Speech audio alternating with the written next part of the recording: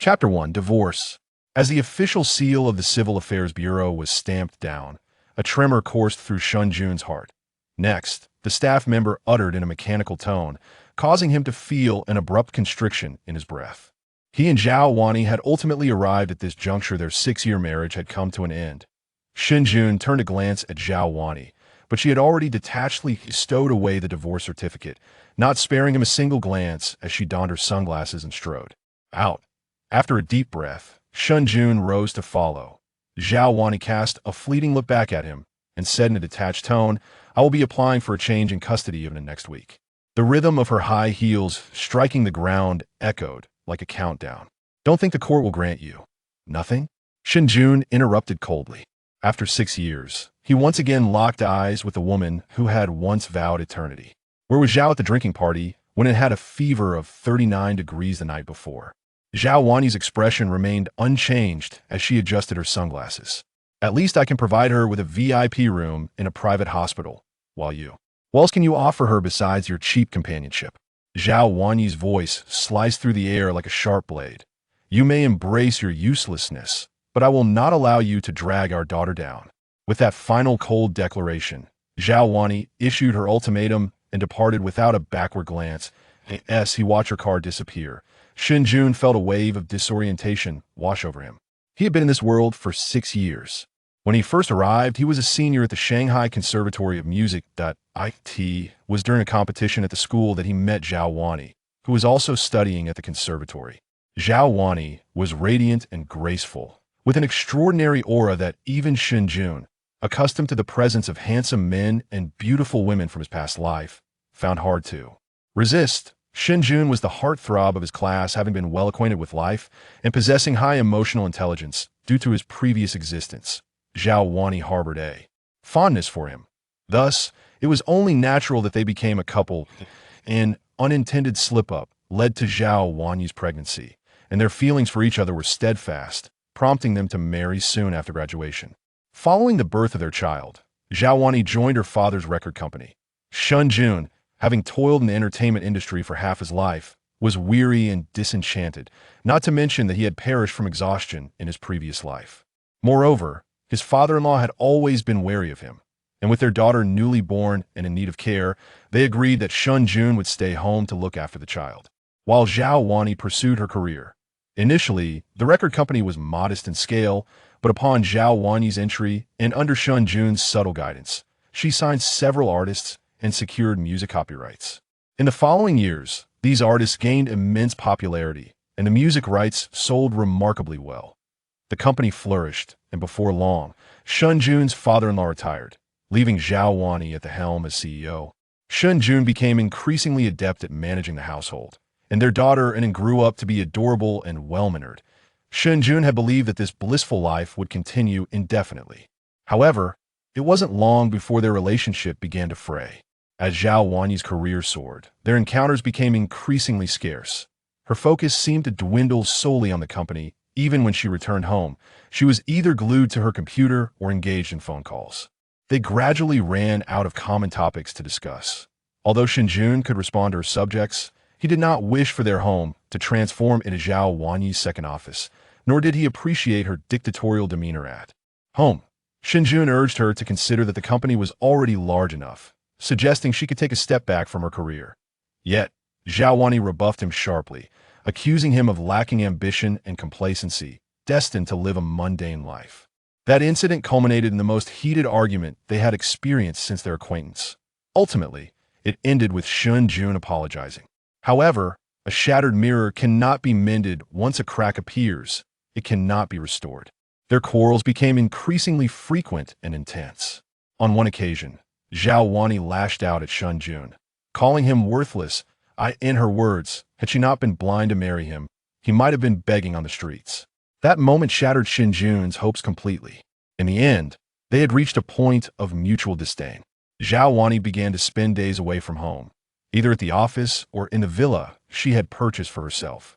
After a year of separation, the day of their complete divorce finally arrived. It would be disingenuous to claim that Shen Jun was untroubled after all. He had invested so much into this relationship. On their wedding day, he had earnestly vowed, We shall walk hand in hand for a lifetime. Yet, 6 years of genuine affection had culminated in harsh words exchanged. After a moment of reflection, Shen Jun sighed deeply and hailed a taxi by the roadside. Though divorced, life must persist. Despite the loss of love, he still had his precious daughter, an delightful child capable of melting Shen Jun's heart. At the entrance of the Royal International Kindergarten, a throng of parents had gathered to pick up their children. As Shen Jun alighted from the taxi, he drew the attention of many parents. At just 28 years of age, he appeared youthful and handsome, often working out and maintaining a fit physique. The Royal International Kindergarten is a prestigious private institution located in the Jing'an district, attended by families of affluence and prestige, with parents arriving in fashionable attire. Yet, Shen Jun stood out distinctly. Young and handsome, he caught the eye of several mothers. Fortunately, school was letting out, and the gazes on Shen Jun were swiftly diverted as a flurry of children burst forth from the building. After a brief wait, a sweet, bright voice rang out, "Daddy!" A little figure clad in a dress and a yellow hat came running toward Shen Jun, stumbling with excitement. A genuine smile bloomed on his face as he scooped up the little one, spinning her around in the air. The child erupted into a fit of laughter. Hee hee hee. We're flying. Once the spinning ceased, Shen Jun cradled the little girl in his arms, carefully adjusting her yellow hat that had slipped over her face. Beneath it revealed a delicate visage's daughter, Shen Jun. Shen Jun was strikingly beautiful, having perfectly inherited the extraordinary looks of both Shen Jun and Zhao Wani. Her large, sparkling eyes resembled two black pearls, her skin a rosy white, with a petite nose and cherry-like lips that made her utterly charming. Her bone structure was equally mesmerizing with a face the size of a palm. Once she shed her baby fat, her beauty would undoubtedly be astonishing. Upon seeing Anin, all of Shen Jun's earlier gloom and disorientation dissipated. He smiled and pressed his cheek against hers, saying, "Let Daddy give you a kiss." Anin giggled and protested, "No, Daddy. Your beard tickles." After a playful moment, just as they prepared to leave, someone called out to Shen Jun, "An ANS Daddy wait." Chapter 2. Urgent assistance from the Jianghu. Shen Jun turned to look back and saw An's homeroom teacher, Ms. Li, approaching briskly. With a hint of confusion, Shen Jun inquired, "Hello, Ms. Li, what brings you here?" Ms. Li stepped closer, standing directly opposite Shen Jun, and momentarily lost herself in the handsome visage of An's father. Quickly pinching her palm to regain her composure, she earnestly stated, "Mr. An's father, with the semester nearing its end, and will be entering primary school next semester. The academic pressure in primary school is considerably greater, and many subjects are not covered in kindergarten. Therefore, our institution has launched a special transition class to help children familiarize themselves with primary school curricula, ensuring they can adapt smoothly to this new phase. Do you think it should enroll? Given the recent policy reforms, the curricula between kindergarten and primary school are no longer aligned, and without this transition, it may struggle to keep up with primary school courses." Having been well informed about the transition program, Shen Jun nodded immediately. "Yes, I believe it is necessary. Please assist me with the enrollment." Ms. Li nodded in agreement and continued, "I will send you the course details shortly. As for the fees for the transition class, it amounts to $29,800 per month, and there is a discount if you enroll for 2 months. I would recommend the 2-month option for a more solid foundation." After discussing the transition further, Shen Jun took an in and left the school. Preoccupied with divorce proceedings, Shen Jun had neglected to prepare a meal, opting instead to treat and into a casual dining experience outside. While watching and enjoy her food, he sighed and said, "Anin, your father and mother have separated." Anin, who was engaged in a playful struggle with her egg tart, looked up with wide eyes and replied, "Haven't they already separated?"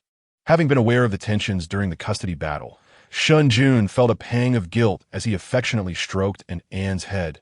"This time, it is truly final. We will no longer be together. Wouldn't it feel sad?" Setting down her egg tart, An's little face donned a serious expression, making her even more endearing. And she wrinkled her nose, declaring, "As long as Daddy is here and will not be sad. Mommy, she never really liked coming home or spending time with me. She would only buy me gifts, but I don't like those gifts." With that, Anin wrapped her greasy little hands around Shen Jun, her face earnest as she proclaimed, "Having Daddy is enough. Shen Jun felt a warmth well up in his eyes, nearly overwhelmed by the affection of his little girl. He scooped her up and planted a kiss on her cheek, prompting Inan to playfully push him away, exclaiming, "Stop it."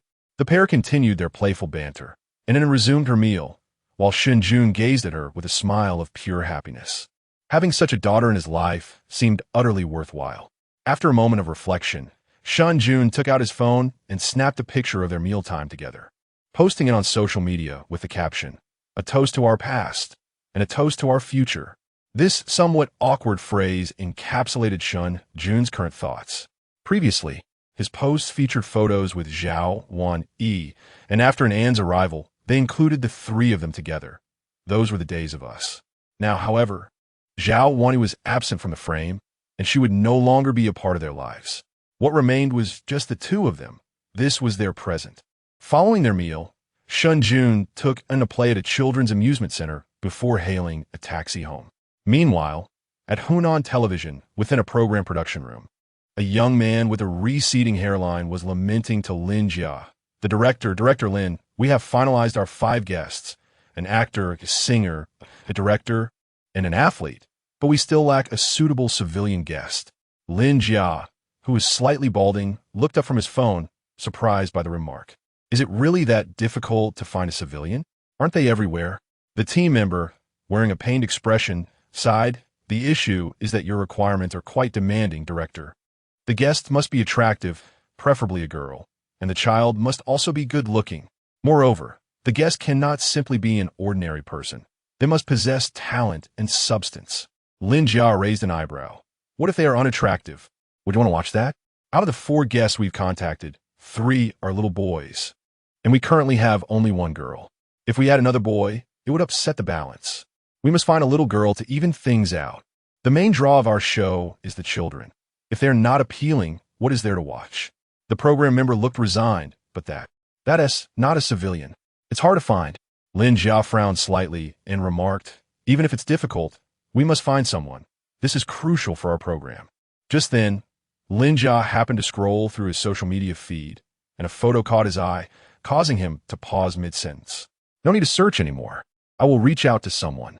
As for Shen Jun and Zhao Wan Yi's property division, due to the insistence of her father, they had signed a prenuptial agreement before marriage. Zhao's family business had no ties to Shen Jun ultimately. Shen Jun retained only one property, the spacious apartment where he and Inan currently resided, a lavish home worth millions. Upon returning home, Shen Jun instructed Inan to record her daily practice videos, as she was currently learning classical dance and required footage of her basic skills. He then opened WeChat on his phone, having received the details of the transition class from Ms. Li earlier. After a quick review, he messaged, "Ms. Li, the 2-month fee is 59,000, correct?" The tuition at the prestigious Yinghuang International Kindergarten was exorbitant, and this price for the transition class was deemed standard. Ms. Li promptly replied, "Yes, Mr. Nin, the 2-month fee includes a 600 yuan discount." Without hesitation, Shen Jun quickly transferred the 59,000 yuan. After confirming receipt, Ms. Li responded, "I will prepare the receipt for you to pick up when you come for it tomorrow." Shen Jun typed back, "Thank you, Ms. Li. I appreciate your continued assistance with an N." After resolving an Ann's transition class, Shen Jun let out a weary sigh as he opened a recent text from a bank. After paying an Ann's tuition, he discovered that his balance had dwindled to just over 20,000 yuan, with an additional amount in WeChat and Alipay investments, totaling less than 20,000 yuan. This left him with slightly over 40,000 yuan in total. Such a sum was hardly sufficient, especially with summer approaching, as Anan would soon require funds for her dance training, as well as the expenses for starting primary school in September. Additionally, Shen Jun had promised Anan a trip to Disneyland during the break. Reflecting on Zhao Wan Yi's scathing words, "You are useless. How will you take care of our daughter?" Shen Jun sighed deeply, realizing that under the current circumstances, he indeed struggled to provide adequately for Anan. Just as he was lost in thought, his phone rang. He glanced at the caller ID and saw it was his friend, Lin Jia. Surprised, he answered the call. As soon as the call connected, Lin Jia's voice came through urgently. "Brother Jun, I need your help." Chapter 3. Participation. Lin Jia is a friend whom Shen Jun met upon his arrival in this world, studying broadcasting and television directing at Shanghai Normal University. At that time, Lin Jia required a handsome male actor for his graduation project, and through various recommendations, he ended up reaching out to Shen Jun. Since Shen Jun was introduced by a mutual friend, he did not want to decline, thus lending Lin Jia a helping hand. During the filming, Shen Jun casually shared some program concepts and ideas, which greatly inspired Lin Jia, leading to an exceptional graduation project. From that moment on, Lin Jia held immense gratitude and admiration for Shen Jun, and their relationship gradually deepened. Eventually, Lin Jia secured a position at Xiangnan television station due to his outstanding graduation work and other projects from his university days. He frequently engaged in casual conversations with Shen Jun, who Lin Jia regarded as a genius in program creation, always bursting forth with brilliant ideas. When Shen Jun married young, Lin Jia lamented, feeling that marriage had confined Shen Jun and stifled his extraordinary talents. Upon learning that Shen Jun was now at home caring for a child, Lin Jia was further astonished and contemplated confronting Zhao Wani. Had Shen Jun not intervened, Lin Jia would have flown back to Shanghai. Over the years, due to their heartfelt friendship, Shen Jun occasionally assisted Lin Jia. Knowing he had joined the Arts channel, Shen Jun shared some mature variety show concepts and ideas from his past life, which greatly benefited Lin Jia, allowing him to ascend the ranks at Xiangnan television station. Now, at not yet 30, Lin Jia was already capable of managing independently, having heard rumors of a new program being developed by the station. Memories swiftly flickered through Shen Jun's mind as he chuckled and remarked, "Aren't you busy with your program lately? What can I do to help?" On the other end, Lin Jia sighed and said, "Brother Jun, this isn't just about your inspiration. I've recently launched a parent-child reality show." Shen Jun recalled their earlier discussion on the feasibility of such a program, akin to Where Are We Going, Dad? From his previous life. This world had yet to see such a variety show, and Lin Jia had expressed a desire to attempt it. He was surprised to learn that the program had indeed materialized. Lin Jia continued, "Our program is set to feature 5 guests, embodying 5 roles: an actor, a singer, a director, an athlete, and a commoner. We have secured the first 4 positions, but we still need a commoner guest." As Lin Jia spoke, Shen Jun already anticipated his intention and interrupted him with a chuckle. "So you have your sights set on me?" Lin Jia's voice took on a somewhat mischievous tone as he laughed. "Hee hee, I've always had my eye on you, Brother Jun, if it weren't for sister-in-law's prior claim." Shen Jun shuddered. "Get lost." Lin Jia sighed and earnestly said, "Brother Jun, you truly must help me this time. In my heart, you fit the commoner's role perfectly. And look at Nin. She's so adorable, beautiful, and clever. She would shine on television like a little angel." Lin Jia knew Shen Jun's soft spot and began showering compliments on Nin, which, despite Shen Jun's awareness, still brought a smile to his face. Lin Jia pressed on, "I understand you dislike working, but you know her program. It's akin to having fun, right? Produce. It's a great opportunity to take Nin on a trip during the summer vacation. She's never traveled far, has she?" Shen Jun felt a stirring within him. Lin Jia's words struck a chord, and it had yet to venture beyond nearby places like Suzhou and Hangzhou. Using the program as a chance to explore the beauty of the country was indeed an enticing prospect. Moreover, Shen Jun had already softened in his heart. He was no longer the same as before. Once he could afford to live a simple life, but now he needed money to support an inn. Zhao Wani had not yet given up on the custody battle for an inn and was preparing for court. Without funds, Shen Jun feared he might lose the upcoming legal battles. An inn was his sole priority. He needed to protect and nurture her joyfully. Lin Jia, now valued at Xiangnan television station, boasted significant program investments, and the remuneration offered would surely be substantial, especially with a familiar connection in Lin Jia. Furthermore, variety shows were akin to a comfort zone for Shen Jun, posing no real challenge. Hence, when Lin Jia approached him, Shen Jun had already softened, merely wishing to tease Lin Jia a bit. At this moment, Lin Jia continued, "Brother Jun, I know sister-in-law's company is thriving, and you're not short on money. I also understand you prioritize family, but do you really want to let your remarkable talent go to waste?" Lin Jia and Appo's words were heartfelt, stemming from a genuine place. Having known Shen Jun for years, he was fully aware of Shen Jun and Oppo's extraordinary capabilities, which fueled his admiration for him. Lin Jia further urged, Brother Jun, truly, give yourself a chance to try, and also to. Before he could finish, Shen Jun interrupted, I will participate. And also to, what? Lin Jia suddenly stammered, astonished by Shen Jun's unexpected agreement. He had spent years trying to persuade Shen Jun, yet never succeeded.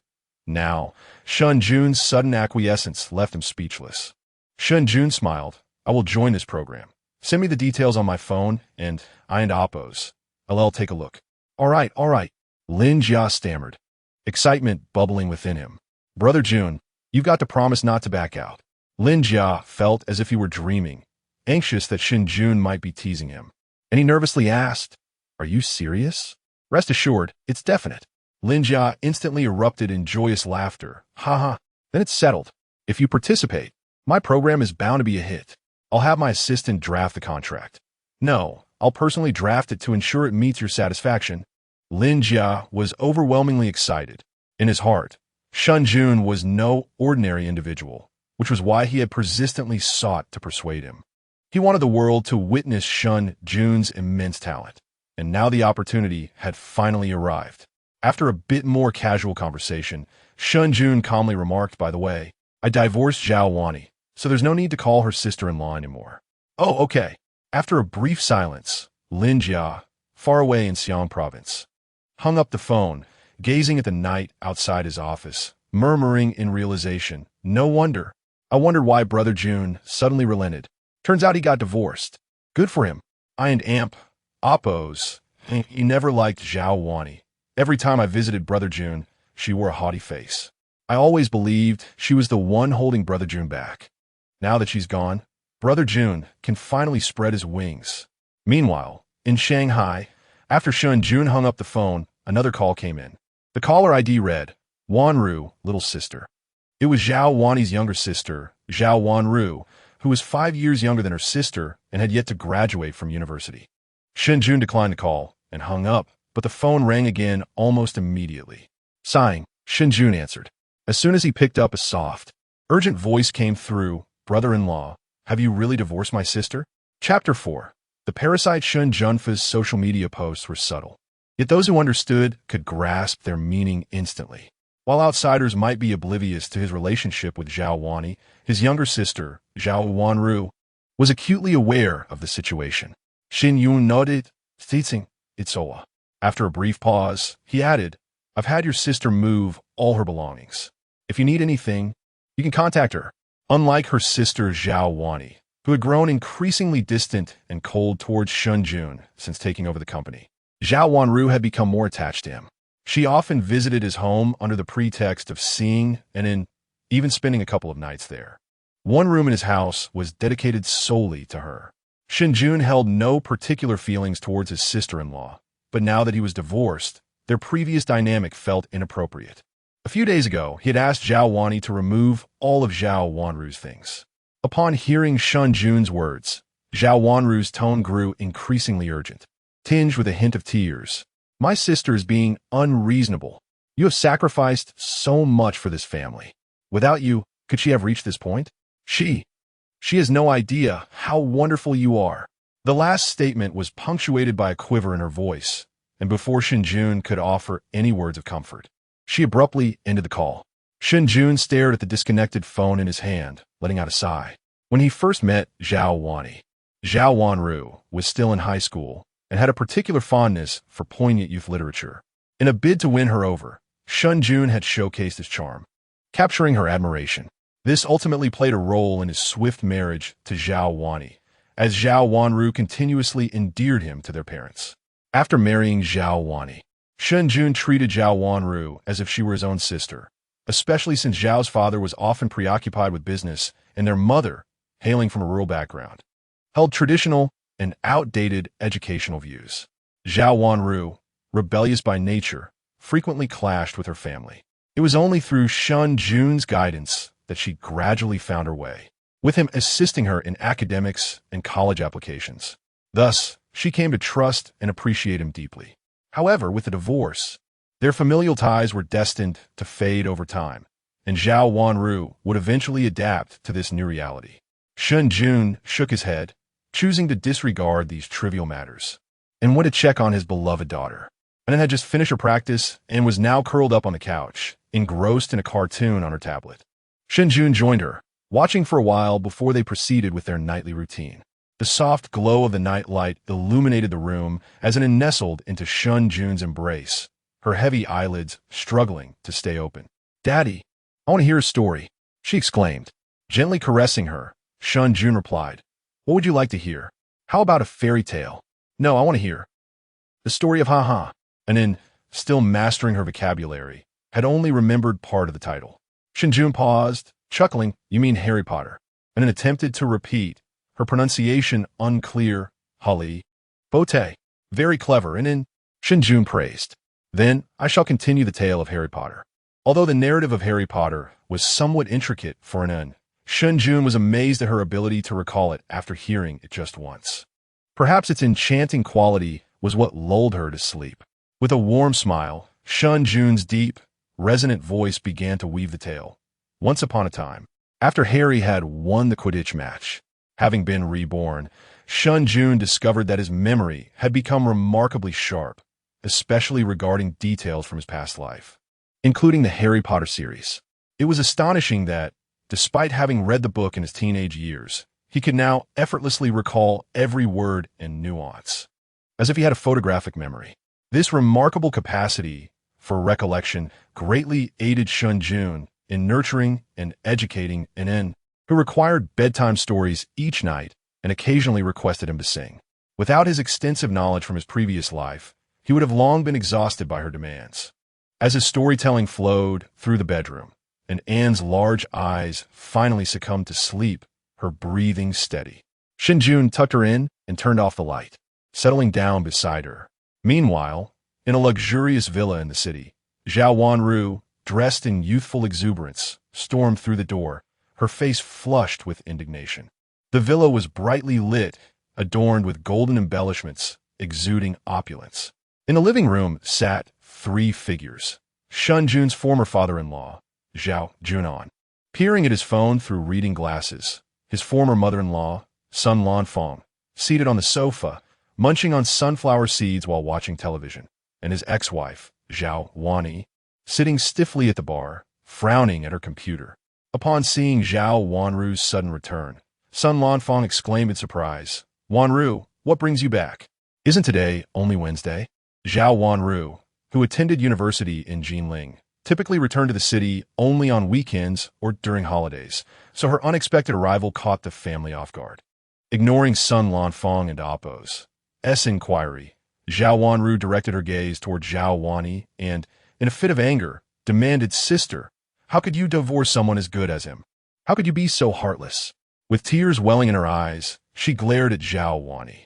Before Zhao Wani could respond, Sun Lanfeng interjected sharply, her voice laced with disdain. "Shen Jun, he is nothing but a parasite, a leech feeding off our family. A worthless man, a mere pretty boy. Any other man would surpass him. It's better that they are divorced." Sun Lanfeng's tone dripped with contempt, having long held a negative view of Shen Jun, who contributed nothing financially while living off the Zhao family. "I will not allow you to speak of my brother-in-law that way," Zhao Wanru retorted passionately. In her eyes, Shen Jun was the epitome of a good man, gentle, considerate, talented, and handsome. Were it not for him, she might have dropped out of high school and lost her way entirely. Her trust in Shen Jun surpassed even that of her own parents. Chapter 5. Brother-in-law Sun Lanfeng's face turned ashen as she pointed at Zhao Wanru and gritted her teeth, scolding, "You, do you not realize what kind of enchantment he has cast upon you, turning you into this? A pretty boy." Amidst their argument, Zhao Wani, who had been sitting at the bar, finally looked up, her brow furrowed as she remarked, "You came back so late just to say this." Her tone was exceedingly flat, even tinged with impatience, as if the matter of divorce held no significance for her. Zhao Wanru felt a pang in her heart and trembled as she spoke. "Brother-in-law clearly loves you so much, treats you so well. You two have been together since university and now have the lovely Inan. Why do you want a divorce?" Zhao Wanyi casually responded to a message on her computer before saying coolly, because it's not suitable. Zhao Wanru countered, but brother-in-law. Zhao Wanyi abruptly interrupted her, declaring, I need a man who can stand beside me, not a good-for-nothing waste. The last two words slipped from her lips with a chilling finality. The sharpness of her words caused Zhao Wanru's eyes to well up with tears, her voice trembling as she retorted, brother-in-law is not a waste. You will regret this. Hearing Zhao Wanru and Appo's words, Zhao Wanyi let out a cold laugh. I indeed regret it. Regret being blind to it all from the start. Her tone dripped with disdain and contempt, piercing Zhao Wanru's heart. Zhao Wanru felt her breath quicken, her heart aching, as she glared at Zhao Wanyi with a hoarse, trembling voice. You will regret this. With that last exclamation, Zhao Wanyi turned and stormed out of the villa. Zhao's father, who had remained silent until then, spoke up, should we? Before he could finish, Sun Lanfang interrupted coldly, no need. She has money in her account. She'll find a hotel.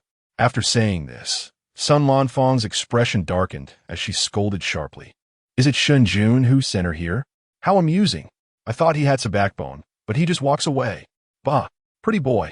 Having vented her frustrations, Sun Lanfang felt somewhat relieved. She then turned to Zhao Wanyi at the bar and said, Wanyi, now that you're divorced, it's time to find someone new. You've let this waste drag you down for too long. Wasn't President Sun from Shanghai pursuing you recently? He's not bad. Successful at 30, having built such a large enterprise. Zhao Wanyi, who had been engrossed in her computer files, replied indifferently to Sun Lanfang and Appo's rambling, I know what I and Appo's am doing. In the city of Shanghai, the rain began to fall as the season turned. The delicate, persistent drizzle blended with the night, adding to the city's allure. Due to her routine of caring for an inn, Shen Jun slept lightly at night. Suddenly, a faint knock echoed through the stillness. Shen Jun, groggy, opened his eyes, initially doubting his senses, but the knocking persisted. Furrowing his brow, he rose. The apartment complex was not particularly upscale, but the security was decent. Without a card, one could not enter the building or take the elevator. Who could possibly be knocking at this hour? Curiosity piqued, Shen Jun approached the door, peering through the peephole, and was taken aback by the sight of a disheveled figure. He quickly opened the door to find Zhao Wanru, drenched and shivering on the other side. Wanru? Shen Jun exclaimed in surprise. He had not expected her to seek him out at such a late hour, and in such a state. Zhao Wanru, upon seeing her brother-in-law, felt the pent-up grievances and heartache she had bottled up all evening surge forth. Her eyes turned red, and tears streamed down her cheeks as she cried out, brother-in-law. With a choked voice, she rushed into Shen Jun's embrace, clinging to him as if fearing he might vanish. For a moment, Shen Jun was taken aback. Then, filled with concern, he gently patted her shoulder, soothingly saying, It's all right, Wanru. Brother-in-law is here. After a while, Zhao Wanru's emotions began to stabilize, and Shen Jun ushered her inside. Go take a hot shower first, he suggested, noting how soaked she was. Zhao Wanru, now somewhat composed, recalled the warmth of Shen Jun's embrace and felt a blush of embarrassment creeping onto her cheeks as she replied, Okay. Familiar with Shen Jun's home from her frequent short stays, Zhao Wanru quickly took a shower. However, once they both realized an issue, Shen Jun had already had Zhao Wanyi move all of Zhao Wanru's belongings and clothes back, leaving her with nothing to wear. An inn is still too young. All your previous clothes are soaked, Shen Jun thought, rummaging through his wardrobe and pulling out a t-shirt and shorts. Here, wear my clothes for now. I'll wash yours, and they'll dry quickly. I'll hang them on the doorknob. After setting aside her clothes, Shen Jun returned to the living room. Soft, rustling sounds emerged from the bathroom, and before long, Zhao Wanru stepped out. Resembling her sister, Zhao Wanyi, both were stunningly beautiful, yet Zhao Wanru's features were softer and more youthful, radiating a sweet and innocent charm. Emerging from the bathroom, her skin glistened with moisture, her complexion flushed, and the oversized t-shirt revealed a glimpse of her delicate collarbone. Her slender legs beneath the shorts were equally fair and straight. Shen Jun turned his gaze and quickly averted his eyes, feeling a rush of warmth. Zhao Wanru, feeling somewhat awkward and bashful, settled onto the sofa. Now fully composed, she felt a wave of unease wash over her. Why had she returned to Shanghai on a Wednesday? And why had she come here? Shen Jun, puzzled, inquired, "Why did you come back? I already told you last night that everything was moved out. If you need anything, just contact your sister. We should gradually cut ties." To his astonishment, Zhao Wanru had come over in the middle of the night. I had a fight with my sister," Zhao Wanru admitted, biting her lip, which only accentuated its rosy hue. "In a fit of anger, I ran out. I had nowhere else to go, so I thought of brother-in-law." After leaving her sister's home, she had wandered aimlessly outside the complex. And then it started to rain. Initially planning to take a cab to a hotel, the address that slipped from her lips was Shen Jun's. At that moment, she desperately wanted to see him. Uncertain of the reason, she was acutely aware that after her sister's divorce, they were no longer family. Moreover, Shen Jun had delicately indicated during their call that they should maintain less contact moving forward. Yet, inexplicably, she longed to see him, fearful of never seeing him again. Zhao Wanru's eyes brimmed with tears once more. Chapter 6. Brother-in-law is wonderful. Observing the young girl before him on the verge of tears, Shen Jun sighed softly within. Rising to the kitchen to bring forth the ginger tea he had just prepared. "Have some ginger tea," he suggested, sensing the pungent aroma of ginger. Zhao Wanru wrinkled her nose, her expression stiffening. Shen Jun held out the bowl, waiting until it was cool enough before handing it to her. "I added brown sugar to lessen the intensity. Drink it, or you might catch a cold tomorrow." Zhao Wanru hesitated, but eventually accepted the bowl, taking a deep breath to brace herself before downing the contents in one gulp, sticking out her tongue in response to the heat. "Xin Yun Xiaokult. Anan handles it better than you. Have a piece of candy." He presented the candy he had prepared earlier, and Zhao Wanru promptly stuffed it into her mouth. Throughout her life, Zhao Wanru had despised ginger and cilantro, to the extent that their mere presence in a dish was enough to deter her from eating. No one in her family seemed to notice this, except perhaps Sun Lanfang, who had scolded her for being picky, insisting she should eat what was served or go hungry. Only her brother-in-law, having known her for a short time, quickly discovered her aversions. From then on, he would ensure that ginger and cilantro were omitted from any meal he prepared, even reminding waitstaff when dining out. Taking a deep breath to suppress the tears brought on by the ginger spiciness, Zhao Wanru mumbled, "Brother-in-law is wonderful." Xin Yun, having returned from the kitchen and not hearing her words, suggested, "Send a message to your mother to let her know you've settled in, so she won't worry."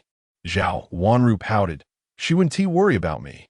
Nonetheless, she took out her phone to message Sun Lanfang, omitting the detail of staying at Shen Jun and Oppo's home, merely stating she was at a hotel. No reply came. Shen Jun sighed lightly. "In the future, don't leave home during arguments, especially not this late. It's too dangerous. Understand?" Zhao Wanru, sitting obediently on the sofa, gazed at him with wide eyes and nodded seriously. However, Shen Jun harbored doubts that she had truly absorbed his words, as he had repeated similar sentiments numerous times before. Resigned, he stated, "Tonight, you'll stay here, and tomorrow, you should return to school promptly." "All right." Zhao Wanru's lips curved upwards involuntarily. Shen Jun quickly prepared her room, ensuring her clean clothes were neatly arranged at her bedside. It was already past 11, and he advised, "Get to bed early." Zhao Wanru nodded obediently from her spot on the bed. As Shen Jun stepped out of the room to close the door, Zhao Wanru called out, "Shen Jun." Pausing, Shen Jun turned back to her, perplexed. Zhao Wanru, with a calm demeanor, simply wished him good night. "Good night," he replied, closing the door behind him. The room fell silent, and the sound of the lights being turned off echoed from the living room. Shen Jun's footsteps gradually fading into the distance until they vanished entirely. At that moment, Zhao Wanru could no longer maintain her composed facade, exhaling a long breath, her body slumping weakly against the headboard. Her hands, concealed beneath the blankets, were clammy with sweat. Her cheeks flushed with warmth as she covered her face, reflecting on the impulsive words she had just uttered. "Xin Yun, good night." It was the first time she had directly addressed him by name. The heat on her cheeks intensified, prompting her to bury her face deeper into the freshly laundered clothes he had prepared for her. The following day, Anin awoke to find Zhao Wanru already up, her small face lighting up with joy as she donned her princess robe, scampering towards Zhao Wanru. Auntie, Anin. Their mutual excitement was palpable. Anin had a distant relationship with her mother, Zhao Wani, but she shared a close bond with her aunt Zhao Wanru. Shen Jun shook his head, watching the two exuberantly bounce around, urging, "Hurry up and wash your face. It's time for breakfast." With Aunt Zhao Wanru present, and it no longer required Shen Jun's assistance in washing her face, immediately climbing onto a small stool to squeeze beside her aunt at the sink. Shen Jun prepared ham and egg pancakes, accompanied by refreshing seaweed strips and diced ham. After years of caring for Anin, his culinary skills had flourished, and the pancakes he cooked were golden and enticing. After tasting a bite, Zhao Wanru exclaimed dramatically, "Brother-in-law, this is delicious. I feel so fortunate to have you around." Anin wholeheartedly agreed, solemnly declaring, "Anin is happy. Annie is happy too." After breakfast, Shen Jun and Zhao Wanru took Anin to kindergarten before heading to the train station to see Zhao Wanru off. As she approached her final year of university, she needed to contemplate her future, whether to pursue further studies or enter the workforce. Shen Jun rambled on about the importance of considering job opportunities for the upcoming autumn recruitment season. Zhao Wanru nodded attentively, but as they neared the station, she turned back to Shen Jun, her eyes brimming with reluctance and sorrow. "Brother-in-law," she began. "What is it?" Shen Yun inquired gently. Taking a deep breath, Zhao Wanru implored, "Can you give me a hug?" Shen Jun chuckled. "Aren't you a bit too old for that? You're just like Anin." Just before entering school, Anin would always ask for a hug from Shen Jun, so he assumed Zhao Wanru was imitating her and thought little of it, opening his arms for a brief embrace. Zhao Wanru nestled her head into Shen Jun's chest, inhaling deeply. Before Shen Jun could fully process the moment, she released him and dashed into the station, turning back to wave at him with a smile. "Brother-in-law, goodbye." Shen Yun waved back, smiling. Once Zhao Wanru disappeared around a corner, Shen Jun turned to leave the station. However, just as he departed, Zhao Wanru reemerged from around the corner, biting her lip as she watched Shen Jun retreating. She had intended to ask brother-in-law, "May I still visit you any time like before?" But she held back the latter part of her question, fearing that uttering it might diminish her chances of seeing him again. Meanwhile, Lin Jia was remarkably efficient, having prepared the contract by the next day. Shen Jun glanced at it, noting the exceedingly generous terms, an appearance fee of 150,000 for a single event, totaling nearly 2 million for a season, not including advertising fees. Such a figure was comparable to that of a third-tier celebrity. Even from Shen Jun's prior perspective, this contract was exceptionally favorable. For someone like him, a complete novice without any connections, securing such a high-quality contract would have been impossible without Lin Jia. Shen Jun messaged Lin Jia, expressing his gratitude. "Thanks, brother." Lin Jia replied promptly, "Looking forward to your arrival in Xi'an." Shen Jun chuckled. "Once Anin gets back from school, I'll consult her opinion. If all goes well, we can finalize it tonight. No rush." That evening, after picking an Oppos, and up from school and enjoying dinner, Shen Jun handed her the printed contract. Anin Oppos and stared blankly at it, asking, "Daddy, what is this?" "It's a contract," Shen Jun replied with a smile before elaborating. "Do you remember Uncle Lin Jia?" "I do." Anin nodded enthusiastically. Uncle Lin Jia was very kind to her, always sending birthday gifts and having a penchant for spicy food, which made her giggle at the memory. Chapter 7. The soft promotion of the Civil Affairs Bureau. Uncle Lin Jia and his associates are preparing to film a program that will be broadcast on television. Many children will participate in this exciting event. Currently, Uncle Lin Jia has extended an invitation to both Dad and Anin to join in the fun. "Anin, are you eager to participate?" Shen Jun endeavored to describe this variety show using vocabulary that Anin could comprehend, although she remained somewhat bewildered. The prospect of appearing on television alongside other children ignited a spark of excitement in her eyes. Anin wants to be on TV. Dad needed to clarify a few details with Anin beforehand. Aside from the joy of play, the living conditions might be rather challenging, involving a stay in a modest thatched cottage with less than sumptuous meals.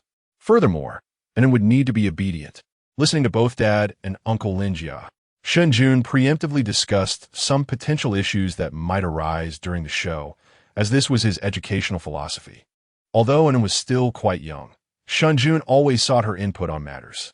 After absorbing Shen Jun's explanation, Ann's big eyes momentarily clouded with confusion as she pondered his words. Be obedient, and will be obedient, and wants to participate. In the end, she earnestly nodded in agreement. Shen Jun smiled and tousled her hair. In that case, let us sign the agreement together. With her tiny hand gripping the pen, Shen Jun gently clasped Ann's small hand, and together they inscribed their names, Shen and Un and Shen Jun, onto the contract. With the signing of the agreement, Shen Jun was officially welcomed into Where Is Daddy Going? Lin Jia added Shen Jun to the program's notification group, where the other guests had already been confirmed. Upon entering the group, Shen Jun noted the announcement that the show would commence on July 3rd, coinciding with an Oppo's third day of summer vacation, presumably accommodating the schedules of the other children as well. The program would be broadcast live, with each episode lasting 3 days, during which they would reside at designated filming locations. It was quite similar to the previous iteration of Where Is Daddy Going? Shen Jun observed that there would be 5 sets of guests in total. He was the only non-celebrity among them. Shen Jun couldn't help but chuckle. It was evident that Lin Jia had a great deal of faith in him. Not long after joining the group, a message from the program assistant appeared, confirming their connection. Hello, Teacher Shen, I am your program assistant, Fong Li. I will be coordinating with you throughout the filming period. Shen Jun replied, Thank you for your assistance. Fong Li responded with a smile and proceeded to elaborate. The entire program will be broadcast live. I would like to discuss the filming content with you in advance, so you and your little one can prepare accordingly. On the first day, we will fly directly from your home to the filming location, and filming will commence early in the morning. A week later, the day of the official airing of Where Is Daddy Going arrived. The production team arrived at Shen Jun's home before dawn, fully equipped and awaiting the start of the broadcast. The other guest groups were similarly prepared. The program would be streamed live from 5 locations simultaneously, culminating in a gathering at the filming site. Teacher Shen, we have 10 minutes until the official broadcast begins. Are you ready? Fong Li inquired. Shen Jun nodded in affirmation. Since they were starting from home, he had already tidied away his personal belongings days in advance, ensuring everything was in order. He couldn't help but wonder if Ann would sleep in like a little pig. To enhance the authenticity of the show, filming would commence with a wake-up call for the children, and at that moment, Ann was still nestled in bed, blissfully asleep. The countdown flew by. 3, 2, 1. The recording officially began, and the cameras sprang to life. Fong Li appeared on screen, softly announcing, Hello, viewers. Welcome to the large-scale parent-child reality show, Where Is Daddy Going? I am your assistant, Fong Li. We are now at the home of one of our guest families, ready to wake our little star. As she spoke, viewers began to flock into the live stream. Despite it being early morning, the extensive online promotion from the previous days had garnered considerable anticipation among the audience. So sleepy. I can't wait to see the little one. I thought this was fake, but it's actually live. Surprising the guests at this hour? This show has potential, as the viewers engaged in lively commentary. Some began to inquire about which guest group was being featured, with 5 guest families and 5 corresponding live feeds. The production team opted not to disclose which channel corresponded to which guest for the sake of intrigue. In the midst of this excitement, viewers shouted, Song Xiao, I'm here. Song Xiao was one of the 5 guests, a popular idol star well into his 30s, still boasting a legion of devoted fans. Fong Li ignored the comments in the live stream and focused on following Shen Jun closely. For the sake of entertainment, the show initially obscured the fathers' true identities, allowing the viewers to guess which father belonged to which child.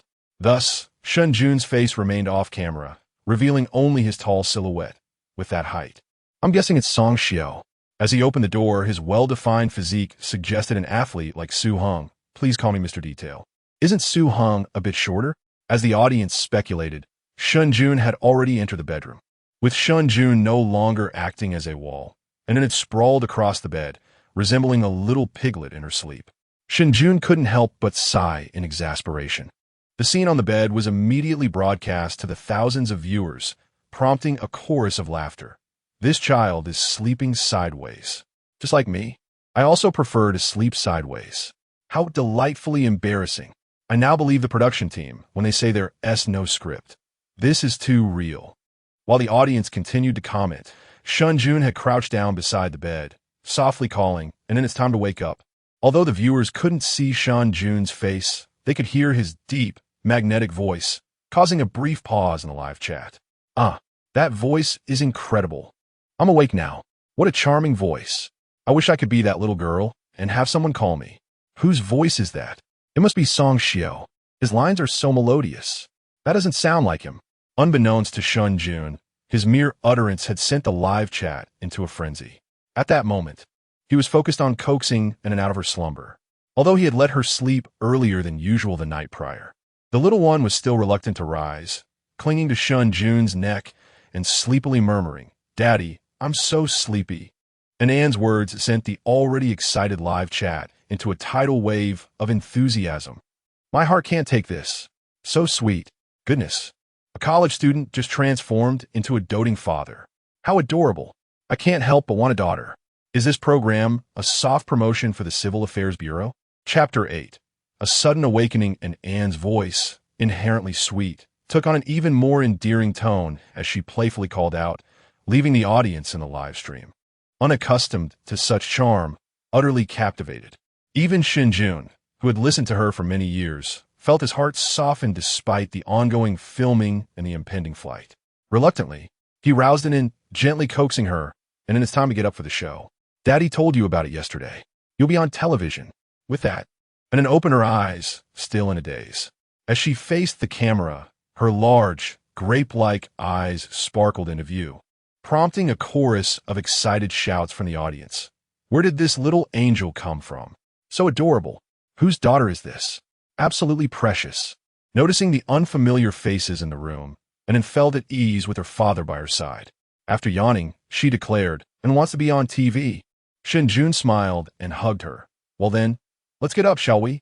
And reached out for a kiss, saying, "Daddy kiss." Shen Jun applied, causing the viewers in the live stream to erupt with envy, clamoring for their own kisses. As the production team stepped out, Shen Jun dressed and by the time she reappeared on camera, she had transformed into a delightful little princess. What a charming little treasure. She looked so sweet and soft. Whose darling is this? I'm in love. For this cutie, I'll finally subscribe. While the audience buzzed with excitement, Shen Jun and Anna began their morning routine. Shen Jun had always encouraged Anna to brush her teeth and wash her face by herself, fostering her independence.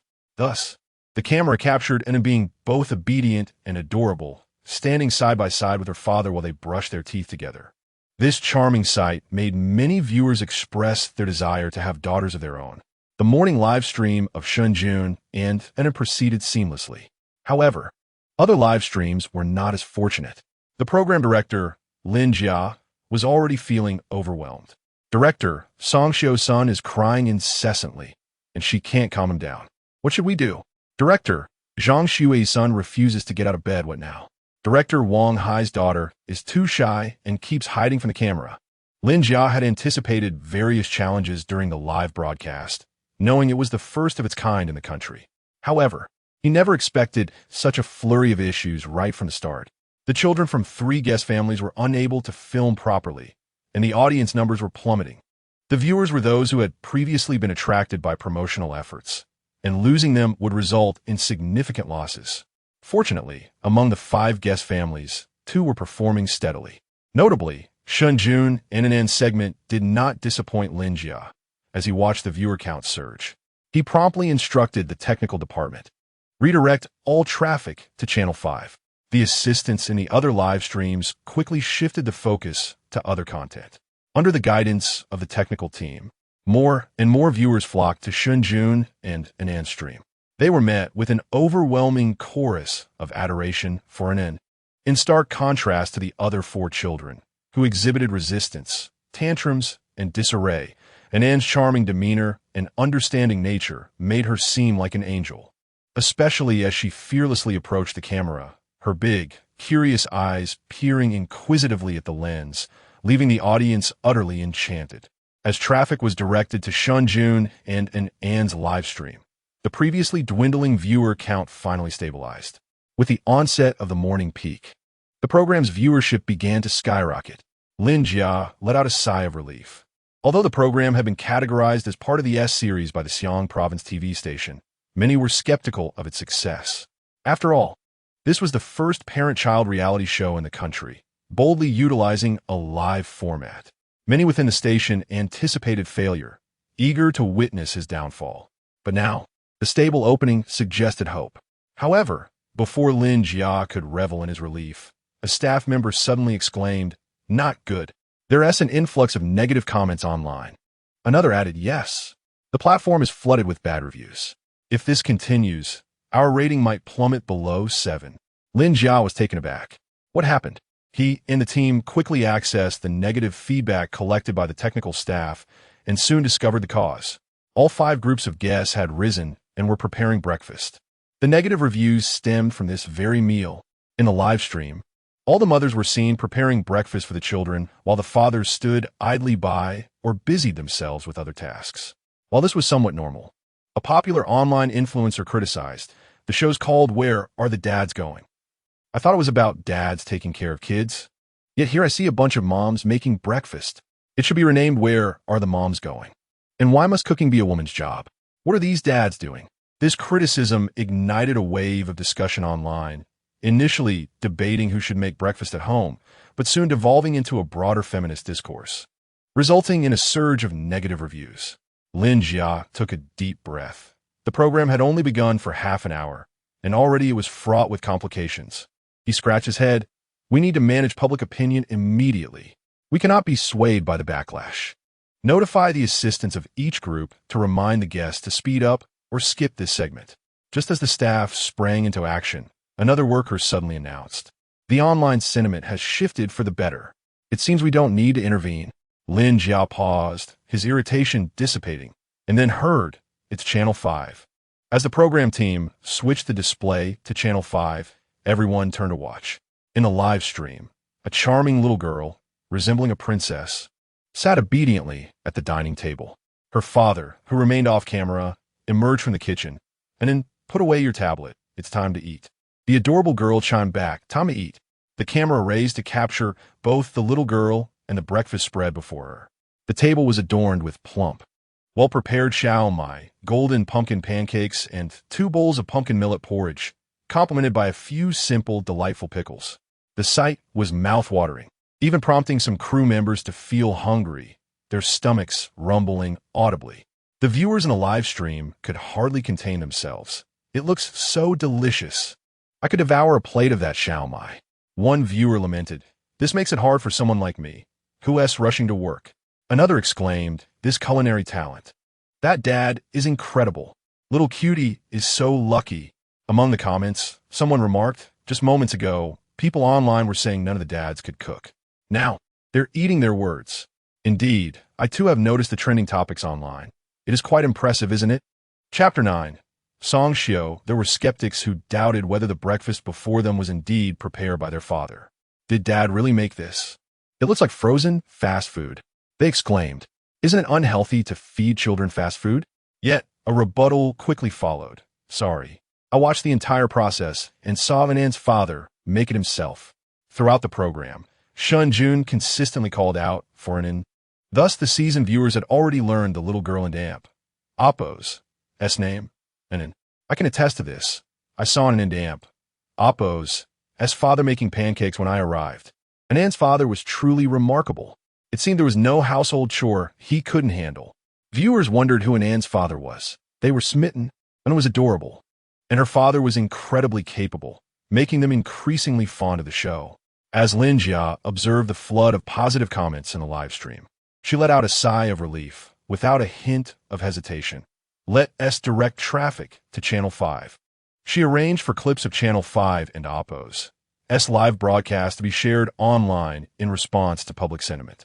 Once everything was set, Lin Jia glanced at an and Shen Jun in the live stream and quietly muttered, "Junga is amazing." Before long, the public discourse calmed.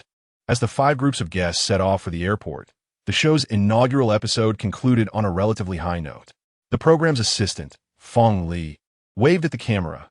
Dear viewers, our live broadcast will be taking a short break. Please feel free to like and follow us.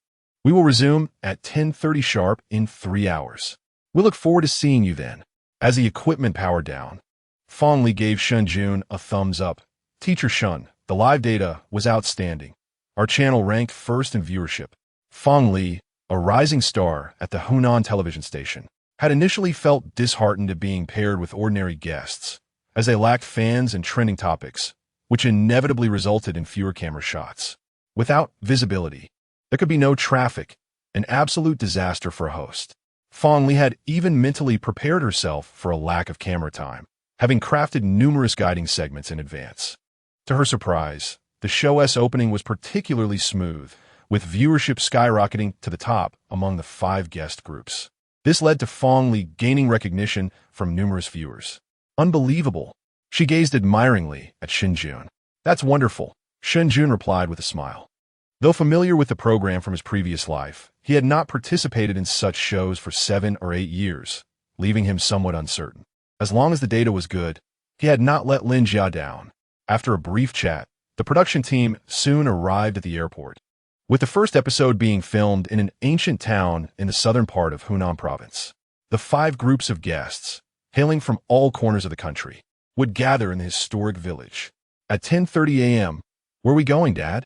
continued its broadcast, with the 5 guest live streams commencing simultaneously, following a morning of build-up, particularly as Hunan television capitalized on the morning program as highlights online, coupled with a flurry of spontaneous online engagement. "Where are we going, Dad?" had begun to gain traction, even trending beyond its original audience. The most popular segment featured Shen Jun calling in to wake up, and Anne's adorable sleeping posture, paired with Shen Jun's deep, magnetic voice, culminated in an Anne's final drowsy, endearing plea. This under 10-second clip amassed over 300,000 likes by morning's end. Countless netizens clamored in the comments for a daughter of their own. The program became increasingly recognized, leading to heightened attention for Shen Jun in an Anne's live stream. Initially, their account had merely 50,000 followers purchased by the production team. However, following the morning's broadcast and subsequent engagement, Shen Jun and an Anne's follower count surged to 200,000. Consequently, upon going live, thousands of viewers flocked to their stream. We waited all morning. Finally, it's starting. They cheered. "I'm here for Nin. Give her a kiss." Hug the adorable Nin. With a flurry of comments, viewers expressed their desires for Nin and her father. The viewers upstairs seem to want quite a lot. Anne's father is a married man. Married men are great. There's only one competitor. Something seems off upstairs. As Lin Jia observed the ever-increasing viewer count, a smile spread across her face. She nodded at Shen Jun from a distance and then spoke into her earpiece. "We can begin." As her words fell, Fong Li stepped into the live camera frame and cheerfully greeted the audience. "Hello, everyone. I'm Assistant Fong Li." The comments section erupted. "The assistant is quite attractive. I want the assistant." Fong Li chose to overlook the comments and continued with her introduction. "We are now at the filming location for this episode, the ancient village of Xiaobu in Lingnan City, Hunan Province. This village dates back to the Qing dynasty. The 5 groups of guests will be living here for 3 days. During this time, they will encounter various challenges and trials. I wonder if the fathers and their little ones will successfully navigate these obstacles. Let us stay tuned." Earlier, viewers had already met the 5 adorable children, and many were undoubtedly curious about their fathers. The comments quickly filled with excitement. "We're curious. Who is Anne's father? Can you reveal it already?" Fong Li smiled gently at the camera, not prolonging the suspense unnecessarily. "Next up is the appearance of the 5 fathers." As her words concluded, the live stream resonated with the upbeat music signaling the guest's entrance, and the 5 guests approached the camera in order. The first to step forward was a somewhat charming young man, exuding a certain roguish charm. Song Xiao. Brother, the charming rogue. He is as exquisite as jade, unmatched in the world. Indeed, it was the idol star Song Xiao, the most popular guest of this episode, a top-tier celebrity in the country. Even after being revealed to be married with children a few years prior, He had lost very few fans. Now, he was attempting a transformation. Song Xiao confidently led a little boy into the live stream, greeting the camera. "Hello everyone, I'm Song Xiao. This is my son, Song Lei, whose nickname is Shirtu." Instantly, the comment section flooded with reactions. I had guessed it. Shirtu resembles his father quite a bit, especially that adorable little nose. I thought this boy was Su Heng's son. Xiao fans, assemble. Brother is so handsome. I adore Song Xiao. As a top-tier idol, Song Xiao's appeal was undeniable. His entrance ignited a frenzy among fans, causing a barrage of comments that momentarily overwhelmed the live stream. The viewership soared, and even as more fans joined, the previously modest viewer count rocketed to the top among the 5 groups. Soon after, a slightly portly middle-aged man entered the frame, holding a little girl as hand. The middle-aged man exchanged greetings with Song Xiao before addressing the camera. "Hello everyone, I'm director Wang Hai. This is my daughter, Wang Sherwin." Wang Hai's introduction was somewhat stiff compared to Song Xiao's casual demeanor, prompting many viewers to exclaim, "So it's Director Wang." I was under the impression that this was an ordinary person. To my surprise, despite Director Wang's less than appealing appearance, his daughter is incredibly charming. Wang Hai, a renowned film director in the country, has directed numerous blockbuster films, amassing a staggering box office total exceeding 5 billion, making him familiar to many viewers. Chapter 10. The ordinary person following Wang Hai. The third guest group emerged, consisting of a man of modest height yet robust physique, sporting a buzz cut, accompanied by a cheerful young boy. "Hello everyone, I am athlete Su Hong. This is my son, Su Yang, affectionately known as Yang Yang." Su Hong, the Olympic champion from the previous year, gained national recognition for his formidable strength that shattered records, earning him considerable fame. Only 2 guest groups remain. One is singer Zhang Shui, and the other is an ordinary person. Zhang Shui, handsome in appearance, led to speculation that it might be his daughter. Although I recalled that Zhang Shui had a son, his melodious voice resonated well with the morning's announcement. As the audience speculated, the renowned singer Zhang Shui made his entrance. Stylishly dressed, while online discussions suggested he was in his 40s, he appeared to be merely in his 30s. Holding a boy's hand, Zhang Shui greeted, "Hello everyone. I am Zhang Shui. This is my precious one, Zhang Shu Guang, whom you can call Guangzai." As a top-tier artist with a considerable fan base, he ranked just below actor Song Xiao. However, after his introduction, the live chat was abuzz with discussions about the final guest group. Anin is currently the most popular child among the 5, and many viewers tuned in specifically for her. Initially, there was speculation that Anin was the daughter of either Song Xiao or Zhang Shui, but with all 4 guest groups now revealed, it became apparent that neither was the case. The truth was now clear. Anin and her father were the only ordinary guest duo among the 5 groups. Is it really possible? Anin is so adorable. She can't possibly be from an ordinary background. I had envisioned her father as a dashing gentleman, but he turns out to be an ordinary man. I had even imagined Song Xiao's face for her father. It's a pity, when I heard the wake-up call this morning, I had already envisioned my brother's voice being recorded as an alarm. Oh, it would have been better not to reveal this at all. My heart is shattered, and it is so lovely and beautiful. How could her father be an ordinary person? My ideal dream man, the husband of my dreams. My dreams have been crushed. Many viewers have been captivated by Shen Jun, who could cook, spoke charmingly, and exuded gentleness and thoughtfulness. Several speculated that Shen Jun bore striking resemblance to either Song Xiao or Zhang Shui, leading many to dub him a dream man. However, now, many expressed their disillusionment, with some even stating they no longer wish to watch. The audience was aware of one group being ordinary guests under normal circumstances. This would not have led to such disappointment. Yet, their expectations for An's father were exceedingly high. Many had tuned in for An and her father, only to be informed that he was an ordinary man. It wasn't a matter of disdain for ordinary individuals.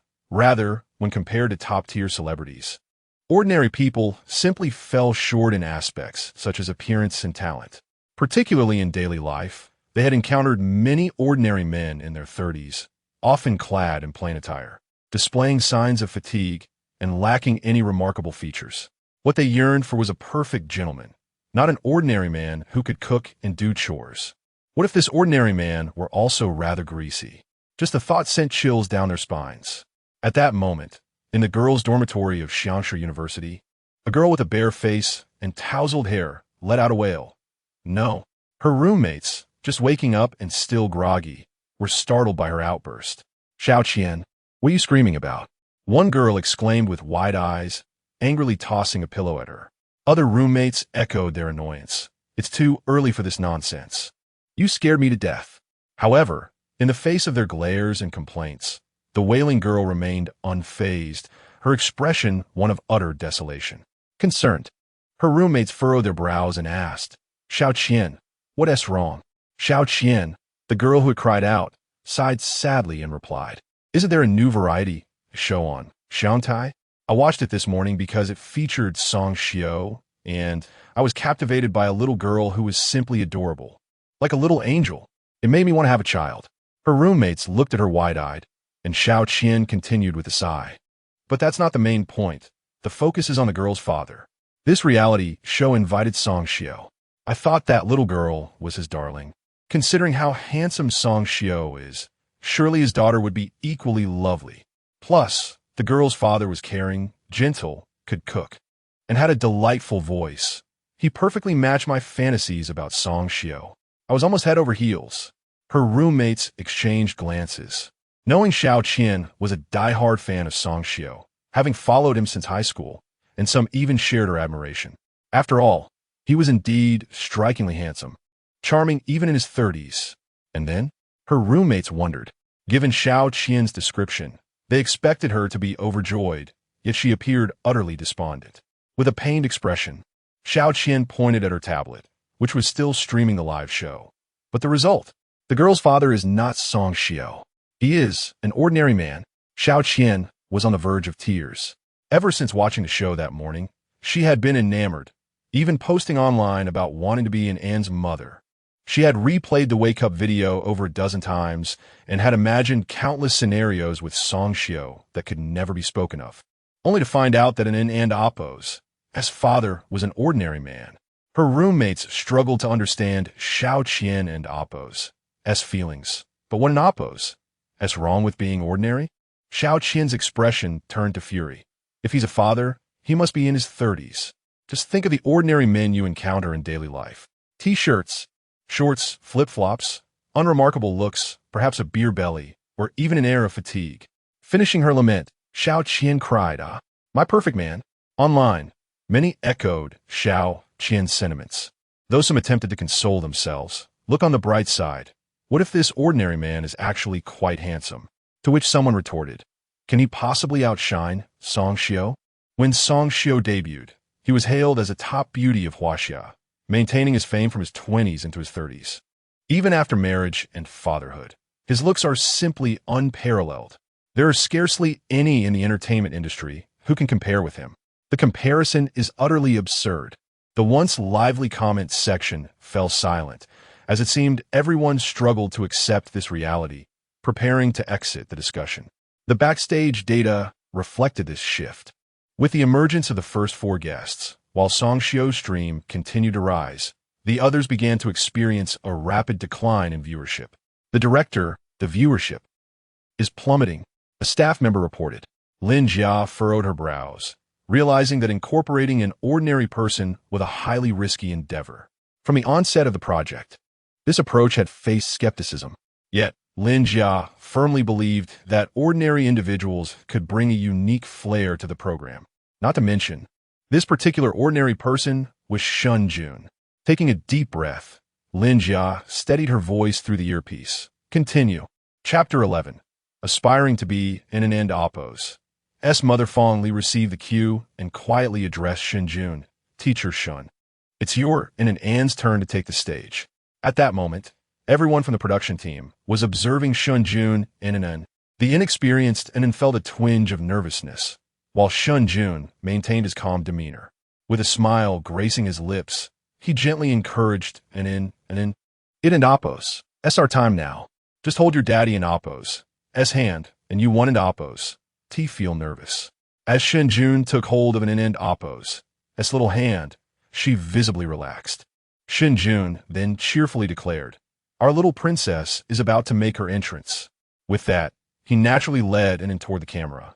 The staff members standing beside Shen Jun and exchanged astonished glances, murmuring to Fong Li, "Is Teacher Shen really an ordinary person? He seems more relaxed than Director Wang." There and Oppos. That's not a hint of tension. Fong Li, watching Shen Jun stroll toward the camera with a smile, was slightly taken aback. However, having reviewed Shen Jun and Oppos' profile, she confirmed his ordinary status. It seems some individuals are simply born to shine before the camera. Meanwhile, many viewers in the live stream began expressing their disappointment with the program when suddenly a figure entered the frame. All eyes in the live stream room widened in astonishment.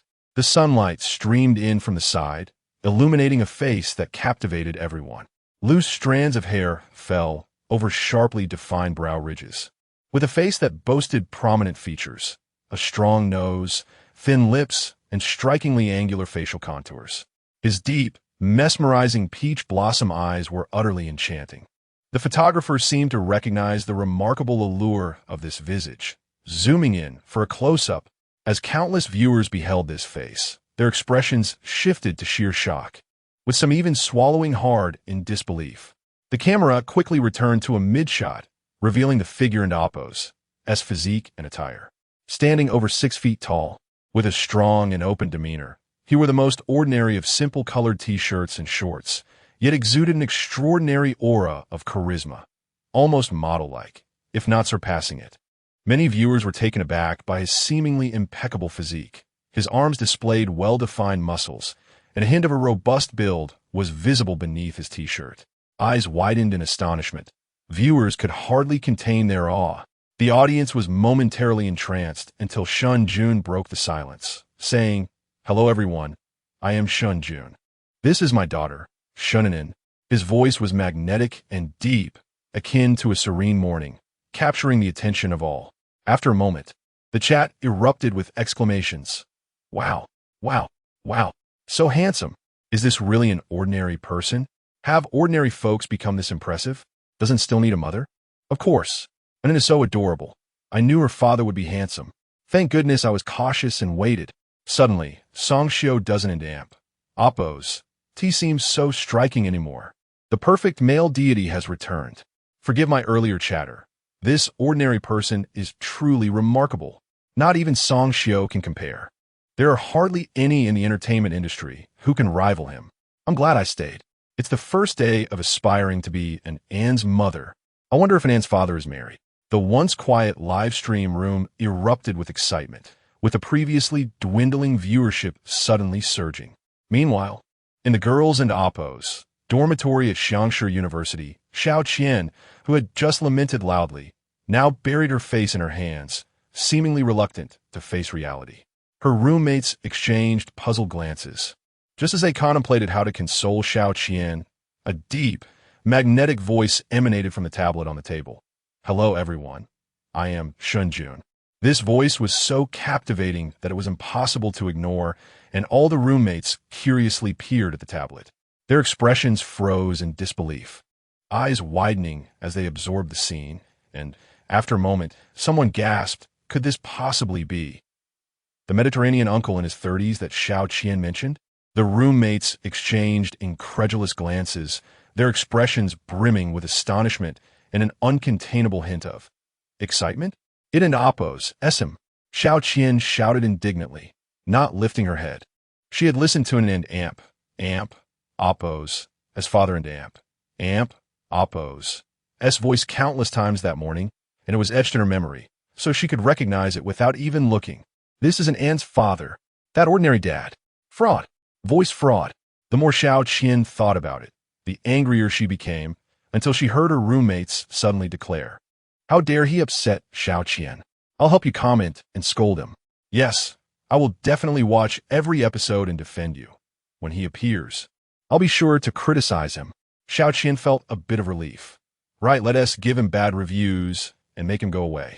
Just as she was about to continue, Xiao Qian realized that her roommate's words seemed a bit off. What did they mean by defending him? And why did their voices sound so cheerful? Frowning, she glanced at her roommates. only to find them all transfixed by the tablet on the table. Xiao Qian followed their gaze, stunned and speechless as she stared at the image of the ordinary dad appearing on a live stream.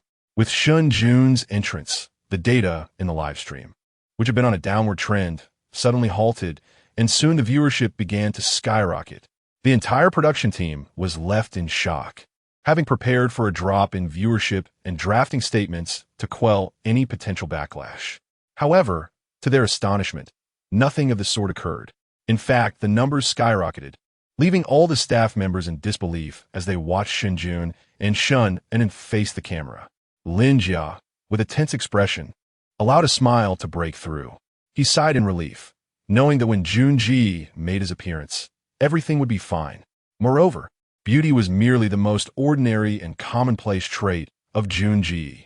This time, he was determined to let the entire world know just how exceptional Junji truly was, especially to ensure that the arrogant Zhao Wani took a close look and realized what she had missed. A few days before the filming, he had taken the opportunity of recording the show to invite Junji in and out for a meal, allowing them to reconnect after many years. Over drinks, Lin Jia managed to glean some insights, learning that it was Zhao Wani who had proposed a divorce, and he could roughly guess the reasons behind it. With that thought, Lin Jia smirked coldly. He truly couldn't fathom how Zhao Wani could overlook someone as incredible as Junji. Immediately, he instructed the promotional team, increase our advertising efforts, cut the recent livestream clips, and push them onto trending topics for continued engagement. Meanwhile, the program continued its live broadcast, and once all 5 guests had made their appearances, they gathered together with their respective little ones. The production team had prepared a few chairs beneath a large tree at the village entrance, creating an atmosphere akin to a tea party, allowing the 5 guests and their children to take their seats. As Shen Jun settled down, the other guests nodded in acknowledgement. Everyone was still unfamiliar with one another, and Shen Jun's striking looks inexplicably instilled a sense of unease among the guests. However, Zhang Shui, sitting next to Shen Jun, broke the ice with a friendly greeting. "Hello, I am Zhang Shui." Chapter 12. Negative reviews. Shen Jun graduated from the Music Academy, and Zhao Wani and Oppo's S Company is a record label. Even though Shen Jun and Oppo's S heart is entirely devoted to an inn, he is acquainted with the renowned first-line singer, Zhang Shui. An exceptionally talented vocalist, he rose to fame after winning the national competition upon his debut, subsequently becoming increasingly popular. In the early days of Zhang Shui's career, when Shen Jun's relationship with Zhao Wani had not yet deteriorated, Shen Jun had suggested that Zhao Wani sign Zhang Shui. However, Zhao Wani hesitated. Later, it was revealed that Zhang Shui had signed with another top record company nationwide. A fleeting thought crossed Shen Jun and Oppo's S mind as he politely smiled and introduced himself. "Hello, I am Shen Jun." Zhang Shui, possessing a charmingly affable personality, greeted Shen Jun and then turned to the adorable and then, waving and smiling. "Hello, little angel. I'm Uncle Zhang." Coincidentally, and it was equally sociable and, without a trace of shyness, with her big eyes sparkling, exclaimed, "Hello, Uncle Zhang." Zhang Shui clutched his chest, exclaiming, "Oh my, how adorable. This is my son, Zhang Shuguang. Guangzi calls you uncle." Zhang Shuguang, mirroring his father's cheerful demeanor, was quite extroverted compared to the other children. Upon hearing this, he called out to Shen Jun, "Hello, uncle." As the introductions continued, the production team prepared for the next segment.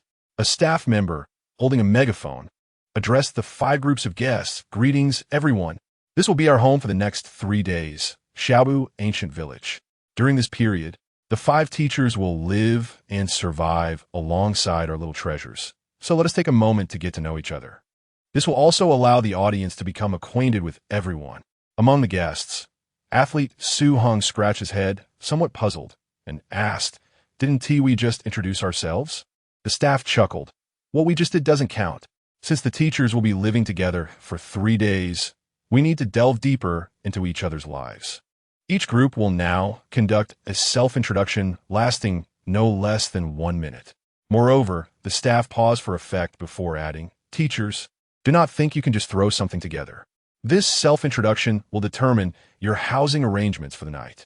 The group with the longest and most impressive introduction will gain the privilege of choosing their accommodations first. Our lodging options vary in quality, with surprises and shocks in store. The final remark was delivered in a rather eerie tone, raising eyebrows among the 5 groups of guests. Shen Jun immediately recalled the previous reality show, Where Are We Going? Dad? He remembered that on that show, someone had stayed in a house resembling a spiderweb. He had once mentioned to Lin Jia that they could create some drama with the housing situation, and it appeared that Lin Jia had indeed acted on it. This thought made Shen Jun more serious. He personally didn't mind, but he certainly did not want little Anin to stay in a spiderweb house. The other 4 groups also became earnest. As the 5 groups prepared, clips of Shen Jun's earlier appearance were circulating wildly online, drawing an increasing number of viewers to his livestream. Initially, the most popular was Song Xiu's livestream, which had a substantial lead. Song Xiu and Amp, Oppo's fans dominated the rankings. Although Where Are We Going, Dad? Was a parent-child reality show without any competitive elements for Song Xiu and Amp, Oppo's fans. It was essential that their brother-S program maintained an impressive standing. They aimed for nothing less than the top tier. Thus, they propelled Song Xiu and Amp, Oppo's livestream to the forefront, even landing it on trending searches. However, with Shen Jun and Amp, Oppo's appearance and the dissemination of morning wake-up clips, more and more passers-by were captivated by Shen Jun's looks and voice. Coupled with the adorable Anin, the influx of viewers to Shen Jun and An's live stream surged dramatically. Furthermore, due to Lin Jia's deliberate promotion of Shen Jun's debut segment, the traffic exploded. Shen Jun and An's live stream swiftly ascended to the top position, even overshadowing Song Xiu's group. The participating guests were unaware of these statistics, but the ever-attentive fans of Song Xiu were incensed. The top position must belong to their brother. Witnessing him being overshadowed, especially by an unknown newcomer, infuriated numerous fans of Song Xiu. They immediately began rallying in their fan groups, igniting a fervor of support for their brother's live stream. Many fervent fans, denouncing the newcomers, stormed into Shen Jun and An's live stream, leaving malicious comments. Anyone can be on a show nowadays. The production team has no standards. How can such a person share the screen with our brother? Our brother is undoubtedly the most handsome. That face must have undergone surgery. I refuse to believe anyone can look like this in reality. Sisters, flood the screen with comments. The majority of Shen Jun and An's live stream audience were passers-by, lacking the organized and strategic nature of Song Xiu and Oppo's fans, resulting in a deluge of negative comments flooding the chat. Some fans even crossed all boundaries and began attacking it. This child is far too young to be acting like a green tea BTCH. Goo, what a facade. Both father and daughter are putting on a show. Even in the morning, she's acting cute. It's utterly disgusting. Our brother is the real deal. While the 5 groups were engaged in their self-introductions, they remained oblivious to the chaos unfolding in the live stream. However, the production team was acutely aware of the situation. Observing the screen filled with derogatory comments, a staff member hurriedly informed Lin Jia, Director Lin, all of Song Xiu's fans have flooded into the 5th live stream. A feud has erupted. Lin Jia frowned at this news. It was common for fans of guests to clash, and many times, such feuds catalyzed the show and Oppo's popularity. Therefore, unless the situation escalated to a serious public relations crisis, the production team typically refrained from intervening. However, the 5th live stream featured Junge and Anin. Lin Jia did not need to read the comments to know the state of Song Xiu's fans. Having long been immersed in this industry, he was well-versed in the frenzy of fan culture. With a furrowed brow, Lin Jia decisively stated, "Control the 5th live stream, ban and block those accounts." The staff hesitated. Wouldn't it be inappropriate for us to intervene, given the fervent nature of these fans? The production team's involvement could easily escalate the attacks from targeting the guest to aiming at the entire production crew. With the scale of Song Xiu's fanbase, such a backlash could significantly impact the show. However, Lin Jia was resolute. "No problem. Take action." The staff nodded, proceeding to moderate Shen Jun and Oppo's live stream. blacklisting or banning all accounts responsible for the negative comments. In an instant, Shen Jun and Anne's live stream calmed down, with very few derogatory comments remaining. At this moment, it was finally time for Shen Jun and Anne to introduce themselves. Chapter 13. The task commences. The first 4 groups of guests had completed their self-introductions, with Songxiu and Appo's group standing out as the most impressive, managing to encapsulate their essence in just over 2 minutes, infused with humor and charm. Zhang Shui followed closely, albeit with slightly lesser flair. Athletes Su Heng and director Wang Hai fared the worst, as they were not accustomed to facing the camera. Shen Jun pondered the unfolding dynamics of the variety show, acutely aware that the first 4 groups comprised individuals of notable stature and reputation. As an ordinary person, he felt it prudent to avoid drawing too much attention to himself, lest he encounter unforeseen complications. Drawing from his past experiences, he resolved to adopt a moderate stance, ensuring he neither overshadowed others nor relinquished his influence over room allocations. Unbeknownst to Shen Jun, while he sought to remain in the shadows, discussions online had erupted with fervor, buzzing with excitement. When Shen Jun rose to introduce himself alongside Nen, he adhered to the templates established by previous guests, sharing his age, occupation, interests, and skills. When he revealed that he was a mere 28 years old, astonishment rippled through the audience, for all 5 fathers present were over 30, with director Wang Hai nearing 40. By age alone, it would not have been amiss for Shen Jun to refer to Wang Hai as uncle. Zhang Shui chuckled from below, considering an amp, Appo's age. I thought you were in your 30s. You are surprisingly youthful. Shen Jun smiled, deflecting with a light-hearted remark about marrying early. He then described his work situation, jokingly referring to himself as an unemployed wanderer, with his primary occupation being a stay-at-home parent. This revelation left Zhang Shui both shocked and envious, as he had initially assumed Shen Jun was a model. Even the typically reticent director Wang Hai remarked, "It would be a pity for someone with your looks not to pursue acting." Zhang Shui, ever the conversationalist, playfully suggested, "When director Wang has a project in the future, think of Xiao Shun. His face is surely a gift to the masses." To everyone's surprise, Wang Hai nodded in earnest agreement, inciting laughter from the crowd. Shen Jun then shared his interests and a bit about Anne before wrapping up his introduction, which concluded with him landing perfectly in 3rd place. Quite satisfactory. Once introductions were complete, the staff announced, "Now that everyone is acquainted, our survival in the ancient village officially begins." The essence of the show, "Where we going, Dad?" revolves around the trials and tribulations of a father caring for his child, and consequently, the guests were not to be coddled any further. The staff declared, "It is now noon, and the fathers and their children must collaborate to prepare lunch." Upon hearing this, the fathers exchanged knowing glances, recognizing from breakfast that few among them were adept in the kitchen, Shen Jun being the exception. The task appeared straightforward, yet for the assembled fathers, it presented a considerable challenge, prompting a chorus of rueful smiles. Having observed others during their morning broadcasts, Zhang Shui exaggeratedly embraced Shen Jun, exclaiming, "Xiao Shun, I've seen you make breakfast.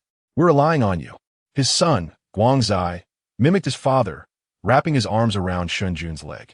Their over-the-top antics and playful banter elicited laughter from everyone present, with viewers online erupting in amusement. "This is hilarious." It was evident that the other guests were not particularly skilled in the culinary arts, leaving Shen Jun as the sole culinary contender. Amidst the laughter, the staff continued outlining the task. The necessary ingredients and tools for lunch had been prepared, but first, the participants needed to complete a challenge to earn them. The staff began assigning tasks, which were not overly complex, but required participants to search for clues throughout the ancient village. The challenge lay in the fact that the production team needed to separate the children from their parents to assess their independence. The 5 youngsters were divided into 2 groups, one with 2 children and the other with 3. Initially excited, the children's expressions soured upon hearing they would be apart from their fathers in an unfamiliar village. Before the fathers could respond, a piercing wail shattered the air. "I don't want to be separated from Daddy. Please don't. I'm scared." The children participating ranged from Yang, the eldest at 6, to Wang Shuwen, the youngest at 4, all of whom were accustomed to the comfort of their parents and had rarely experienced prolonged separations, let alone in an unfamiliar environment. The cries intensified, prompting the fathers to console and promise their children, flustered and frantic. Even the typically well-behaved and exhibited signs of distress, primarily out of fear in this strange setting. Shen Jun gently reassured her, and then, do not be afraid. There will be cameramen accompanying you. He gestured toward the staff wielding cameras, encouragingly adding, and behind the scenes, countless brothers and sisters, uncles and aunts are watching you on television. Be brave, or they might tease you. Understanding N.N.'s vulnerabilities intimately, Shen Jun skillfully coaxed her, leading her to assert, I'm the bravest. I'm the prettiest. Shen Jun affectionately ruffled her cheek, reminding her of the Harry Potter stories he had shared. You're off to catch your golden snitch now. I'll await your triumphant return. Her spirits lifted, and then chirped, Daddy, wait for me. In mere minutes, Shen Jun had calmed in, leaving the other fathers momentarily stunned with envy at his ease. After about 10 minutes, all the children were soothed, and the task commenced. Shen Nen and Zhang Shui's son, Guangzai, were paired together, as both were relatively well-behaved. The other group consisted of Wang Shuwan, the youngest, and Su Yang, the eldest, with the addition of the tearful Song Lei. The two groups ventured into the unfamiliar ancient village, watching N.N.'s small figure gradually disappear into the village. Shen Jun felt a twinge of worry, despite his efforts to cultivate N.N.'s independence. The sight of his little girl alone in an unknown place stirred an unease within him. Chapter 14. The trap. The mission assigned to N.N. and Guangzai was to locate a cooking pot. The pot had been placed beneath a century-old tree in an ancient village. The grand and lush tree was visible from the village entrance, so one could simply walk straight towards it. It appeared remarkably simple, yet many viewers in the live stream speculated. The production team surely won't allow the two little ones to find it so easily. The treasure is so small, it can't be that simple, right? Given the show's nature, the production team will undoubtedly create some obstacles. There will definitely be challenges along the way. Otherwise, how would there be any entertainment value? I wonder if the two little ones can make it through smoothly. And it is so adorable. I believe in you, sweetheart. Mommy loves you. The discussion in the comments section gradually veered off topic. Although Shen Jun and Anne's live stream had just endured a barrage of negative comments from Songshio's fans, the situation stabilized once the production team intervened. The viewership remained at the top, attracting a plethora of motherly fans. Meanwhile, N.N. and Guangzai had entered the ancient village, eagerly making their way towards the old tree. Being young, they were oblivious to the complexities around them, only understanding their father's instruction to walk straight towards the tree.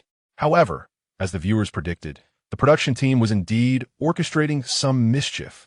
Not long after entering the village, the two little ones found themselves at a standstill, bewildered, as several paths appeared before them.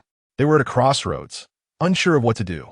The paths varied in size, all leading towards a grand tree, yet the distant, winding trails seemed to diverge into various directions.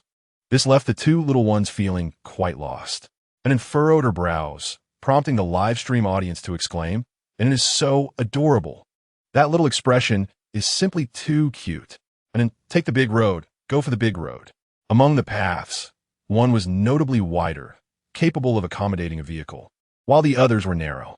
From an adult's perspective, the wide road seemed the most reliable, especially since the production team had previously mentioned that the old tree was a popular tourist attraction. Given its status, the roads leading there would be well maintained. Thus, the broad path appeared to be the most sensible choice. Unfortunately, the two little ones were unaware of this logic and felt a mix of confusion and frustration. Just as they were pondering, Guangzai suddenly pointed out, "There's an old grandpa over there." On the other side of the crossroads sat an elderly man, seemingly basking in the sun. "Let us go ask the grandpa," Guangzai suggested excitedly. "My dad told me that when you're out and about, you can seek help from uncles and aunties." Guangzai had a plan. The viewers in the live stream began to murmur, "Guangzai is quite clever. But this grandpa is probably just another trap set by the production team, right?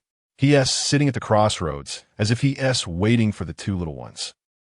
Thus, the audience quickly realized this was a pitfall. The production team had arranged so many traps. How amusing. The production team was indeed stirring up trouble. Zhang Shui had taught Guangzai to seek help from adults, but one wonders if he also taught him that strangers might not be trustworthy. The comments in the live stream increased, clearly indicating that viewers were concerned about the little ones falling into the production team's trap. Meanwhile, the two little ones approached the old grandpa, with Guangzai displaying a similar social charm to his father, Zhang Shui. He called out, "Grandpa!" The elderly man, seemingly dozing off, jolted awake at Guangzai and Appo's voice, "Oh my!" Observing the scene, the live stream audience burst into laughter. "This is an actor. Wow. He's really getting into character. I was skeptical at first, but now I'm convinced. This is a trap set by the production team." This was getting interesting. The two little ones were outsmarted by their own cleverness, and the production team had laid trap after trap. How entertaining. Some viewers found the show quite engaging, while others shouted for the little ones to run away and not listen. The old grandpa then stretched his weary arms and legs, slowly asking, "What is the matter, little ones?" Guangzai politely inquired, "Grandpa, could you tell us which road leads to the big tree?" The old man, suddenly enlightened, nodded and pointed to the nearest narrow path. "If you want to reach the big tree, you can take this small path. It's closer and you'll get there quickly." Guangzai's face lit up with joy. Before he could express his gratitude, the grandpa pointed to the farthest path. "You can also take that path. It will lead you to the big tree, and the scenery is even more beautiful, with fields of flowers and butterflies to catch." This made Guangzai's eyes sparkle with excitement. At 6 years old, he was easily swayed, and upon hearing about the fun, his eyes widened in anticipation. He exclaimed, "Thank you, Grandpa." The old man smiled kindly. "No need to thank me." If Guangzai were a bit older, he might have noticed that the grandpa's smile was not only warm, but also barely concealed a more sinister intent. At this moment, Guangzai was too excited to pay attention to the grandpa, and with a mix of enthusiasm and a hint of pride, he turned to the ever-docile "And which path should we take? This one is closer, and that one sounds fun." He pointed at the two paths the grandpa had just indicated. The live stream audience was in stitches. A Guangzai's smugness. Did he not realize that both paths are traps? If we say he is not clever, he knows to ask for help. If we say he's clever, he is so easily caught in a scheme. This is so entertaining. Just as Guangzai basked in his pride, and furrowed her little brows, scanning the several paths before her. Then, amidst the collective concern of countless viewers, Anin slowly extended her small hand and pointed decisively towards one of the paths. Anin chose the broad road. Anin must take the broad road. "Guangzai, you can fall into the trap alone. Don't drag him down with you." My heart aches for Anin. Standing there, Anin looked as charming and beautiful as a delicate doll, and many viewers began to empathize with her mother's perspective. Thus, when they saw Anin potentially falling into a trap, they hurriedly commented, "Unfortunately," Anin was oblivious to the viewers' concerns and could only choose a path for herself. Just when countless viewers assumed Anin would be led astray by Guangzai, she firmly pointed her small hand towards the broad road, the path that the grandpa had not mentioned. With a serious expression, Shen Jun declared, "We will take this one." Seeing An's choice, Guangzai was momentarily stunned, his excited demeanor shifting to bewilderment as he stared at Anin with wide eyes. He had been prepared to chase butterflies. Furthermore, since Anin was so adorable, he had wanted to catch one for her. After all the little girls in kindergarten adored beautiful butterflies. Yet, Anin chose neither of the two narrow paths, ultimately selecting the broad road. Chapter 15. The Tale of Little Red Riding Hood. At this moment, the live broadcast room was ablaze with excitement. The comment section bursting with fervent remarks from countless netizens. "Wow, an amp, Appo's, and is incredible. I thought she would be misled by Guangzai, yet she chose correctly. How does an Appo's and know that this path is the right one? Amazing, an Appo's, and is so brilliant. Her mother must be so proud. An Appo's, and is the smartest in the world. Just a favored child. But aren't an amp, Appo's, to you curious about how this little girl made her choice? How does she know this road is the right one? The production team set up so many traps. I saw the production crew looking bewildered. They probably didn't expect Anin to choose correctly either. It cracked me up when the camera briefly showed the crew. They looked utterly confused. Who am I? Where am I? What about my traps? I and Oppos. Am so curious about Hying and Oppos, and made her selection. Curious one. All the viewers in the live room initially thought and Oppos, and would be misled, given the series of traps set by the production team. Even older children might fall for them, let alone two little ones who are only 6. Amp, Oppos, amp, Oppos. S choice left them astounded. Thus, the comment section was inundated with inquiries about why and amp, Oppos, and made such a decision. The protagonist, Guangzai, was equally perplexed, urgently asking, why? And Oppos, and tilted her head and gazed at Guangzai, her grape-like eyes blinking, long eyelashes fluttering, before she chirpily replied, Haven and Oppos, till you heard the story of Little Red Riding Hood? Her voice was tinged with curiosity and a hint of surprise. Guangzai looked utterly baffled. What Little Red Riding Hood? Countless netizens were equally bewildered. Little Red Riding Hood? What kind of story is that? Goodness, I and Amp, Oppos, V never heard of it. I and Amp, Oppos, am making the same face as Guangzai. This is hilarious. I'm so curious about the story of Little Red Riding Hood. Could Ann's choice be influenced by this tale? The viewers were captivated by Ann's words, and the assistant, Fong Li, who had been following the two little ones, noticed the rising excitement in the live room and prompted, Ann, darling, what is the story of Little Red Riding Hood? Ann wrinkled her little nose and said, it's the fairy tale you hear before sleeping. Immediately, someone in the live room commented, Shun and Oppos. Bedtime stories be about the scarecrow, the little carp, or the lotus fairy. What on earth is Little Red Riding Hood? Am I getting old, or has the era changed? Why have I never heard of it? Such a strange name. Just the other day, I bought a fairy tale book for my son, and I didn't in Oppos. See this story in it. As the excitement in the live room surged, Fong Li continued to guide the conversation. And then many older brothers and sisters want to hear this story. Could you share with everyone? And then blinked and nodded. Sure. But sisterly, is the path I chose the correct one? This caught Fong Li off guard. She hadn't anticipated An would pose such a question. The viewers in the live room were momentarily stunned, then burst into laughter. And Oppos, and is so smart. She even knows how to negotiate.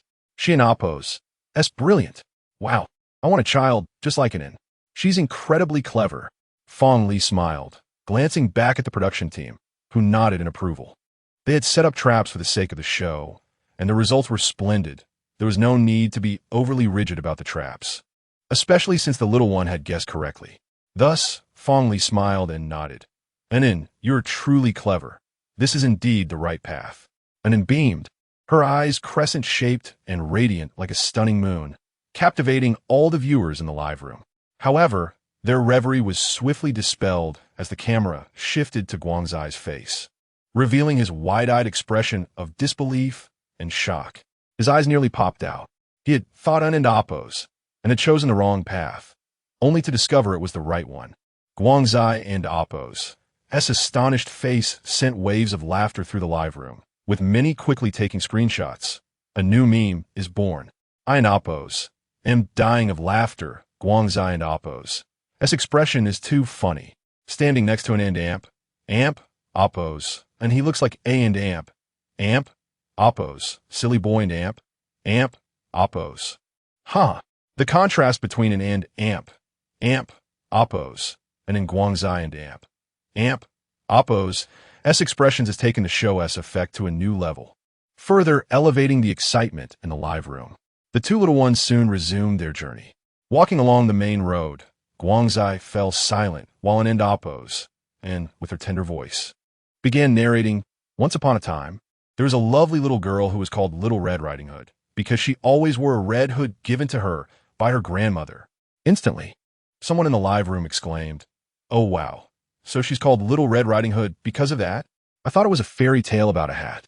And Oppos, and continued, one day, grandmother, who lived on the other side of the forest, fell ill, and mother sent Little Red Riding Hood.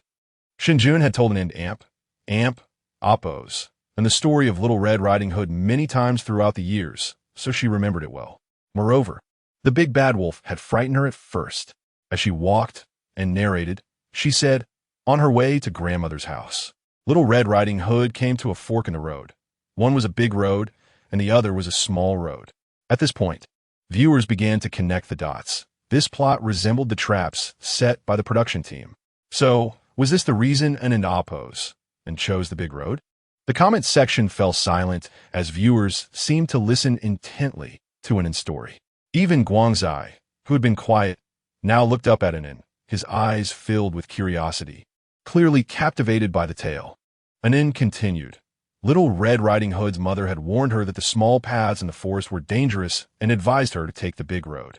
However, the small road would lead her to grandmother's house much faster, and it looked quite beautiful. On the small road, Little Red Riding Hood was enchanted by the multitude of lovely flowers and butterflies. Yet, she remained unaware that a pair of eyes had been following her for quite some time. It was the big bad wolf. The wolf had set its sights on Little Red Riding Hood. However, it thought she was too small to make a satisfactory meal. So, it concocted a wicked plan. The wolf pretended to be a good person and coaxed the location of grandmother and Appo's house from Little Red Riding Hood. At this juncture, Anin mischievously turned to Guangzai and playfully howled. Guangzai, who had been engrossed in Anin's story, was startled by her sudden howl, his face turning pale as he instinctively recoiled. The viewers erupted in laughter, and Appo's, and is so playful. Ha! Her cute little howl is adorable. Guangzai is listening so attentively. I must say, this story is quite engaging. My son is also captivated. Even I, as an adult, find it riveting. It's quite fascinating. So, what happens next in the story? Chapter 16. It is said that Snow White is on the run. When Little Red Riding Hood arrived at her grandmother and Appo's house, the big bad wolf had already devoured her grandmother.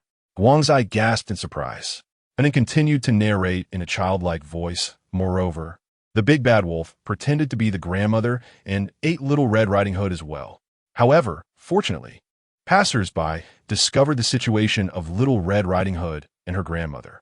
To punish the big bad wolf, when he went to the well to quench his thirst, he fell in and drowned. Upon finishing the tale, Anin cheerfully concluded, and that is the story of Little Red Riding Hood.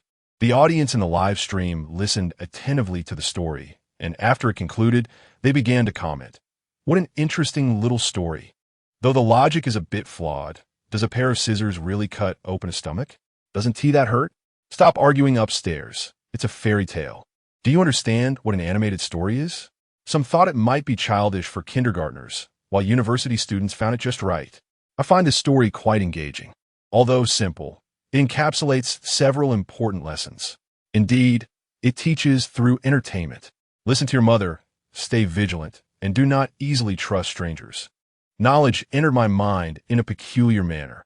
Many felt that an Appo's storytelling was delightful, and numerous parents commented, my son is the same age as Anin.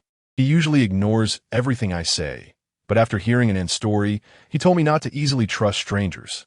My son is the same. He never listens to reason. Yet he was completely engrossed in an Appo's tale. The comment section soon filled with parents expressing their amazement. It was noon, and many parents were watching the live stream with their children, only to find that their usually boisterous kids had quieted down, captivated by an Appo's storytelling. This left many parents astonished, having never seen their children so obedient and attentive. As the discussions among the parents unfolded, someone chimed in, I'm a kindergarten teacher. I am familiar with various children's stories from both domestic and international sources. However, I have never heard of this fairy tale. Others echoed, I have never heard of it either. I thought I was outdated. No, I Appo's, am currently buying fairy tale books for my daughter. And this story isn't in any of them. I checked online, and it seems to be non-existent. Consequently, the lively discussion in the live stream paused, and someone exclaimed in disbelief, could it be that an Appo's father made up this story? Is he that talented? I feel this story rivals the classics. Indeed, how impressive. I merely read stories, while an Appo's father creates them. As the live stream buzzed with excitement, Guangzai expressed his admiration. And Your story is so fascinating." The surrounding staff also smiled and praised Nin. The looks of admiration from Guangzai and others made Nin beam with joy. If she had a tail, it would surely be wagging. With a playful smirk, Nin replied, "Humph. My daddy has told me many such stories." As she spoke, unable to contain her happiness, Nin began to skip joyfully, humming a simple melody. "I heard that Snow White is on the run, Little Red Riding Hood is. The ugly duckling will turn into a white swan, I heard."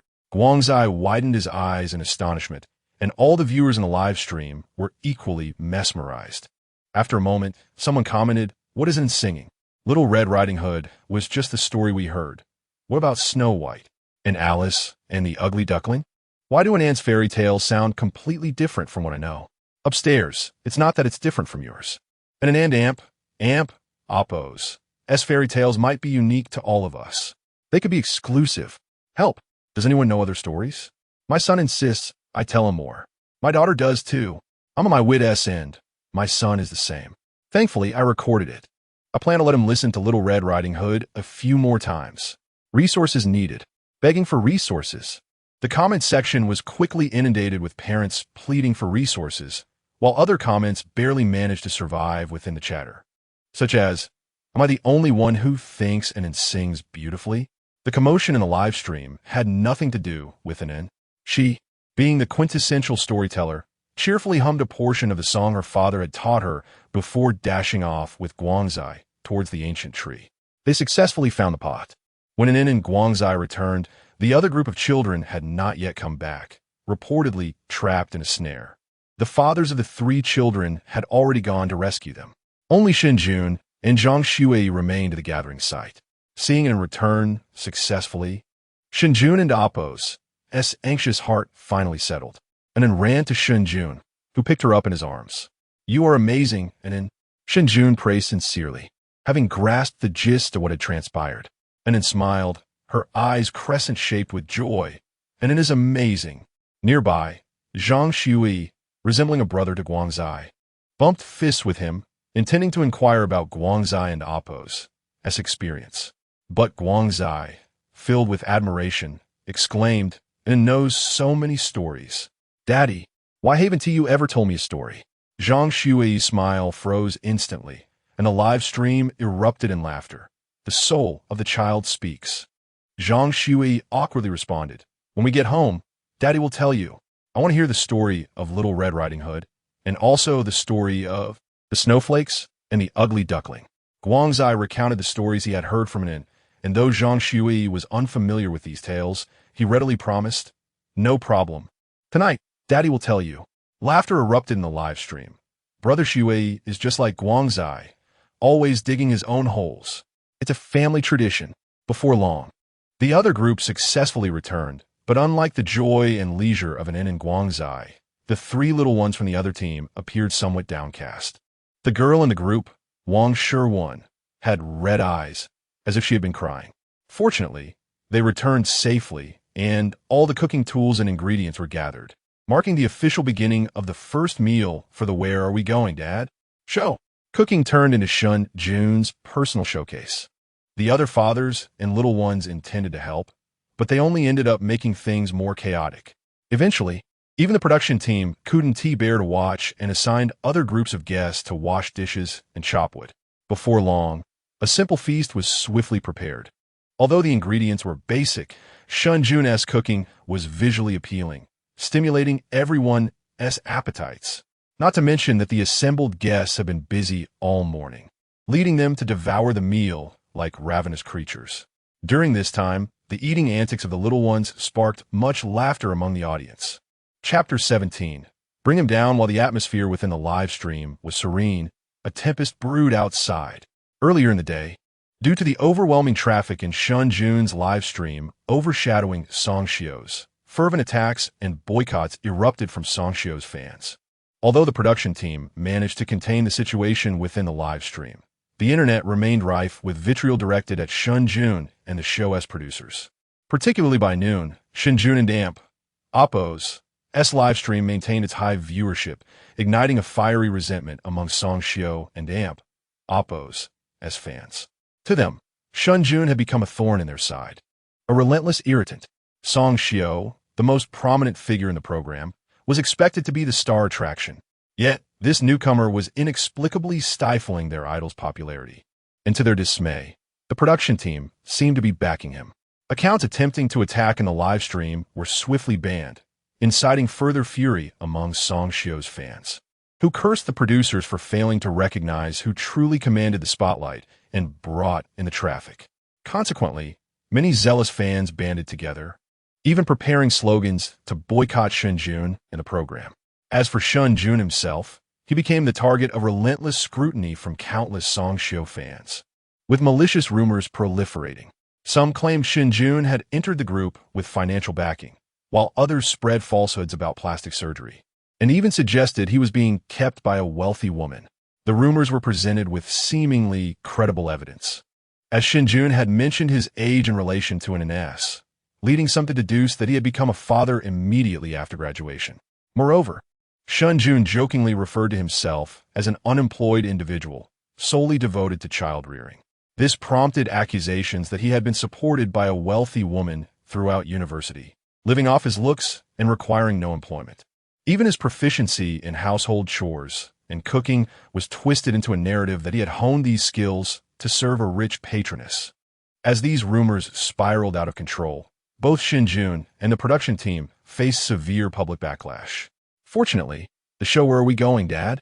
Was a large-scale production heavily supported by the Xiang TV station, which had invested substantial resources, allowing it to barely withstand the storm of public opinion. However, the show's momentum came to a halt, and online ratings continued to plummet. During lunch, as Shen Jun and the others prepared their meal, Lin Jia was visibly stressed, grappling with the situation.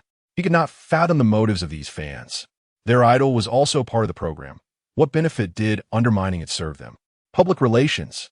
Drawing attention, Lin Jia mobilized every resource at his disposal to quell the online outrage. Just as Lin Jia felt overwhelmed, an excited administrator in a self-formed group of 1,000 Song Xiao fans suddenly announced, "Major news! Major news! Look what I've discovered! Check the pictures!" Soon after, multiple images were uploaded to the group. As the photos loaded, a male and female figure emerged. The male figure was unmistakably Shen Jun. Upon seeing the image, the fans in the group were momentarily stunned. Is this the newcomer? Given their deep-seated animosity towards Shen Jun, they recognized him instantly. The female figure, dressed in sunglasses, was harder to identify, but her presence was striking, clad in luxurious attire. Particularly in the final image, she was seated in a Maserati. These photos ignited a frenzy among fans, who reacted with anger or derision. Ah, so this man is indeed a kept man. The evidence is irrefutable.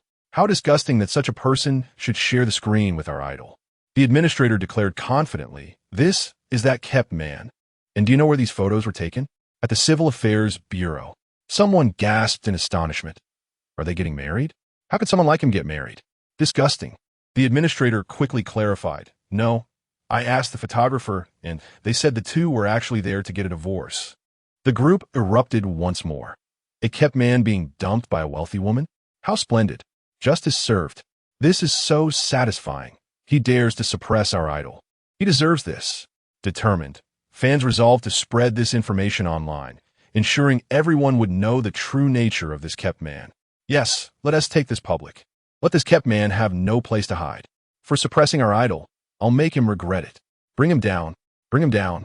A wave of fervor surged through the group as fans saved the photos and began disseminating Shen Jun and Oppo's information widely. With Song Xiao and Oppo's star power and the sheer number of fans, the news spread rapidly, shocking countless onlookers with revelations about Shen Jun, unemployed drifter, living off his looks, kept man, discarded by a rich woman. With each explosive revelation, more and more casual viewers began to turn against Shen Jun. His name surged into the trending topics, garnering the attention of an increasing number of onlookers.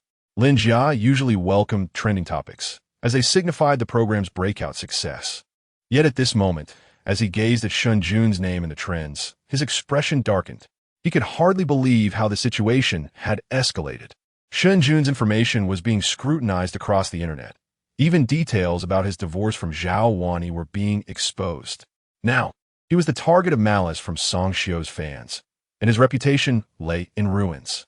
Lin Jia had intended to swiftly address the fallout from Song Xiu's fans. But little did he know that they would unleash such chaos. Taking a deep breath, Lin Jia realized that even withdrawing from the trending topics would be futile. The uproar had already spread across multiple platforms, gaining momentum with the encouragement of Song Xiu and Oppo's fans and rival networks, posing a grave threat to Shen Jun. If this continued, Shen Jun would be doomed, and so would their show. At this moment, the program and Oppo's staff wore anxious expressions. Director Lin, what shall we do? The show and Oppo's viewership is declining.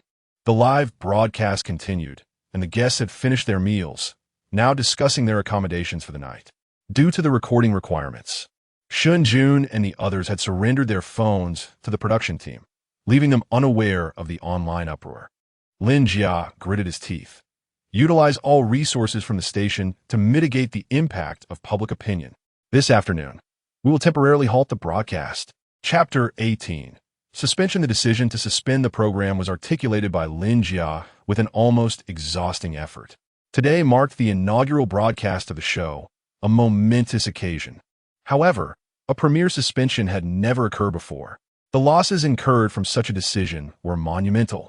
The premiere is the most critical time for any program, with the network having invested substantial resources in promotion and preparation. Now, as the stage was set, it was merely moments away from its debut, yet it was abruptly halted. Let us not even delve into the financial implications during the suspension period, including the fees for guests, staff, and venue, all of which would be incurred without compensation. Furthermore, all the resources expended on promotion would be rendered futile. Moreover, a suspension sends a clear signal, a signal that the program is of poor quality. Only subpar programs are suspended. Otherwise, who would willingly halt a profitable venture? Thus, once a program is suspended, its reputation is inevitably tarnished, leading to a cascade of repercussions. Therefore, no program would lightly consider suspension. Everyone aims for a triumphant debut, yet Lin Jia found himself at a loss. He had nearly exhausted all available resources, both from the network and private channels. But the public sentiment had not only failed to diminish, it had intensified. The situation had reached a boiling point. Rather than continuing in this manner, it was more prudent to temporarily suspend the broadcast to calm public opinion and seek solutions. After all, the program would have to cease operations in the afternoon. The only difference was extending the suspension to cover the entire afternoon. Additionally, Lin Jia harbored a deeper concern. If the program were to continue airing amidst the current turmoil surrounding Shen Jun, it would undoubtedly attract significant viewership, perhaps even a surge in popularity. If it were another director, they might recklessly capitalize on this chaotic situation. After all, any publicity is still publicity. But Lin Jia was not just any director. Shen Jun was the one under scrutiny, a friend he deeply respected. He did not wish to thrust Shen Jun into the spotlight of controversy, nor did he want him to become the target of public ire. Thus, a suspension to mitigate the situation seemed the most appropriate course of action.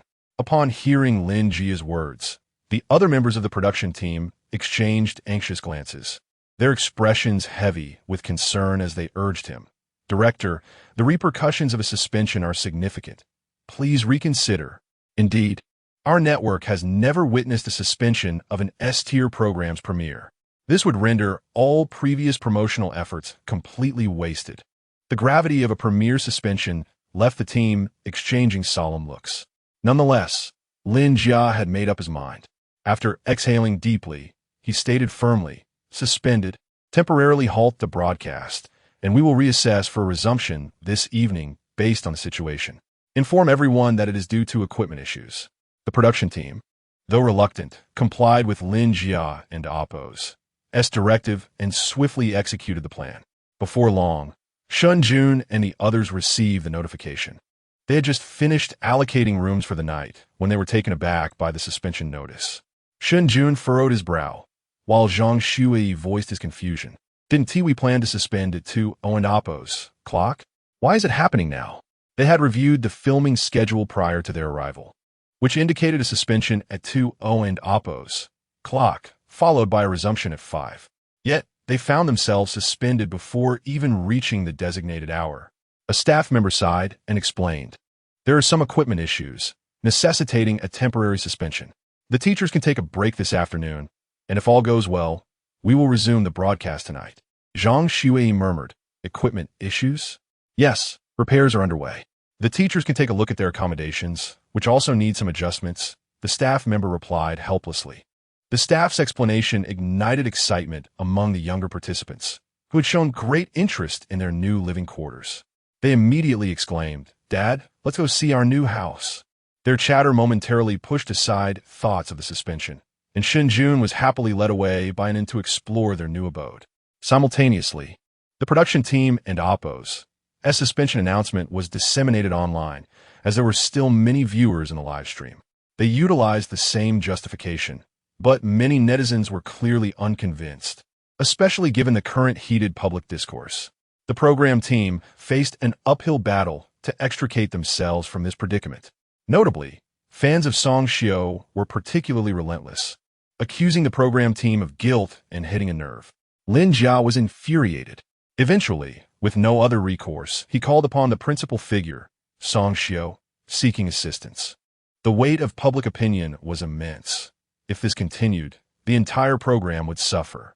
Lin Jia politely inquired whether Song Xiao could speak out to restrain his fans. Indeed, Song Xiao held considerable influence, and Xiang TV was reluctant to offend a top-tier star. At that moment, Song Xiao had grabbed his phone, and his manager had briefed him on the situation. Leaning back on the sofa, half closing his eyes, he pondered.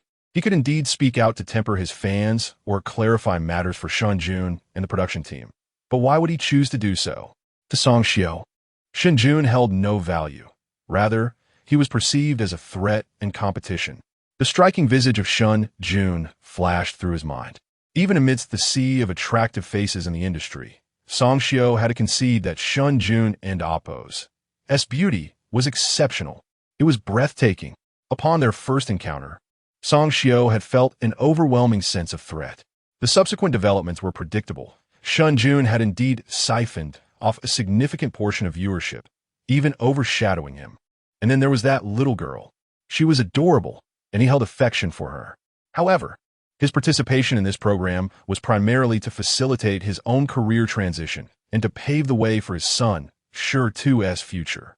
Yet now, it seemed his son was on the verge of obscurity. Thus, this newcomer could not be allowed to remain. Rapidly, Song Xiao reached a decision and addressed Lin Jia with a measured tone. "I and Amp, Oppo's. I'm afraid I cannot assist, Director Lin. This is merely a spontaneous action by the fans, and I have no means to restrain them. Perhaps the program team or that newcomer could speak for themselves." Lin Jia furrowed his brow, eager to persuade. "Song Xiao, please reconsider. After all, this program is also tied to your..." However, he was abruptly interrupted by Song Xiao. "I'm sorry, Director Lin. My son is waiting for me. I must be going." With that, Song Xiao stood and exited the room, his efficient manager swiftly following suit, leaving Lin Jia alone in the room. Watching Song Xiao and Oppo's retreating figure through the window, Lin Jia bit his lip in frustration and kicked the table leg in anger. It was evident that the caliber of a star dictates the nature of their fans. The current frenzy among Song Xiao and Amp, Oppo's fans was undoubtedly fostered by his own indulgence. Though frustrated, Lin Jia found himself powerless to change the situation, compelled to continue treating Song Xiao with deference. The star's stature was beyond his manipulation, and even Xiang TV was wary, leaving Lin Jia to swallow his indignation in silence. Just as Lin Jia simmered in frustration, his phone suddenly rang. Glancing at the screen, he noticed the caller ID was marked Director. Lin Jia's expression hardened. He knew this call would be an inquiry into the matter. The suspension of the S-tier program, though he spoke of it lightly, would undoubtedly invoke accountability from the network. Some individuals within the organization would likely be unsettled. Taking a deep breath, Lin Jia answered the call. Chapter 19. What does it matter to me? While Lin Jia was devising a strategy to address the online public opinion. Within a brightly lit and spacious office in a building adorned with the sign-by-die records in the Shanghai market, Zhao Wani sat at the head of the table in her sharp professional attire, her vibrant features now bearing an expression of icy severity. Seated below her were several individuals, one of whom reported in a grave tone, "The news has been confirmed. On July 4th, which is tomorrow, Su Qing from Tianyu Media will also release a personal album. It will be available across all platforms." Upon hearing this, the others frowned, their faces reflecting a mix of anger and disbelief. Tianyu is clearly targeting us. This is utterly disgusting. Why release it now, of all times, right on the same day as Lu Yao? It an amp, Oppo's. That's blatantly obvious. Is Tianyu attempting to sabotage Lu Yao? One queried. That seems unlikely. Su Qing and Lu Yao are the same tier, both being second-tier artists. I suspect Tianyu is genuinely aiming for a head-to-head competition, using Lu Yao as a stepping stone. The atmosphere in the office grew tense.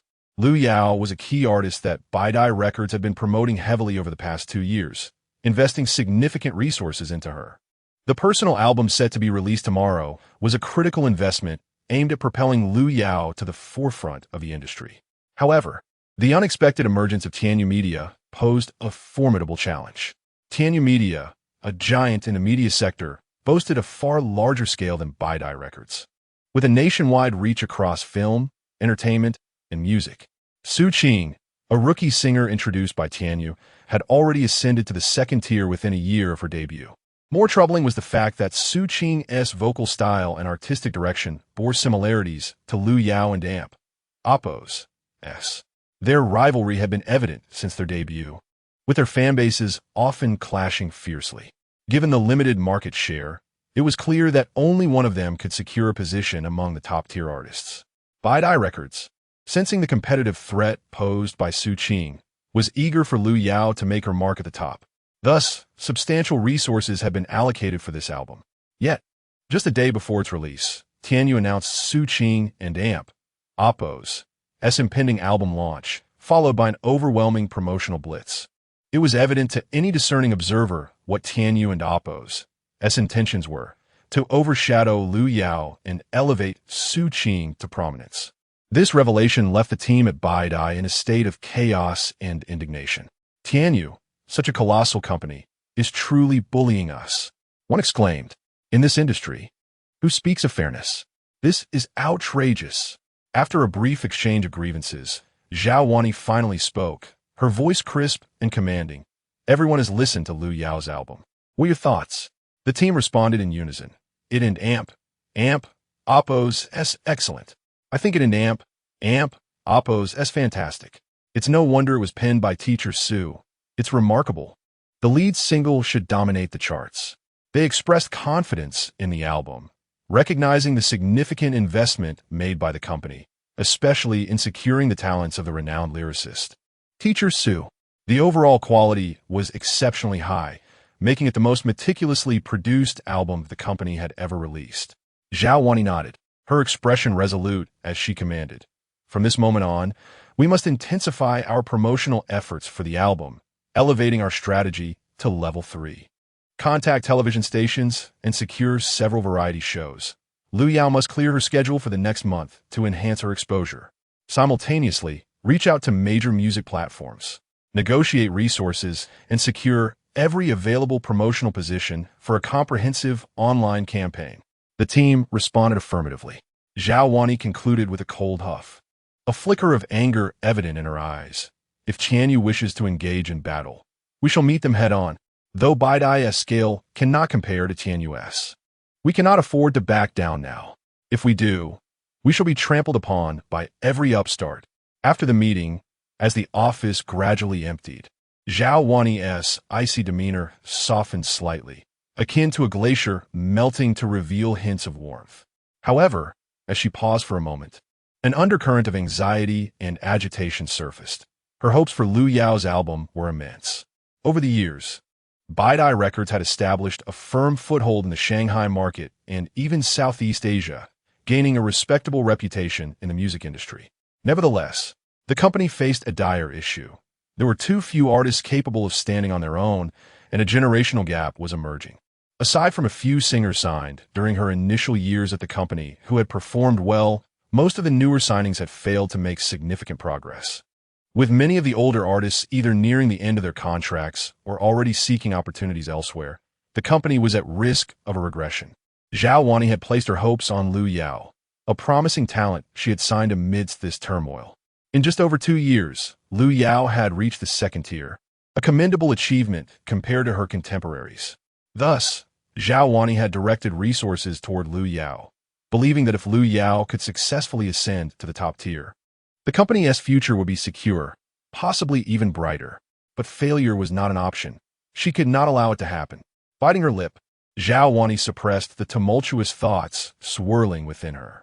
At that moment, a phone call interrupted her spiraling thoughts. Glancing at her phone, she saw it was her college roommate and dear friend, Shen Jun. Answering the call, she heard Shen Jun and Oppo's astonished voice. You and Shen Jun have divorced? Zhao Wani and Oppo's brow furrowed slightly. How did you know? She had not publicized her divorce, and even her closest friends were unaware. Shen Jun's voice held a hint of confusion. You don't know? Shen Jun is now. Well, I'll send you the details. You can see for yourself. Soon, Zhao Wani received a barrage of messages from Shen Jun. As she perused the content, particularly the scandalous photos that had surfaced, her expression grew increasingly frigid. On the other end, Shen Jun continued to ramble. I'm not sure why you two divorced, but Shen Jun is still a decent person. Should you consider explaining your side? Zhao Wani replied coolly. What does it matter to me? Choptud yumi viang, ruan online. You must understand that Shen Jun is not as despicable as portrayed online. He has been with you all these years, and if only you would stand up for him. Zhao Wani and Oppo's voice was gently interrupted by Shen Jun and Oppo's words. His affairs are none of my concern, nor will they ever be. Shen Jun and Oppo's expression flickered with urgency. Wani, how can you be so heartless? The last 2 words lingered unuttered as Shen Jun sighed. After all these years of your relationship, can you bear to see him being slandered and defamed? A cold smirk played at the corners of Zhao Wani and Oppo's lips, her expression icy with sarcasm. He chose his own path. Who can he blame? Hearing the frigid tone from the other end of the line, Shen Jun realized Zhao Wani had resolutely decided not to assist Shen Jun. With a heavy heart, she could only sigh deeply and quietly in the call. Once Zhao Wani hung up, she pondered for a moment before dialing another number. Hello, Lawyer Zhang. I wish to file a new appeal regarding custody of my daughter. I believe the child's father lacks the ability to care for her. Here is the evidence. As she spoke, Zhao Wani forwarded a plethora of information sent by Shen Jun to Lawyer Zhang. As public opinion online grew more intense, the impact continued to expand, with an increasing number of acquaintances encountering news about Shen Jun. Meanwhile, at Jiangnan Film City, a popular young actress, Jiang Runan, was taking a break in a van. She had been filming her new drama since early morning, working tirelessly until noon, with a night shoot scheduled for later. Seizing the opportunity for an afternoon nap, she was accompanied in the van by her manager, assistant, and makeup artist. At that moment, her assistant and the makeup artist were quietly gossiping. This ordinary person is quite good-looking. He doesn't seem like a kept boy. The makeup artist scoffed. His information has been dug up. His name is Shen Jun, a graduate of the Shanghai Conservatory of Music. I heard he was sponsored right after graduation, and he was recently dumped. Here is his divorce photo. The assistant and Oppo's eyes widened in shock. He and Oppo's so handsome. What a pity. Just then, a soft, hoarse voice called from the back seat. Xiao Yuan. Upon hearing her name, the assistant turned around to find Jiang Runan, having awakened from her slumber, propping herself up with her arms. Worried, Xiao Yuan asked, Did we disturb you, Nan Nan? Jiang Runan shook her head, rubbing her still drowsy head, then inquired, Who were you talking about? Xiao Yuan briefly explained, They're in Oppo's a variety show on Shanghai, and one of the participants has been exposed for some scandal, claiming he was kept.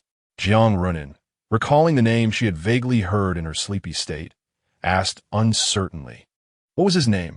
Xiao Yuan hesitated. I think it was. The makeup artist interjected. Shen Jun. Yes, that in Oppos. It. Xiao Yuan nodded.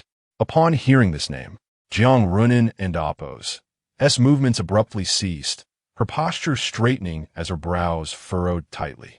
Are there any photos? Let me see.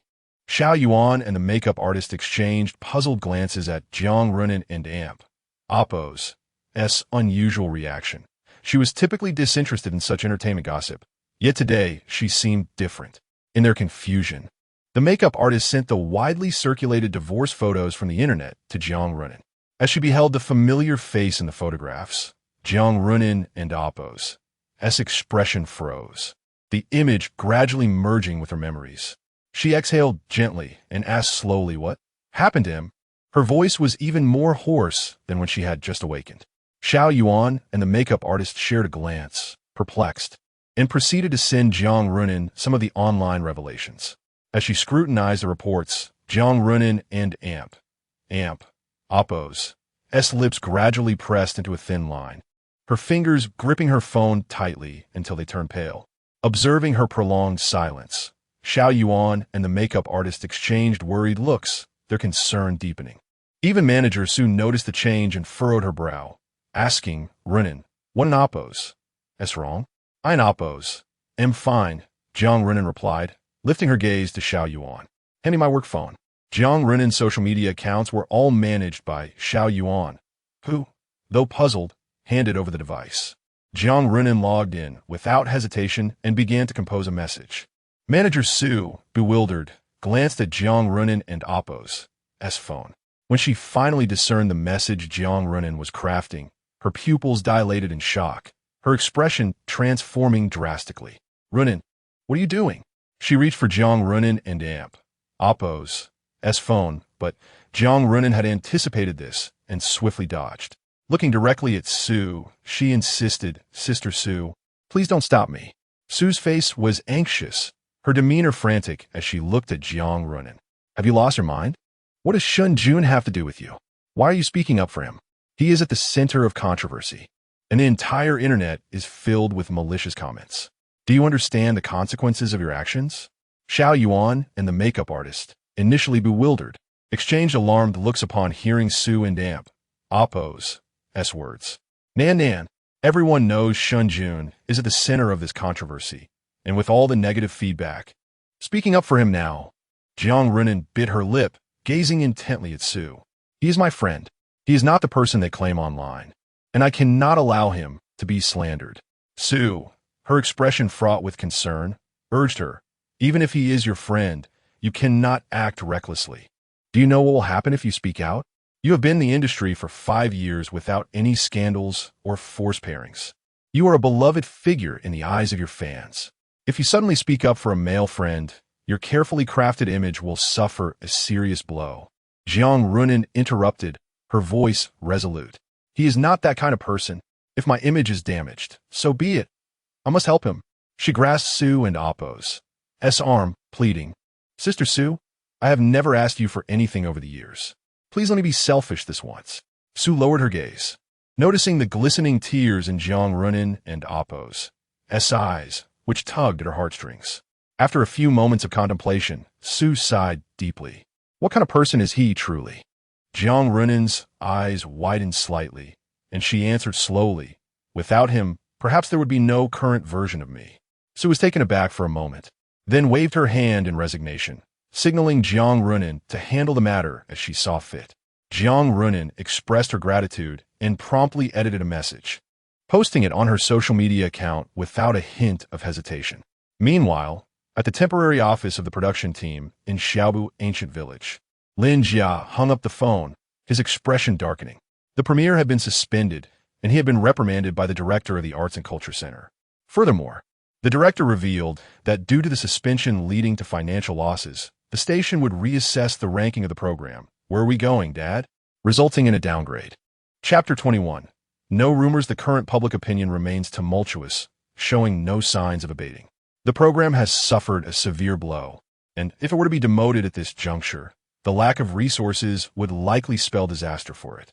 What weighs even heavier on Lin Jia and Oppos' mind is the fact that a faction of fans, predominantly those of Song Xiao, have begun to vocally advocate for the boycott of actors with blemished reputations. Their intent is clear: to force Shen Jun out of the show. Moreover, during a phone call in the afternoon, the director explicitly informed him that if the situation escalated further, the station would move to terminate Shen Jun and AMP, Oppos, as contract. At that point, even Lin Jia would be powerless to protect him. This realization only deepened Lin Jia's frustration and guilt. Shen Jun was a brother he had called upon for assistance. And now this was the outcome. Furthermore, his own position was precarious, with issues arising in the S-tier program under his watch. Even his esteemed status among the station's leadership would not shield him from penalties. He could forget about the S-tier program for the time being. In a fit of anger, Lin Jia cursed under his breath. This is utterly ridiculous. He struggled to comprehend the motives of these starry-eyed fans, who seemed to be creating chaos over a mere matter of pride, almost wishing for someone to AMP, Oppos, as downfall. There were also certain celebrities who exacerbated the situation. Just as Lin Jia was lost in his troubled thoughts, a knock at the office door broke the silence. Taking a deep breath to quell his irritation, he maintained a stoic expression and called out, "Come in." To his surprise, the figure that entered was none other than Shen Jun, observing Lin Jia's troubled demeanor. Shen Jun sighed softly and inquired, "What on earth has happened?" He had sensed something amiss during the midday broadcast, noticing the grim expressions on the faces of the production team. Additionally, he had caught a few glances that hinted at something being off. This piqued his concern, and after tidying up the room with an end, he sought out Lin Jia, the director, who would certainly be well informed. Lin Jia was taken aback to see Shen Jun and momentarily faltered, in Oppos, as nothing. His troubled expression was impossible to conceal. Shen Jun raised an eyebrow, pulling out a chair to sit beside him with a smile. "When did you learn to conceal things so well? Just tell me what is going on." Lin Jia let out a heavy sigh. He felt a sense of guilt, knowing that Shen Jun had joined the program at his request, leading to the current public uproar. "This has nothing to do with you. I will." However, Shen Jun interrupted him with a firm rap on the table, and their gazes locked. Finally, Lin Jia exhaled deeply. "Junge, I mishandled the situation. The broadcast this morning attracted too much attention due to your popularity, leading to backlash from Song Xiao and AMP, Oppos, as fans. The suspension of the program is a direct consequence of this." As he spoke, Lin Jia returned Shen Jun and AMP, Oppos, S phone, which he had been safeguarding. Upon hearing this, Shen Jun furrowed his brow and promptly searched online. The deluge of negative commentary was overwhelming, and he quickly found the disparaging rumors about himself. His expression remained neutral until he stumbled upon slander directed at an, at which point his countenance darkened significantly. Shen Jun fought to suppress his anger as he perused the comments before setting the phone down. Lin Jia, feeling remorseful and apologetic, said, "Junge, this is my fault for not managing the situation properly, and now you and are caught in the crossfire." Taking a deep breath, Shen Jun fully understood the intricacies of the entertainment industry and had approached the broadcast with a degree of caution. He never anticipated that he would become a target. While he could brush off the slander against himself, having weathered far worse storms in his previous life, he could not abide the involvement of an N. She was his precious gem, someone he cherished deeply, and the thought of her being dragged into this turmoil incensed him. Just then, the office door swung open, and a staff member burst in, exclaiming, "Director, great news. The public sentiment is starting to shift." The staff member was momentarily taken aback to see Shen Jun present, while Lin Jia, filled with surprise and hope, rose to his feet. A reversal. "Really?" "Yes, someone is stepping in to help," the staff member confirmed. Lin Jia, with a mixture of curiosity and disbelief, grabbed the phone from the staff member and Oppos, S hand and began to scroll through the contents. As he comprehended the information, his expression shifted to one of astonishment. "Junge, you've been quite discreet. When did you become so close with Jiang Runan?" The mere mention of Jiang Runan, a dazzling star in the entertainment industry often referred to as the epitome of purity and grace, left Lin Jia in shock. Her fan base was immense, rivaling that of Song Xiao, if not surpassing it, as she had consistently delivered blockbuster hits since her debut. Lin Jia had known Jiang Runin from their earlier days. She had been one of the actors in his graduation project alongside Shen Jun. However, as Jiang Runin's star ascended, their communication dwindled. Lin Jia had not anticipated that Shen Jun still had ties with Jiang Runin, and judging by the current circumstances, their relationship seemed quite significant. After all, it was no small feat for a top-tier star to publicly voice their support. What kind of relationship could lead to such an act? Jiang Runin's decision seems almost self-sabotaging. Lin Jia mused, his gaze toward Shen Jun growing increasingly peculiar. Hearing Lin Jia's words, Shen Jun lifted his head from his moment of anger, his expression one of astonishment as he muttered, "Jiang Runin?" Memories of a familiar face he had not seen in years surfaced in his mind. Seeing Shen Yun is bewilderment, Lin Jia exclaimed, "Yunke, don't say you're not familiar. She just publicly supported you." He then handed the phone to Shen Jun, revealing Jiang Runin's social media page. The recent post displayed a message from her, stating, "Shen Jun is my friend. The lady in the photo is his wife. The rumors circulating online are unfounded. We met during university and have grown from school uniforms to wedding gowns. Shen Jun is a wonderful person who has helped me immensely. I urge everyone to approach the public discourse with reason. Do not spread or believe in rumors." As Shen Jun absorbed her words, his gaze fell upon her profile picture, a sweet, innocent girl with a radiant smile, gazing into the distance. The image of the girl from his memories began to merge with the girl in the picture, bringing her image to life in his mind.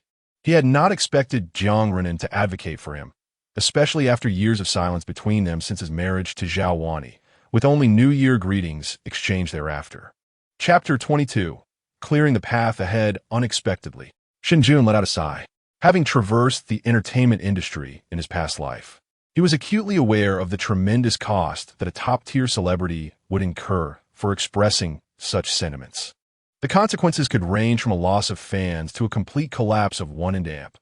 Oppo's persona and tarnishing of one and amp. Oppo's image. After all, no ardent admirer would take kindly to their beloved idol publicly supporting someone of the opposite gender, especially with such unwavering trust. As Shen Jun pondered these thoughts, Lin Jia suddenly exclaimed in shock, gazing at Shen Jun.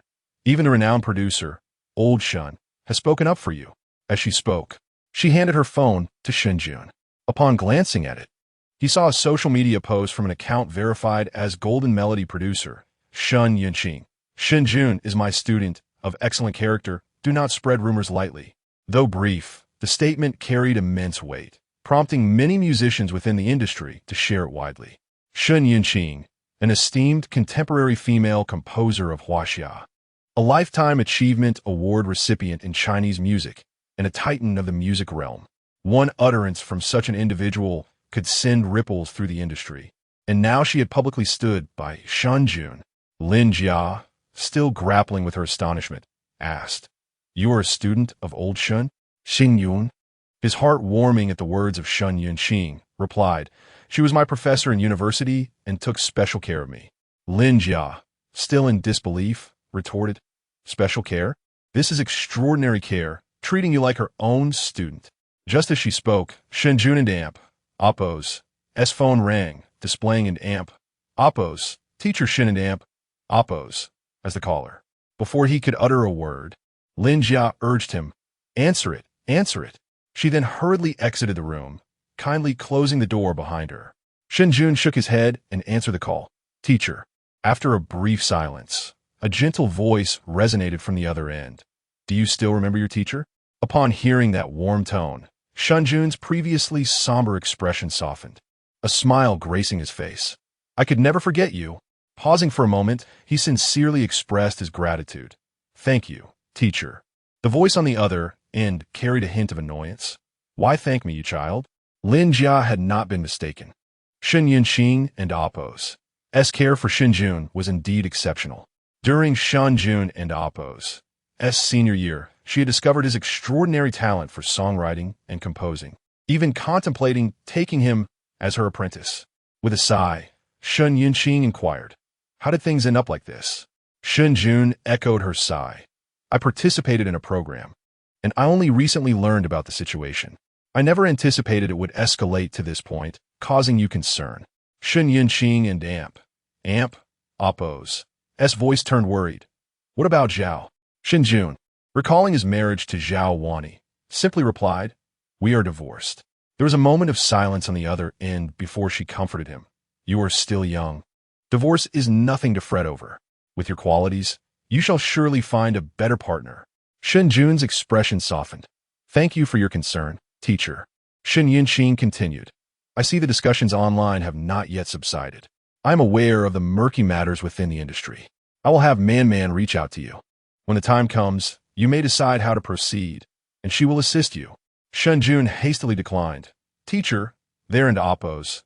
There's no need for that. However, he was sternly interrupted by Shen Yunqing. You still regard me as your teacher. You must listen to me. After all these years, I am thrilled to see you willing to step into this circle. I know you detest the sordid affairs of this industry, but as I have said before, if you are willing, I will pave the way for you. Hearing Shen Yunqing's words stirred a whirlwind of emotions within Shen Jun, and his eyes began to glisten with unshed tears. Shen Yunqing concluded, I see an Amp, Oppo's, and has grown. Do bring her to visit this old woman of mine when you have the time. Taking a deep breath, Shen Jun nodded. Absolutely. In a faculty apartment at the Shanghai Music Academy, Shen Yunqing reflected with a blend of nostalgia and joy as she ended the call. A voice beside her broke the silence. Is it necessary to place such importance on this? The speaker was a graceful woman of striking demeanor, clad in professional attire. Her figure accentuated by a form-fitting skirt that showcased her long, slender legs. Qin Man, Shen Yunqing, and Amp, Oppo's granddaughter, expressed her confusion. Having been busy at her company that afternoon, she had been summoned back under the impression that something significant was afoot, only to discover her grandmother wished for her to assist a student. Qin Man nearly laughed in disbelief at the absurdity of it all. As the owner of Hying Music Company, earning substantial sums by the minute, she was being summoned to help a mere student? Shen Yunqing, unfazed by her granddaughter's incredulous tone, settled onto the balcony, sipping her tea before speaking softly. You do not understand. She then shifted the conversation. ISN and Oppo's, to your company currently in need of songwriters? Qin Man nodded. Hying Music was among the industry's elite, boasting numerous well-known artists. With an abundance of singers, the company required songs. And one of its primary objectives in recent years had been to scout for composers, especially those of exceptional caliber. Shen Yunqing smiled, gesturing for her granddaughter to pour her more tea, and continued.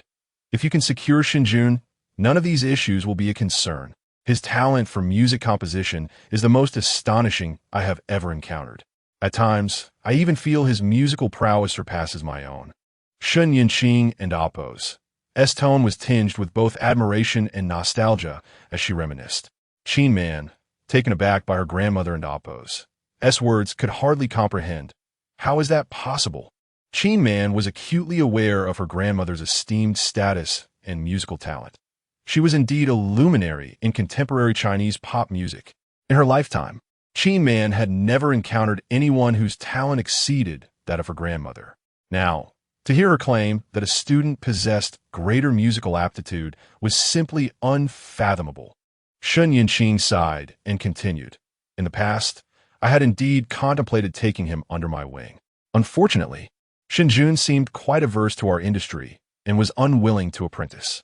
I had considered recommending him to your company, but to my surprise, he married right after graduating and later dedicated himself to raising children. I feared he would squander his immense talent. Little did she know, fate had other plans. It appeared that destiny was not inclined to let him lead an ordinary life, as he had since divorced. He had finally relinquished that previous life. Shen Yunqing felt a sense of joy akin to regaining something precious, for she understood Shen Jun's talent all too well. When she had witnessed his decision to stay home and care for children, her heart had ached, as she believed that if he were to showcase his talents, Huaxia and Oppo's music scene might witness a new wave of innovation. But he had chosen the path of simplicity. Little did she anticipate that a turning point would present itself. No one could fathom the exhilaration Shen Yunqing felt upon seeing Shen Jun's name online. Even amidst the negative reports, she was filled with excitement. This signified that Shen Jun was willing to step into this realm. Thus, upon learning of his predicament, Shen Yunqing immediately took to social media, which she had not used for years, to issue a protective statement. She also summoned her granddaughter, Qin Man, back to assist. Shen Yunqing had but one thought. Since Shen Jun was willing to venture into this industry, she would undoubtedly help him clear the path ahead. Chapter 23. Online music. Shen Jun hung up the phone, his mind still in turmoil. Faced with the deep affection of old Shen, he felt a profound sense of gratitude. Having been accustomed to the petty squabbles of his previous life, he was astonished to encounter so many kind-hearted individuals in this life. Reflecting on this, Shen Jun thought of Jiang Runin, who had also lent her voice in support of him. He quickly opened WeChat and located her contact. The familiar avatar reminded him of their past conversations. The last message exchanged between them dated back to the new year, when Jiang Runin sent him her best wishes at midnight, to which he had replied in kind. Scrolling further revealed a string of New Year greetings from previous years, a tradition that persisted ever since Shen Jun married Zhao Wani. Each year, as the clock struck 12, Jiang Runin and Appo's wishes would arrive punctually, presumably a result of her setting up a mass message in advance. With a fleeting thought, Shen Jun typed, "Thank you, girl." He remembered when he first met Jiang Runin. She was just a junior in college, full of innocence and charm, while he had just traversed into this world, still carrying the maturity of his past life. Watching her was akin to observing a young child. During a project with Lin Jia, he had once casually referred to her as that girl. Over time, the nickname stuck, receiving no immediate reply. Likely because she was busy filming, Shen Jun was aware that Jiang Runin had become increasingly popular in recent years, her schedule undoubtedly packed, leaving little room for personal time. He gave it little thought. Unbeknownst to him, at Jiangnan Film City, Jiang Runin stared at her phone, her small face contorted in a mix of emotions. Her already rosy lips were now bitten into a vivid hue. It had been 5 years since Shen Jun last initiated a conversation with her, a distance that had grown ever wider since his marriage. This was the first message he had sent her in 5 years, and though it was merely a note of thanks, it stirred excitement within her, especially the familiar term of endearment that made her heart race. After much internal deliberation, Jiang Runin finally crafted and sent a message. "I'm very happy to help my senior." Just then, Lin Jia burst into the room, eager to gossip about Shen Jun and Shen Yunqing's relationship. Shen Jun shared a brief overview, when suddenly his phone rang again. An unfamiliar number flashed on the screen, but the location indicated it was from Shanghai. Intrigued, he answered the call. A slightly hoarse yet melodious female voice emerged from the other end. "Shen Jun?" Shen Jun replied, "It's me." The voice continued straightforwardly. "I'm Qin Man. This is my personal number. Feel free to call if you need assistance." Qin Man was the granddaughter of his former teacher, a figure he had never met but had heard about in passing. Shen Jun thought to himself, "Thank you, Sister Qin." She acknowledged before hanging up. Shen Jun discerned from her tone that she likely held reservations about her grandfather's arrangements, a sentiment he understood, considering their lack of familial ties. Nevertheless, it was considerate of Qin Man to reach out to him. As thoughts swirled in his mind, Shen Jun turned to Lin Jia. "Could you do me a favor? Please investigate any recent developments regarding online music or ascertain what they might need." Online music was Qin Man's company, and Shen Jun recalled that his teacher had once hoped for him to work there. Although his teacher had encouraged him to speak freely, Hanlion was not under his control. While Qin Man might assist him out of respect for her grandfather, Shen Jun understood that this connection had its limits. He needed to approach the matter with substantial leverage. Online music? Lin Jia was taken aback. The company was one of the foremost music enterprises in the country, a titan within the industry. Lin Jia had never imagined that Shen Jun had any ties to them, but she didn't press further and simply replied, "I'll keep you updated." Lin Jia worked at the Xiang Province television station, which held a vast network across the entire Chinese entertainment industry, making this task well within her capabilities. Shen Jun turned his gaze out the window, spotting Song Xiujing conversing with his manager in the distance. A glint of coldness flickered in Shen Jun's eyes. The uproar caused by Song Xiujing's fans had escalated, and Lin Jia had already informed him that she had approached Song, but he was unwilling to let the matter rest.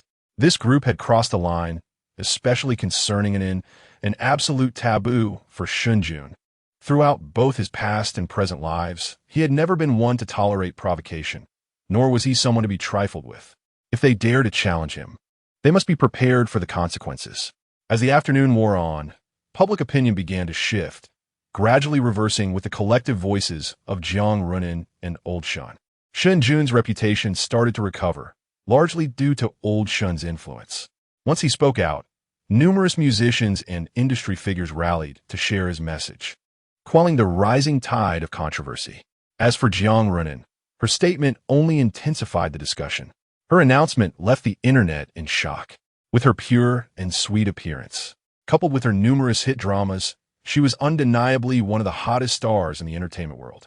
In stark contrast, Shen Jun was just an ordinary individual, mired in controversy. Old Shen's defense stemmed from their teacher-student relationship.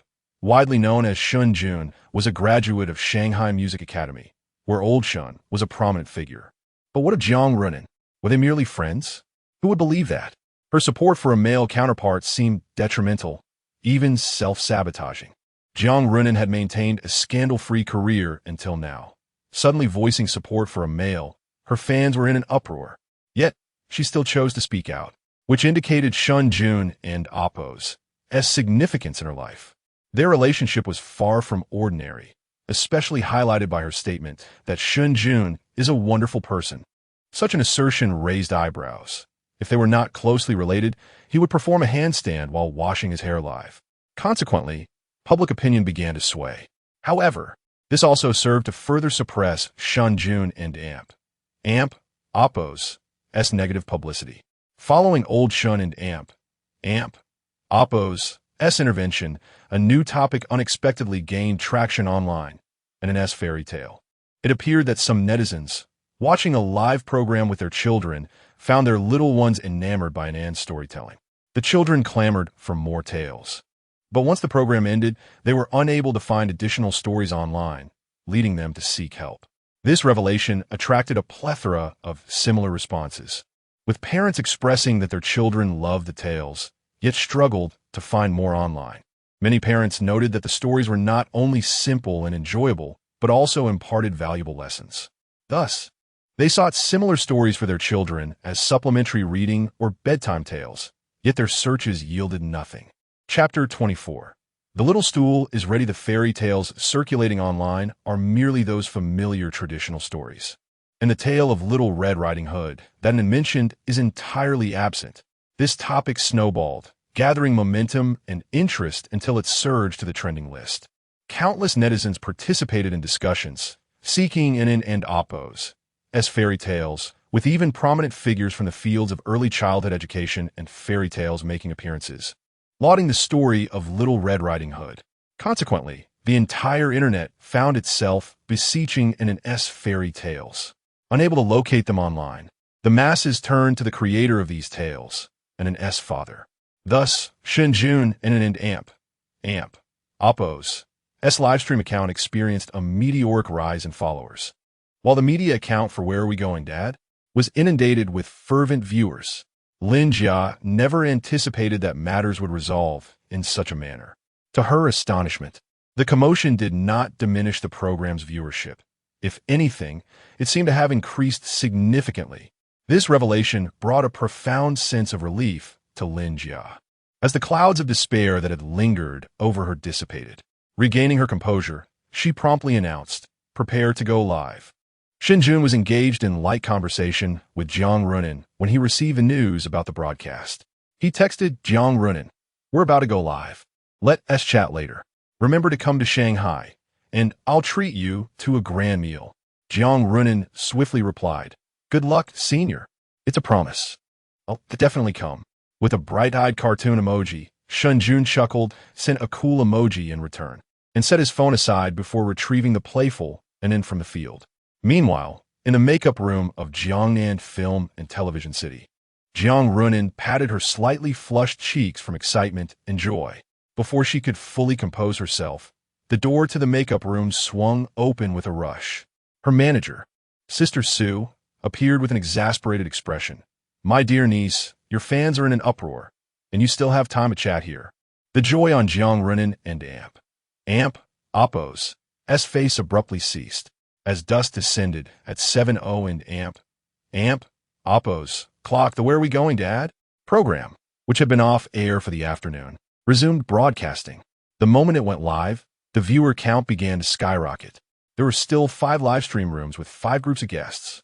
According to the program's backend data, Song Shio and Oppo's live stream room boasted the highest traffic, reaching its peak instantaneously, with comments flooding in to support the older brother. However, before long, Shen Jun and An's live stream room surged past Song Shio's traffic, rapidly overtaking it. As the news of their broadcast spread, the influx of viewers continued unabated. Shen Jun's live stream room quickly widened the gap with the others, leading the pack and nearing the total traffic of the last 3 rooms combined. All the staff in the program's production team were left agape. They had assumed that following this wave of public sentiment, Shen Jun might fade into obscurity. However, the traffic had only intensified. The viewership in Shen Jun's live stream comprised a portion of casual viewers who adored both An and Shen Jun, alongside a significant number of fairy tale enthusiasts who tuned in solely for the stories. The largest segment of viewers, however, were Jiang Runin and Oppo's fans. Following her statement earlier in the day, her fanbase exploded, surpassing even Song Shio's. Among them was a plethora of male fans. These men, upon hearing Jiang Runin and Oppo's endorsement, became curious and somewhat adversarial towards Shen Jun, flocking to the broadcast to see the man their goddess was so invested in. This influx of viewers resulted in the staggering rise in traffic for the live stream, a phenomenon so remarkable that it even caught the attention of the Xiang province television station. At this juncture, the 5 groups of guests had gathered at the recording location upon receiving the broadcast notification. Shen Jun, carrying an approached just as he locked eyes with Song Shio, who was holding a stone in the distance. A cold glint flickered in Shen Jun and Oppo's eyes as he fixed his gaze on Song Shio. Song Shio smirked disdainfully. It was unfortunate that he hadn't team managed to eliminate this newcomer earlier. He believed the newcomer was merely fortunate, yet he did not think this individual could stir any significant waves in the industry. This world was never one where mere luck sufficed. Their gazes briefly crossed before they turned their calm expressions toward the distant camera, where Lin Jia was already inviting several groups of guests to greet the audience. Shen Jun waved at his live stream room, prompting a flurry of comments. "An Oppo's dad is so handsome. I want to hear An Oppo's fairy tales. Who is this little monkey? And where's my adorable An?" As public sentiment began to settle, the previous tension in Shen Jun's live stream dissipated, replaced by laughter and joy. After introducing the guests, the production staff guided the audience through the accommodations that the guests had endured, showcasing their rather austere living conditions. Upon seeing the paper-thin window frames and the dilapidated rooms reminiscent of the 1970s and 80s, numerous viewers gasped in astonishment. Song Shio's room was the most modern among the 5, prompting many fans to cheer for him. In contrast, director Wang Hai had the least desirable accommodation due to his poor self-introduction, leaving him with the most substandard room. The rickety wooden door and thatched roof swaying in the wind made Shen Jun furrow his brow. Wang Hai's plight garnered considerable sympathy from the audience, with many viewers exclaiming how authentic the program felt. Shen Jun, adhering to his previous choice, selected a room of moderate quality, lacking any particularly noteworthy features. Following the introduction, dinner was served. This evening's meal was not prepared on-site, but rather pre-cooked by the production team. It consisted of coarse grains, corn, sweet potatoes, and steamed bread. The intent was for everyone to appreciate the hardships of life and reflect on their experiences. The meal was far from pleasant. Even Shen Jun and An found themselves grimacing as they swallowed, accustomed as they were to finer tastes. Shen Jun had never lacked for money in 2 lifetimes and possessed culinary skills, having been spoiled by a well-regarded palate, and it had been similarly indulged. As they dined, her little face scrunched up, resembling a bun, and it was only through Shen Jun's coaxing that she managed to eat a few bites. The other guest groups created quite the ruckus, their cries and complaints echoing throughout the evening, leaving the fathers looking utterly exhausted. By the time dinner concluded, it was nearly 9:00 and Amp Oppo's clock. With no further arrangements for the night, the groups returned to their rooms to prepare for sleep. Observing this, many viewers in the live stream began to drift away, leaving only half the traffic that had been present at the start. Some comments in Shen Jun's live stream echoed sentiments such as, "Is this it? Aside from being handsome, there's nothing special about him. I'm leaving. I thought there would be something impressive, but it's just ordinary. I don't understand why the goddess cares so much. He is no different from any regular person." Most of these remarks came from Jiang Renan's fans, who had tuned in to discern what set Shen Jun apart. After watching for over an hour, they found him to be merely handsome and his daughter adorable, yet nothing more. However, those who had been following since morning commented calmly, "Why the rush? It hasn't even begun." At this moment, Shen Jun had just finished bathing and the pair were snuggled in bed, clad in matching cute pajamas. An rested her head on Shen Jun's arm, her eyes growing heavy. Having risen early and played energetically throughout the day, she was now struggling to keep her eyes open. Yet, she made an effort to stay awake, her voice sweet and soft. "Daddy, story?" Upon hearing this, the previously calm live stream room erupted with enthusiasm. "It's here. The little stool is ready. Front row, get ready.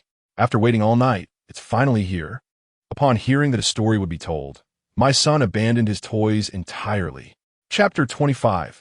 The Magical World in the Live Streaming Room. There were newcomers who were utterly bewildered. They had anticipated that the guest of the show was about to retire for the night, believing the program was nearing its conclusion. To their surprise, the atmosphere in the streaming room became even more animated. They wore puzzled expressions, questioning what was happening. Wasn't it time to sleep? Was it a watch now?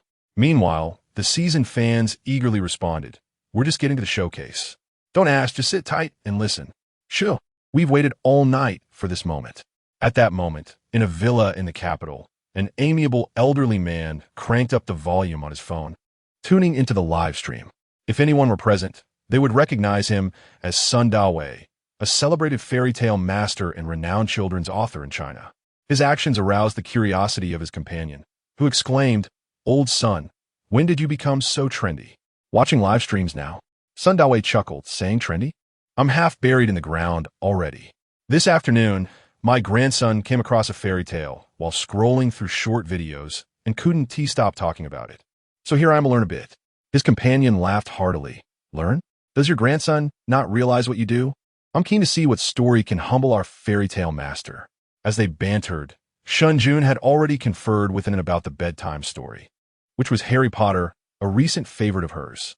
However, before commencing, Shen Jun's expression shifted slightly, aware that the camera was still rolling. He understood that the audience in the live stream would be listening as well. Previously, Shen Jun would have disregarded whether the audience comprehended the tale, but now, with his resolve to retaliate against Song Xiao, he found himself considering them more carefully. Since Song Xiao's fans believed he was encroaching on their idol's viewership, Shen Jun decided to demonstrate what it truly meant to seize attention. With a newfound focus, he began recounting the tale of Harry Potter from the very beginning. As for Anin, she was unable to grasp the plot.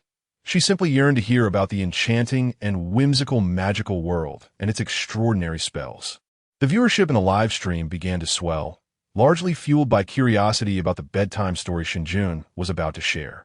Through word of mouth, many viewers had learned that Anin and Oppo's father could narrate fairy tales, including many that were entirely unfamiliar to them. Upon hearing Shen Jun and Anin and Oppo's discussion, the audience began to chatter. "Harry Potter? Am I reading that correctly? What kind of story is this? Sounds like a name, perhaps foreign. Is it a foreign fairy tale? I was hoping for Little Red Riding Hood. Didn't they say Shen Jun had many unheard stories? Were they? I prefer our national tales. I feel more connected to them. What a disappointment. Sigh, time to sleep." The name Harry Potter deterred several viewers, as they all sought to hear Shen Jun's fairy tales rather than foreign narratives, especially one with such an odd name that lacked familiarity. Shen Jun remained unaware of the audience's reactions. Had he known, he would have merely smiled, for those leaving now might find themselves regretting it later. Gently patting and in Shen Jun's deep voice began to resonate. Mr. Dudley and his wife considered themselves perfectly normal. Thank you very much. Yet they harbored a secret. As the story unfolded, many viewers who initially felt bored or disinterested upon hearing it was a foreign tale gradually became engrossed. When a mysterious owl and cat appeared, revealing the astonishing magical world, their eyes widened in awe. The comment section, once filled with banter and critiques, fell silent. Yet, the number of viewers continued to climb. It seemed as though everyone was enraptured in the magical realm Shen Jun had woven, until he gently stated Harry was sorted into Gryffindor, becoming fast friends with Hermione and Ron. Looking down, he noticed Anna had drifted into a deep slumber, her brow slightly furrowed, perhaps dreaming of battling beasts in a magical world. Shen Jun smiled and smoothed her brow. As the story paused, the audience jolted back to reality, and the once quiet comment section erupted. An end oppos. Dad, don't stop. Keep going. I haven't had enough. What a marvelous magical world. It feels so real. Is it over? An Dad. Dad. Ancestor. Please tell us more. Oh no, I planned to sleep to the story, but now I can't. What a captivating tale. I read this before. More than half an hour had slipped by unnoticed, yet the viewers remained insatiable, enthralled by the enchanting story recently shared by Nan's father. The extraordinary and vivid magical world had ignited a yearning in their hearts, compelling them to know what would happen next. However, just as everyone was lost in the narrative, it came to an abrupt halt, leaving countless viewers lamenting. You can't sleep. Your sister's story isn't finished. Wake up. Let your dad continue the story. I envy I want to be her. Meanwhile, in the villa in the capital, fairy tale master Sun Dawei and his friend had also returned to reality, exchanging glances. Sun Dawei furrowed his brow and asked, "This is clearly not a fairy tale. It feels more like a novel. Have you heard of it?" The person across from him pondered for a moment before shaking their head. "I've handled nearly all published literary works, both domestically and internationally, but I've never encountered this story." Sun Dawei's expression grew serious. "Are you suggesting this is original?" The other person took a deep breath, equally astonished, and replied, "I need to verify, but it's highly likely." Sun Dawei reflected for a moment. "This story is quite intriguing." His companion remarked, "Indeed, it's fascinating. I didn't expect to find such a delightful surprise," while urging you to finish your manuscript. "Please thank your grandson for me." As he spoke, the person stood up, and Sun Dawei, taken aback, asked, "Aren't you staying a bit longer?" His companions shook their head. "No, I must return to confirm this story. If it is indeed original, I might need to head to Xiang province." With that, they donned their coat and swiftly exited Sun Dawei and Oppos as home, leaving him to muse. The youth of today are truly remarkable. Chapter 26. Awakened by fear within the towering edifice of the Baidai Record Company, the night had deepened. Yet the interior remained ablaze with light. Tomorrow at 9 in the morning, Lu Yao's new album was set to launch online. As she was a key artist the company was fervently promoting, leading to high expectations from the entire organization. With Tianyu Media also releasing an album simultaneously, Baidai Record was sparing no effort in ensuring the success of Lu Yao and Oppo's new release. All relevant personnel were diligently inspecting and coordinating the preparations for the album launch, striving for perfection to ensure that the unveiling would propel the album to new heights of acclaim. At this moment, Zhao Wani, clad in a sleek black dress, wore a somewhat weary expression, having spent the entire day engrossed in tasks related to the album's release. Now that everything was finally settled, she let out a sigh of relief. She casually shut her computer, glancing at the time. It was already 10 in the evening. A message from Mr. Sun appeared on her phone. "Wani, let me know when you're done. I'll come pick you up for dinner." After a moment's contemplation, she tapped out a response. "I'm finished." His reply came swiftly. "Wait for me for 15 minutes. I'll be there soon." Mr. Sun Yaowen, was the proprietor of Yaowen Film and Television Media Company, valued at over 10 billion, larger in scale than Baidai Records, and specializing in film investment, production, and the distribution. At just 30 years of age, he had already ascended to such a position of power, earning him the title of a young achiever, one whom Zhao Wani respected. More crucially, Sun Yaowen had been pursuing Zhao Wani for some time. They had met at a gala, where his admiration for her was immediate and profound, leading him to fervently court her for a year, a pursuit well known among the employees of her company and even her parents. Zhao Wani felt a flicker of affection for him, especially since, following her divorce, Sun Yaowen's pursuit had intensified, culminating in tonight's dinner invitation. As she awaited his arrival, she opened a short video, indulging in a pastime that allowed her to unwind while keeping abreast of current entertainment trends. However, upon clicking the video, her brows furrowed in discontent. The clip featured Shen Jun tenderly waking his daughter Anun, and it had garnered over 3 million likes. The affectionate display between father and daughter was painfully glaring to Zhao Wani, causing her expression to darken. She was already aware that Shen Jun had extricated himself from the public scrutiny of the day. Zhao Wani had initially hoped to capitalize on the controversy to render Shen Jun utterly ineffectual, thereby facilitating her claim to Anun's custody. Yet to her dismay, Shen Jun had managed to turn public opinion in his favor. This led her to recall the news she had seen earlier that day. The renowned producer Shen Lao and the popular actress Jiang Runan had both come to Shen Jun's defense. Zhao Wani knew Shen Lao was Shen Jun's mentor, having attended their wedding years ago, though they had lost contact since. After Zhao Wani ascended to the position of president of Baidai, she had attempted to leverage Shen Jun's relationship with Shen Lao to secure a song from him, believing it could elevate the company. However, Shen Jun had dismissed her hopes, claiming they shared only a typical student-teacher bond. Reflecting on this, a wave of anger surged within Zhao Wani. She had genuinely believed Shen Jun's words, especially considering his post-marriage demeanor, which hardly suggested familiarity with such influential figures. Yet now, it was evident that their relationship was far from ordinary. What kind of student-teacher relationship would prompt Shen Lao, a man largely disinterested in social media, to publicly support Shen Jun at the first opportunity? It was clear to anyone with discernment that this was not a mere academic connection. Furthermore, if Shen Jun possessed such connections, why had he not aided her before, nor ever mentioned them? A failure was a failure. The more she pondered, the more incensed she became, muttering bitterly under her breath. Additionally, the involvement of the rising star Jiang Runan chilled her further. Zhao Wani had never suspected any connection between Shen Jun and Jiang Runan. Being in the entertainment industry herself, she understood the significant risk Jiang Runan took in supporting Shen Jun, willingly jeopardizing her own interests. Gazing at Jiang Runan's pristine, delicate visage on the screen, Zhao Wani's manicured nails inadvertently dug into her palm. Just as her emotions grew colder, her phone rang. Sun Yaowen announced his arrival downstairs. After ending the call, Zhao Wani took a deep breath, suppressing her tumultuous feelings. Before descending, she applied some lipstick, and upon gazing into the mirror at her radiant reflection, her demeanor gradually returned to calm. No matter how Shen Jun stirred the pot, he remained a failure, forever a world apart from her. A smirk of disdain crept across her face as she tossed her luxurious waves of hair and confidently made her way downstairs. Outside, a gleaming Maybach awaited her, with Sun Yaowen, impeccably dressed in a tailored suit, leaning against the vehicle.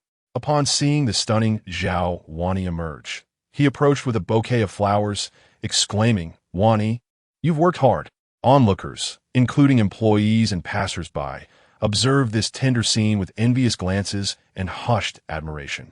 Instantly, Zhao Wani and Appo's irritation dissipated, replaced by a genuine smile.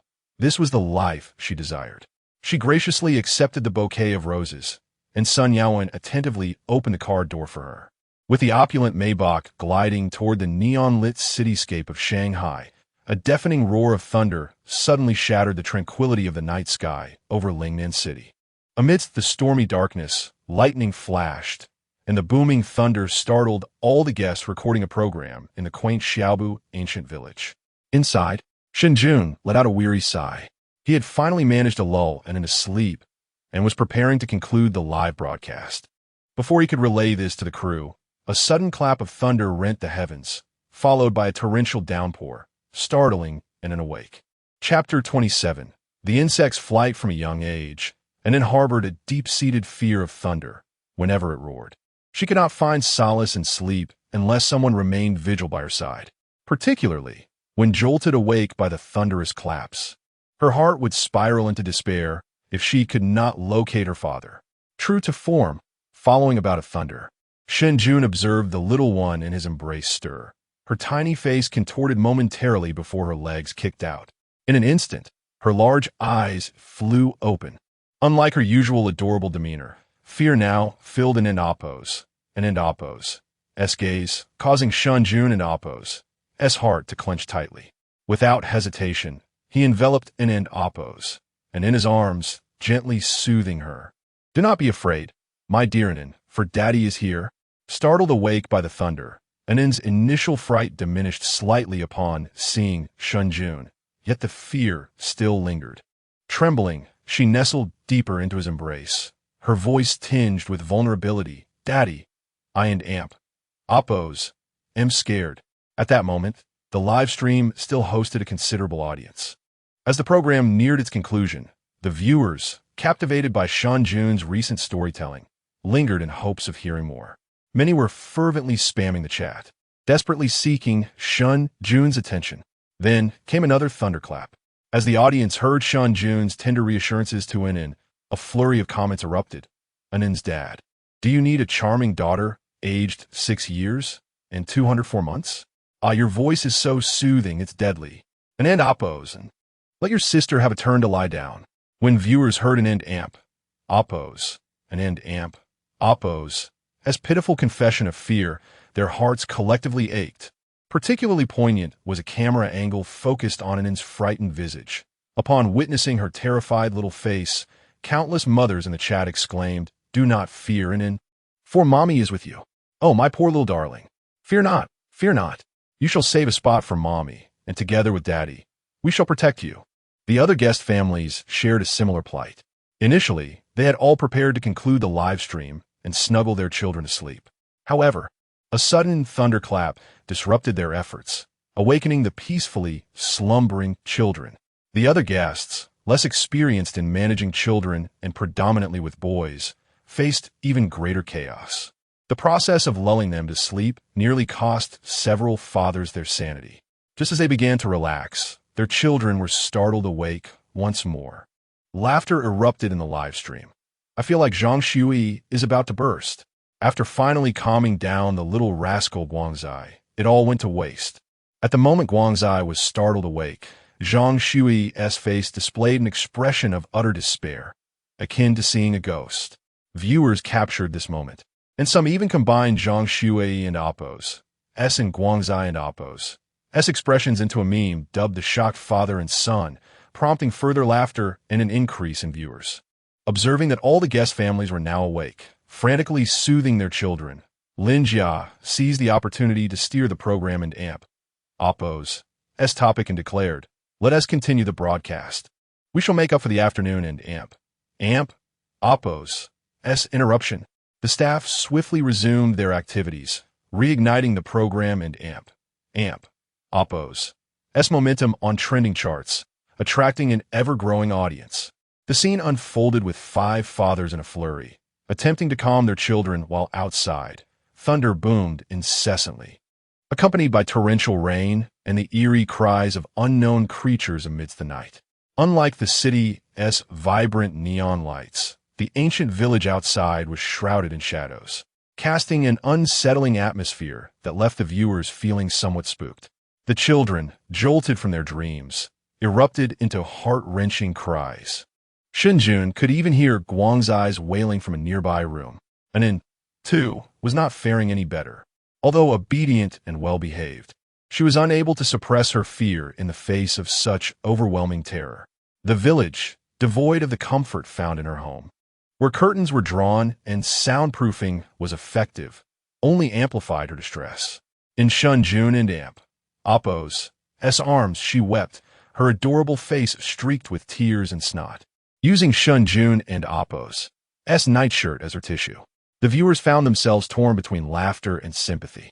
Sitting up, Shen Jun gently comforted Appo's. Her voice had turned hoarse from crying, and her large eyes were red-rimmed, evoking a deep sense of empathy in Shen Jun. Every rustle outside sent her trembling, her entire being taut with anxiety. Realizing that this could not continue, he softly suggested, "Would you like Daddy to tell you a story?" He hoped to lull her back to sleep, or at least bring her some comfort. However, Anand shook her head, her eyes still glistening with tears. Just as another clap of thunder echoed outside. Once more, she began to cry, but eventually, Shen Jun managed to soothe her. Her voice was still hoarse, and her eyes puffy, which pained Shen Jun greatly. The audience in the live stream felt the same ache. Clearly, Shen Jun and Anand had done nothing wrong. Yet they were oblivious to the camera's gaze. Surprisingly, the viewer count continued to rise, with comments flooding in as people expressed their concern for Anand and offered suggestions to Shen Jun. "Would you like to listen to a song, Anand?" Shen Jun proposed, keen to help her relax. Fortunately, Anand oppose, and nodded slightly amidst her sniffles, her voice raspy as she whimpered, "Daddy, sing." Shen Jun and oppose. S. heart leapt with joy at her response. "Shall Daddy sing a song for you?" he asked, and in her eyes still red, nodded softly, "MHM." He adjusted his position, cradling Anand closer for her comfort and to facilitate his singing. As Shen Jun settled, the audience erupted in astonished exclamations. "Anand's dad can't sing? Wow, what a perfect father he is, capable of household chores, storytelling, and singing. What an ideal husband. As I prepare for sleep, may I bask in Anand's good fortune and have someone sing a lullaby to me." Chuckles. Upstairs, "Are you not afraid that Anand's father might scare you with his singing?" While I trust Anand's father, singing is a different skill altogether, heavily reliant on talent. Moreover, without musical accompaniment, it can be quite challenging. Anand's father is an amateur, having never trained specifically for this. Let us not have overly high expectations. As long as he can carry a tune, that will suffice. The live stream thrived with high traffic as the comment section buzzed with debates over Anand's father's singing abilities. Meanwhile, Shen Jun had prepared himself and began to gently pat Anand, his voice rising softly in song. Under the darkened sky, bright stars accompany. Insects fly. Insects fly. Whom do you long for? Chapter 28. The mute bride, the sound of rain continued to patter outside, casting shadows of dancing trees, while inside the dimly lit room, the gentle and soothing voice of Shen Jun began to rise. As his melody filled the air, the once boisterous live-streaming room fell into an instantaneous silence. The previously flood of comments ceased abruptly, as if the world had been paused. Unbeknownst to Shen Jun, who was completely absorbed in his song, the melody of Insects Fly resonated deeply within him. This was a cherished tune from his childhood, a song that accompanied him as he grew and served as a bridge to his past. It was a beloved nursery rhyme from his previous life, renowned for its simple, soothing melody and heartwarming lyrics, making it a familiar tune to nearly every child. With the arrival of Anand, Shen Jun often sang lullabies. An Insects Fly became an Anand Appo's favorite. As he sang, vivid memories of their time together flooded his mind. He recalled a night when they sat on the balcony, gazing at the stars. Holding Anand in his arms, they hummed the tune together under the moonlight, surrounded by a sea of twinkling stars. Anand's joyful laughter echoed as she called out to him, and in those moments, Shen Jun felt an overwhelming sense of happiness. As he reminisced, a tender smile graced his face, radiating pure joy from within. His voice grew softer and more emotive. The stars in the sky shed tears. The roses on the ground wither, the cold wind blows, as long as you are with me. In this life, as long as Anand stood by his side, he felt utterly fulfilled. Engrossed in his emotions, Shen Jun remained oblivious to the surging excitement in the live-streaming room. When he first began to sing, there was a brief silence, but soon after, a torrent of comments flooded in, cascading one after another. In Anand Appo's, "As father sings beautifully. This song, this voice is incredible. I'm completely in love with an Anand Appo's as father. How can something so simple be so deeply moving? It reminds me of my childhood, of moonlit nights and lively conversations under streetlights. Why do I feel a tinge of sadness? Growing up ISNT is fun." Suddenly, nostalgia for their own grandparents surfaced, evoking memories of lullabies sung to them in their youth. Why does this make me want to cry? I just wanted to watch a variety show before bed. The comments flooded in so rapidly that it was impossible to discern one from another, as the viewership skyrocketed. The short video platform surged into the top 10 trending lists. Meanwhile, in the gaming live streaming section, one channel was thriving, ranking first. Inside this channel, a strikingly beautiful female streamer was broadcasting a popular game. Her captivating looks and formidable gaming skills drew viewers in, but upon entering the room, one was met with a barrage of exclamations. "What a lunatic! Get lost!" The outburst was jarring, leaving newcomers bewildered. Longtime fans were already bombarding the comments. "Sister Zhou, stop talking. Damn it, I forgot to mute. Please, someone silence her voice." Zhou Wenhui, known as Sister Zhou, was a phenomenally popular gaming streamer, renowned for her striking appearance and the stark contrast of her fierce demeanor. With a dramatic cry, she exclaimed, "How can we win with teammates like this? Tell me how." After which, the game concluded. Slamming her keyboard, her stunning features contorted in frustration, abandoning any semblance of grace. "Can't you be a little gentler, Sister Zhou? We can only watch you on mute." Amid the chaos, Zhou Wenhui regained her composure, noticing the comments flooding in. Eyes wide, she retorted, "How dare you compare my beauty to a pig?" The comments erupted. "Sorry, we were wrong. We insulted the pig." In a fit of indignation, she declared, "If you think I'm not as good as a pig, then tomorrow as cosplaying benefits are canceled. Enjoy your pig." Fans retaliated, insisting, "Cancel it, we just want photos." Aren't into amp. Oppos. They better than videos? Zhou Wenhui, accustomed to such banter, playfully engaged with her audience. After a brief exchange of quips, she cheerfully announced, "All right, my friends, let's go check in." In the midst of her antics, she glanced at the trending topics, her attention caught by one that read, "Today, I learned what a perfect husband is." Her fingers instinctively clicked, eliciting laughter from her fans, who teased, "You promised to treat us, but now you want to indulge yourself? Perfect husband? Are you falling for someone?" With a playful pout, she feigned shyness, exclaiming, "Oh dear, it's this hand in Oppo's fault. I didn't mean to click." Chapter 29. Silence for Sister Zhou. The live streaming page momentarily refreshed, and then the topic room opened up, revealing the title, "Where Did Daddy Go?" And a daddy. Sister Zhou noticed the streaming cover, featuring a strikingly handsome young man, tenderly embracing an adorable little girl. Upon seeing the boy's appearance, she was momentarily taken aback. This reaction did not go unnoticed by her fans in the live chat, who began to tease her once again. "Oh no, Sister Zhou has truly fallen for him. Goodness, this father is only slightly more handsome than me. How shameless. This father is clearly as handsome as I am." Sister Zhou quickly regained her composure, feeling her cheeks flush with embarrassment. She cleared her throat to mask her flustered state and remarked, "ISN and Oppos. This the show that has been trending today? This man must be the rumored ordinary person. And he is indeed quite handsome. I was lost in thought because I recalled this matter, not for any other reason. Can you all refrain from jumping to conclusions?" The comment section erupted. "Exactly. What do we say? Sister Zhou, you're just giving yourself away. If you weren't thinking anything, why is your face flushed?" Upon reading this comment, Sister Zhou instinctively touched her face, which only led to more playful teasing from her fans. She finally surrendered, exclaiming, "So what if I love looking at handsome men?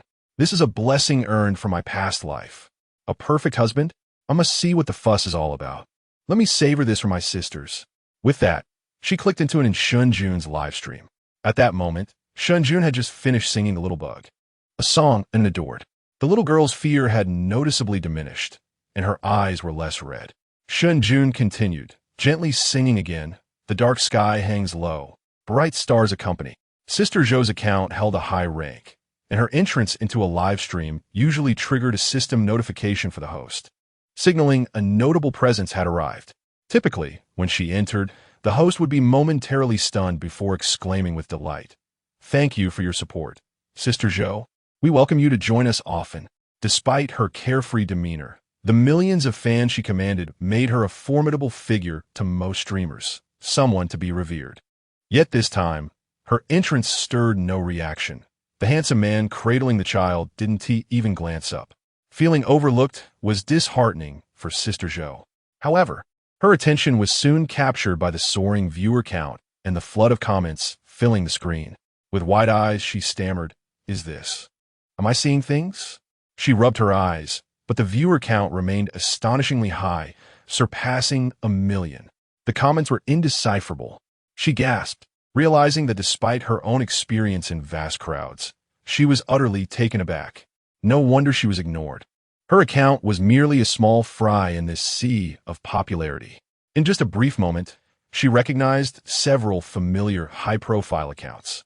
Her voice trembled slightly. "This is incredible."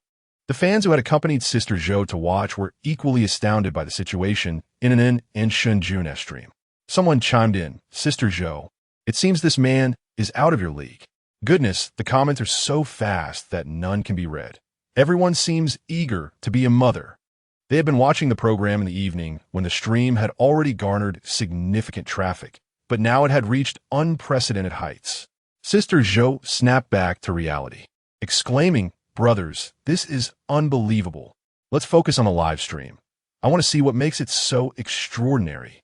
As her words faded, a gentle, pure male voice began to hum, penetrating deeply into the soul. Sister Zhou froze. The fans who had come with her also fell silent, their previous playful banter fading into quietude.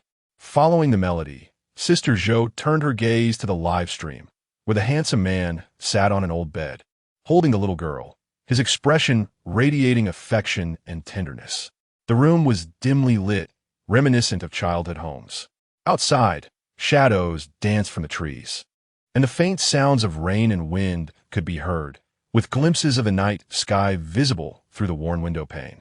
Coupled with the soft humming, the scene was imbued with an overwhelming sense of warmth. As the lyrics began to flow, the deep, tender, and emotive melody transported Sister Zhou back to her own childhood.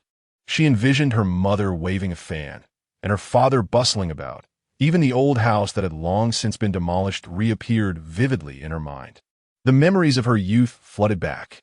Suddenly, Sister Zhou felt an overwhelming fatigue wash over her, longing to return to those carefree days filled with maternal love and paternal affection, devoid of the burdens of adulthood. She yearned for a time when she didn't have to toil for mere pennies, nor engage in activities she detested for the sake of survival. She ached to escape the facade of forced smiles, to cease performing life as a mere play. Listening to the song, her expression grew increasingly dazed. She ceased engaging with her fans, no longer bantering and jesting as was her norm.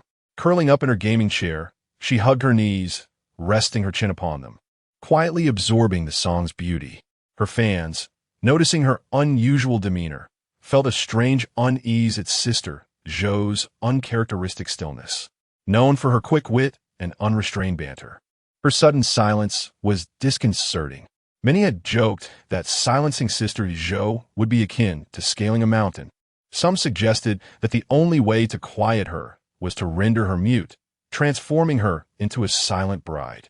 Over the years of her streaming career, no one had ever witnessed Sister Zhou so tranquil and composed. In this newfound stillness, her features softened, revealing a striking beauty that left many fans captivated. Goodness, I can't believe I'm feeling this way about Sister Zhou. Indeed, she is a silent bride. Her beauty shines brightest when she refrains from speaking. Suddenly, they realized how lovely she truly was. Brothers, what should we do if we find ourselves drawn to her? Sister Zhou, please speak. Don't toy with our hearts. Amidst the playful teasing, no one noticed that as she listened to the song, Sister Zhou's eyes grew increasingly misty, and then, unexpectedly, a single tear fell. Chapter 30. Unable to hold back, tears glistened as they traced the exquisite features of Sister Zhou, adding an unusual charm to her already stunning visage, evoking a sense of delicate pity. What? Sister Zhou is crying? Am I seeing this correctly? Damn, what is this inexplicable fluttering in my heart? It's maddening. Suddenly, I yearn to embrace Sister Zhou, a thought that sends chills down my spine. What difference is there between that and holding a monkey from Mountame?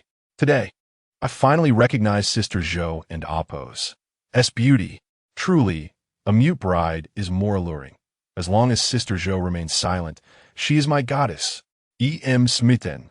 Is Sister Zhou considering becoming a beauty streamer? This woman has successfully piqued my interest. The fans in the live stream room were accustomed to playful banter. So upon witnessing Sister Zhou and Amp, Oppo's tears, they instinctively began commenting. However, before they could say much more, Sister Zhou and Amp, Oppo's eyes grew redder, and her tears flowed more freely, her entire being succumbing to sobs. Sister Zhou, please don't frighten me. What has happened to her? Don't cry, Sister Zhou. Now I feel a bit teary-eyed too. Let us embrace Sister Zhou. Don't cry anymore. I was merely joking when I compared you to a monkey from anime. Can I apologize? Suddenly, I felt a pang of sympathy for Sister Zhou. In the eyes of all her fans, Sister Zhou was always carefree, her face perpetually adorned with a smile. Even when faced with unpleasant or frustrating circumstances, she would merely let out a few choice words before returning to her cheerful self, teasing and playfully bantering with her fans. Many adored Sister Zhou precisely for this quality, her good-natured demeanor and unpretentious nature. No one had ever witnessed Sister Zhou in tears. Therefore, seeing her cry so earnestly sent a wave of panic through the live stream audience. They ceased their teasing and scrambled to comfort her. Moreover, Sister Zhou's tears stirred something within the hearts of many longtime fans in the live stream, prompting an involuntary urge to shed tears alongside her. At this moment, Sister Zhou realized that her emotions had spiraled out of control. She wished to contain them, especially since she was live streaming. She had never allowed such emotions to surface during a broadcast. Regardless of her grievances or anger, she always processed them alone after the stream had ended. But now, at this moment, she could no longer suppress her feelings. The soft melody she hummed felt like a sharp blade, cutting through years of pent-up grievances and pain. Sister Zhou trembled, her sobs intensifying until she could no longer endure it. She choked out to the live stream. "I'm sorry, brothers, I'm feeling a bit overwhelmed. I need to end the stream." She longed to flash a radiant smile, as usual. Yet the smile she managed to muster appeared more unsightly than her tears, causing the multitude of fans in the live stream to feel a deep pang of compassion. "Is Sister Zhou all right? Please don't cry. It pains me to see you like this." "Oh no, Sister Zhou has fallen silent. I'm struggling to adjust. Who understands this feeling of fragmentation? Sister Zhou is truly my idol. Is she okay?" Typically, I watch Sister Zhou to alleviate my negative emotions. But witnessing her breakdown for the first time fills me with sympathy. Let us embrace. Before the fans in the live stream could express more concern, Sister Zhou swiftly closed the stream, and the sudden silence enveloped the room, amplifying the sound of her quiet sobs. Meanwhile, in Shen Jun's live stream, there were several others experiencing similar emotions, with numerous viewers expressing their discomfort. Many were shedding tears as well. Who understands? I merely wanted to watch some variety shows before bed, and now I find myself crying uncontrollably in my blankets. "Imis my grandpa, sobi. My roommate inquired why I was crying so badly, and I felt embarrassed to admit it was due to a variety show. Stop singing. I can't hold it together anymore." Additionally, many parents commented on how beautifully Shen Jun sang, noting that their children, who were watching the variety show with them, had fallen asleep. One viewer even remarked, "I've decided that I'll watch this show before bed from now on. Let Shen Jun's soothing voice lull me to sleep." This comment garnered countless supporters, as many genuinely believed Shen Jun was exceptional at calming children. Marketing accounts online even began releasing 3 steps to learn Shen Jun's child lullaby techniques. At this moment, Shen Jun had sung Insects Fly several times, and he initially frightened and had finally settled down, no longer trembling. Her previously swollen eyes had also returned to normal, nestled in Shen Jun's embrace, and it began to show signs of drowsiness, her large eyes fluttering weakly. Shen Jun softly whispered in an ear, "Sleep now, my dear. Daddy is here with you." And then, now a bit dazed, mumbled sleepily, "Daddy." Then she twisted her little body in Shen Jun's arms to find the most comfortable position, gently closing her eyes. Shen Jun continued to sing Insects Fly, understanding that a lullaby does not require complexity. Simplicity is key, and a straightforward, repetitive rhythm proves most effective. Indeed, just a few minutes later, Anan had fallen sound asleep, even letting out gentle snores. Shen Jun gazed tenderly at the precious child in his arms, then carefully placed it into her bed, gently patting her for a while. Once he confirmed that it was in a deep slumber, Shen Jun finally stood up, exhaling in relief. Lulling a child to sleep may sound easy, yet the reality is quite challenging. It demands not only mental effort, but also physical endurance. Who can withstand sitting still for half an hour? After finally soothing and into sleep, the viewers in the live stream room also sighed in relief, flooding the comments with, "Thank you, Daddy Nin. You've worked so hard. Taking care of children is no easy feat. Since Daddy Nin is so exhausted, let us quickly find a mother for Nin." As the audience commented, Shen Jun approached the camera. Lin Jia had already informed every group of guests that they could choose to end their streams based on their circumstances. Shen Jun, having just managed to soothe and into sleep, was now ready to conclude his own broadcast. He addressed the camera one last time. "Thank you for your company, everyone. Please rest early." With that, he closed the stream amidst a flurry of goodnight comments. After shutting down the live broadcast, Shen Jun did not immediately retire to bed. Instead, he made his way to the adjacent room. At this moment, Lin Jia awaited him with a stack of documents, immediately handing them over upon Shen Jun's arrival. "These are the recent updates regarding the artists under Hying Music. I've gathered everything for you." Lin Jia had been diligently working on the tasks Shen Jun assigned him since the afternoon, and only now had he completed them. Shen Jun received the documents with a grateful expression. "Thank you, my brother." Lin Jia replied, "Come on, we're brothers. No need for formalities." Chapter 31. Is there urgency? "Jun, what are you planning to do?" Lin Jia inquired, observing Shen Jun as he meticulously reviewed the documents. He had a fair understanding of Shen Jun's intentions, realizing that Shen Jun aimed to leverage the influence of Hying Music to counter and retaliate against Song Xiao. Although Song Xiao was a prominent figure, he paled in comparison to the formidable Hying Music. If Hying Music were to ally with Shen Jun, erasing the negative public sentiment or dealing with Song Xiao would be a trivial matter. However, convincing Hying Music to assist was a significant challenge. Despite the backing of Shen Lao, Lin Jia knew that such a colossal entity as Hying Music would not escalate matters simply for Shen Jun and Appo's sake. Shen Jun lacked the necessary leverage at this moment. While compiling information in the afternoon, Lin Jia pondered how Shen Jun could persuade Hying. Yet he could not devise any viable strategies. By now, Shen Jun had perused the material sufficiently. Upon hearing Lin Jia and Appo's question, he did not rush to respond, but instead revisited the selected documents before extracting one. He placed it on the table and pointed to a specific line of text. Curious, Lin Jia picked up the document and noted it contained details about Hying Music's activities and projects for the month. Although the information was not particularly critical, Lin Jia had summarized it on a single sheet. As Lin Jia scrutinized the paper, he frowned and then looked at the line Shen Jun had indicated, which read, "Hying Music artist Song Hying may face elimination in the 5th round of Peak Singer." Raising an eyebrow, Lin Jia asked, "Are you considering targeting Song Hying?" Shen Jun nodded and replied, "The data indicates that Hying Music currently has 3 super A-list artists, and Song Hying is one of them. The other 2 are Du and Shui Wenlu." As he spoke, Shen Jun pulled out another sheet and pointed to its contents. Here, Shui Wenlu's contract is set to expire in 4 months. He then retrieved another document, saying, "Look here. In May, Shui Wenlu and her husband participated in your Xiang province TV station's May 4th gala as a couple."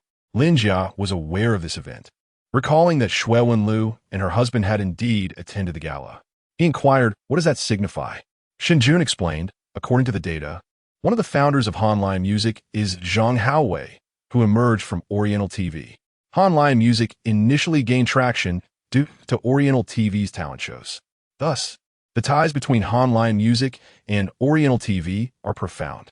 Furthermore, the activities of Hying Music's artists are primarily based around Oriental TV. They have established a symbiotic relationship over the years. Shen Jun gestured towards Lin Jia. "Your station and Oriental TV are almost in constant conflict with fierce competition." Suddenly enlightened, Lin Jia realized, "Are you suggesting that Shui Wenlu might switch companies?" Shen Jun nodded slowly. the likelihood is quite high. The rivalry between Oriental TV and Xiang Province TV is unlikely to ease, especially with the intensifying competition in recent years. In this context, Online Music would not easily allow a top-tier artist to appear on Xiang TV to bolster its competitor, even if Online Music desired it. Oriental TV would likely intervene. However, given the current circumstances and considering that Shui Wenlu's husband's company has close ties to your station, it suggests Shui Wenlu is poised to make a move. If that happens, Online Music may face considerable challenges in the latter half of the year. They will either need to nurture new talent or elevate their existing veterans. Time is not on Online Music's side, and they currently lack plans for grooming newcomers. Thus, their choice leans towards advancing their seasoned artists. Song Hying likely participated in Peak Singer under these circumstances, with the show's premiere coinciding with mid-May, shortly after the May 4th gala. Therefore, it is quite probable that Song Hying was chosen as a veteran representative, with the company placing significant expectations on her. Yet now, she is at risk of elimination before the finals. Tell me, is Online Music feeling the pressure? A smile played at the corners of Shen Jun and Appo's mouth as he chuckled softly at Lin Jia. At that moment, Lin Jia fully grasped the implications, his expression turning to one of shock.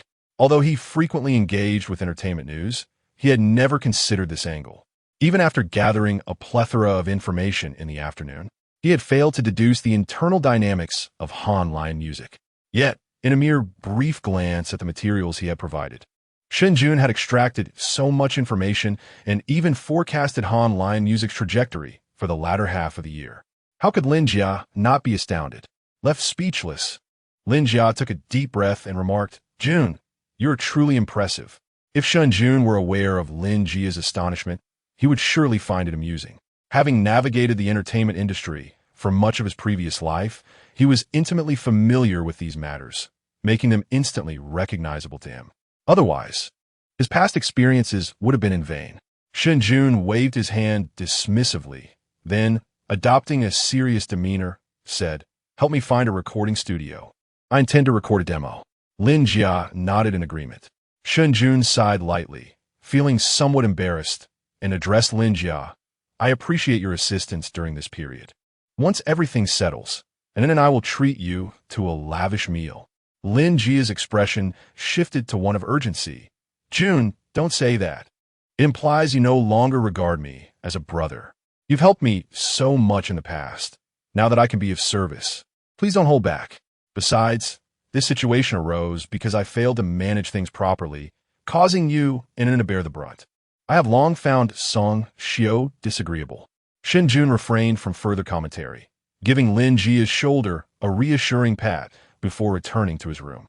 Lin was sound asleep, and Shen Jun gently kissed her forehead, eliciting a sleepy grasp from her tiny hand. He placed his finger within her reach, and she instinctively held on to it, settling into tranquility. Shen Jun turned off the light and drifted into slumber, embracing Anan. The following day, as dawn broke, Shen Jun awoke early, instinctively running a few laps around the village. The ancient village was already stirring to life. In the distance, fields lay shrouded in mist, while wisps of smoke curled up from the black-tiled roofs of the houses. After completing his run, Shen Jun returned to wash up and noticed that the program crew members were also beginning to wake. He then set about fulfilling his morning tasks. The morning assignment involved preparing breakfast with all the ingredients stored in a local villager's home, available on a first-come, first-served basis. Given the attention he had garnered, Shen Jun decided to abandon any notions of secrecy. If others were concerned he might overshadow them, he would turn that concern into reality. Chapter 32. The task was completed by Shen Jun first, with the staff wearily trailing behind as the broadcast commenced. Shen Jun and Appo's livestream had already amassed a considerable following, and the account in Appo's popularity was soaring, drawing viewers in as soon as it began. So early, the production team is ruthless to start the broadcast at this hour. Indeed, it's daddy in. I suspected during last night's task assignment that breakfast would be completed by whoever woke up first. Dressed casually, Shen Jun had just finished showering. His hair was not completely dried, presenting a refreshing and clean appearance that exuded a hint of charisma, captivating many viewers who had just risen. He swiftly arrived at the storage area for ingredients, unreservedly selecting a variety of items based on Anne's dietary preferences. By the time the other guests and their children began to wake, Shen Jun had already prepared breakfast, calling for An to rise and join him. Due to the thunderstorm the previous night, An had not slept well and was somewhat cranky upon waking. Just as she was ready to eat, Zhang Shuai, who lived next door, knocked and entered with his son, Guangzai, carrying unprocessed ingredients. With a flushed face, Zhang Shuai exclaimed, "I truly have no idea where to start. I fear I might poison Guangzai. Shen, could you lend a hand?" The viewers in the live stream erupted in laughter. Zhang Shuai is seeking help again. Meanwhile, his own fans facepalmed. "I told you Zhang Shuai was heading in the wrong direction. His home is over there, yet he came straight here." It was amusing. Without Shen Jun, Zhang Shuai would surely starve in the ancient village. Guangzai chimed in, "Uncle, my dad's cooking is terrible. I want to eat your food." Shen Jun had no qualms. Zhang Shuai was a decent man, and Guangzai was quite amusing, so it was merely a matter of adding an extra pair of chopsticks. Sitting at the table, An spotted Guangzai and stuck out her tongue, calling him a silly brother. Since Guangzai was a few months older, Zhang Shuai casually established a sibling relationship between the two while chatting with Shen Jun. Just as he intended to greet the little cutie, and then continued, "Silly uncle." Shen Jun had risen early, followed closely by Su Hong, who was accustomed to morning training. Next were director Wang Hai and Zhang Shuai. Wang Hai, being older, needed less sleep, while Zhang Shuai had woken up to the enticing aroma of Shen Jun's cooking. Consequently, actor Song Xiao and his son were the last to awaken and retrieve ingredients. By the time they arrived, most of the good ingredients had already been taken. Moreover, Lin Jia was intentionally trying to make things difficult for Song Xiao. Thus, when Song Xiao reached the location, only a few inferior ingredients remained. Gazing at the wilted greens and coarse flour, Song Xiao and Appo's expression darkened. Even pigs would likely refuse such fare. He approached the staff for assistance, only to be informed that this was a consequence of arriving late. It must be this way. Song Xiao's face fell as he recalled the countless shows he had participated in, knowing that such rules were merely for the audience's benefit. He had never encountered a production team so stringent. He attempted to speak with the director, but was told that director Lin Jia had stepped out for an errand and that he could wait for the director and Appo's return, which would not be until midday. Realizing this was a ploy to undermine him, Song Xiao, in a fit of rage, kicked the nearby table. The staff were not deceiving him. Lin Jia had indeed gone out to contact a recording studio for Shen Jun. However, it was swiftly arranged.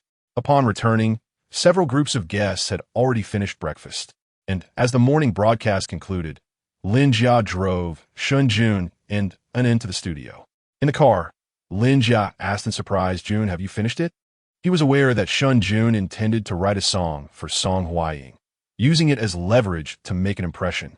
The recording studio was prepared for this, but Lin Jia had anticipated that Shen Jun would take several days to complete the song, scheduling the recording for later in the week. However, upon returning this morning, Shen Jun informed him they would record immediately. Lin Jia did not underestimate Shen Jun. Writing a song was inherently challenging, especially for a talent-rich company like Hanshi Music. Shen Jun's target was none other than the ultra-popular singer, Song Hying. Such companies and artists rarely lacked for good songs. They had an abundance waiting to be sung, which left Lin Jia feeling somewhat apprehensive. In the car, Shen Jun played with An and confidently replied, "It an Appo's done." After waking this morning, he completed the song. While songwriting might pose difficulties for others, for Shen Jun, it was second nature. His memories from a past life served as a vast reservoir of inspiration, allowing him to dig for ideas as needed. The previous night, Shen Jun had reviewed Song Hying and Appo's information, gaining a thorough understanding of her vocal prowess and style. Her status as a top-tier artist was well-deserved, and her versatility allowed her to outshine many emerging singers. Furthermore, Song Hying and Appo's style predominantly featured heartfelt ballads, earning her the title of Princess of Love Songs among countless fans in her youth. Thus, the stylistic direction was set. Additionally, The competition show peak singer bore a resemblance to I Am a Singer from Shen Jun's previous life. The competition was fierce, with all participating artists being top-tier performers, creating a scenario where only the best could prevail. Therefore, the song submitted must possess a competitive edge. This could explain why song Hying had struggled to secure a top position in the contest and faced elimination, as the ballad style did not lend itself well to competition. He also listened to many of Song Hying and Oppo's songs that morning and noted her vocal quality and timbre bore some resemblance to his former life. Fei Wang. Although not as extreme, Song Hying and Oppo's tone was ethereal and transparent, favoring head and nasal resonance, essentially a substitute for Fei Wang. Thus, after reviewing Song Hying and Oppo's information, Shen Jun had made his decision and completed both lyrics and melody early that morning. Hying Shen Yunis resolut ense link Yun Lisa's fine chi. Their standards may be quite high, although he recognized Shen Jun and Oppo's impressive credentials as a graduate of the Shanghai Conservatory of Music and his immense talent. He had never heard Shen Jun sing or learned of his songwriting abilities. Therefore, Lin Jia remained somewhat uncertain and anxious. With a calm smile, Shen Jun reassured Lin Jia with a glance, then resumed playing with an in. The recording studio was hastily arranged by Lin Jia through a friend. Lingnan was merely a fourth-tier mountain city, and the studio's conditions were not particularly favorable. However, as Shen Jun was merely recording a demo, it was straightforward. After over 2 hours, they completed the recording, hindered only by Shen Jun and Oppo's lack of recent practice and unfamiliarity with the equipment. Otherwise, it could have been done more swiftly. Upon listening to the demo recorded by Shen Jun, Lin Jia fell silent, his concerns dissipating entirely. Even on the way back, he remained in a state of astonishment. Meanwhile, as Shen Jun and Lin Jia recorded the demo, the Shanghai Boda Record Company was fully prepared. Zhao Wani arrived at work today in a vibrant red gown, hoping that Lu Yao's new album and the company would flourish. At 9 o'clock in the morning, Lu Yao's new album, Love 365, was officially launched online. Chapter 33. An additional matter, the record label, Backstage, had long been preparing for this moment. With the launch of the album, the publicity department swiftly sprang into action, pouring countless resources into an overwhelming promotional campaign. This time, Backstage was determined to elevate Lu Yao to the ranks of top-tier artists. Simultaneously, the new album from Tianyu Media was also released across the internet. Tianyu Media was unabashedly intent on leveraging Baida's momentum to allow Su Qing to usurp Lu Yao's position. The fervor of Tianyu Media's promotion was equally frenzied, mobilizing every available resource, with even the company's own Song Xiao helping to promote it during a live broadcast that morning. As a fellow artist at Tianyu Media, Song Xiao was part of a different division focused on film and television, while Su Qing belonged to the music department. Moreover, numerous artists from Tianyu were actively resharing and supporting the promotions, creating a deluge of publicity that made Tianyu's presence felt everywhere. Baidai, not to be outdone, employed an array of strategies including variety shows, music platform recommendations, television interviews, and influencer promotions, one after another. The rivalry between the two companies was palpable, with their new albums rapidly climbing the charts on major music platforms, generating an unprecedented buzz. On that day, nearly everyone in Oppo's attention was captivated by the maneuvers of these two companies, drawing increasing interest towards their albums. Within the industry, some even began to place bets on which company would emerge victorious in this battle. However, amidst the frenzy surrounding these two giants, a video on a short video platform began to quietly gain traction.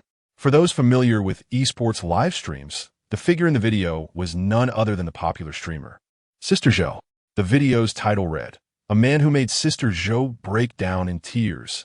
The accompanying thumbnail depicted Sister Zhou with tears in her eyes, an image both pitiable and alluring.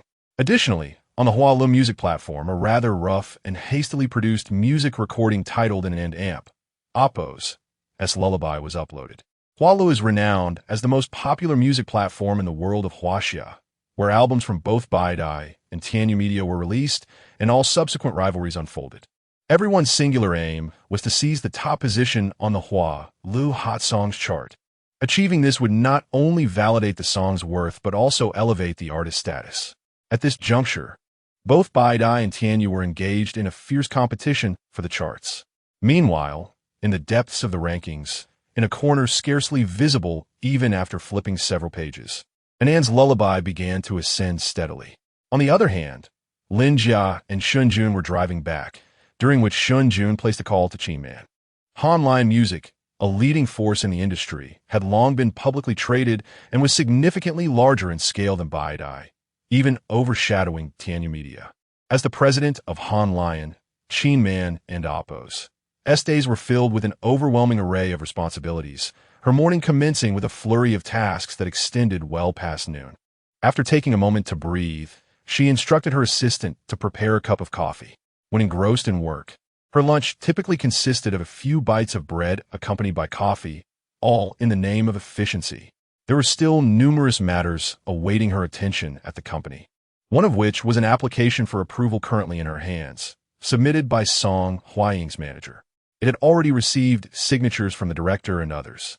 A brief glance sufficed for Qinman to grasp the situation. Song Hying was participating in Peak Singer, and having ranked last in the previous season, faced the real possibility of elimination in the current one. Consequently, both the artist and her manager sought to secure a high-priced song. After reviewing the application, Qinman furrowed her brow, knowing that Shui Wenlu had already made it clear she would not be renewing her contract. Thus, Song Hying and Adu were positioned as the company's primary artists for the latter half of the year. During a meeting in May, it had been decided to increase resource allocation for Song Hying, aiming to elevate her status further in the latter half of the year to ensure the company remained unaffected. Participation in Peak Singer was a resolution made during that meeting. The show, launched by Oriental TV, had already garnered immense popularity despite only having aired one season. With the potential to become a cultural phenomenon, the winner of Peak Singer would earn the illustrious title of Singing King, a designation of considerable prestige, widely recognized by audiences.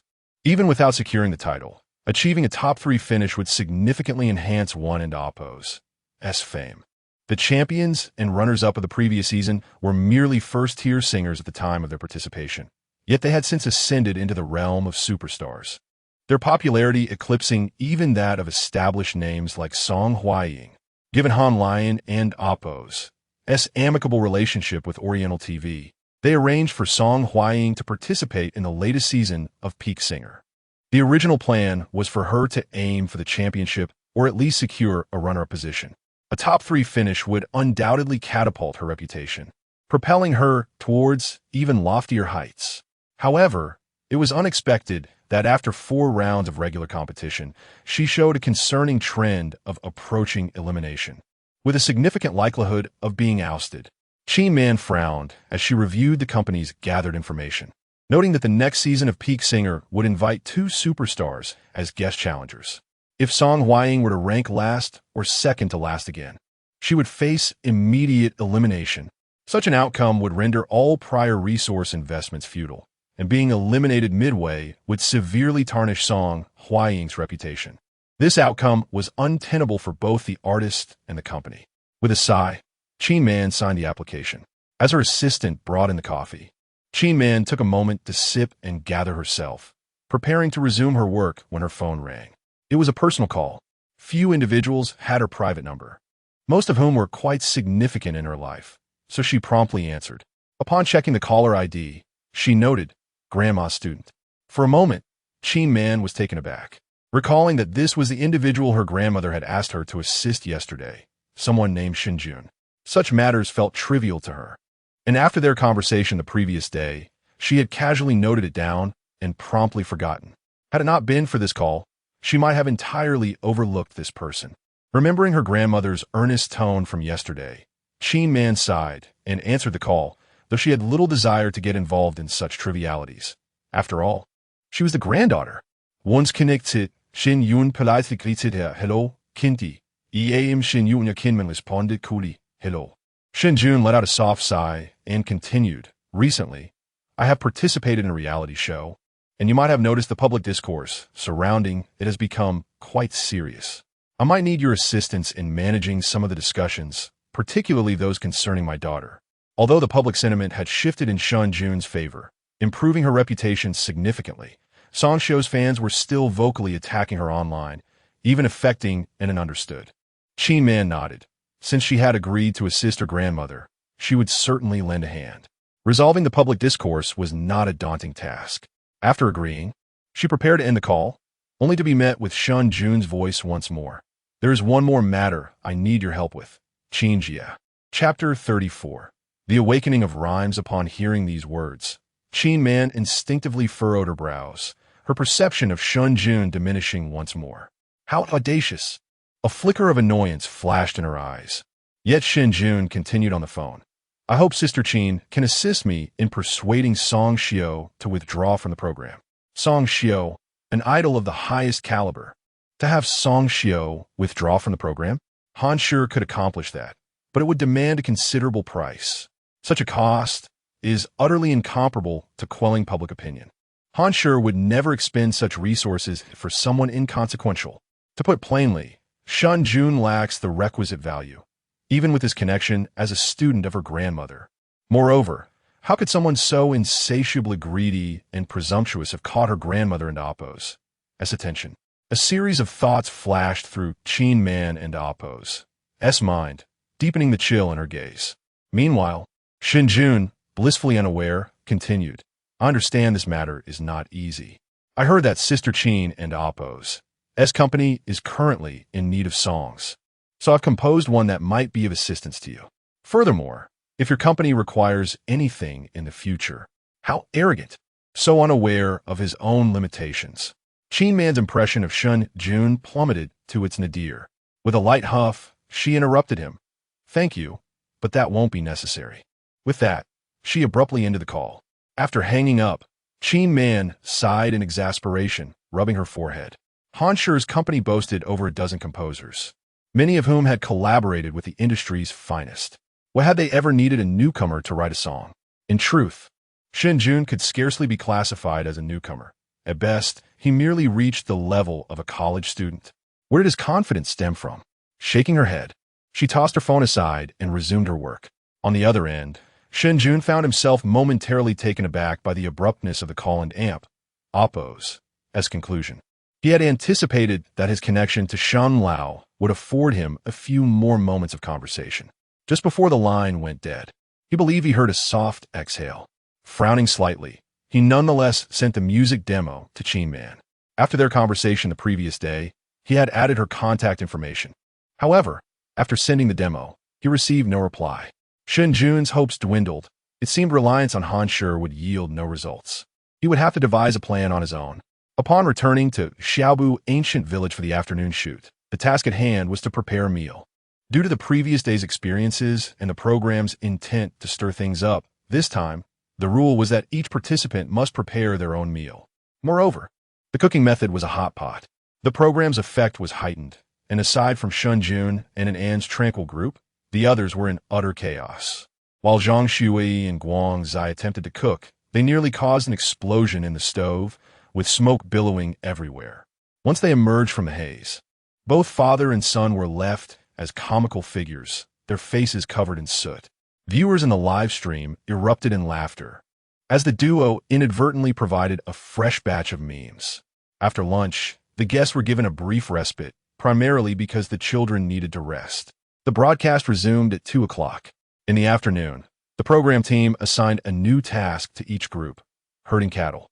Lingnan City is renowned in Hunan Province for its water buffalo breeding and nurturing. The program team had prepared 10 water buffaloes, distributing them among the groups. The guests were to take the buffaloes to nearby hills for grazing. They needed to ensure the buffaloes were well fed and return them within the stipulated time. Failure to do so would result in a diminished dinner for the guests. These buffaloes were all domesticated and gentle, posing no danger. Their robust appearance endeared them to the children, and as soon as the buffaloes arrived, the little ones rushed forward with shouts of joy. Having grown up in the city, they had never encountered such creatures, rendering them momentarily immobile with excitement. It took a while before they could focus on completing the task. As they departed, several children clambered onto the backs of the buffaloes while their fathers led them by the reins, the air filled with laughter. The scene appeared incredibly heartwarming. However, this idyllic image shattered upon leaving the village, for the program team had failed to inform the guests where grazing was permitted, merely instructing them to find a suitable spot on their own. Unfamiliar with the area, the guests wandered aimlessly at the village entrance, unsure of where to go. While the others hesitated, Shen Jun calmly led his buffalo out of the village and into the wilderness. He had observed the terrain during his morning run and recalled a spot abundant with lush grass, perfect for grazing. He proceeded directly to that location. Perhaps concerned that the guests might let the buffalo escape, each had a bell around its neck. As they moved, the bells chimed softly, and joyfully rode atop one buffalo, making playful sounds. Shen Jun walked ahead with an upright posture, leading the buffalo, flanked by terraced fields, their vibrant green resembling a picturesque canvas. Behind him lay an ancient town nestled in the valley, steeped in history. The camera deliberately captured the most beautiful angle, rendering the live broadcast as if one were traversing through a poem. Many viewers exclaimed, "How beautiful! Such a poetic ambience." It felt as though scenes from ancient poetry were being vividly reenacted. At that moment, the desire to live in the South reached its zenith. While discussions erupted in the live stream, Shen Jun had already located the grazing spot, a broad hillside, lush and verdant, ideal for the buffalo. Crucially, the scenery was splendid. From the hilltop, one could gaze upon the undulating mountains and rice paddies of Lingnan, a breathtaking sight. Upon reaching the area, the two buffaloes he was leading immediately began to graze. Their sturdy forms and abundant food assuaged Shen Jun's concerns about them wandering off, and he simply secured the ropes to a nearby tree. He then began to play with it. Though Shanghai boasted vibrancy, it lacked the pristine beauty and fresh air of this natural setting. Although Shen Jun took it back to their hometown every winter, Shandong's snowy winters offered no greenery. Thus, both Shen Jun and Nen found great joy in their current surroundings. They played happily together, while the other groups of guests continued to struggle in their search for a grazing area. They faced numerous challenges. After wandering for ages, they found no grass. When attempting to relocate, some buffaloes stubbornly refused to budge, intent on grazing. Song Xiao was among those struggling. He had hoped to lead his buffalo to a different area, but the creature had become enamored with a patch of weeds by the roadside and stubbornly refused to move. No matter how hard Song Xiao pulled, the standstill persisted. Similarly, director Wang Hai's group inadvertently led their buffalo into a neighbor's vegetable garden, causing chaos. Zhang Xue's group, however, displayed cleverness, a fan. Noticing Shen Jun had found a grazing spot, rushed to inform Zhang Xue in the live stream, directing him to seek Shen Jun and Appos as guidance. Zhang Xue's fans had become accustomed to this approach, knowing that in this episode, he was merely there to ride on someone else's coattails. Zhang Xue was quite pleased, but unexpectedly, the directions given became increasingly errant, ultimately leading him to become utterly lost in the ravine, forgetting the way back. The program's comedic elements were plentiful, leaving the audience thoroughly entertained. Meanwhile, Shen Jun had spent a delightful afternoon with Nen chasing butterflies, catching grasshoppers, and crafting dogtail grass. As Nen grew weary, Shen Jun lifted her into his arms and found a tall rock to sit upon. Gazing at the picturesque landscape before them, he felt a surge of inspiration and leaned down to Nen, asking, "Nen, do you remember the rhymes I taught you?" Chapter 35. The rhythm of poetry. This may be a common ailment of parenthood, where one finds suitable scenes and subconsciously wishes to guide their children in learning. Although Shen Jun dotes on Nen, he has never neglected her education. Rather, his approach is more gentle, subtly imparting knowledge through enjoyment. Before them, Nen, though slightly fatigued, radiates joy from the day's activities, her bright eyes sparkling. Upon hearing Shen Jun's words, she furrows her brows in thought, then claps her small hands. I remember now. Clouds correspond to rain, snow pairs with wind, evening glow meets clear skies. An Nen's sweet, melodic voice echoes across the hills, her innocent utterances painting a picturesque landscape, momentarily captivating the audience in the live stream. However, in the next moment, her flow falters, coming swan. Coming swan, Shen Jun chuckles, affectionately ruffling in an S hair, and guides her. The coming swan corresponds to the departing swallow, the nesting bird to the chirping insect. Anan nods her little head and repeats.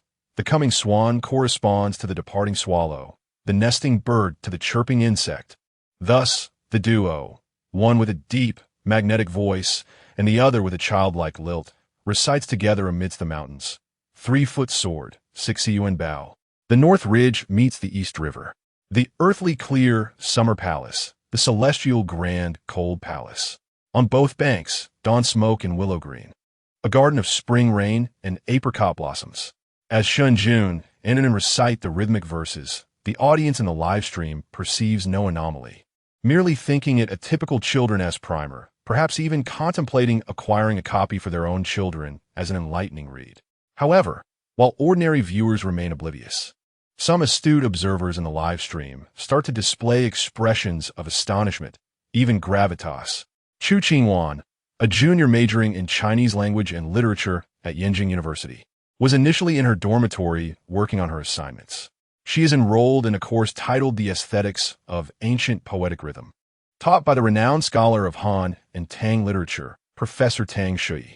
The assignment she was grappling with was a poetic couplet exercise, which required students to complete half lines or single words provided by the professor.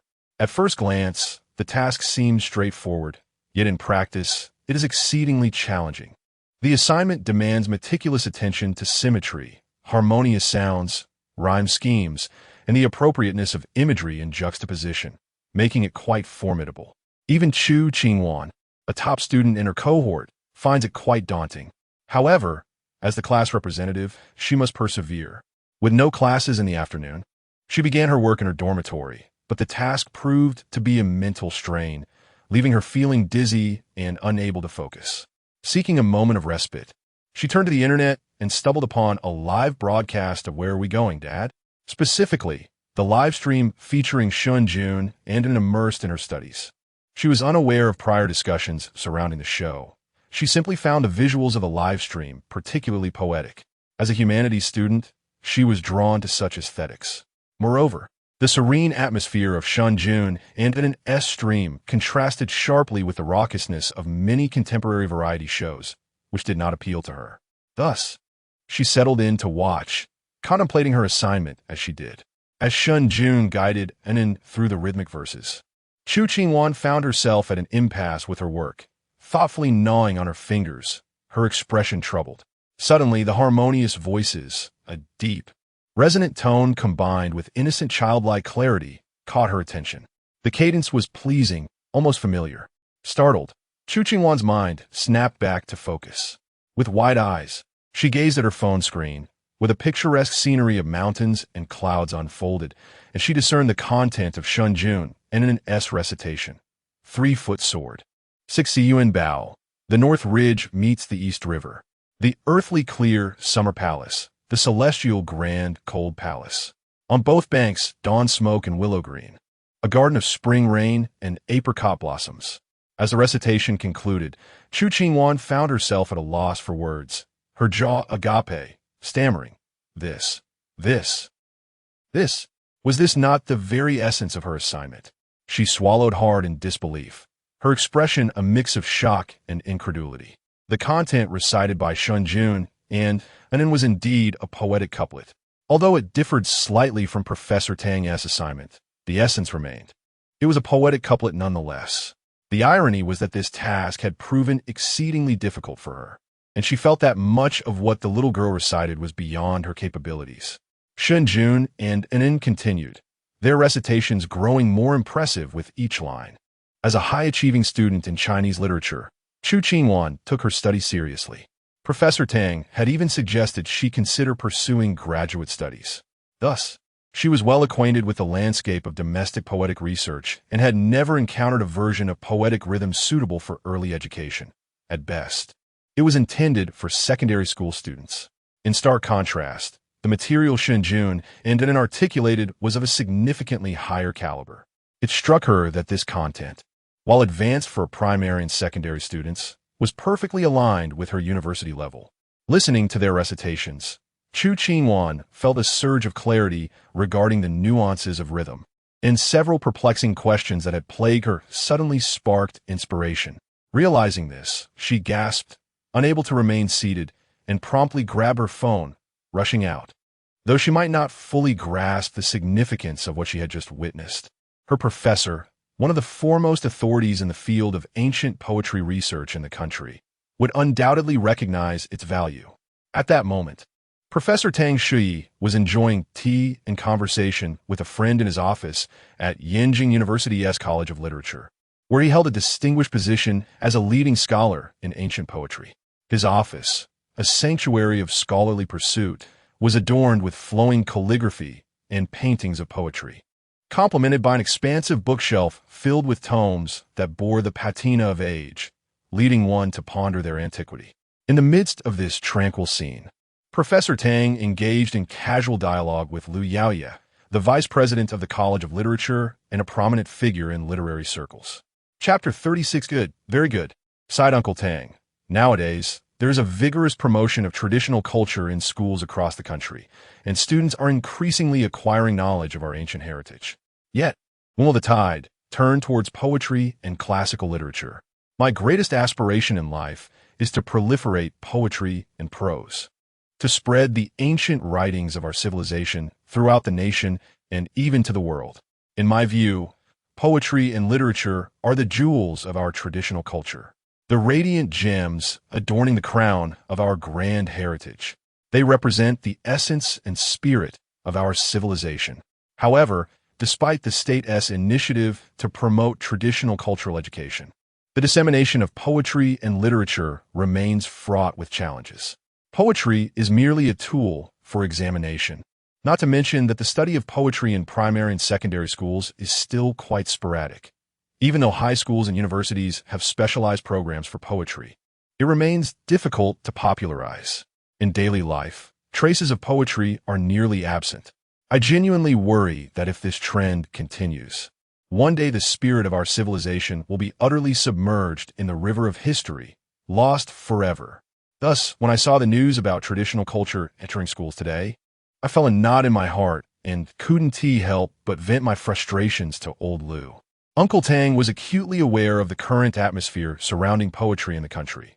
Despite the government and Oppo's various efforts, the results have been minimal. Poetry is treated as merely an examination tool, and once the study ends, it is quickly forgotten. Lu Yao shared in this sorrow, but felt more helpless. Mastering poetry is exceedingly difficult. Many spend their entire lives without grasping it, let alone the current education system, which only begins to teach it in university, prior to which it is merely rote learning. But in the brief 4 years of university, how much can one truly learn? If only we could start teaching from a young age, perhaps there would be hope.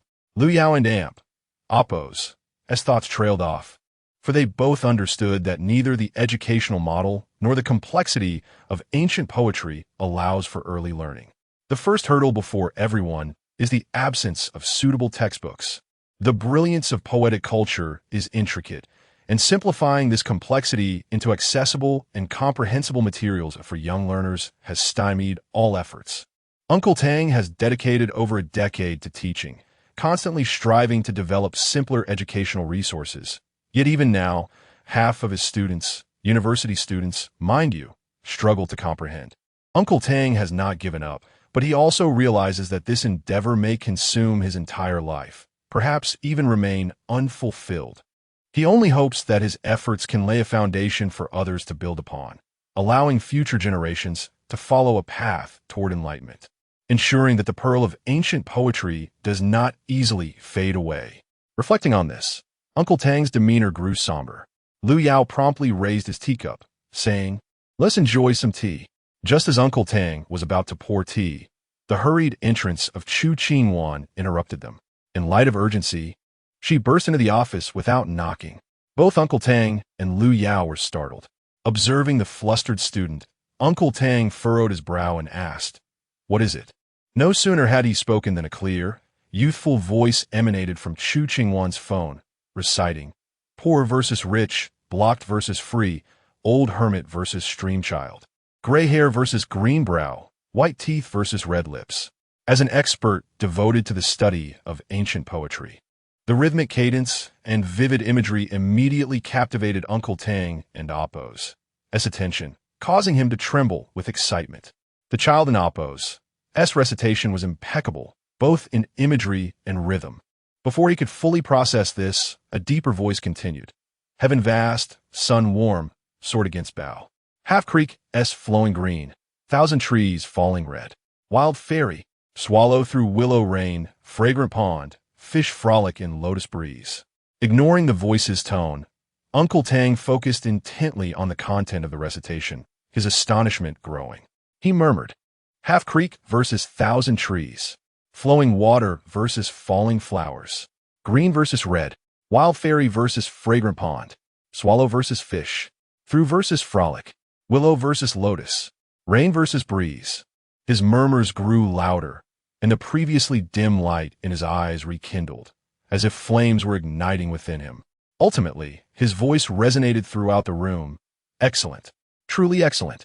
At that moment, the youthful voice finished reciting a line, and another deep voice calmly continued. Women's brows slender, beneath a crescent moon. Men's spirit strong. Heart exudes a rainbow. Liu Yao in the office gradually became engrossed. The rhythmic enlightenment was lengthy. However, Shen Jun, with his formidable memory from another world, could vividly recall each word, having recited it within and while tending to the cattle. By the time he regained awareness, the sky had taken on a warm, dusky hue, and the two leisurely water buffalo had settled comfortably on the ground after their meal. Due to Shen Jun and Appo's tutoring of that afternoon, the viewership of their live stream had significantly decreased, for the majority preferred lively and entertaining shows. Initially, the poetic ambience and imagery attracted many viewers, but eventually they grew weary. When the afternoon ended, Shen Jun and An's livestream ranked the lowest in viewership, while Song Xiu's livestream soared to the top, much to the delight of his fans. However, before Song Xiu and Appo's fans could revel in their victory for too long, Shen Jun suddenly trended on social media again. This time, it was due to a song he sang while soothing and into sleep the previous night, which had been uploaded online as a sensational piece by fans of Sister Zhou. The title was The Man Who Made Sister Zhou Weep in Despair. Sister Zhou's fan base was already substantial, and with the video featuring her looking heartbroken and pitiful, it attracted many curious onlookers. Consequently, the video's viewership skyrocketed. In a mere 100 days, it amassed millions of likes, with views reaching tens of millions. Alongside Sister Zhou's rising popularity, the other man in the video, Shen Jun, experienced a meteoric rise in fame. Shen Jun, already a striking figure, had few rivals in the entertainment industry. Moreover, his tender and caring demeanor while putting Ann to sleep captivated the hearts of countless female viewers. The backdrop of a stormy night and a dilapidated home further fueled the imaginations of many female fans, conjuring up dramatic narratives. In an instant, Shen Jun's female fanbase surged. Unlike the casual viewers before, these fans were now fervent supporters, with some even engaging in disputes with Song Xiu's followers. Additionally, Shen Jun's popularity skyrocketed due to the lullaby he sang. As Sister Zhou's video gained traction, many realized that the song had affected far more than just her. A multitude of victims and Appo's, emerged online. These individuals, whether from the previous night in Appo's live stream or casual viewers today, found themselves moved to tears while listening. Chapter 37. Copyright among the viral sensations. A university student's video has garnered significant attention. With red-rimmed eyes, the student lamented the events of the previous night involving Shen Jun. He had merely intended to watch a video before bed, yet stumbled upon Shen Jun in An's live broadcast. Captivated first by their striking appearances, he was soon brought to tears by Shen Jun's poignant singing. It was truly a case of luring in the unsuspecting, only to leave them heartbroken. The student recounted how he wept uncontrollably, prompting his roommates to mock him for an entire day, nearly causing him to be late for his early morning class. He candidly remarked that while others charged for their songs, Shen Jun's music demands a piece of one and Oppo's soul. Consequently, the new phrase Shen Jun's songs demand a soul surged back to the trending list. Moreover, many of Shen Jun's followers include mothers and parents, as the lullabies he performed last night proved remarkably soothing. One parent shared that their child quieted down almost immediately upon hearing it, far more effective than their own efforts. Numerous parents resolved to learn the lullaby or save the live recording to play for their children at bedtime in the future. Thus, Shen Jun unwittingly sparked a new topic around the so-called and Oppo's, cheating and Oppo's, lullabies. By nightfall, Shen Jun had single-handedly claimed 4 trending topics, rendering him unmatched across the internet. An increasing number of individuals were drawn to Shen Jun and his soothing lullabies from the previous night, leading to a chain reaction, including a surge in downloads of an and Oppo's lullaby, which had previously been uploaded to a Chinese music platform by a netizen. Shen Jun, however, remained largely oblivious to the online developments as he was engaged in negotiations. After dinner, Lin Jia approached him, accompanied by a middle-aged man in his 40s or 50s named Wang Lei, who introduced himself as the head of Juzhou Publishing House. He had traveled from the capital specifically to discuss the story Shen Jun shared the night before, the tale of Harry Potter. Upon hearing Wang Lei's introduction, a glimmer of excitement sparked in Shen Jun's eyes. He had intentionally laid the groundwork during his storytelling, never anticipating such swift interest. It was no surprise, though, as during his narration, the live audience had peaked at over 500,000, with total viewership reaching into the tens of millions. The story of Harry Potter had resonated deeply with the audience, and many were now urging Shen Jun to continue his storytelling. A significant portion of his new fans were avid readers. Anyone with business acumen could easily discern the commercial potential of the Harry Potter narrative. Shen Jun and Oppo's decision to start narrating Harry Potter was a strategic move to attract attention and kickstart his future endeavors. Thus, he welcomed Wang Lei and Oppo's visit. However, he maintained a calm demeanor, engaging Wang Lei in conversation. As their dialogue progressed, both men began to understand each other better. Wang Lei exhibited considerable expertise and appeared to hold a prominent position within the publishing house. Shen Jun felt generally satisfied, though he was somewhat perturbed by Wang Lei's typical business demeanor, filled with veiled intentions. Had it not been for Shen Jun's past experiences, he might have fallen into Wang Lei's traps. Dealing with such individuals was undoubtedly taxing. On the other hand, Wang Lei furrowed his brow as he had conducted some background research on Shen Jun prior to their meeting.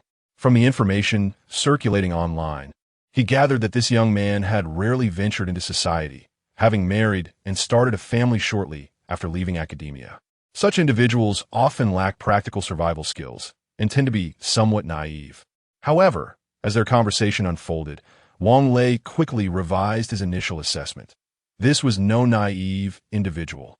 Shen Jun deftly navigated Wang Lei's traps, and on several occasions, Wang Lei nearly found himself ensnared in his own machinations, inadvertently revealing much about the publishing industry. Reflecting on the encounter, Wang Lei felt a wave of frustration wash over him. Their exchange was a stalemate.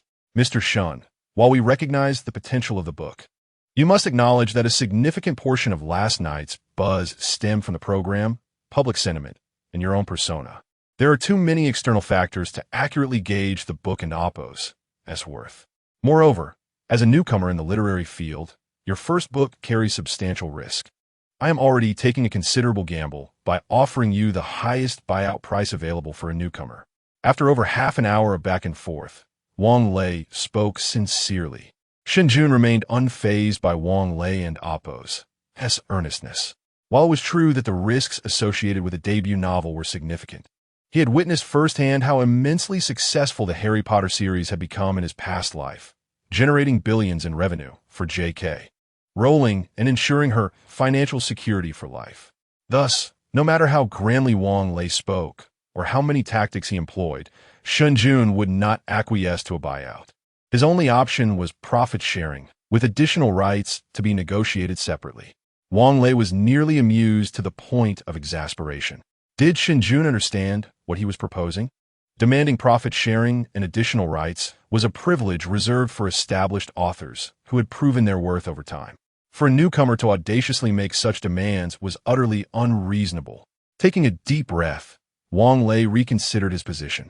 Had he not traveled such a long distance from the capital and endured considerable hassle, he might have simply walked away, despite his optimism regarding the book's potential. Noticing Wang Lei's growing impatience, Shen Jun remained composed. Mr. Wang, since you've traveled so far, why not spend a few days in Lingnan and experience the local culture? I will continue narrating the Harry Potter story during the upcoming live broadcasts, and you can take some time to reflect. With a smile, Shen Jun concluded, excusing himself and leaving the room. As Shen Jun departed, Wang Lei let out a long sigh, regretting his impulsive decision to visit Hunan. He had underestimated Shen Jun's grasp of business negotiations and his remarkable confidence. That was a miscalculation. The evening program commenced as usual, filled with laughter and joy. Meanwhile, at the Baidai Record Company in Shanghai, the atmosphere was markedly tense, as it had now been 10 hours since the album and Oppo's release. The chart performance of the songs was becoming apparent. The Chinese music platform, being the largest and most authoritative in the country, served as a battleground for artists seeking recognition. The better the chart performance, the higher the album sales. Zhao Wani had long since assigned personnel to monitor the hot song and album charts on the Chinese music platform. The results were now compiled, and a heavy silence fell over the office. The company had exerted every effort, and with Lu Yao's album of commendable quality, the chart performance was satisfactory. All 8 songs from the album had made it into the top 100 of the hot song chart, with the lead single climbing into the top 10. An impressive feat. However, as everyone's gaze shifted to the higher positions on the chart occupied by Tianyu Media, their expressions darkened. Su Qing and Oppo's new album from Tianyu Media had also placed all its songs within the top 100, 2 of which had even made it into the top 10.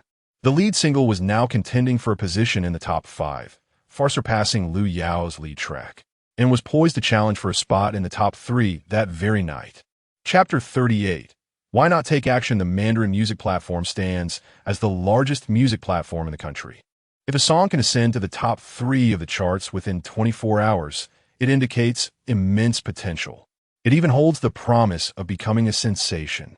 Tianyu and Oppo's, Su Qing and Oppo's lead single has a significant chance to achieve this. Meanwhile, Lu Yao, who released her album concurrently, finds her lead single struggling at the 9th position, merely managing to squeeze into the top 10. It is impossible to compare her with Su Qing, although only 10 hours have passed, and the final outcome is far from certain. This data reveals the potential of a song and the strength of the company behind it. Su Qing's song is not particularly melodious.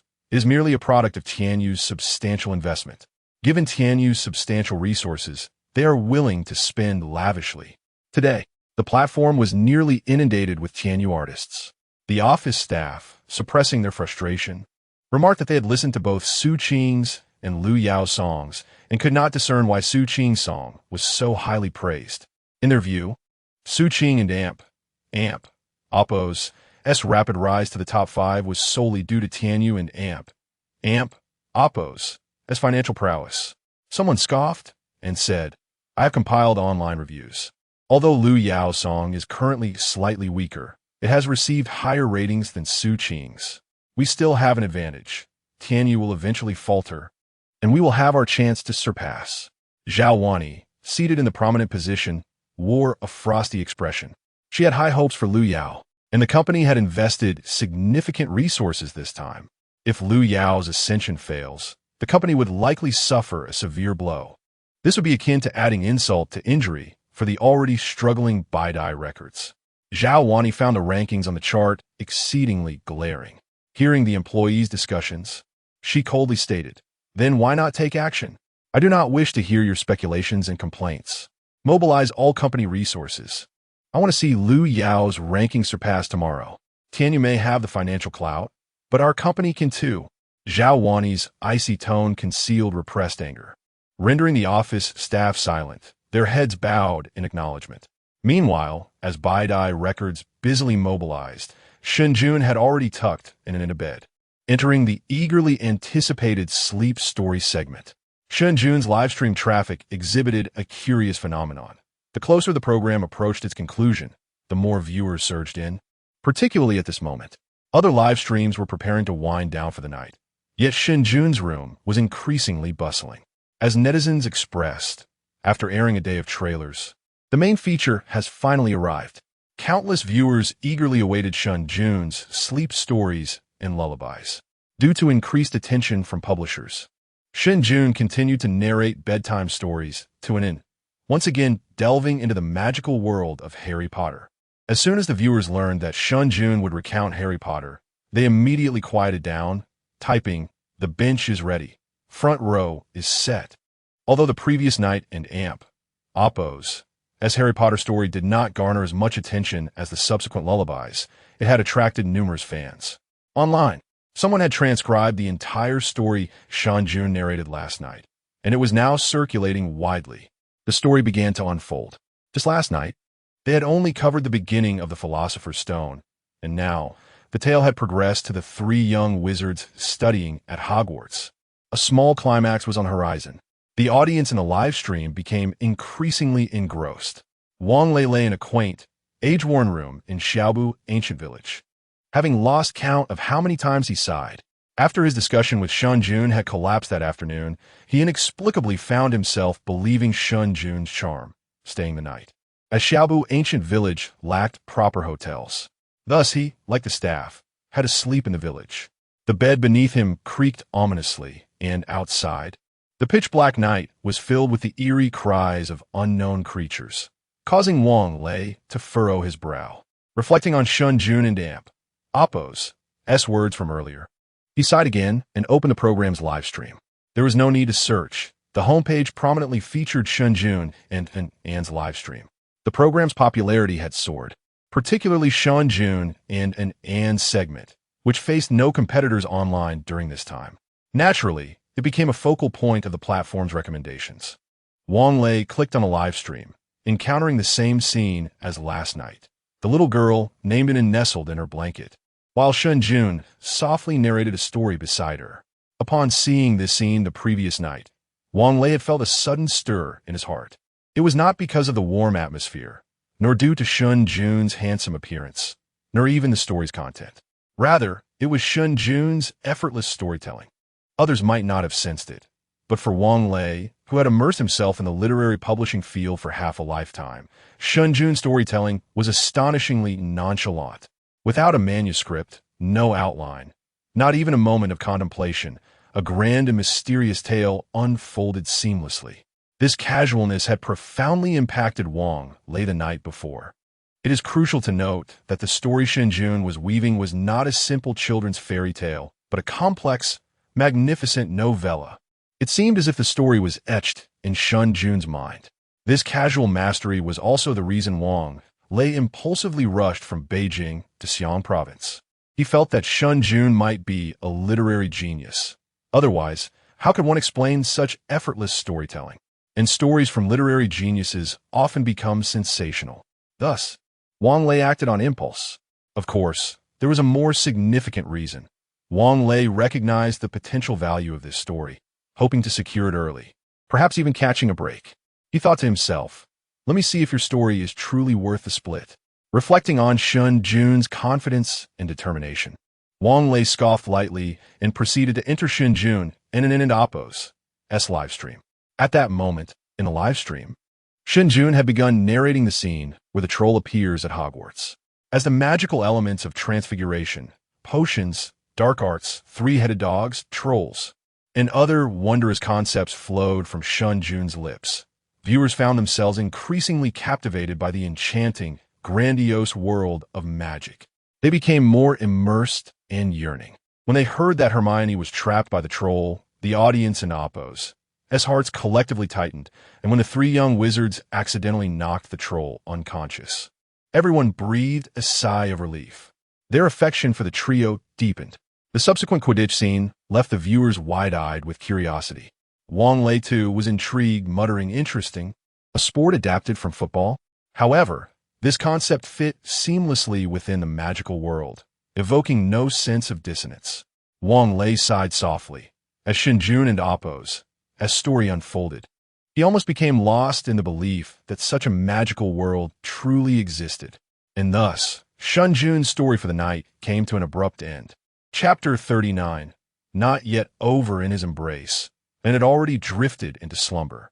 Glancing at the time, Shen Jun noted it was 9 o'clock and decided to halt the story, smiling and waving to the audience in the live stream. As he prepared to sign off, the viewers erupted in cries of protest. They were engrossed in the Quidditch narrative, eager to discover whether Harry Potter would triumph, only to be left hanging, which was utterly disheartening. One viewer even commented, "And then, please don't sleep. If you do, I can't sleep either. Just 5 more minutes, please." Another lamented, "If I were Anne's mother, I would let her stay up until midnight." The cacophony of wails in the live stream went unnoticed by Shen Jun. Even if he did, he would disregard it. In his heart, and an end to oppose, comfort took precedence, and he would never disturb her slumber. Thus, he decisively instructed the production team to end the broadcast. In a nearby room, Wang Lei clicked his tongue in disappointment, curious about whether Harry Potter would clinch the championship, only to find that the broadcast had ended abruptly. After a brief moment of dismay, an epiphany struck him. Wait, wasn't I here to critique and stir trouble? This is astonishing. Wang Lei found himself momentarily speechless, surprised by the story and oppose. Allure, captivating even someone like him, who had initially approached with ulterior motives. Just as he was grappling with his astonishment, his phone chimed with a notification.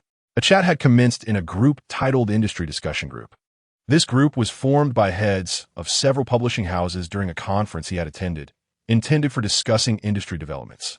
The participants were engaged in a conversation about the very story Shen Jun had narrated, Harry Potter. They were expressing opinions about the book, with most deeming it promising and potentially a bestseller if published. Upon reading the messages, Wang Lei's eyes widened, and a sense of urgency washed over him. At that moment, someone tagged him in the group, inquiring, "I see this belongs to the fantasy genre. Isn't this the style you at JoJo favor? Any plans?" Wang Lei, realizing he could no longer remain passive, quickly replied, "I haven't oppose to read it yet." Unclear. The individual who tagged him responded, "Boss Wang, this isn't your usual style. JoJo loves signing books online, and given the show's popularity, you must have heard of it by now. You aren't trying to deceive us and secretly snatch it up, are you?" The members of the group were indeed cunning, instantly deducing Wang Lei's intentions. Embarrassed, he rubbed his nose but maintained his stance, insisting, "I've been busy with publishing several other books. Unlike you, I don't have all day to spare." To deter further inquiries, he added, "What's this? Are you interested? I should take a look." After posing his question, the once lively chat quieted down, with the participants stating, "We only noticed the buzz and thought it seemed decent, but it's still lacking in substance." Another chimed in, "Our publishing house has several new releases to manage. Even if we were interested, it's not a priority. This kind of bedtime story carries too much risk." The group fell silent, leaving Wang Lei to scoff at their words. However, the events of the night had awakened him to the urgency of securing the book swiftly. The longer he delayed, the more precarious his position became. Outside, the night enveloped the landscape, punctuated only by the calls of wild birds. Wang Lei pulled his blanket tighter around him, contemplating his plans to approach Shen Jun first thing in the morning. He was determined that no one else would outpace him in acquiring this book for JoJo. Meanwhile, as the lights in Xiaobu ancient village extinguished, the skyscrapers in the Shanghai market remained aglow. Baidai Records.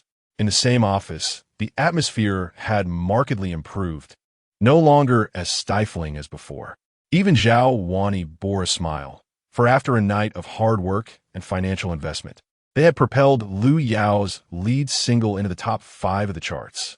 They were just one step away from surpassing Tianyu's Su Qing. Su Qing is 4th. We are 5th, just one place separating us, and the gap is negligible.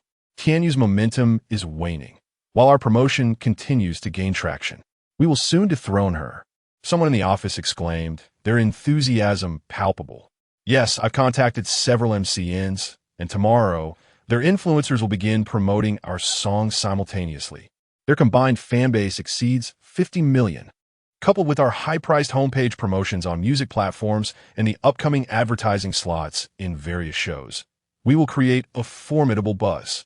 We will not only surpass Tianyu, but claim the top spot. The excitement in the office surged as they celebrated their impending victory.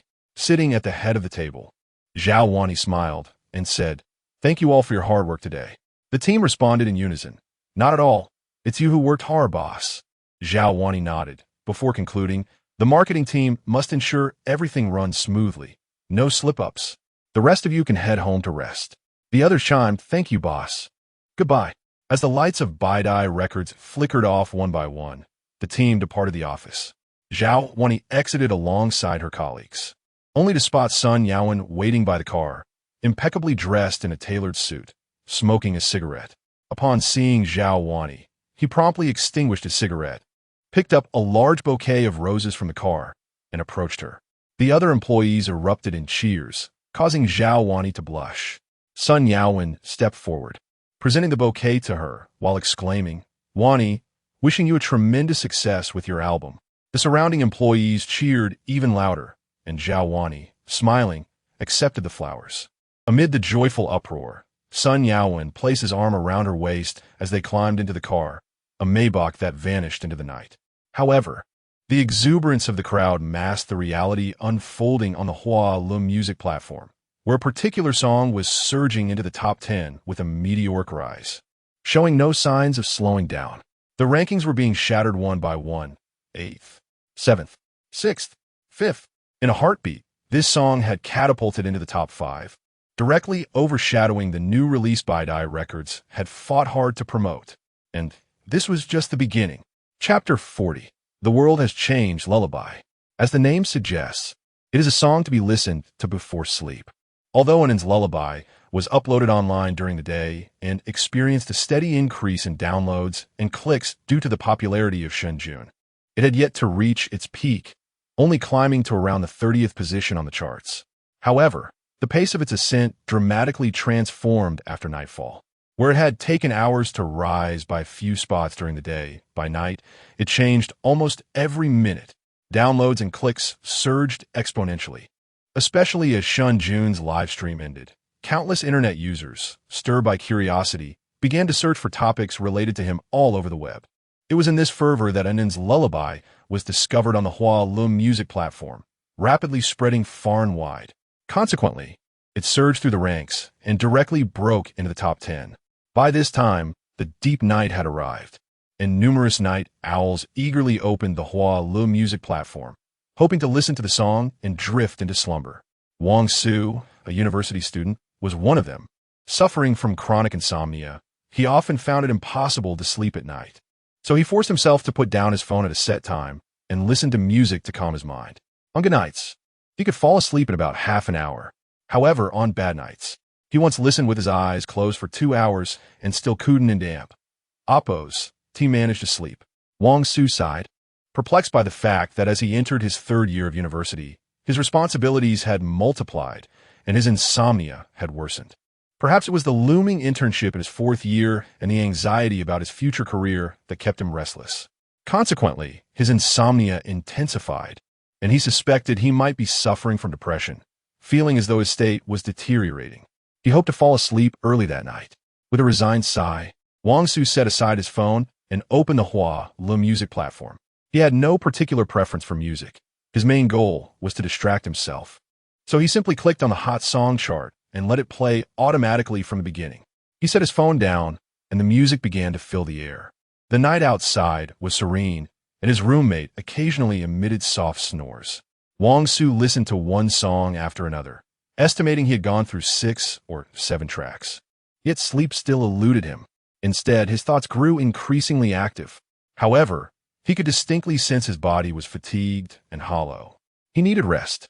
Wang Su struggled to clear his mind, trying to focus on the music. Yet no matter how hard he tried, he could not fully relax. His thoughts were a chaotic whirlwind.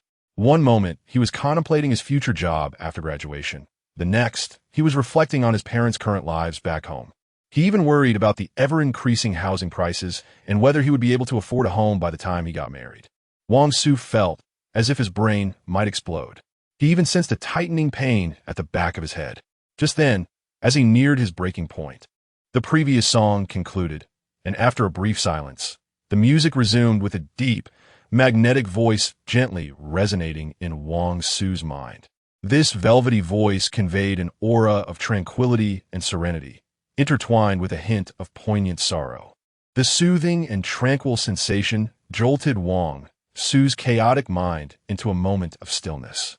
In that instant, he experienced an overwhelming sense of relaxation. The melody continued to flow, deep and tranquil, like a gentle summer breeze, calming the ripples in Wang Su's heart. The dark sky hung low, bright stars twinkled above, and the soft refrain echoed. "Who are you missing?" Amidst the serene and soothing song, Wang Su envisioned scenes from his childhood, lying on the rooftop of his family's modest house with his parents, enjoying the coolness of the evening. In those days, they did not play with phones. His parents would help him count the stars, teaching him to locate the Big Dipper. Occasionally, his father would discuss adult matters with his mother, while he listened intently, eager to grow up and enter the world of adults. A carefree childhood, a joyful home. As the song played on, the furrows on Wang Su's forehead slowly eased, and a genuine smile began to form at the corners of his lips. With that smile, he gently drifted into slumber, returning to the innocence of his lost childhood. Meanwhile, many others online shared similar experiences, while Wang Su fell asleep directly to the music. Numerous others felt drowsy while listening, and in a bid to stay awake, they recommended the song on social media or among friends. Among them were several influencers, including Sister Zhou, who had also trended today. In her own words, she exclaimed, "Finally, the blessings of wealth have come my way." Hence, that evening, instead of gaming, she devoted her entire live stream to watching Shen Jun's performance, transforming into one of his ardent fans. After Shen Jun concluded his stream, Sister Zhou, with nothing else to occupy her time, perused various materials related to him, including Anand's Lullaby on the Huala music platform. Additionally, several review bloggers eagerly recommended the song. Thus, that night, while most had succumbed to sleep, Anand's Lullaby launched a vigorous ascent toward the top of the Huala music platform's charts. At this moment, neither Baidai Records, nor Tianyu Media, nor any other music companies were paying attention to the charts. With the pre-departure situation looking promising, the staff at Baidai Records and Tianyu Media were dreaming of breaking into the top 3 by the next day, even aiming for the #1 spot. However, upon awakening, they were astonished to discover the world had changed because Sun Yaowen had assisted with the album's promotion. Zhao Wani had shared a few drinks with him the previous night and slept soundly. It was the incessant ringing of phones that finally roused her. Awakening, Zhao Wani's expression was frigid, filled with annoyance as she frowned and picked up her phone from the bedside, noticing an incoming call. It was the director of Baidai, calling her directly on her personal number. It must be urgent. Zhao Wani furrowed her brow, her finger gliding to answer the call. As soon as she connected, the director's anxious voice came through. "Boss, we have a problem." Zhao Wani typically placed great importance on her attire, always appearing radiant at the office. However, today, she had not even had time to apply makeup, merely touching up her lipstick in the car before entering the company with a cold demeanor. The sound of her high heels echoed sharply in the office, causing all employees to fall silent, their heads bowed in deference, unwilling to meet Zhao Wani's visibly displeased gaze. Upon entering her office, the atmosphere among the staff had reverted to its earlier state. It was grim. The laughter from the previous night had vanished, replaced by solemn faces. What was happening? Zhao Wani threw her bag onto the desk and coldly inquired. Chapter 41. How is this possible? The top 3 on the charts are deliberately obstructing us. Last night, as we made our move, they did too. The expressions of everyone in the office were grim. Now that we are already halfway through the month, the top 3 songs have dominated the charts for more than half a month, raking in both fame and fortune, according to industry norms. They should have ceased their interference as we, along with Tianyu, aim for the charts. After all, their new songs are gaining momentum, while the potential of the top 3 songs has been thoroughly exhausted. Continuing to obstruct us at this point would be utterly counterproductive. Thus, after breaking into 5th place last night Everyone at Baidai believed the top three were within reach, only to find that after a whole night, there was no progress whatsoever. The top three remained steadfast, denying us any opportunity. Moreover, Tianyu Media was not as they had anticipated. They initially thought Tianyu had run out of steam, especially after their lackluster performance in last night's competition. To their surprise, upon waking this morning, Tianyu had begun to exert pressure once again, firmly suppressing Baidai's new song. It remained impossible to break through. And this was not even the worst of it. The most dreadful news was that a song had surged onto the charts with unprecedented force last night, claiming the #1 spot in a matter of hours. It had pushed all previous rankings back by one position. As of last night, Tianyu was in 4th place, while Baidai was 5th, comfortably within the top 5, an acceptable standing. However, due to the sudden emergence of this #1 song, Baidai had plummeted to 6th place. Although still in the top 10, the gap between 5th and 6th was substantial, leaving Baidai at a significant disadvantage against Tianyu. Hence, the sour expressions on everyone's faces. They could hardly believe that what seemed like a guaranteed victory last night had transformed overnight into such chaos. Setting aside other concerns, what was this inexplicable #1? The mere thought of its title made the faces of the staff twitch in discomfort.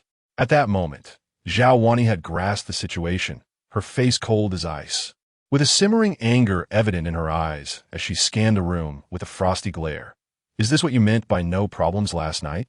The staff exchanged glances, some darting their eyes, and murmured, "This situation is rather special. We didn't expect the top three to still be competing with us, and to invest so heavily. Indeed, the top three had the advantage of half a month's lead, and their defenses were impenetrable. We simply couldn't break through." However, no sooner had the words left their lips than Zhao Wani slammed her palm on the table. Impenetrable defenses? What about that sudden #1? Why can others surge ahead while we cannot? Her tone was chillingly severe, her fury fueled by the disappointing results she had witnessed today, compounded by the empty boasts and shirking of responsibility from her team. They spoke of impenetrable defenses? She was not blind. If their defenses were so strong, how could that #1 have surged ahead?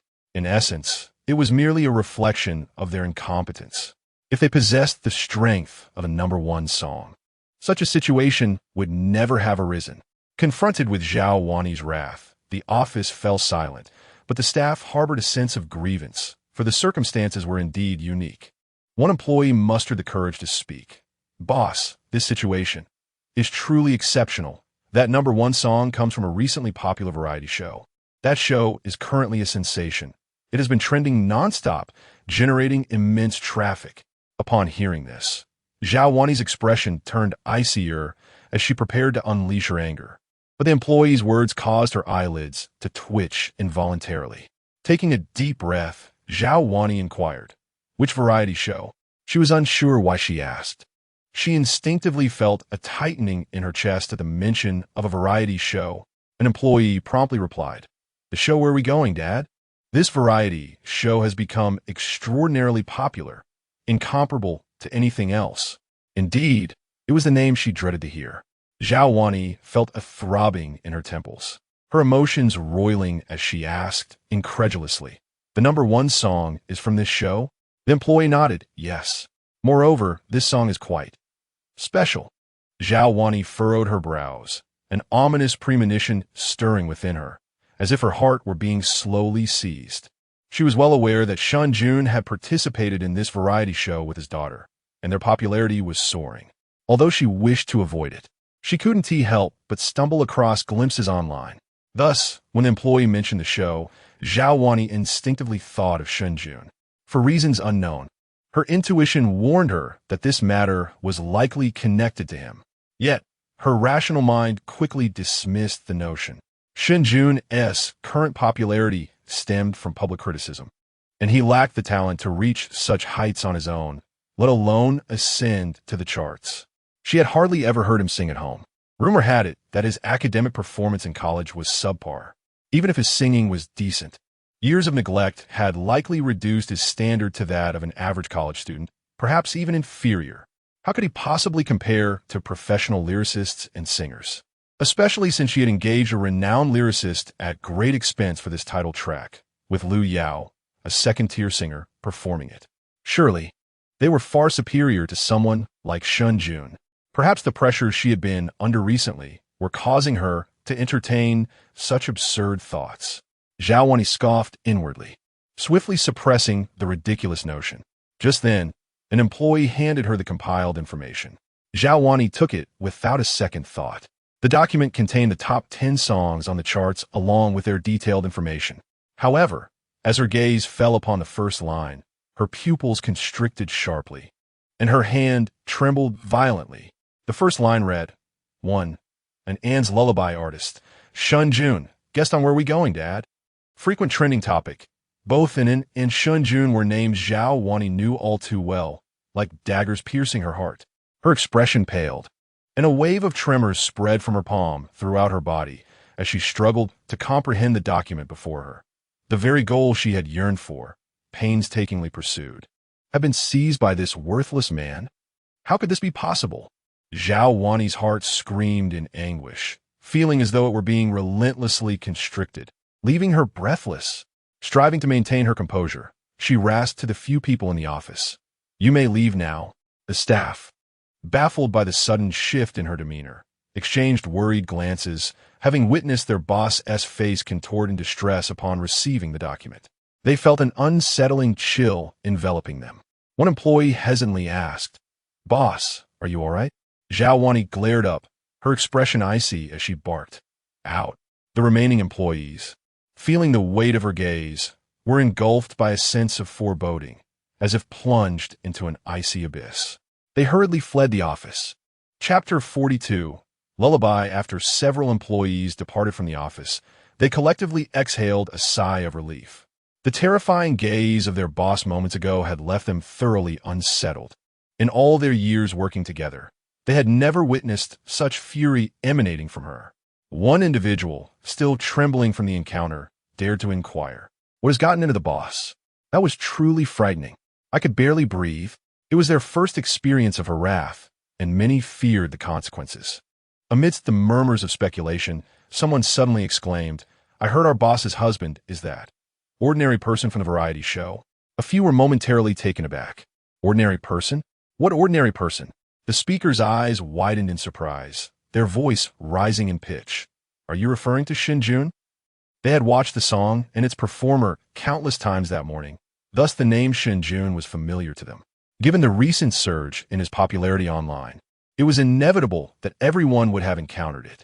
The group's expressions shifted to astonishment and disbelief, yet someone voiced a doubt. But wait. Isn't the boss as husband Mr. Sun from Yaoan Films? We've seen him multiple times this past year, and just last night, he brought flowers to the boss, and they left together. Thus, many assumed the boss's spouse was indeed Mr. Sun, as they appeared quite compatible. However, a voice whispered no. I heard from long-standing employees that the boss got married right after graduation, but she must have divorced recently.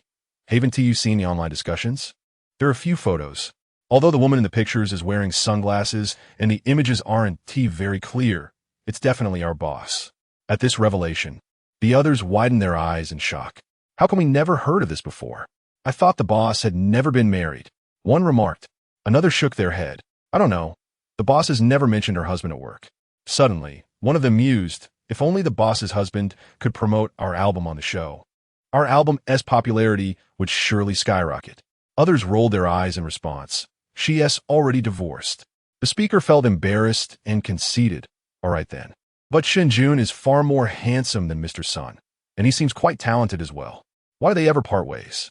As they continued to speculate, their voices faded into the distance. Meanwhile, in the office behind them, Zhao Wani, though unable to discern the specifics of their conversation, clearly heard the mention of Shen Jun. Her expression darkened, and her chest heaved with agitation. This good-for-nothing possesses such capabilities. She truly did not foresee this. Zhao Wani's gaze turned icy, her emotions roiling as she fixated on the name in the documents before her, subsequently crumpling the papers in her hands with determination. At that moment, the reverberations from the music charts had yet to subside. At Hying Music Company, Qin Man arrived at the office in the morning. and her secretary promptly presented a compilation of the latest industry news. As the owner of Online Music, Chen Man needed to remain vigilant regarding industry developments to navigate the market effectively. Thus, she perused the latest updates, which largely consisted of familiar topics. After a brief glance, she quickly flipped through a couple of pages until her gaze landed on the most recent issue of the Hying Music Chart. These rankings would assist Chen Man in discerning current market trends and identifying promising artists, particularly the Hot Songs chart, which is a significant reflection of the pulse of Chinese music. Chen Man swiftly scanned through the other rankings, locating the Hot Songs list. From the bottom up, she noted several songs from her company, including a track released by one of their artists last month and a song from Hying, who had participated in Peak Singer at the end of last month. However, their rankings hovered between 10th and 20th place. While this range was acceptable for smaller companies, it was merely adequate for a large entity like Hying. Chen Man sighed, realizing that the company was indeed experiencing a downturn. In its heyday, Hying had dominated the charts, with half of the top 10 occupied by its songs. The glory of the past seemed like a distant memory. Her thoughts drifted as her gaze fell upon the top 10 positions. Given the limited number of new releases this month, most of the top 10 were familiar titles, with only 3 new songs making their debut. The 6th position belonged to a new release from Backstage Records. Chen Man recognized the name. Although Backstage wasn't a large company, it had garnered attention for its excellent artists, particularly those signed in recent years. Hying had also recruited a singer from Backstage last year, who had since established themselves among the leading ranks. The industry praised Backstage's owner for her keen eye for talent, and it was said that she, like Chen Man, was a beautiful female executive. As thoughts of Backstage flitted through her mind, Chen Man turned her attention to the 4th position, Tianyu Media. Tianyu was a formidable player, comparable to Hying, though it primarily focused on film and had only recently ventured into music, posing little threat to Hying. Then, a memory surfaced, the request from her grandmother's student involving Song Xiao, an artist managed by Tianyu Media. Contemplating this, Chen Man's gaze shifted to the song occupying the 1st position. To secure the top spot on the Hying Music Hot Songs chart is a remarkable feat, especially given the fierce competition between Tianyu and Backstage. In the prime of Hying's success, achieving 1st place would have been effortless. However, it had been over 6 months since they last held that position, despite several releases that had failed to resonate. As Chen Man finally glimpsed the title of the song in 1st place, she froze in disbelief, convinced she must have misread it. She looked again, confirming that the title indeed was an Anne's lullaby. Chen Man's eyes widened in astonishment. The title resembled a lullaby for children. Yet how could such a song claim the top position? The Hying music platform's Hot Songs chart held considerable authority, with a vast user base dominating the music market. Every song that climbed the ranks was either propelled by countless downloads or substantial financial investment from their companies. A lullaby? How could such a thing possibly reach the pinnacle? Even making the list seemed an arduous task. Chapter 43 was quite acceptable. Chen Man furrowed her brows. Having never watched the variety show Where Are We Going? Dad, she naturally had no idea who it was. After a moment and a pause, as contemplation, she speculated that it might be an avant-garde song, as there remain numerous experimental artists today who delighted in peculiar names. As she pondered, Chen Man cast a glance at the song and Appo's. As information, artist Shen Jun, composer Shen Jun. Upon seeing the name, she instinctively racked her brain for avant-garde singers in the industry and concluded that none went by the name Shen Jun. Could it be a newcomer? Furthermore, there was something oddly familiar about that name. After contemplating, she confirmed that she did not recognize any singer named Shen Jun and suppressed her curiosity. Opening the Hying music platform on her computer, she was eager to listen. Every song that reached the top of the charts deserved investigation. On the Hying music platform, the hit song chart was the primary ranking, and the title of this song was prominently displayed at the top, making it exceedingly visible. Chen Man donned her headphones, simultaneously perusing the comments while clicking play. The song had garnered numerous comments, many exceeding Chen Man's expectations. Upon inspection, all were overwhelmingly positive. However, A glance at the contents of the comments revealed that they predominantly revolved around sleep and childhood. Chin Man's brow furrowed. Could it truly be a lullaby? Before she could ponder further, the music began to emanate from her headphones, devoid of any prelude or unnecessary embellishments. It struck directly. A deep, magnetic voice gently resonated in Chin Man and Amp Oppo's ears. The moment she heard it, her expression shifted in surprise. A cappella. This song was indeed sung without instrumental accompaniment? How confident must this artist be to chart with merely a vocal performance? And yet, he had achieved the #1 position. A cascade of astonishment flooded Chin Man's mind, while the soothing melody began to envelop her, accompanied by the deep, languid tones of the singer. Suddenly, Chin Man felt her spirit begin to calm. With the rigors of daily work rendering her life akin to a battlefield, her nerves were perpetually taut.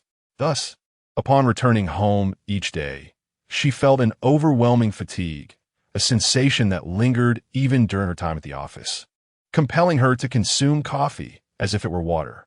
Without it, she could scarcely endure. Chin Man had contemplated finding ways to relax, and her family often urged her not to be too hard on herself, to take moments to unwind. Yet, having cultivated the habit of relentless striving in her youth, it was not something she could easily relinquish, especially with the uncertain future of her company looming ahead. The entire organization awaited her to distribute wages, intensifying the weight upon her shoulders. It was a burden so substantial that she dared not allow herself to relax. At times, she felt utterly drained, physically fatigued, mentally even more so. Chin Man had tried to grant herself moments of respite during work breaks. Yet whenever she paused, a torrent of thoughts would invade her mind. Along with that came an unsettling feeling of anxiety, rendering her incapable of genuine relaxation. This state had severely impacted her sleep, leading to insomnia, an ailment that had long plagued her. However, now, as the tranquil song whispered softly in her ears, a serene ambience suddenly flooded her mind. Strangely, Chin Man felt her entire being unwind. The tension in her furrowed brow dissipated without her realizing it. Her fingers, previously busy organizing documents, came to a halt. An unexpected sense of peace and comfort washed over her, prompting Chin Man to close her eyes and lean back in her office chair. The office fell silent. The song was brief, perhaps even a touch too short. It was only after a moment of silence following its conclusion that Chin Man opened her eyes and exhaled a long, deep breath. She had confirmed it. This song was indeed a children and Oppo's lullaby. Moreover, it seemed she had grasped why such a simple song could ascend to the pinnacle of the charts. Gazing back at the song, her eyes sparkled with astonishment. It was akin to its title, seemingly crafted as a soothing piece for a little one named Anon. It was straightforward. The melody was simple, the lyrics uncomplicated, and the singing technique unadorned. Yet, this song, which appeared so deceptively simple, possessed an enchanting quality that drew listeners into its embrace. In an instant, memories of her idyllic childhood surfaced, the cherished images of her youth flooding back. This song acted like a switch. With a mere flick, one could return to their childhood, momentarily forgetting worries, busyness, and all else. Moreover, Chin Man was not alone in this sentiment. Glancing at the comment section revealed a plethora of similar reflections, with many stating that the song evoked memories of their childhood. Some even commented that it brought them to tears, longing for their parents. Watching the comments, Chin Man felt a flicker of excitement within her. The composer of this song was truly remarkable. With a simple tune, they had managed to evoke such a nostalgic ambience. The lyrics, though straightforward, employed the most common imagery, yet carried a sense of poetry and romance that made listening to them a beautiful experience. Furthermore, the singer possessed an undeniable talent. Although the song seemed simple, as someone within the industry, Chin Man could discern the nuances that set it apart. The song may have been uncomplicated, but the delivery was far from ordinary. Few could replicate such an immersive experience, let alone convey the emotions within the voice. The overwhelming resonance and connection generated in the comment section were ample evidence of the singer's prowess. simplifying complexity. This artist was extraordinary. Shen Man's gaze fell upon Shen Jun's name. The artist and composer were one and the same, indicating a creative soul. A spark of intrigue ignited within her. Han Lion was in dire need of talent, particularly songwriters like this one. While only a single song had been released, it was sufficient to reveal the artist's innate brilliance. Furthermore, the fact that she had never encountered him before indicated he was indeed a newcomer. New talent was easier to sign. With her eyes shining brightly, Shen Man immediately picked up her phone, eager to investigate Shen Jun's background and ascertain the possibility of signing him. However, just as she began typing Shen Jun's name, a sudden thought struck her, causing her fingers to pause. Her brows knitted together in concentration. Rapidly, she exited the previous chat window and typed Shen Jun in her WeChat search bar. A swift click on search yielded a contact card. Shen Jun. They were already friends. Without hesitation, Shen Man opened Shen Jun's chat page, revealing two messages. One read, "Hello. Yeah, I am Shen Jun," while the other stated, "New song demo." MP3. At the sight of these messages, Shen Man's expression momentarily froze. She had thought the name Shen Jun looked vaguely familiar, yet she had not recalled it until now. After all, she had saved Shen Jun's contact as grandma's student. She had never regarded him as particularly noteworthy, anticipating little future interaction, hence had not bothered to remember his name. The realization had only dawned upon her after seeing a comment stating that someone was a devoted fan who had come from the "Where Are We Going?" dad show. Shen Man's expression grew complex.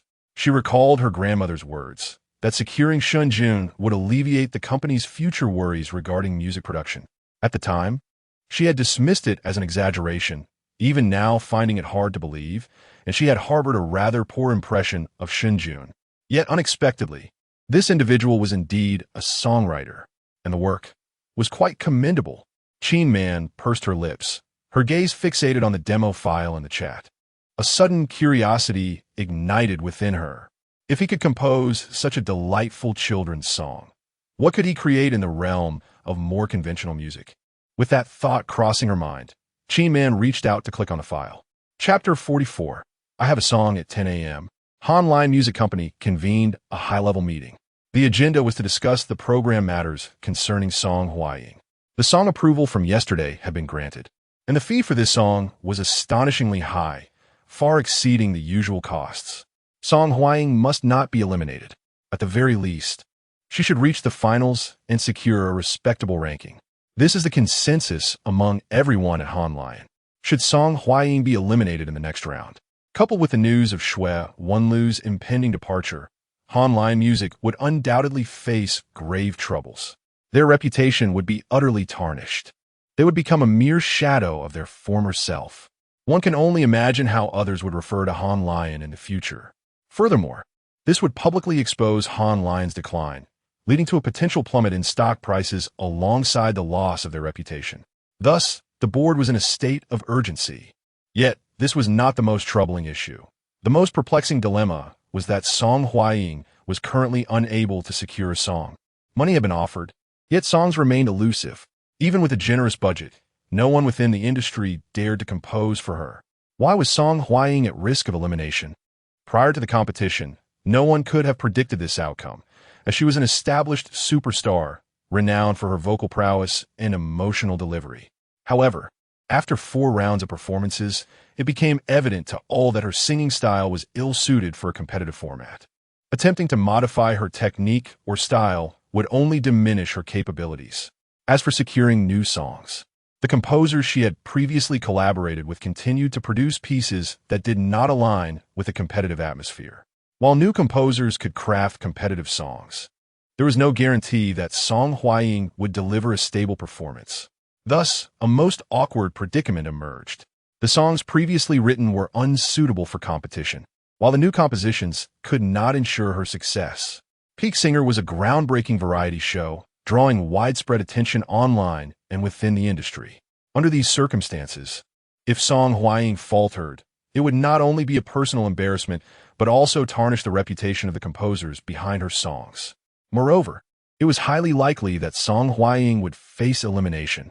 Consequently, No composer was willing to take the risk.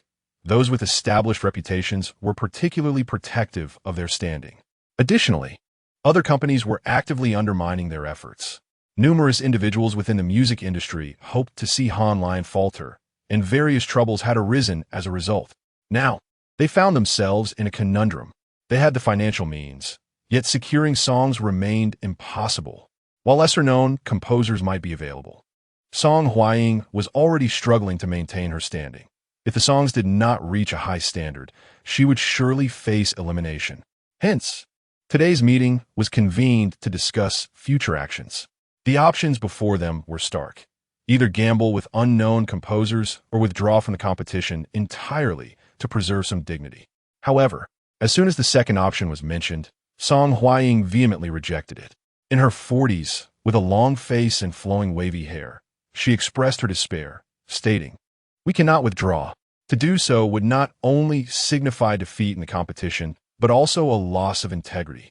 It would send a message that I am too afraid to face the stage, and how could my fans view me after that?"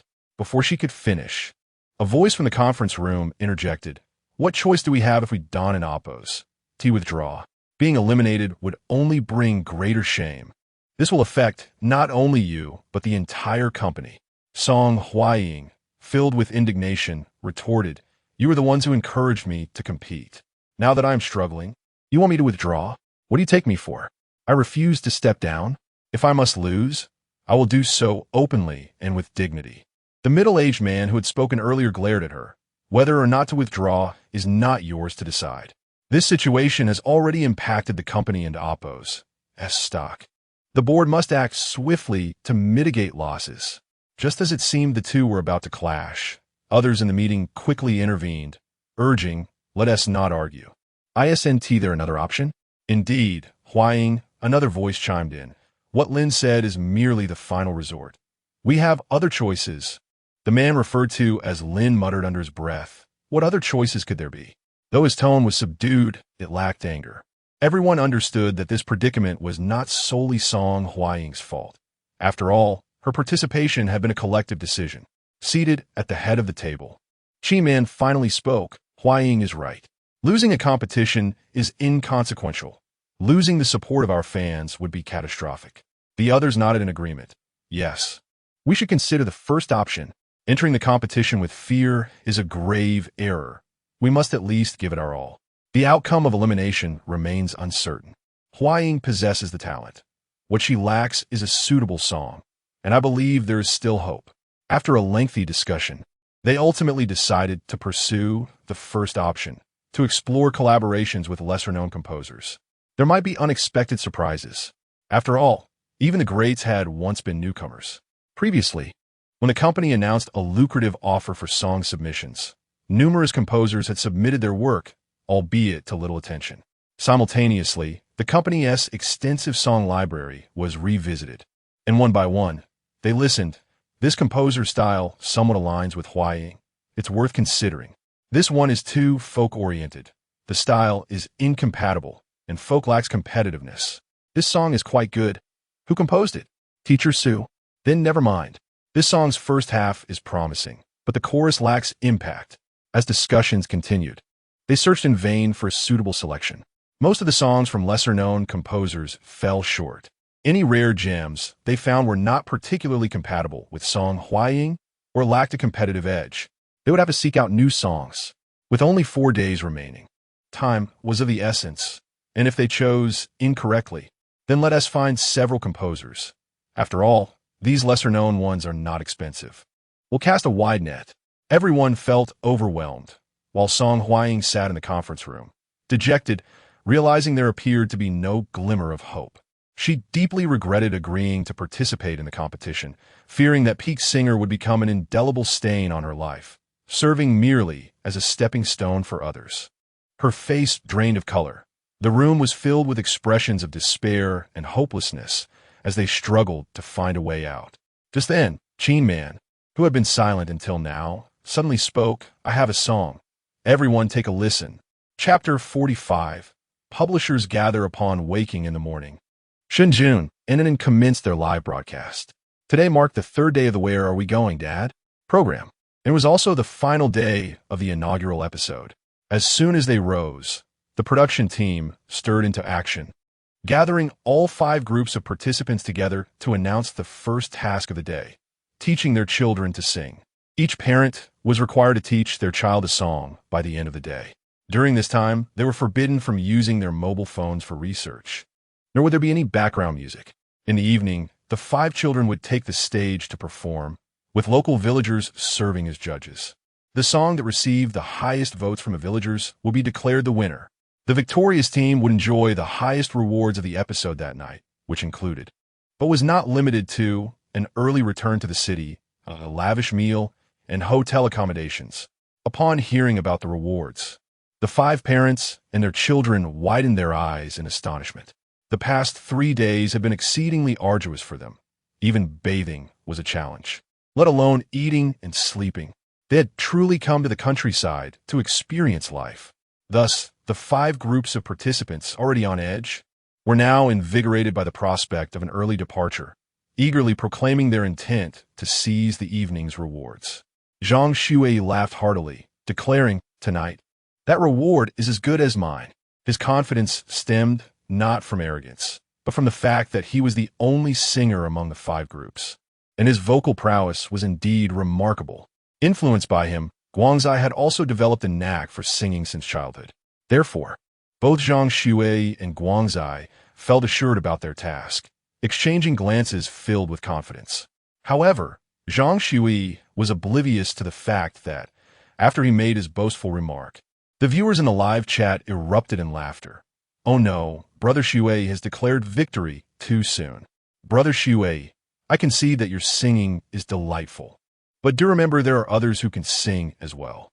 Unbeknownst to Zhang Shui, Shen Jun and Appo's lullaby had already gone viral online earlier that morning. The lullaby had topped the Huayue Hot Songs chart. These 2 seemingly unrelated keywords suddenly exploded in popularity, especially since the topic was intertwined with Shen Jun and Anan. They were undeniably the focus of public attention. Any discussion related to them was bound to attract traffic, and marketing accounts across various industries were eager to capitalize on the Shen Jun and Anan phenomenon.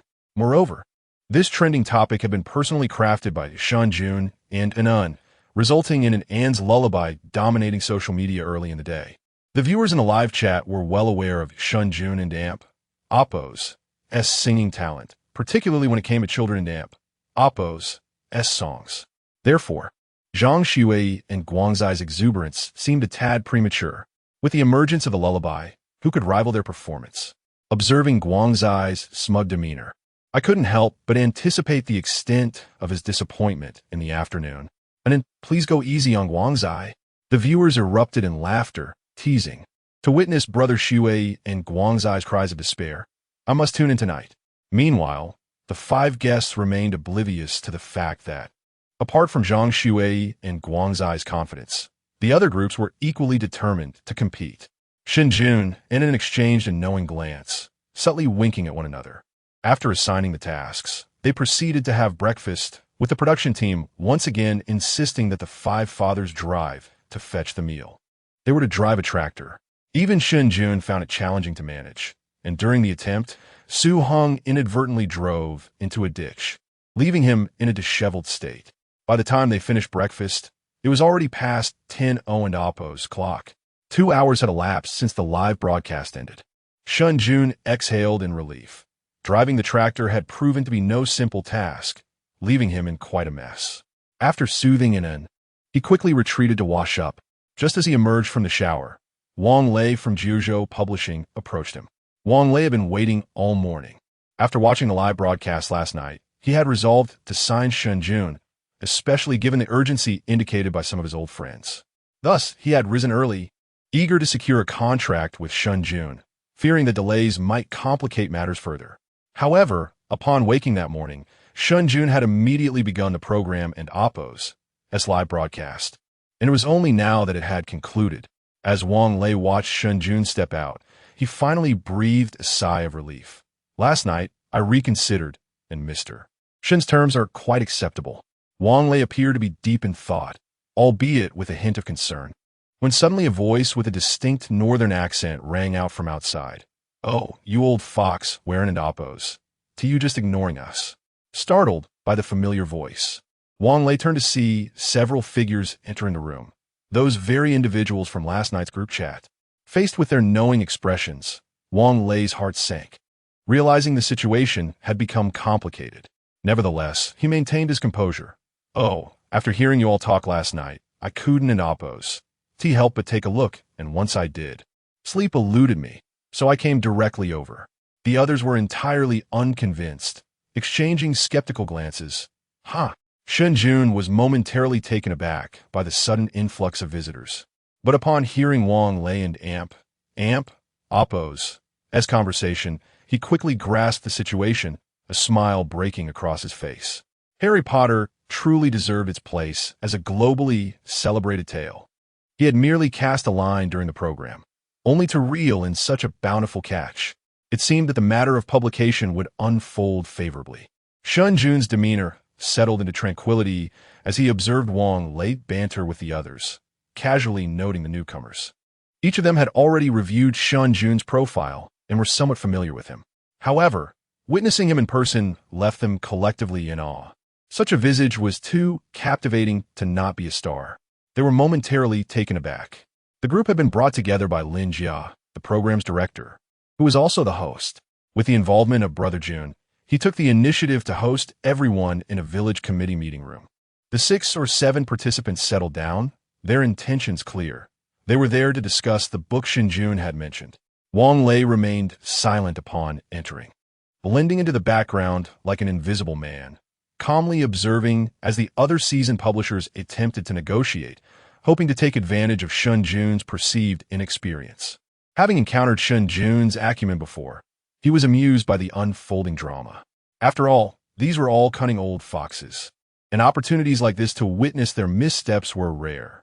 The others, though puzzled by Wang Lei's silence, recognized that signing the book was paramount, especially given the fierce competition among multiple publishers. Thus, they disregarded Wang Lei, focusing intently on their discussions with Shen Jun. However, as the negotiations progressed, they soon realized that the young man before them was far from the naive figure they had imagined. He was astute, exceedingly so. 2 publishers attempted to adopt contrasting tactics, one playing the villain, the other the hero, hoping to team up against Shen Jun, but their efforts were deftly thwarted by him. Exchanges of glances revealed a shared sense of apprehension among the participants. Ultimately, the proposed price remained stuck at the figure Wang Lei had suggested the previous night. Shen Jun shook his head, unwavering despite their persuasive attempts. The negotiations reached an impasse. At that moment, Wang Lei, who had remained silent until now, slowly spoke up. "Juzhou Publishing can meet Mr. Shen's requirements. We will not sign the copyright, but will only discuss revenue sharing." The others gasped in astonishment. Chapter 46. Publication finalized. Although several publishers later raised their prices, Shen Jun ultimately chose to partner with Juzhou Publishing House. After a thorough discussion lasting the entire morning, he signed a contract. Upon completing the agreement, Wang Lei smiled broadly. "Mr. Shen, may our collaboration be pleasant." Shen Jun reciprocated the gesture, shaking Wang Lei's hand. "Indeed, may be joyful." At that moment, representatives from other publishing houses confirmed that Shen Jun had signed with Juzhou and sighed as they prepared to leave. Before departing, one of them whispered to Wang Lei, "Have you lost your mind? A newcomer, and you've agreed to revenue sharing? Old Wang, I know you have a good eye, but caution is key in this business." The group patted Wang Lei on the shoulder, shaking their heads as they departed. Wang Lei paid little heed to their words. In business, where there are no risks, there can be no rewards. From his perspective, the potential gains greatly outweighed the risks. It was merely a gamble. He turned to Shen Jun and said, "I will commence the application and approval for publication upon returning today. Please finish the content for the first volume and send it to me as soon as possible. Let us aim to publish our first work within 3 months." Given Shen Jun's current popularity, an earlier release would undoubtedly yield greater benefits, but publishing would take at least 3 months at the earliest. They could only expedite the process. Shen Jun nodded, acknowledging that he was not an expert in publishing and placed his trust in Wang Lei and Oppos as professionalism. "All right, then," recalling something, Shen Jun inquired, Regarding tonight's live broadcast, I might share some stories. Will it have any impact? Wang Lei waved his hand dismissively. No impact. Continue with your storytelling. However, do manage the pace and try to conclude at the halfway mark. Additionally, at the end, you could hint at the publication news, generating some pre-release excitement for the new book. Jojo will also make an official announcement to coordinate with you. After discussing promotional strategies briefly, Wang Lei hurried back to the capital, as signing the contract was merely the beginning. Numerous details still required attention. Shen Jun saw him off and had barely settled down when he received a phone call. Upon seeing the caller ID, he was taken aback. It was Chi Man from Han Lions. After their previous cold conversation, he had assumed that this avenue was hopeless and had begun contemplating alternative strategies. That earlier call had taught him that self-reliance was paramount. Thus, after that call, Shen Jun had been devising various practical plans, with the publication of Harry Potter being one of them. Presently, he needed to provide for and earning money was an unavoidable necessity. In a profit-driven environment, every industry has its share of unscrupulous characters, with a strong prey upon the weak. To avoid being bullied or underestimated, one must ascend to a position of strength and invulnerability. To achieve this elevation, Shen Jun had been contemplating numerous strategies, with the publication of Harry Potter being just one facet of his grand design. To his surprise, just as he completed one endeavor, Chi Man called him.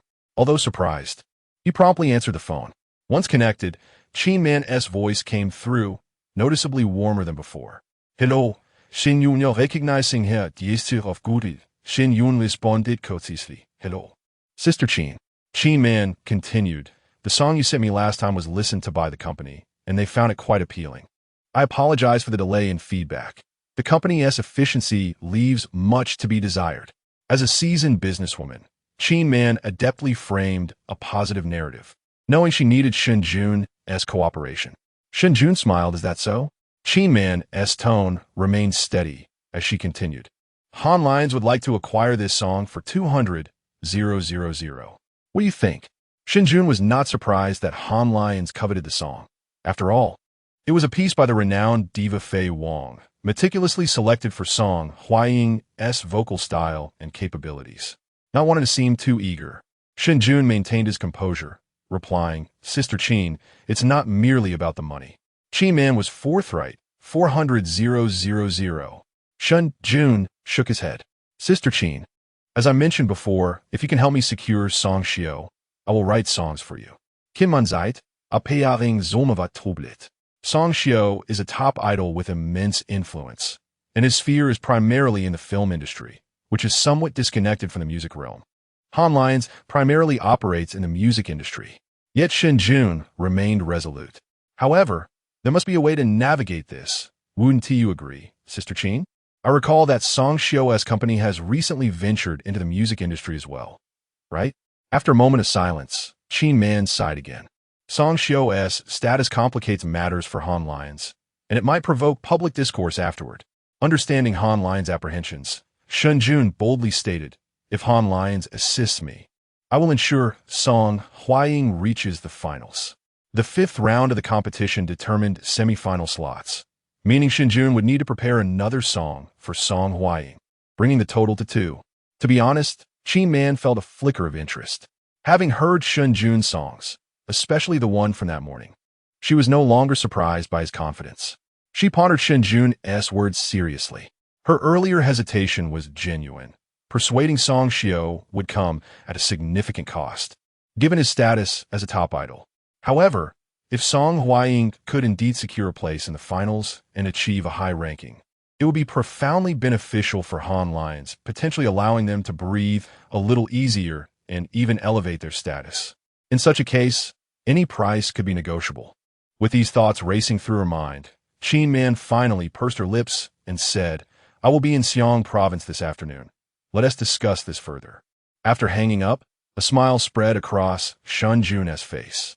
With the publication of Harry Potter secured and prospects for songwriting taking shape, coupled with the ongoing variety show filming, he felt confident that providing for him would not pose a problem. In good spirits, Shen Jun rewarded Anin with a set of turnip-pulling toys.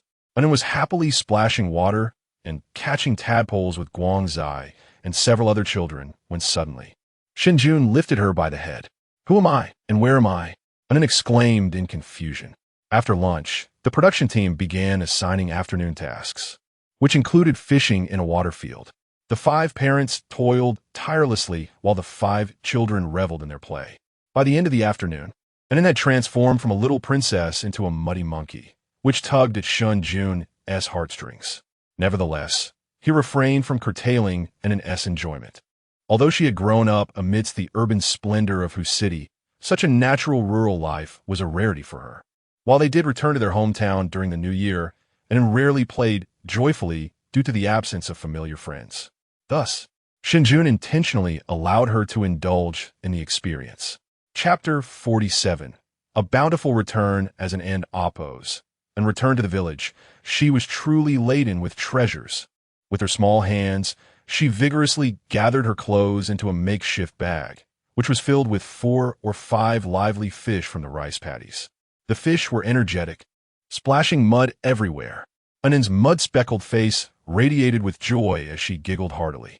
Behind her, Shen Jun took deep breaths, his expression a mix of exasperation and amusement. The viewers in the live stream erupted in laughter as Shen Jun and Anin had always been portrayed as a little princess and her devoted father. But today, the little princess had rebelled. Shen Jun, the caring father, was visibly distressed. Observing Shen Jun's struggle to maintain his composure, the audience humorously commented on his current psychological state. "Shen Jun, I raised her, I mustn't lay a hand on her." "Shen Jun, the more I look, the more infuriating it becomes. What should I do?" "Xing Yun, I can't hold back anymore." The afternoon live stream concluded amidst laughter, and upon returning to the village, Shen Jun promptly cleaned off the mud from Anin. Anin had played so wildly that even her hair was caked with dirt. Shen Jun poured shampoo and body wash on her as if they were free, scrubbing her down thoroughly 4 times before she was finally clean. After the bath, the sky was already darkening, and Anin had regained her sweet, fragrant appearance. Shen Jun, exhausted from the ordeal, watched as Anin blissfully rocked in a chair, swinging her little legs and cheerfully exclaiming, "Daddy, we in Oppos. We're going fishing again tomorrow." Shen Jun took another deep breath, reminding himself to stay calm. He mustn't end Oppos, to lash out at the child he raised. After some playful banter with an end Oppos, and as he prepared for the next live stream, Lin Jia arrived with a guest. Shen Jun, who had been playing with Anin, looked up to see a woman in professional attire, exuding an elegant aura. She had a graceful figure, and her attire accentuated her long, slender legs clad in black stockings, the sound of her stiletto heels echoing on the stone path of the village. Her shoulder-length hair framed a strikingly beautiful face, with sharp features and a vibrant red lip that added to her commanding presence.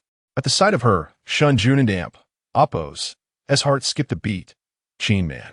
He had visited teacher Shen and Amp, Oppos, home during his school days and had seen family photos that included her, though, in those pictures, she had long hair and a more youthful visage, her features not yet so defined or imposing.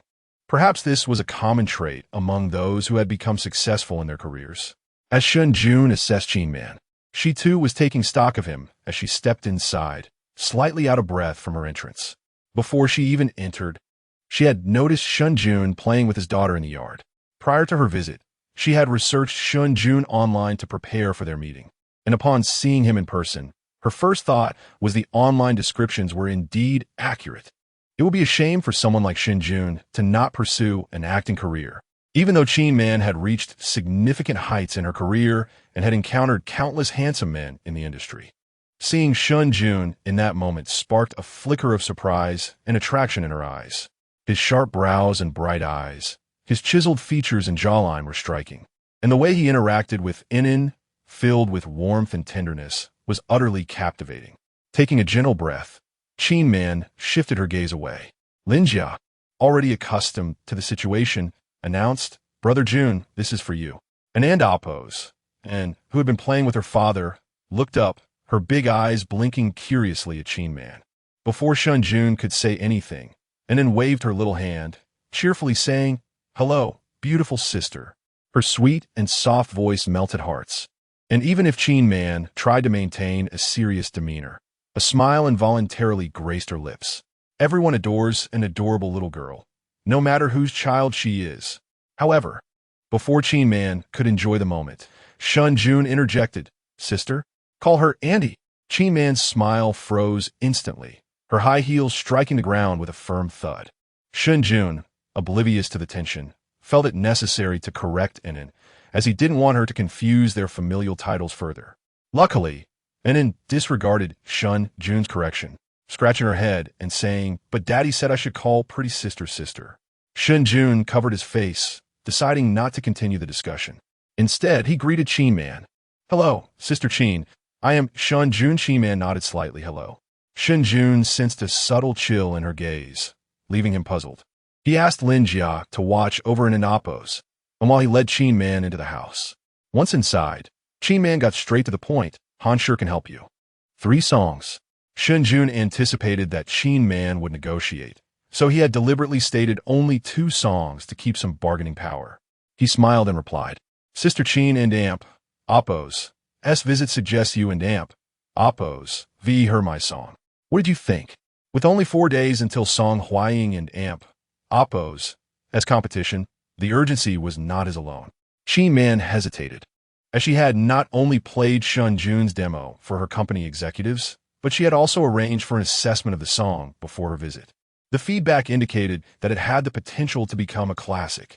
More importantly, the song was highly compatible with Song Hying's style.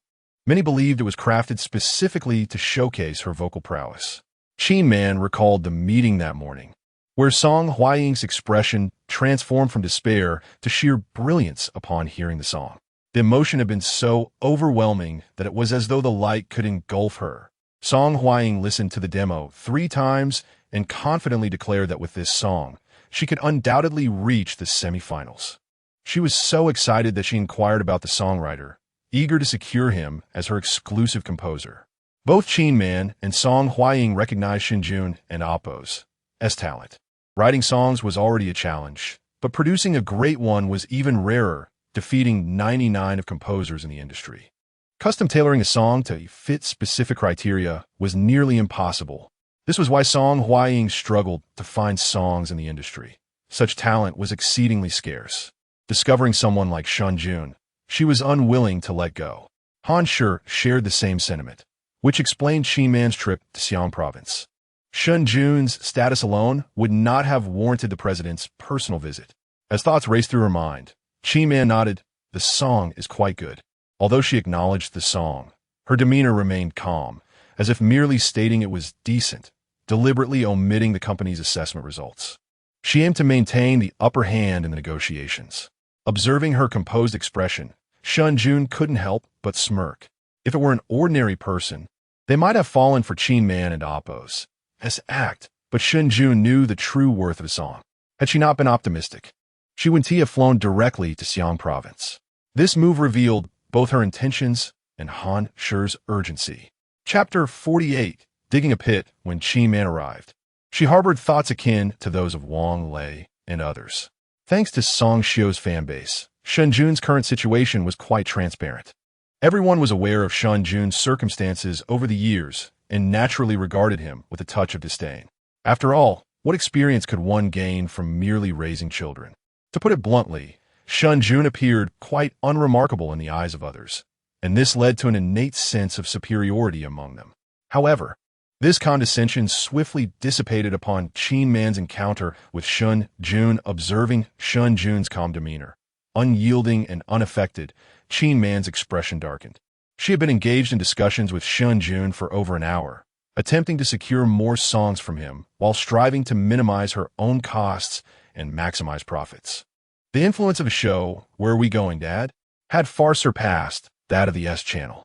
Its viewership was only second to that of Peak Singer on Dongfang TV, making it a hit program of the year. Song Xiu was unlikely to withdraw easily, and the entertainment company behind him, Tianyu, would certainly not relent. Feeling somewhat powerless, Chin Man sighed. The popularity of Where Are We Going, Dad? Had surged along with Shen Jun and Appos' rising profile. The show and Appos' momentum was nearly rivaling that of Peak Singer, making it a significant program for the Hunan provincial television. With substantial influence. This was merely the first episode. Anyone with a modicum of sense could discern the show's immense potential. And Song Xiao would not easily relinquish his position as a permanent guest. Yet, despite Qin Man's weakened stance, Shen Jun merely smiled and remarked, "If you had come to me yesterday, Qin Jia, this matter would have been much simpler." Alas, upon hearing Shen Jun's words, Qin Man's expression stiffened. The implication was clear. This predicament was of her own making, and she shooed into Oppos to expect him to bear the consequences. She glanced at Shen Jun, inwardly cursing, unyielding and impervious. What a waste of such a radiant appearance. Ultimately, Qin Man inhaled deeply, surrendering her struggle, her voice tinged with fatigue and reluctance. The rights to 3 songs, along with a 1 million yuan composition fee payable immediately. Once the 3 pieces are released on platforms, you will receive 40 of the royalties. This was a genuinely sincere offer.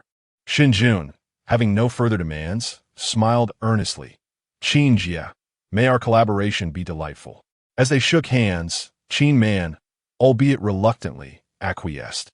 The two drafted a temporary contract, with plans to formalize it upon her return to the company, after which she intended to head back to the city, as there were numerous matters awaiting her attention. Shen Jun exchanged a few polite remarks as he escorted her out. Before departing, Qin Man mentioned, "Sister Hying hopes you can visit her for guidance in the coming days. If she achieves success, it would benefit us both." Of course, Shen Jun replied with a serious demeanor. Since he intended to support Han Shi, he would certainly do so.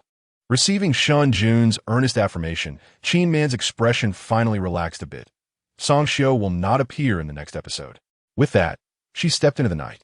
After concluding matters with Qin Man, Shen Jun collected the contract and swiftly made his way to the recording venue. The show had already commenced half an hour earlier, but Shen Jun had been unable to join, leaving it to manage on her own for a while. He was concerned about weather and would feel lonely by herself. However, upon arrival, he found her happily engaged in play with Guangzai. Having completely forgotten about her father, seeing Shen Jun's arrival, Zhang Shui exclaimed with excitement, "You finally made it. We agreed to compete in singing tonight. Guangzai and I have been preparing all day and can hardly wait to take on this challenge." In contrast to Zhang Shui and Damp, Oppo's eagerness, the other guests displayed varied expressions. Su Hong was busy rehearsing with his son Yang Yang. Neither were professionals, and teaching a child to sing proved to be quite a challenge. Despite practicing all day, Yang Yang still struggled to remember the lyrics. Similarly, Wang Hai wore an expression of despair, lamenting the absurdity of a director attempting to teach a child to sing, especially as he was notoriously off-key. Originally, his daughter Wang Sherwin had some musical talent, but after Wang Hai's instruction, she had completely lost her rhythm, eliciting laughter from the audience in the live stream. Meanwhile, Song Xiao maintained a calm demeanor, smiling slightly as he observed the newly arrived Shen Jun. With a hint of sarcasm, he remarked, "What could possibly be so important that everyone has been waiting for you?" Shen Jun paused at his words. The insinuation was clear. He was suggesting that Shen Jun was too busy or acting like a diva. Given the program was live, the audience heard Song Xiao and Damp, Oppos, as comment, and immediately, a stream of critical comments flooded in. As expected, the fans of Song Xiao led the charge, unleashing a torrent of scorn. Just a nobody. And he expects us to wait for him? Now that he and Oppos has gained a bit of fame, he starts acting like a big shot. What a character. It's absurd. Does he think he is a celebrity? Who will remember him after the show? Others took a moral high ground, saying, on a late night, everyone waits for him? Even if he has something important, this isn't how to handle it. What about all the staff and the children? What if the kids catch a cold? Even though director Lin Jia had explained prior to the broadcast that Shen Jun was assisting the production team and would arrive a bit later, no one seemed to recall his clarification. The audience was swept away by their emotions, focusing solely on their perceived grievances against Shen Jun. Shen Jun glanced at Song Xiao.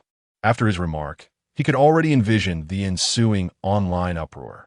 Yet, rather than feeling anger or indignation, Shen Jun merely curled his lips in a cold smile. Digging a pit?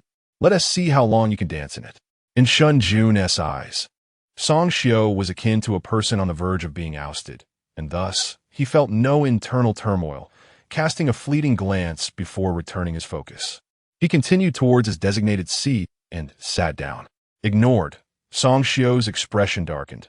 He could certainly sense the disdain and dismissal in Shen Jun's gaze. Although he maintained a composed facade, his fingers were clenched tightly, betraying a simmering rage beneath.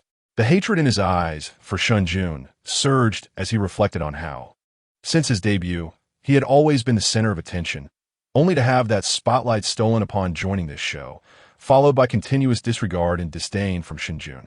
Damn it! Song Xiao gritted his teeth. One way or another, he would ensure Shen Jun was expelled from this program, teaching him the consequences of opposing him. Unbeknownst to the others, who remained oblivious to the turmoil within Song Xiao. The production team commenced preparations for the day's singing competition after Shen Jun had taken his seat. The judges were all present, comprising 10 villagers of various ages and genders. The judging criteria were straightforward. If they found the singing pleasing, they would raise their signs, and vice versa. The guest with the most raised signs would be declared the winner and receive the ultimate reward. As the staff concluded their instructions, Zhang Shuai could hardly contain his excitement. Let us begin. Let us begin. The order of performances would follow the initial arrangement, starting with Song Xiao, followed by Su Hong, Wang Hai, Zhang Shuai, and finally, Shen Jun. Song Xiao stepped onto the stage. Chapter 49. Children's songs are the divine melodies after taking the stage. Song Xiao cast a deep glance at Shen Jun, then flashed a charming smile at the camera, eliciting a chorus of excited screams from the fans in the live broadcast room. Soon, he began to sing alongside his son, Song Lei. Originating from a background as an idol star, Song Xiao excelled not only in acting, but also in singing and dancing. Although not as professionally trained as Zhang Shuai, he was more than capable of teaching his child, and his son, Song Lei, possessed a remarkable talent for singing. The performance was truly delightful. What astonished everyone even more was that Song Xiao not only taught his son to sing, but also to dance. Therefore, when Song Lei showcased his skills, he seamlessly combined singing and dancing, particularly excelling in street dance, which made his performance exceedingly impressive and stylish. As the music concluded, Song Lei struck a dashing pose towards the camera, prompting viewers to comment. Shirtu is so handsome. No wonder he is Song Xiao's son. With a father this handsome, it's no surprise the son is too. At such a young age, he is bound to attract a swarm of admirers in school. While Song Lei performed, the viewership of Song Xiao's live broadcast soared rapidly, even surpassing that of Shen Jun and Anan's stream. Shen Jun and Anan's broadcast had suffered a decline in viewership because Shen Jun had not appeared initially, leaving only Anan to entertain with Guangzai, resulting in a significant loss of audience. They were now perilously close to falling to third place. At that moment, the 10 judges began to raise their scorecards, and after a brief count, the staff announced loudly, Song Xiao and Shida's duo scores a final of 9 points. Seeing the score, a smile crept onto Song Xiao's lips. This segment was something Zhang Shuai had prepared for, but he too had come well prepared. It was a project he was determined to win. While he might not excel in mundane tasks like cooking, his prowess in singing and dancing was undeniable, and he would not let this opportunity to surpass Shen Jun slip away. He was determined to reclaim his central position on stage. Casting a disdainful glance at Shen Jun seated below, he chuckled softly to himself. He was eager to see what this seemingly inept parent, who could only care for children, would bring to the competition this time.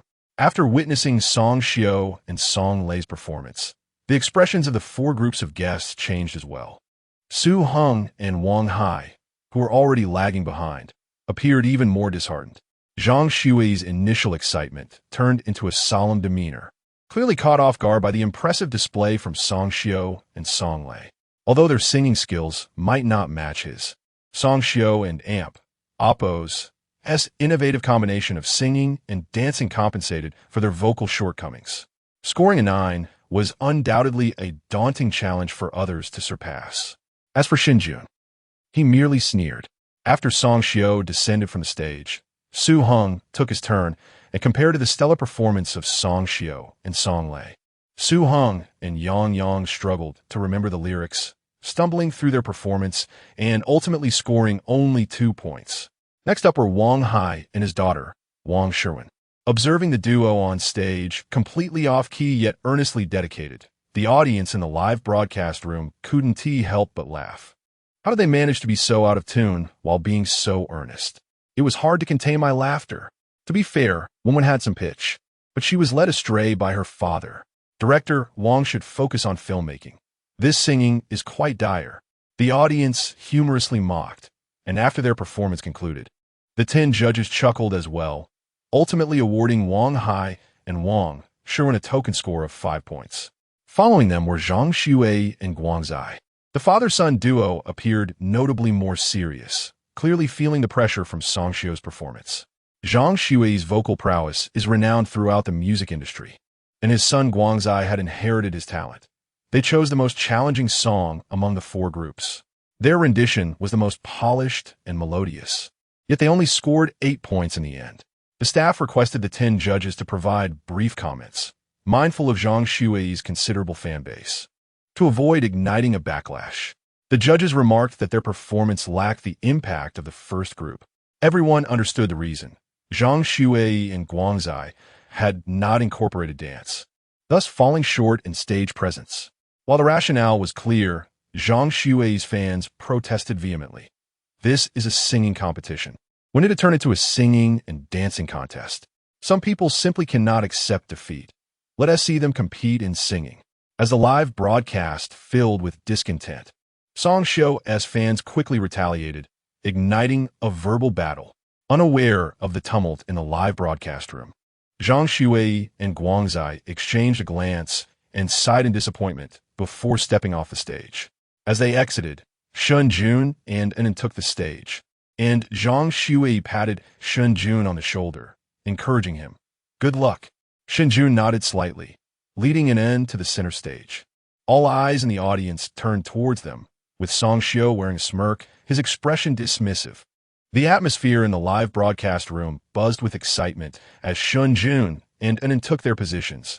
The previously lost viewers began to return and stepped forward. What song would Shen Jun and perform? Having seen the other 4 groups rehearse earlier in the day, viewers were left wondering if Shen Jun and had prepared anything at all. Would they simply sing a lullaby? Indeed, many speculated they would choose a lullaby. Given its familiarity, the lullabies had dominated the charts, making it a surefire choice. However, announced, the song we will perform is Courage Explosion. At her words, the live broadcast fell silent. What song is this? It's surely ISN and Oppos, a lullaby. Has anyone heard of it? I and Oppos, never encountered this title before. This name seems unfamiliar, but it sounds like a Children and Oppos song. They are actually singing a Children and Oppos song. This may be a tough battle to win. The other 4 groups had chosen popular songs, well-known hits that already had significant momentum. No one expected Shen Jun and to select a children's song. While children's songs are easy to learn, they simply cannot compete with the other groups. Alas, it seems Song Xiu might truly emerge victorious this time. The audience sighed collectively. Apart from being simple to learn, Children and Oppos songs possess no competitive advantage. Not to mention, the song chosen by Shen Jun and was entirely unheard of. Consequently, many had already formed their conclusions. Unbeknownst to Shen Jun about the audience's thoughts, had he realized their sentiments, he would have retorted, "What's wrong with children's songs? They are the divine melodies. Have you not seen that half of the viral hits from the past emerge from kindergartens?" Chapter 50. The difficulty of living. If one were to enumerate the internet's most popular songs from the previous life, the outburst of courage would undoubtedly rank among the foremost. It is said that this children's song has amassed an astonishing 20 billion plays across the internet.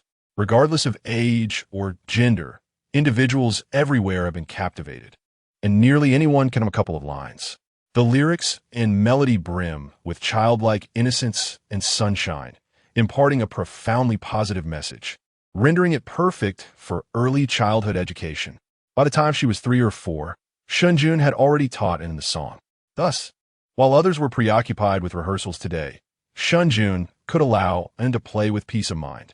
as it announced the title of the song on stage. A lively background melody swiftly resonated, one that Shen Jun had recorded in his earlier years. The cheerful, innocent tune further affirmed to the audience in the live stream that this was indeed a children's song. Some viewers felt they could not compete with the other groups and were more eager to hear the live rendition of Shen Jun in an An's lullaby, showing little interest in the children and Oppo's song preparing to exit the live stream. Consequently, the viewer count began to dwindle. However, An had already settled into her performance, her little head bobbing in time with a joyful rhythm. Shen Jun refrained from using a microphone. Tonight's stage was primarily for the children, and he played a supportive role alongside. As the prelude concluded, and an end Oppo's sweet voice rang out. Plant a seed in your heart, ta-la-dee-ta-la. The outburst of courage is a song that adults cannot capture in the same essence. Only the pure voices of children can convey its spirit. The delightful and crisp tones, combined with the sunlit and innocent rhythm and lyrics, instantly captivated listeners, lifting their spirits. Especially with the phrase ta-la-dee-ta-la. Many raised their eyebrows, intrigued. This is quite amusing. Moreover, An was not merely singing, she was dancing. This was also taught by Shen Jun in the previous life. The outburst of courage had even graced the stage of CCTV's gala, with both singing and dancing modeled for her. Shen Jun merely needed to replicate it. And An, already a picture of delicate cuteness, donned a little princess dress, her cherubic face alight with joy as she bounced about with her tiny arms and legs.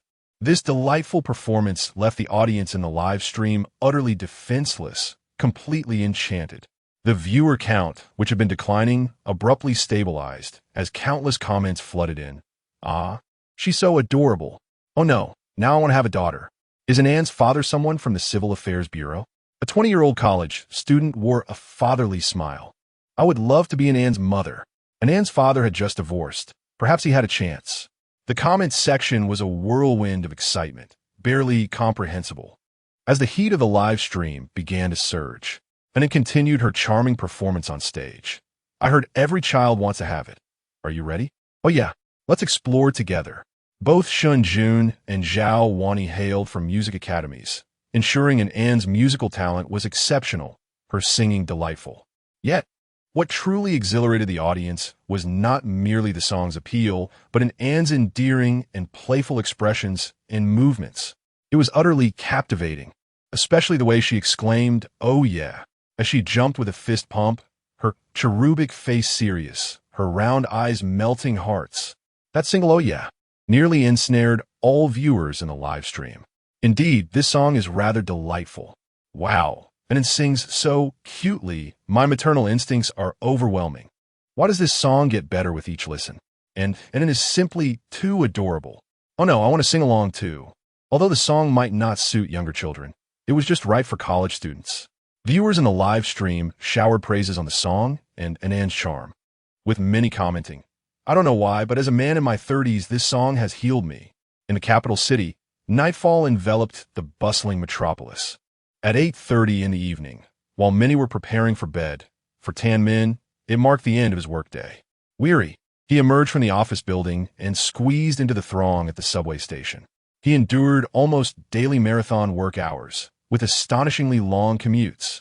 Clocking in before 8:30 in the morning demanded he rise by 5, leaving home just before 6 and transferring 4 times on the subway, enduring over 2 hours to reach the office. The return journey mirrored the morning's ordeal.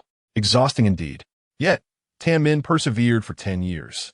Since his university days, he vowed to establish himself in the big city, not only for himself, but also for his hard-working parents who toiled in the fields to support him. Tan Min and Oppo's greatest aspiration was to purchase a home in the capital and bring his parents to live with him. Yet the city is vast, and finding a place to reside is a challenge. After a decade of work, he still lacked a personal sanctuary. As he boarded an arriving subway train, several seats were available, and he attempted to claim one, but was a moment too late as a woman swiftly occupied it. Tan Min sat down too, contemplating whether he might push her aside, but in that moment of hesitation, she had already settled in. He stumbled slightly and grasped the handrail to steady himself. The woman remained unfazed, engrossed in her phone. Everyone in the carriage was absorbed in their devices, their expressions weary and hurried. Tan Min gazed out the window, the dark tunnel and bright advertisements flashing by like a fleeting panorama, and his mind began to wander. Was it truly impossible to find a place in the capital? Had his initial decisions been misguided? Was he destined for mediocrity? The accumulated negative emotions erupted in an instant, consuming Tan Min. His already fatigued expression grew even more weary, his eyes devoid of light, rendering him almost numb and sluggish, akin to the sea of heads bowed in the carriage. Until the next station, when a movement of passengers jolted Tan Min back to reality. He rubbed his face, feeling exhausted. The carriage still lacked seating, so he leaned against a wall, pondering, before extracting his earphones and phone to open a short video. He sensed his current state was not ideal and sought to divert his attention. The short video began with an advertisement for the live stream of Where Are We Going, Dad? With the program's rising fame. The Hunan Provincial Television had allocated substantial promotional funds. Lin Jia was quick to secure the short video advertisement. Thus, each evening when the program aired, the short video screens featured its advertisements. Tan Min had heard of this program, as discussions about it had circulated in the office, with colleagues raving about a particularly adorable child. Curiosity piqued, Tan Min clicked on the advertisement. Upon entering the live stream, he was greeted by the sight of a charming little girl with exquisite features, waving her tiny hands while singing endearingly. Chapter 51. Oh dear. The little girl is incredibly beautiful and charming, resembling an exquisite doll. Tan Min mused that if he were to have a daughter in the future, he would hope she would be just as delightful.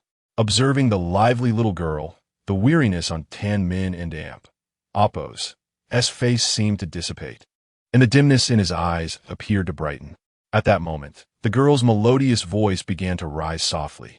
Although her voice was somewhat juvenile, it sounded sweet and joyful, and paired with the innocent lyrics, Tan Min felt a flicker of warmth stir within his once numb heart.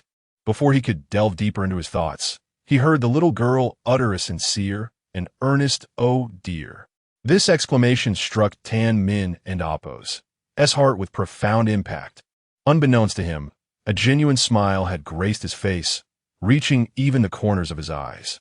The negative emotions that had long been pinned up within him seemed to vanish in an instant. Meanwhile, Zhang Yong, who was delivering takeout in Yangcheng, also broke into a smile as he lay on his dilapidated vehicle. He had been busy since morning and had just taken a moment to eat some cold leftovers, yearning for a breather. Just then, he came across an inn. Hearing an inn cheerfully sing "Oh dear," a smile uncontrollably spread across his face, as if the monotony of his day had been miraculously healed. After watching an inn, he thought to complete 10 more deliveries. This uplifting experience was not confined to Tan Min and Zhang Yong. Numerous viewers watching the live broadcast felt a stirring in their hearts. Emotions of busyness, irritability, and despondency seemed to be alleviated, replaced by genuine smiles. The song's ability to resonate across generations, especially one that appeals to both young and old, is fundamentally attributed to its simple and catchy rhythm.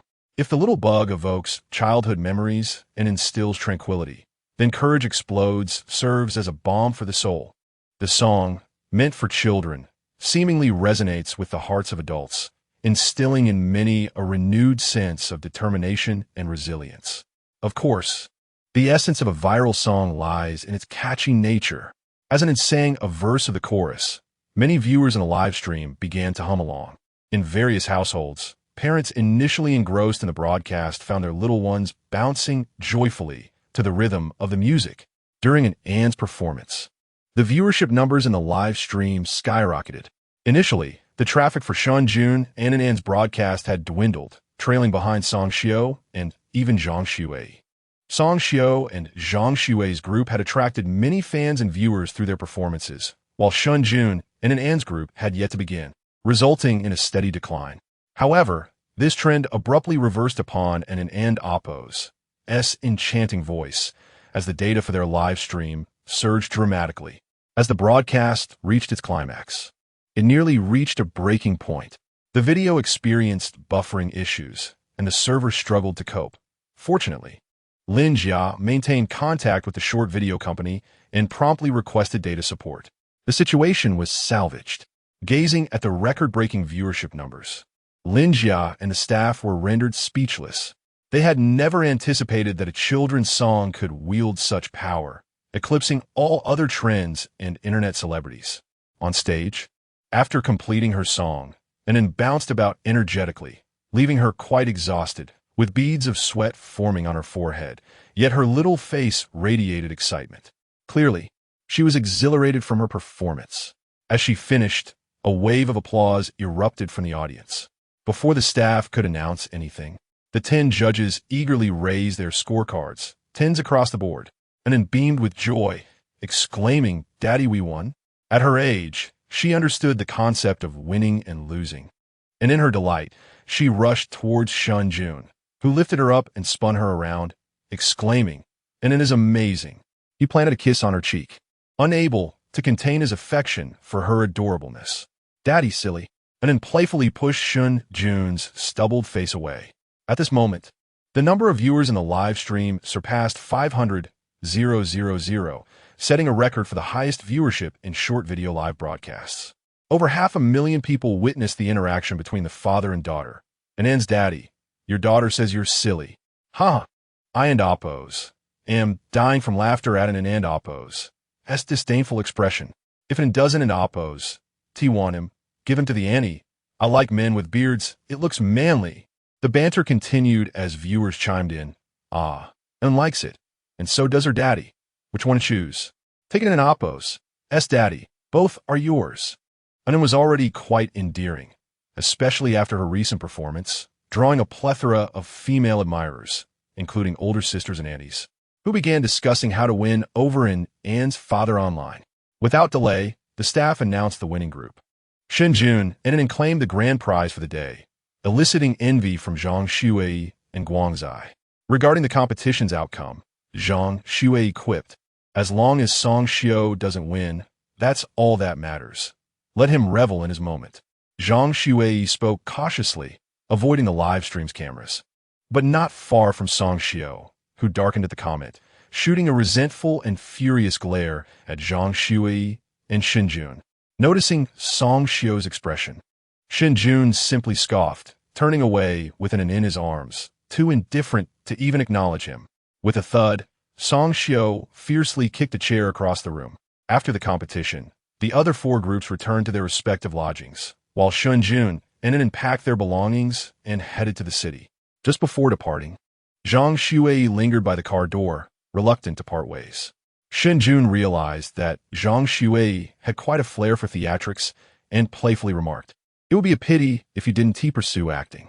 Zhang Shuai chuckled, waved goodbye to the adorable Anan, and before leaving, gestured to Shen Jun to keep in touch.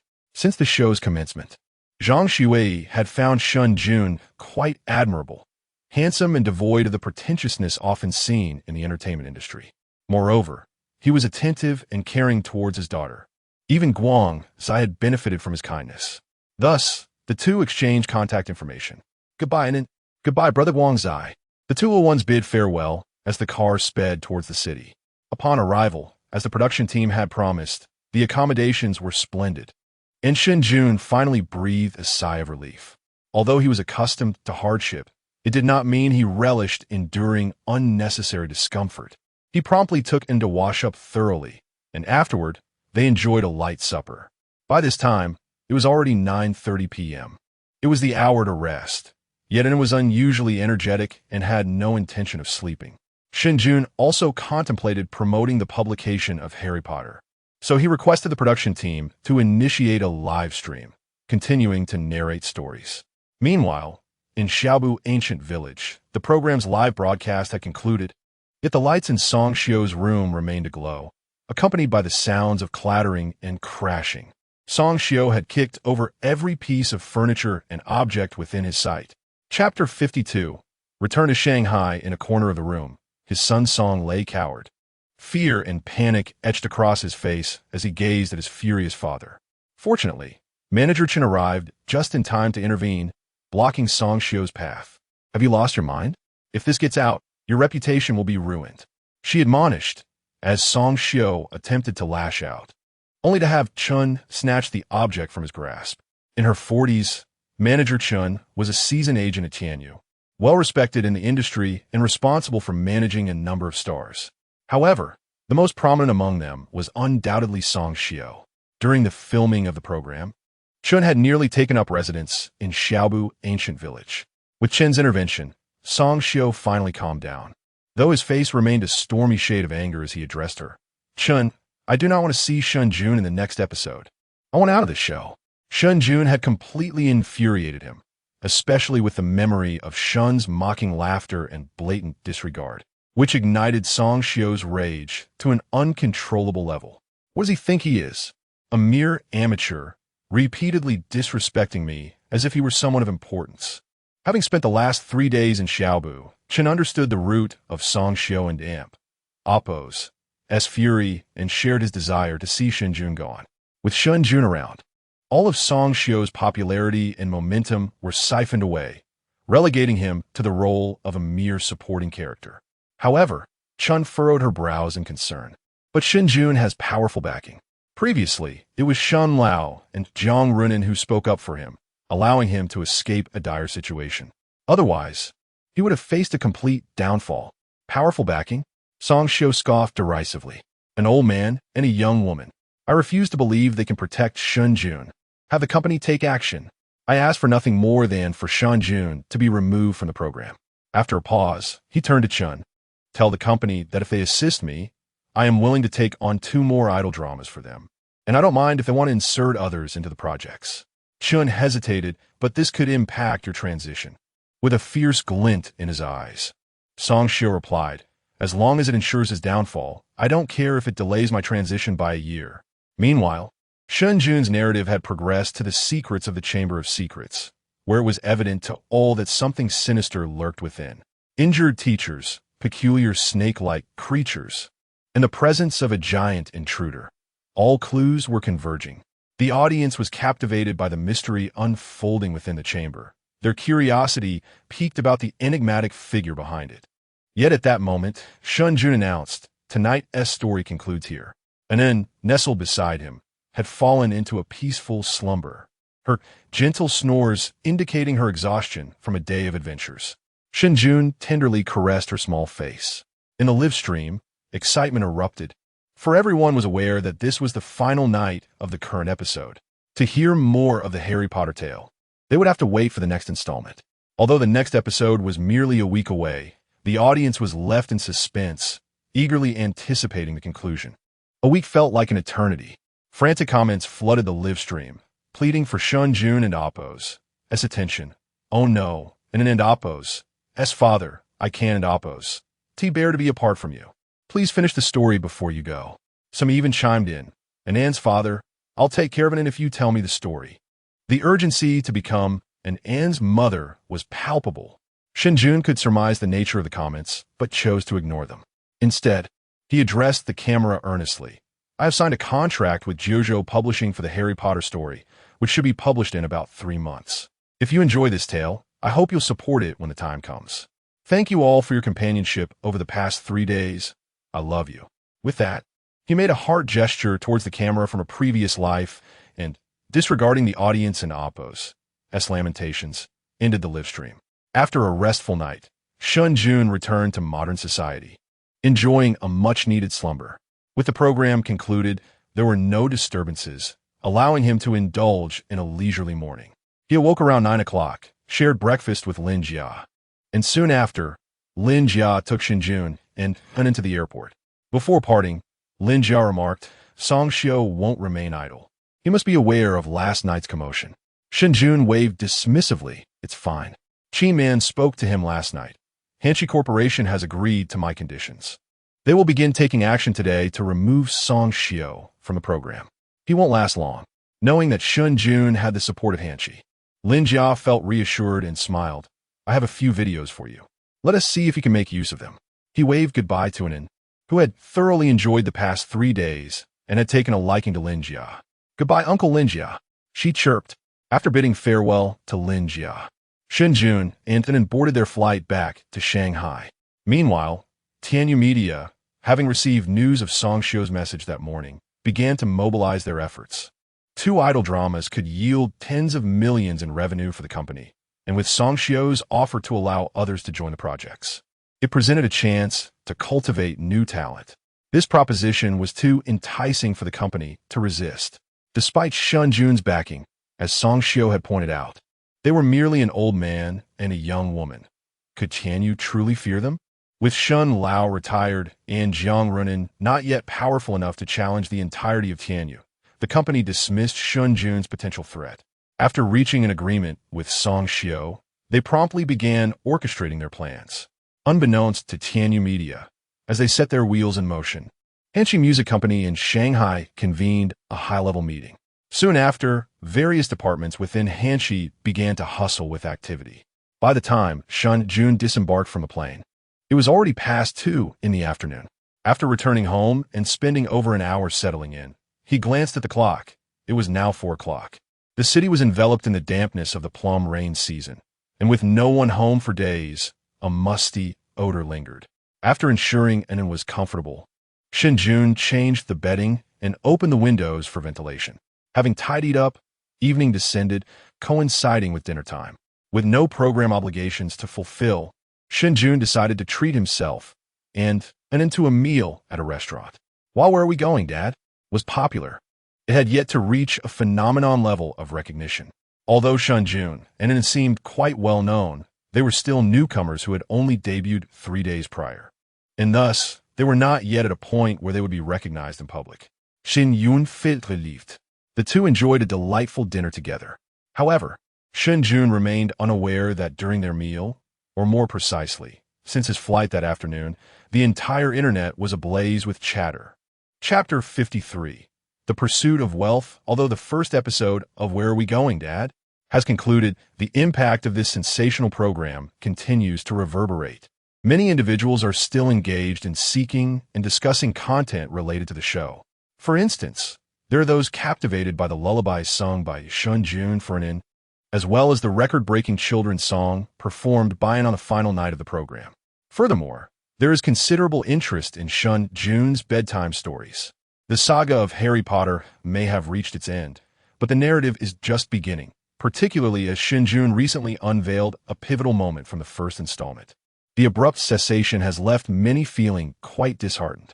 Consequently, from last night until the present, this topic has not waned. In fact, it has only intensified. Numerous fans are urging updates beneath the official program account, or expressing their frustrations, as Shen Jun lacks a personal social media presence, leaving his admirers to vent their emotions on the official page. Additionally, there is a spirited discussion regarding Shen Jun's mention of publication. Some viewers are supportive of the story's publication, acknowledging its quality and deeming it a normal progression. Conversely, others harbor reservations, feeling that Shen Jun's tale ended too abruptly.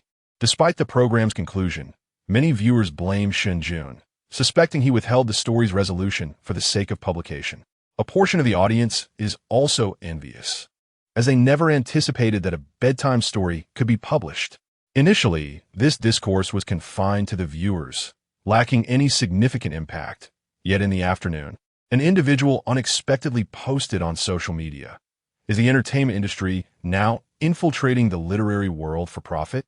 This cryptic statement, however, was linked to the trending topic of Harry Potter publication. The implication was unmistakable.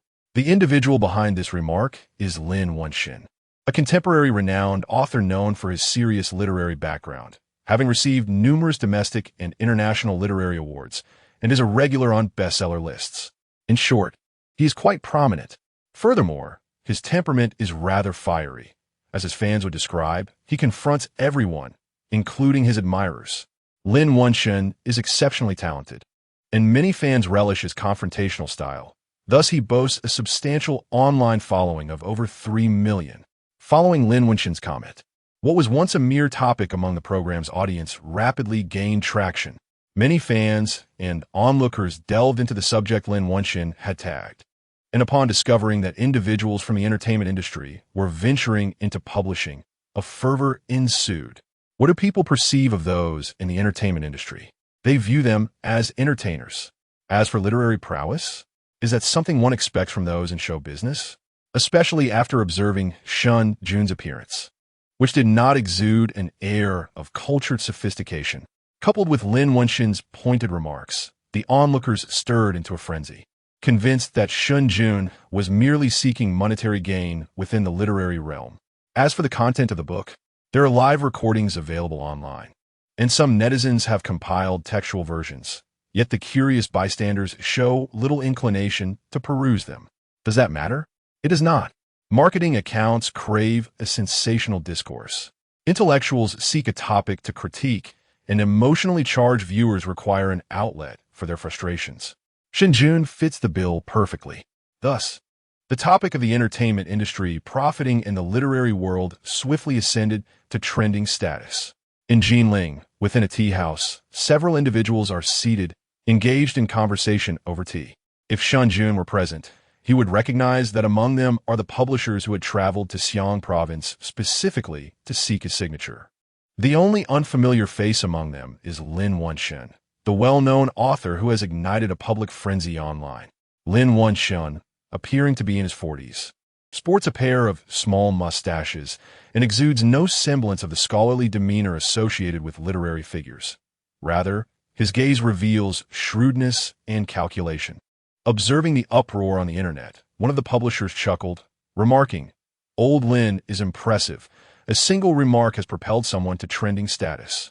Another publisher scoffed, boasting, "Now, I am eager to see how that old fox Wang Lei will respond." Someone shook their head, stating, "This is merely the beginning. Jiuzhou Publishing House possesses ample resources. Retracting a trending topic is trivial for them. Let us continue to escalate this matter." Others chimed in, "I've already contacted other authors, following Old Lin's lead. They will begin to voice their opinions, further amplifying the heat of this situation. I'm on it as well. I and AMP, Oppos, VE secured confirmations, and they will start to speak out." After sharing their plans, the group exchanged glances, each wearing a sinister smile. Lin Wenshin, who had remained silent until now, with a smile playing on his lips, casually remarked, "Let's not forget about Qingnua in this matter. Rest assured, your name will undoubtedly appear among this year's literary awards." Meanwhile, within Jiuzhou Publishing House, Wang Lei had received the news. Since his return from Xiaobu Ancient Village, he had been preoccupied with the publication matters. However, in the afternoon, an operator rushed in, exclaiming, "Editor-in-Chief, we have a situation." After Shen Jun's live broadcast promoting the publication, Jiuzhou Publishing House had promptly issued an announcement regarding the collaborative publication. Originally intended for advanced publicity, this announcement suddenly exploded in the afternoon. It was met with a barrage of criticism. The backlash was largely from those following the trending discourse, condemning the publishing house for lacking ethics, accusing it of publishing any work, labeling it a garbage publisher, and so forth. Alarmed, the operator quickly sought out the higher-ups. Given that Wang Lei was responsible for the Harry Potter publication, the operator went directly to him, informing him of the specifics. Upon learning that the topic had been ignited by Lin Wenshin, Wang Lei furrowed his brow. He sensed something amiss. He was well aware of Lin Wenshin and AMP, Oppos, S persona, which he cultivated before fans and readers, portraying himself as rebellious and possessing literary integrity. However, Wang Lei had dealt with Lin Wenshin before. He was a quintessential opportunist, with no regard for anything resembling literature, solely focused on profit. He recognized that Lin Wenshin's actions were undoubtedly driven by financial gain. Thus, Wang Lei astutely perceived an underlying issue, though he was not yet certain. Nonetheless, he promptly issued a statement, clarifying that Harry Potter is an exceptional novel. Simultaneously, he allocated funds to have the trending topic retracted. However, just as the trending topic was removed before the situation could settle, a multitude of both renowned and lesser-known authors began to voice their opinions. They joined the fray, reigniting the discussion, causing the recently retracted trending topic to surge once again, now with even greater fervor, exhibiting a terrifying potential for widespread reach. Within the conference room of Jiuzhou Publishing House, Wang Lei, incensed, slammed his hand on the table. "Damn it, it's those publishers like Huawen, Yu Yin, and Jishu pulling strings behind the scenes. If it were merely Lin Wenshin's comments, I could not confirm anything, but now that so many authors are joining in, it is evident that there is a conspiracy afoot. As for who is behind it, I can easily surmise. Chapter 54. Affairs of the literary world all are cunning foxes of a millennium. What is there to discuss in a realm of spirits? Wang Lei immediately discerned the instigators behind the scenes. The few publishers he had just berated were precisely those that had sought to sign a contract with Shen Jun during their initial encounter. Although Wang Lei maintained connections with these publishers, and they appeared amicable on the surface, even sharing a group chat, friendship is a rarity in the realm of commerce. Moreover, the Jiuzhou Publishing House had encroached upon others' territories. Jiuzhou Publishing House, a rising star in recent years, swiftly ascended by leveraging the advantages of the internet, directly seizing the market share of traditional publishers. In its nascent stages, Jiuzhou posed little threat to its competitors. However, as it flourished, it began to exhibit tendencies of monopolization. This caused discontent among the other publishers. Signing a contract with Shen Jun was merely a trigger. Had it not been Shen Jun, it would have been someone else.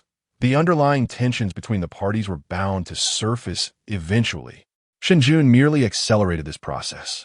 The explosive success of the program, Where Are We Going, Dad?, unveiled the immense potential of Harry Potter to every publisher.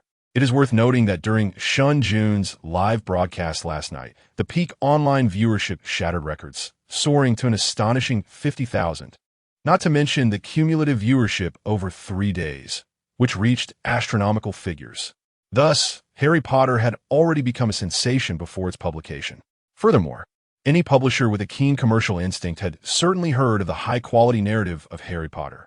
Otherwise, it would not have led to multiple publishers personally traveling to Hunan province to secure a contract with Shen Jun. Such treatment is rarely afforded to ordinary authors. With high quality and fervent popularity, Harry Potter was poised to dominate the literary bestseller lists this year and likely for years to come. Naturally, the other publishers grew anxious. Jiuzhou Publishing House was already trending towards monopolization. Should it succeed in publishing Harry Potter, it would likely become an insurmountable force in the industry. Hence, the coalition of publishers took decisive action to suppress Jiuzhou. As for Shen Jun, one could only say that he was unfortunate, having been singled out. In the conference room of Jiuzhou, a cadre of high-ranking executives sat, and following the successful signing of Harry Potter, it was classified as a primary development project. The potential of Harry Potter was evident to both the external world and the company itself.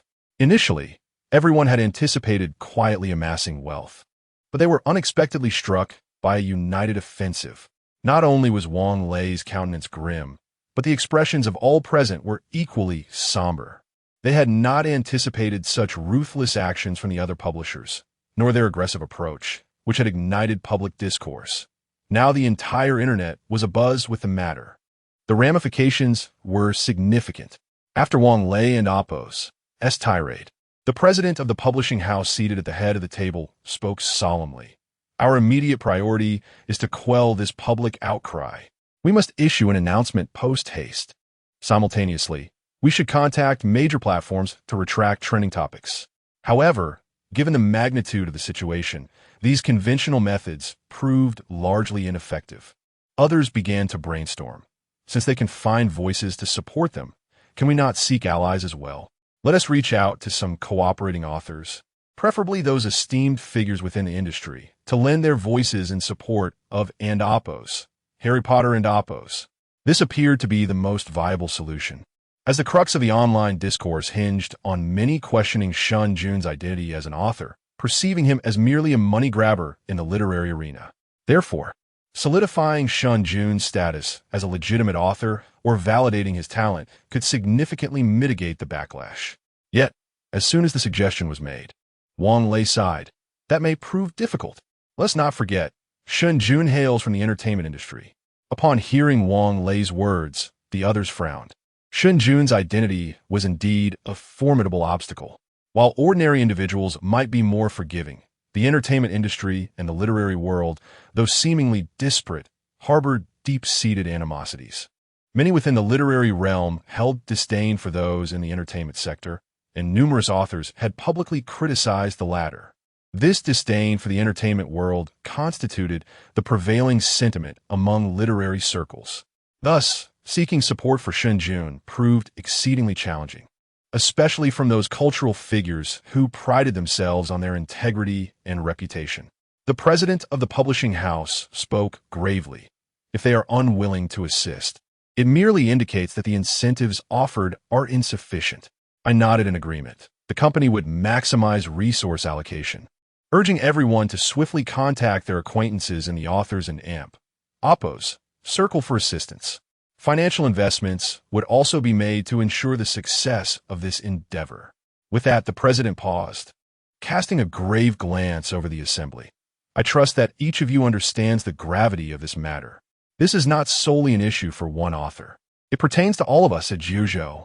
Should this publication end in failure, our reputation amassed over the years will suffer a profound blow, and regaining our standing will prove exceedingly arduous. They will not afford us another opportunity. The president's words resonated deeply, and the others donned expressions of concern, subsequently dispersing to commence their urgent tasks. However, just as Jiuzhou began mobilizing its network to rectify Shen Jun's reputation amidst the controversy surrounding Harry Potter, the online discourse erupted once more. Numerous scandals concerning Shen Jun suddenly surfaced, including revelations regarding his high school Chinese exam scores. His poor academic performance had driven him towards the arts, with a mere score of 84 in his Chinese examination. This ignited an uproar online, with many lamenting that anyone could publish a book nowadays, even those who barely passed their Chinese exams. Public skepticism towards Harry Potter and Shen Jun reignited, and the previously quelled discussions around his supposed money-grabbing motives resurfaced, impacting even the authors who had initially offered to lend their support. It did not end there. The online vitriol extended beyond Harry Potter, encompassing accusations of Shen Jun and APO's unprofessional behavior during filming and claims of disrespect toward his seniors, among others. Many asserted that Shen Jun lacked character, education, and decorum. Furthermore, allegations emerged that the songs performed by Shen Jun on his show were plagiarized, with purported evidence in APO's provided. He was branded a habitual plagiarist, prompting numerous netizens to question whether Harry Potter was also a product of imitation. Even the initial rumors alleging Shen Jun and APO's entanglement with wealthy patrons were resurrected, accompanied by a plethora of new and APO's proofs and APO's and exposes. In an instant, Shen Jun and APO's scandals permeated the internet. This wave of criticism caught Jiuzhou Publishing House off guard. While they were preoccupied with literary matters, an avalanche of scandals regarding Shen Jun erupted. Jiuzhou Publishing House was overwhelmed. Moreover, the intensity of this backlash indicated that there were indeed puppeteers orchestrating events behind the curtain. After substantial effort, Jiuzhou Publishing House uncovered that the orchestrators were none other than Tianyu Media of the entertainment industry. This revelation left Jiuzhou Publishing House bewildered. What business did a company from the entertainment industry have in the affairs of the literary world? Chapter 55. Missing person notice in an office of Tianyu Media. Song Xiu sat on the sofa, his demeanor markedly improved from earlier. With a refreshing smile, he sipped his tea. He had returned directly to Tianyu Media today, where he signed a contract. The company would handle Shen Jun, and in return, he would film 2 idol dramas for them. Initially, he had expected to wait several days for results, as orchestrating someone's downfall typically requires considerable effort. However, to his astonishment, that very afternoon, Shen Jun was unexpectedly named in a scandal by the literary community, which erupted into a torrent of public opinion. Although the reasons behind Shen Jun's sudden entanglement with the literary world remained unclear, Tianyu Media recognized a rare opportunity and swiftly intervened. Consequently, the situation escalated at Jiuzhou Publishing House, leaving them bewildered. Both the entertainment and literary circles exerted simultaneous pressure, effectively portraying Shen Jun as a culturally illiterate, uncouth individual devoid of any refinement. The literary community's onslaught left Jiuzhou Publishing House struggling to cope, and Shen Jun, standing alone against the overwhelming tide of public opinion, was destined for ruin. The current level of outrage far surpassed the earlier backlash instigated by Song Xiao and Amp, Oppo's, fans. Even Zhang Runin would hesitate to engage with such a tempestuous issue, lest she face severe repercussions. Reflecting on this, a triumphant smile spread across Song Xiao and Oppo's, face. He had not anticipated that he would achieve such satisfaction in merely a day.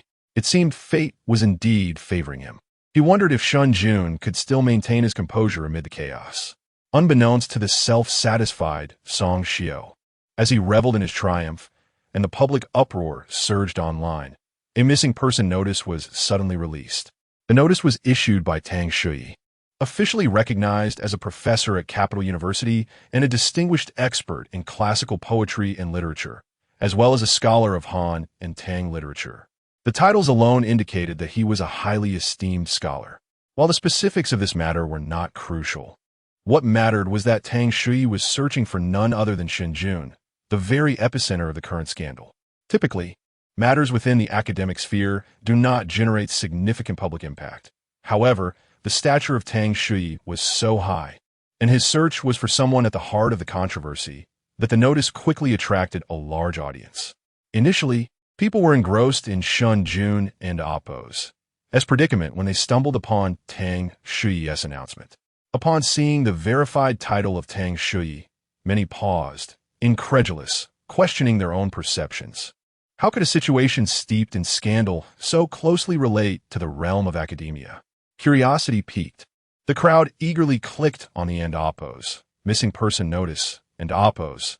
The brevity of a notice belied its explosive content. Tang Shui expressed his admiration for Shen Jun and Oppo's literary works, stating he was deeply impressed and wished to engage in a dialogue. He apologized for the inconvenience, explaining that he had been unable to find Shen Jun's contact information, hence resorting to this public appeal. Though succinct, the notice contained enough gravity to leave readers astounded. They could hardly believe their eyes. A renowned professor from Capital University, a luminary in the field of classical literature, was openly expressing a desire to learn from Shen Jun, who had just been vilified as lacking literary merit. Was this madness? Many felt their minds momentarily falter. Questions arose in the comments. Is this a fake account? Such sentiments echoed throughout the public discourse. Clearly, disbelief reigned, as the consensus was that Shen Jun had just been lambasted online for his alleged lack of literary sophistication and poor character. The prevailing narrative painted him as a figure devoid of merit, and skepticism about the authenticity of Tang Shui's notice was palpable. However, the tide of doubt soon receded. Shortly after the notice in Oppo's release, Lu Yaoye, the vice dean of the College of Literature at Capital University, along with several faculty members and students, verified that the account indeed belonged to Tang Shui and confirmed the legitimacy of the notice. Furthermore, Tang Shui himself posted a video, expressing his initial intent to use social media to reach out to Shen Jun, only to be taken aback by the ensuing uproar. In the video, he stated he was unaware of the negative reports circulating about Shen Jun, but had read his literary work, particularly a piece titled Sound Rhythm Enlightenment, which he found exceptionally talented. He expressed a desire to learn from Shen Jun and suggested that any disparaging reports might be erroneous. Conclusively, he urged the public to approach the matter with reason and requested assistance in contacting Shen Jun, emphasizing his genuine wish to engage in dialogue. The release of this video sent shockwaves across the internet. People were astounded by Tang Shui's praise for Shen Jun, the dramatic reversal of public sentiment, and the earnestness of Tang Shui and Oppo's appeal. While literary figures are certainly qualified to discuss literature, the academic community holds even greater authority. When compared to popular authors like Lin Wenshen, Tang Shui and Oppo's credentials and scholarly standing offered a more compelling argument.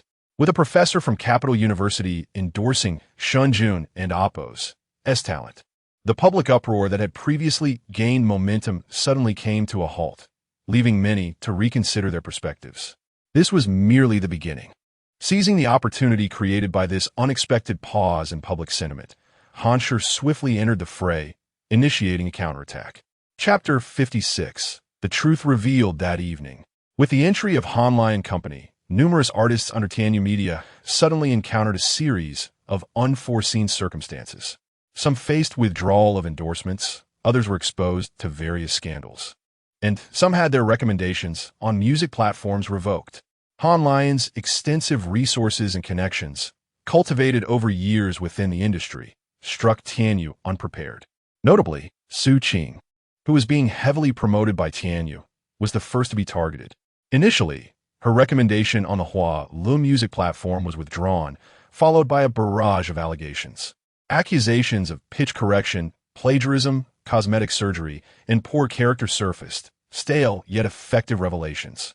The impact on Su Qing's reputation and public image was instantaneous, as evidenced by the performance of her latest album, despite Tianyu's substantial financial investment in promotion. The lead single had climbed to the second position on the Lu Hot Songs chart. Victory seemed imminent, but with such sabotage, her ranking plummeted. Other songs on the album also suffered considerably, with their overall rankings declining, even being overshadowed by Lu Yao of Baidai Records.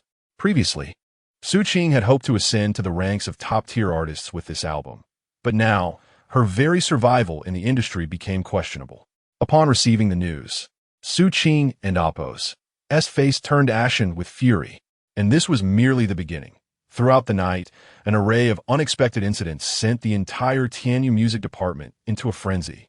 Moreover, outside of Tianyu's music division, Idol star Song Xiao also faced relentless attacks and revelations from countless detractors. Much like the tactics employed against Shen Jun earlier that day, Hying returned the favor to Song Xiao with greater ferocity.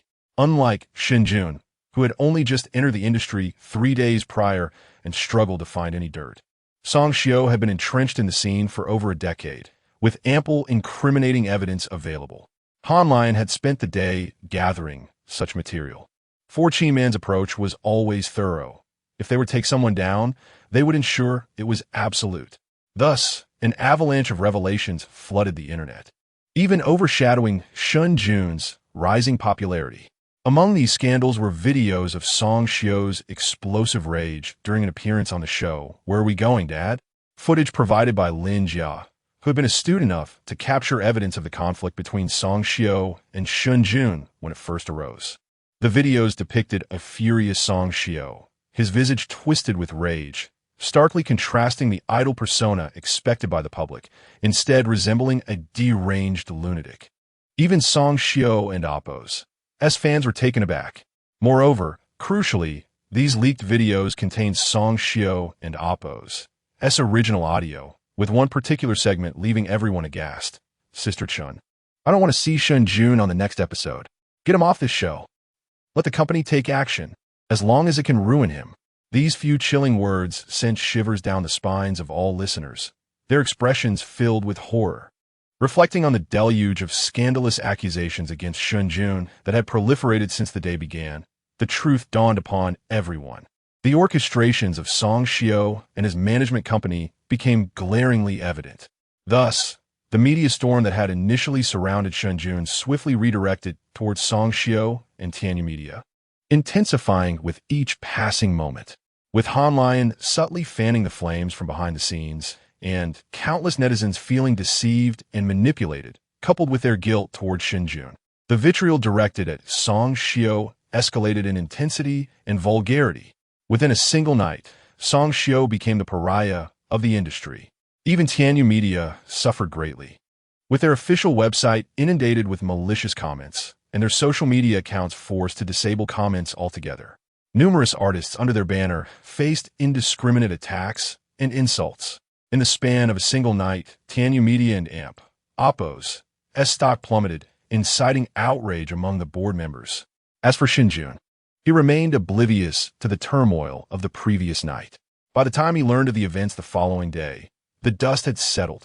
Hying's intervention had led to a severe backlash against both Tianyu and Song Xiao, with reports indicating that Song Xiao's reputation had taken a nosedive, resulting in the termination of multiple endorsements and advertisements. Ratings for previously filmed dramas were also being downgraded, and many fan groups had disbanded. With walls collapsing, the crowd turned against the fallen. Meanwhile, The search notice issued by Professor Tang Shui from Jing University continued to bolster Shen Jun's reputation in literary circles, even though many in the literary community still looked down upon him. Lin Wenxin persistently criticized Shen Jun, but netizens appeared less volatile and less likely to follow the crowd. Additionally, loyal fans of the previous program tirelessly promoted Harry Potter online, leading many to explore the compiled stories. Some were captivated by the enchanting, magical world, acknowledging that even if they were not fond of it, the narrative was undeniably intriguing. Prejudice against Shen Jun diminished significantly. The book Harry Potter thus reaped unexpected rewards, garnering greater attention and traffic. These developments were conveyed to Shen Jun by Wang Lei during a phone call the following morning, after the situation had stabilized. Wang Lei aimed to inform Shen Jun about the events while subtly expressing gratitude for the assistance provided by Jiuzhou in the background, hoping that Shen Jun would recognize the favor owed. At this point, Shen Jun had become someone of considerable significance to Wang Lei. After all, he was the individual who had attracted the attention of the esteemed professor from Jing University, not to mention the formidable influence behind Shen Jun, which remained a mystery to Wang Lei. However, witnessing the chaos in the entertainment industry last night was enough to illustrate the magnitude of Shen Jun's connections. Consequently, after the events of the previous day, Shen Jun and Amp, Oppo's, S standing in Wang Lei and Amp, Oppo's, S eyes escalated dramatically, elevating him to the highest level of importance. Wang Lei concluded the conversation with Shen Jun, stating that the situation in a nutshell. It's a blessing in disguise. Other publishing houses should remain compliant for a while. As for the literary critiques, don't pay them any mind. They are merely idle chatter. However, Shen Jun did not respond directly. While Wang Lei was speaking, he had already reviewed the online discourse regarding the incident on his tablet. His expression grew increasingly frigid. He found it perplexing. He had been maintaining a low profile, avoiding any trouble, yet it seemed that multiple parties were eager to undermine him. From the entertainment industry, there was Song Xiao and Tianyu. From the literary world, there was Lin Wenxin and the publishing houses. Particularly from the latter, it was evident that the conflict stemmed from competition among several publishers, yet they chose to target him.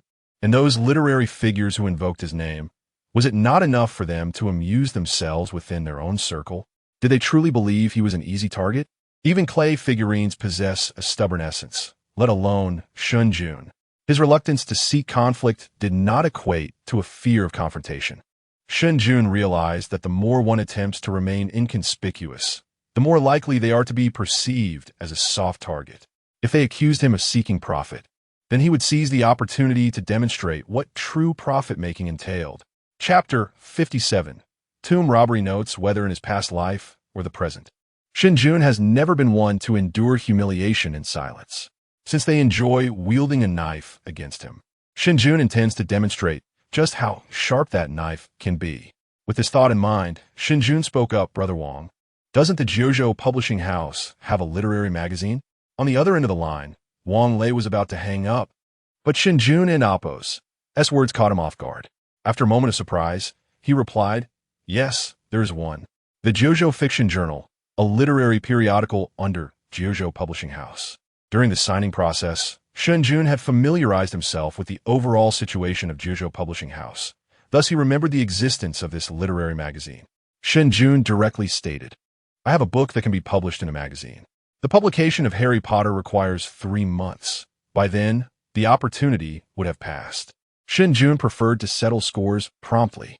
The Jiuzhou magazine is a bi-monthly publication, and if all goes well, it could be released by mid-month. Upon hearing Shen Jun's words, Wang Lei was momentarily taken aback. He truly could not keep up with Shen Jun's line of thought. However, Wang Lei, being astute, quickly grasped Shen Jun's intention. Yet, he did not immediately agree but hesitated, saying, "The magazine section is not my responsibility. I need to discuss this with the company." He had not seen Shen Jun and Amp, Oppo's, new work and was unsure of its quality, so he was naturally cautious about giving a quick nod. Moreover, Wang Lei worried that this new piece might be an impulsive creation of Shen Jun, especially since it came on the heels of a recent incident. It seemed dubious at best, although Shen Jun's current popularity was sufficient enough that even a piece of dung would sell. JoJo aimed not only to profit, but also to maintain its reputation. Once the reputation falters, it would be truly disastrous. Shen Jun understood Wang Lei's concerns.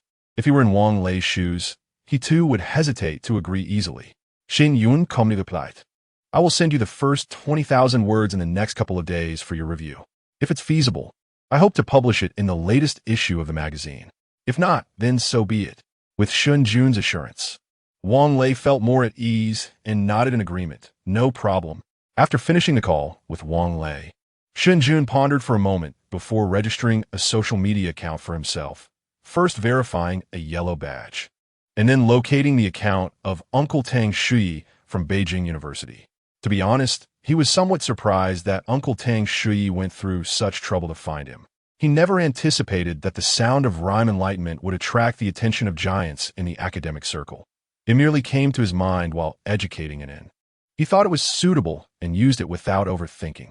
However, this incident provided Shen Jun with significant inspiration. He had previously overlooked the importance of academic knowledge, but by employing it appropriately, it might indeed bolster his endeavors. Just like this instance, a single remark from Uncle Tang Shui could equate to JoJo Publishing House and Oppo's efforts over an extended period. This exemplifies the power of top-tier figures in academia. Establishing connections with such individuals could only benefit him. Additionally, Shen Jun wished to express his gratitude to Uncle Tang Shui. After all, the man had significantly aided him, so Shen Jun sent a private message to Uncle Tang Shui, leaving his contact information. There was no immediate response. Shen Jun then exited the account, and was still indulging in a long sleep. After 3 consecutive early mornings and plenty of fun during those days, Shen Jun felt a pang of sympathy. Therefore, he decided to allow and to enjoy a lazy morning today. Shen Jun collected the clothes he had hung out to dry yesterday, and then entered his study. The study contained a computer that Zhao Wani had purchased during the renovation, but it had remained unused and idle since. Now, it was just right for writing a book. Having just agreed to Wang Lei's proposal, Shen Jun had yet to write a single word and needed a hurry to complete it. He turned on the computer, familiarized himself with it, and then opened a document to begin typing. He had previously mentioned that since his rebirth, his memory had become remarkably sharp. He could recall any content he had encountered in his past life without missing a word. Thus, writing a book for Shen Jun merely required him to select a topic and then immerse himself in the writing process. As for the selection, Shen Jun's mind was brimming with a plethora of serious literature or classic novels that could attest to his literary prowess or talent. Yet, he chose otherwise. Wasn't he aiming to make money? Wasn't he intending to undermine JoJo Publishing House? Thus, Shen Jun resolved to opt for works that could achieve explosive popularity, generate substantial profits, and enable JoJo Publishing House to quickly gain traction and capture the market. He did not seek lofty literary merit. Instead, he aimed to captivate every reader into Oppo's attention, leaving them craving more after finishing, ensuring that the published work would become a sensation across the internet. Furthermore, since Shen Jun intended to publish in the magazine, it was best to choose a novel type suitable for serialization, particularly a medium to long-length novel. In his past life, there were numerous suitable works. After a moment of contemplation, he finally settled on a piece he was quite familiar with, Tomb Robbery Notes. This work had become an unprecedented sensation upon its release in his previous life, swiftly ascending to the top of various literary bestseller lists even before completion, ushering the genre of suspense novels and huaxia into a new era. Furthermore, this novel had even been featured in the People's Daily. It had been selected as material for college entrance exam essays and had graced the stage of CCTV. It was also permanently archived by the National Library, adorned with numerous accolades. The unprecedented popularity of this book in his previous life could be summed up in one phrase: unparalleled. Some even described it as not merely a novel, but an imprint of an era. The subsequent IP developments derived from the novel also garnered extraordinary success. Anime, films, games, all became sensational hits. In his past life, Shen Jun had also interacted with this IP. The film adaptation of Tomb Robbery Notes was a top-tier project among major companies, achieving immense popularity. It could be said that no other IP development in the country had created such a formidable impact. In terms of profitability, this novel undoubtedly ranks among the top. Moreover, the novel is rife with suspense, and its bizarre and mysterious tomb-robbing elements leave a lasting impression, making it particularly captivating. This novel is undoubtedly an excellent choice. Shen Jun firmly believed that this work would surely conquer the JoJo editorial board. Thus, without further hesitation, he quickly made his decision and began to write fervently. On the other end, after hanging up the phone with Wang Lei, he did not place much importance on the matter and did not engage in any special discussions with the company regarding it. After all, the entire situation seemed rather dubious. It remained uncertain whether the book would even materialize. Shen Jun had yet to finish the manuscript for Harry Potter. So where would he find the energy to write a second book? Even if he had the energy, Wang Lei was not optimistic. Quality works do not simply emerge at will. Even renowned authors would not dare claim such confidence, let alone a fledgling author like Shen Jun. When Shen Jun eventually submitted the manuscript, he would take a quick glance and then find a tactful way to decline his request, ensuring that he did not dampen Shen Jun's writing enthusiasm or impact their future collaboration. Wang Lei pondered this for a moment before continuing with his work. Chapter 58, Teacher with Nothing Else to Occupy Him. Shen Jun dedicated the morning to writing. As noon approached, and then his little lazy pig finally awoke. Shen Jun prepared a simple lunch. After their meal, he took it outside. Their first stop was to visit teacher Shen, who had recently found himself at the center of a public relations crisis during a recording. It was thanks to his intervention that the situation was diffused, so Shen Jun felt compelled to check on the elder. Teacher Shen appeared vigorous, his face lighting up with joy upon seeing Shen Jun and Anon. Since Shen Jun's marriage, his visits to teacher Shen had dwindled, and in the past 2 years, he had not come at all. During the holidays, he merely sent greetings via WeChat. There was a sense of guilt in Shen Jun. The elder had always believed in him and wished to pave his way into the music industry. However, at that time, Shen Jun was indifferent to his career and had rejected the teacher and amp, Oppos, as good intentions. Furthermore, he did not want to provoke Zhao Wani's concerns. He recalled a year after their marriage when he mentioned visiting teacher Shen, and Zhao Wani insisted on accompanying him. Typically, there would have been no issue, and Shen Jun would have welcomed the opportunity for Zhao Wani to meet his teacher. Yet, that visit coincided with Zhao Wani's insistence that Shen Jun seek a song from teacher Shen, which had not materialized, leading Zhao Wani to develop other thoughts. Consequently, Shen Jun began to visit teacher Shen less frequently. Though teacher Shen never voiced his disappointment, he was clearly saddened by Shen Jun and Oppo's distance. Now, with a mix of jest and admonition, he remarked, "You child, if you are unwilling to enter the music scene, I won't say anything. But why do you hide from me?" Shen Jun felt a pang of guilt towards this caring elder, assuring him that won't happen again. Now that he was divorced from Zhao Wani, there would be no more conflicts of loyalty, and he felt liberated from his previous hesitations. Moreover, he had one foot planted in the music industry, especially after collaborating with Han Shi, which would inevitably lead to more interactions with teacher Shen. Shen Yunqing beamed. "It is good to hear that. Do come to visit this old woman more often." If there was any regret weighing on Shen Yunqing and Oppo's as hard over the years, aside from her granddaughter's single status, it was Shen Jun's reluctance to embrace the music industry. Now, however, that regret had been partially alleviated. Shen Jun's collaboration with Han Shi had already been discussed with her, and she had listened to the songs he composed. It was evident that the years of mundane life had not dulled Shen Jun's talent. Rather, the passage of time had honed it further. The song he created was one that even she might struggle to write. This was a source of great comfort for Shen Yunqing, who had always feared that ordinary life would extinguish Shen Jun's abundant gift, a fate not uncommon in the music world. Fortunately, her concerns were unfounded. Shen Jun was indeed the student she had always believed in. Shen Yunqing inquired, "Are you planning to meet with Man Man later?" Shen Jun had arranged to meet Qin Man in the afternoon at Han Shi, as the competition for peak singer was approaching, and Song Hying urgently needed Shen Jun's guidance. He nodded, and Shen Yunqing sighed. Man Man lost her parents early and has shouldered such a large company all on her own, She has endured much hardship.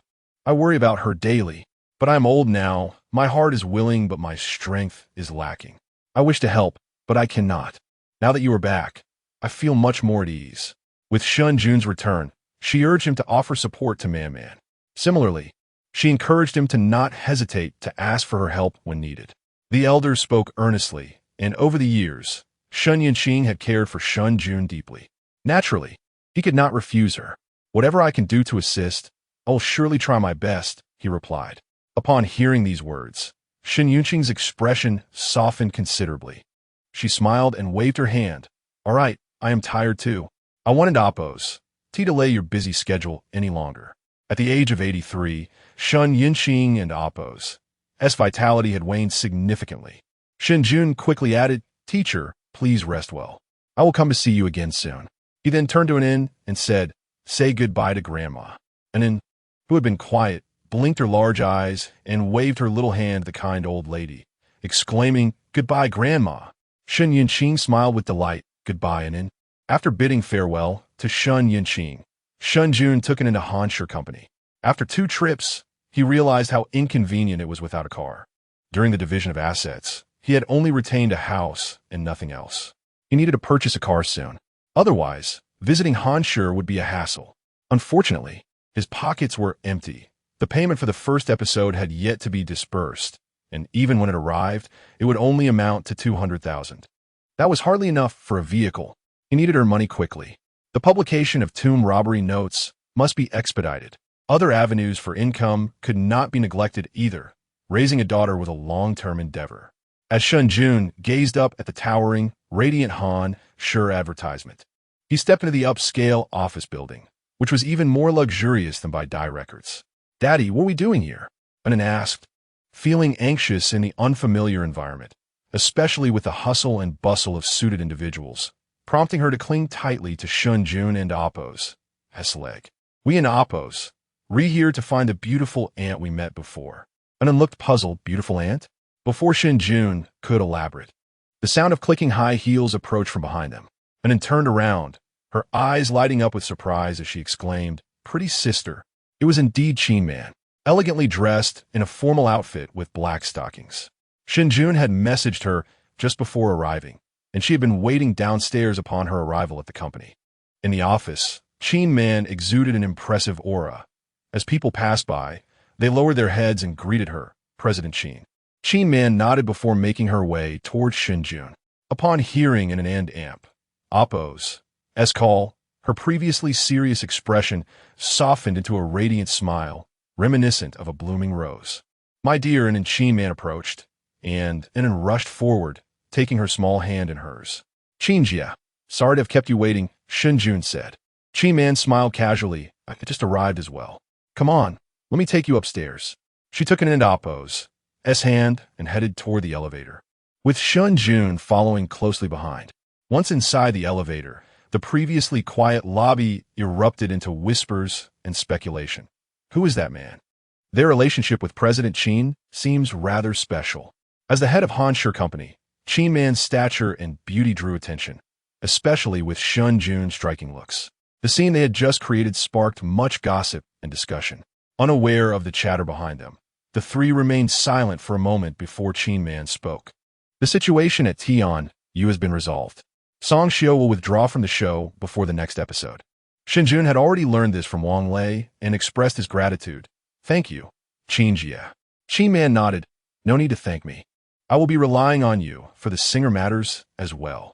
Sister Hying is currently in the recording studio practicing. I'll take you directly there. Chapter 59. The hasty years. At this moment in the Hanline recording studio, Song Hying was furrowing her brow as she listened to the recording. After the song concluded, she let out a long sigh. It still lacks that certain feeling. Feeling somewhat defeated, Song Hying had been practicing day and night ever since she obtained this song. It suited her perfectly. Sometimes she even felt as though it had been written specifically for her, resonating deeply and providing a sense of comfort. Yet, despite this connection, she always sensed that her rendition fell short. This sensation intensified when she listened to the demo of the song. In theory, a demo is merely a simple showcase by the creator and cannot be compared to the final version of a performance. The differences in recording quality, arrangement completeness, and the performer's execution are substantial. The final performance should undoubtedly outshine the demo. However, Song Hying felt that this demo could easily eclipse her own performance. Of course, this was an exaggeration. Yet, the demo was indeed more melodious than her rendition, with a level of detail that was far more professional and nuanced.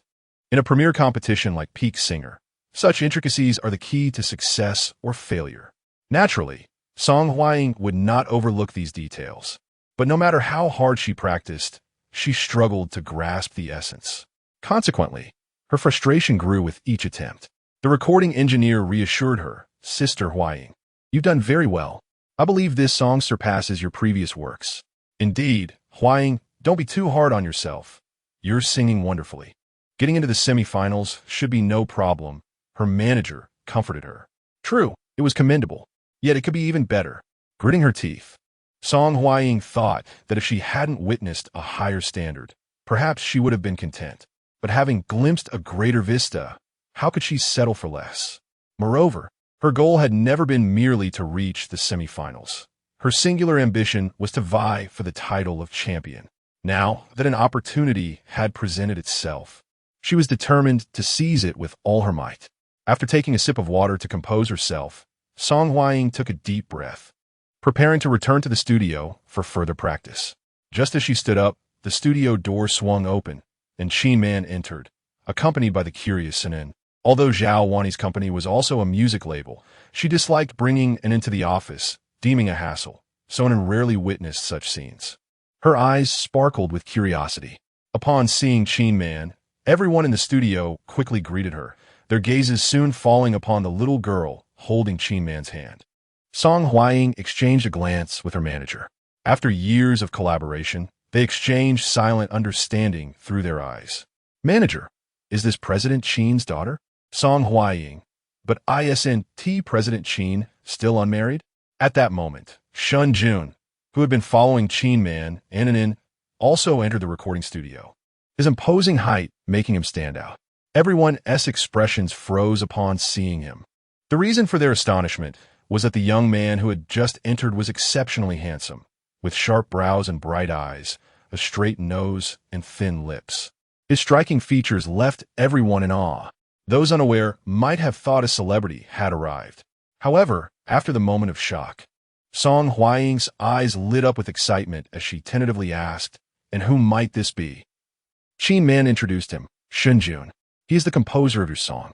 "Indeed, it is you." Confirming her recognition, Song Hying's expression turned ecstatic as she stepped forward, grasping Shen Jun's arm and exclaiming, "Teacher Shen Jun, you have finally arrived. I have several questions I would like to ask you." As she spoke, she eagerly pulled Shen Jun to begin practicing, but he remained silent, glancing at Qin Man, who offered him an encouraging nod. "I will keep an eye on it ordinarily. If an average person encountered a top-tier singer, they would likely be overwhelmed with excitement, let alone being pulled along by one." However, Shen Jun remained remarkably calm.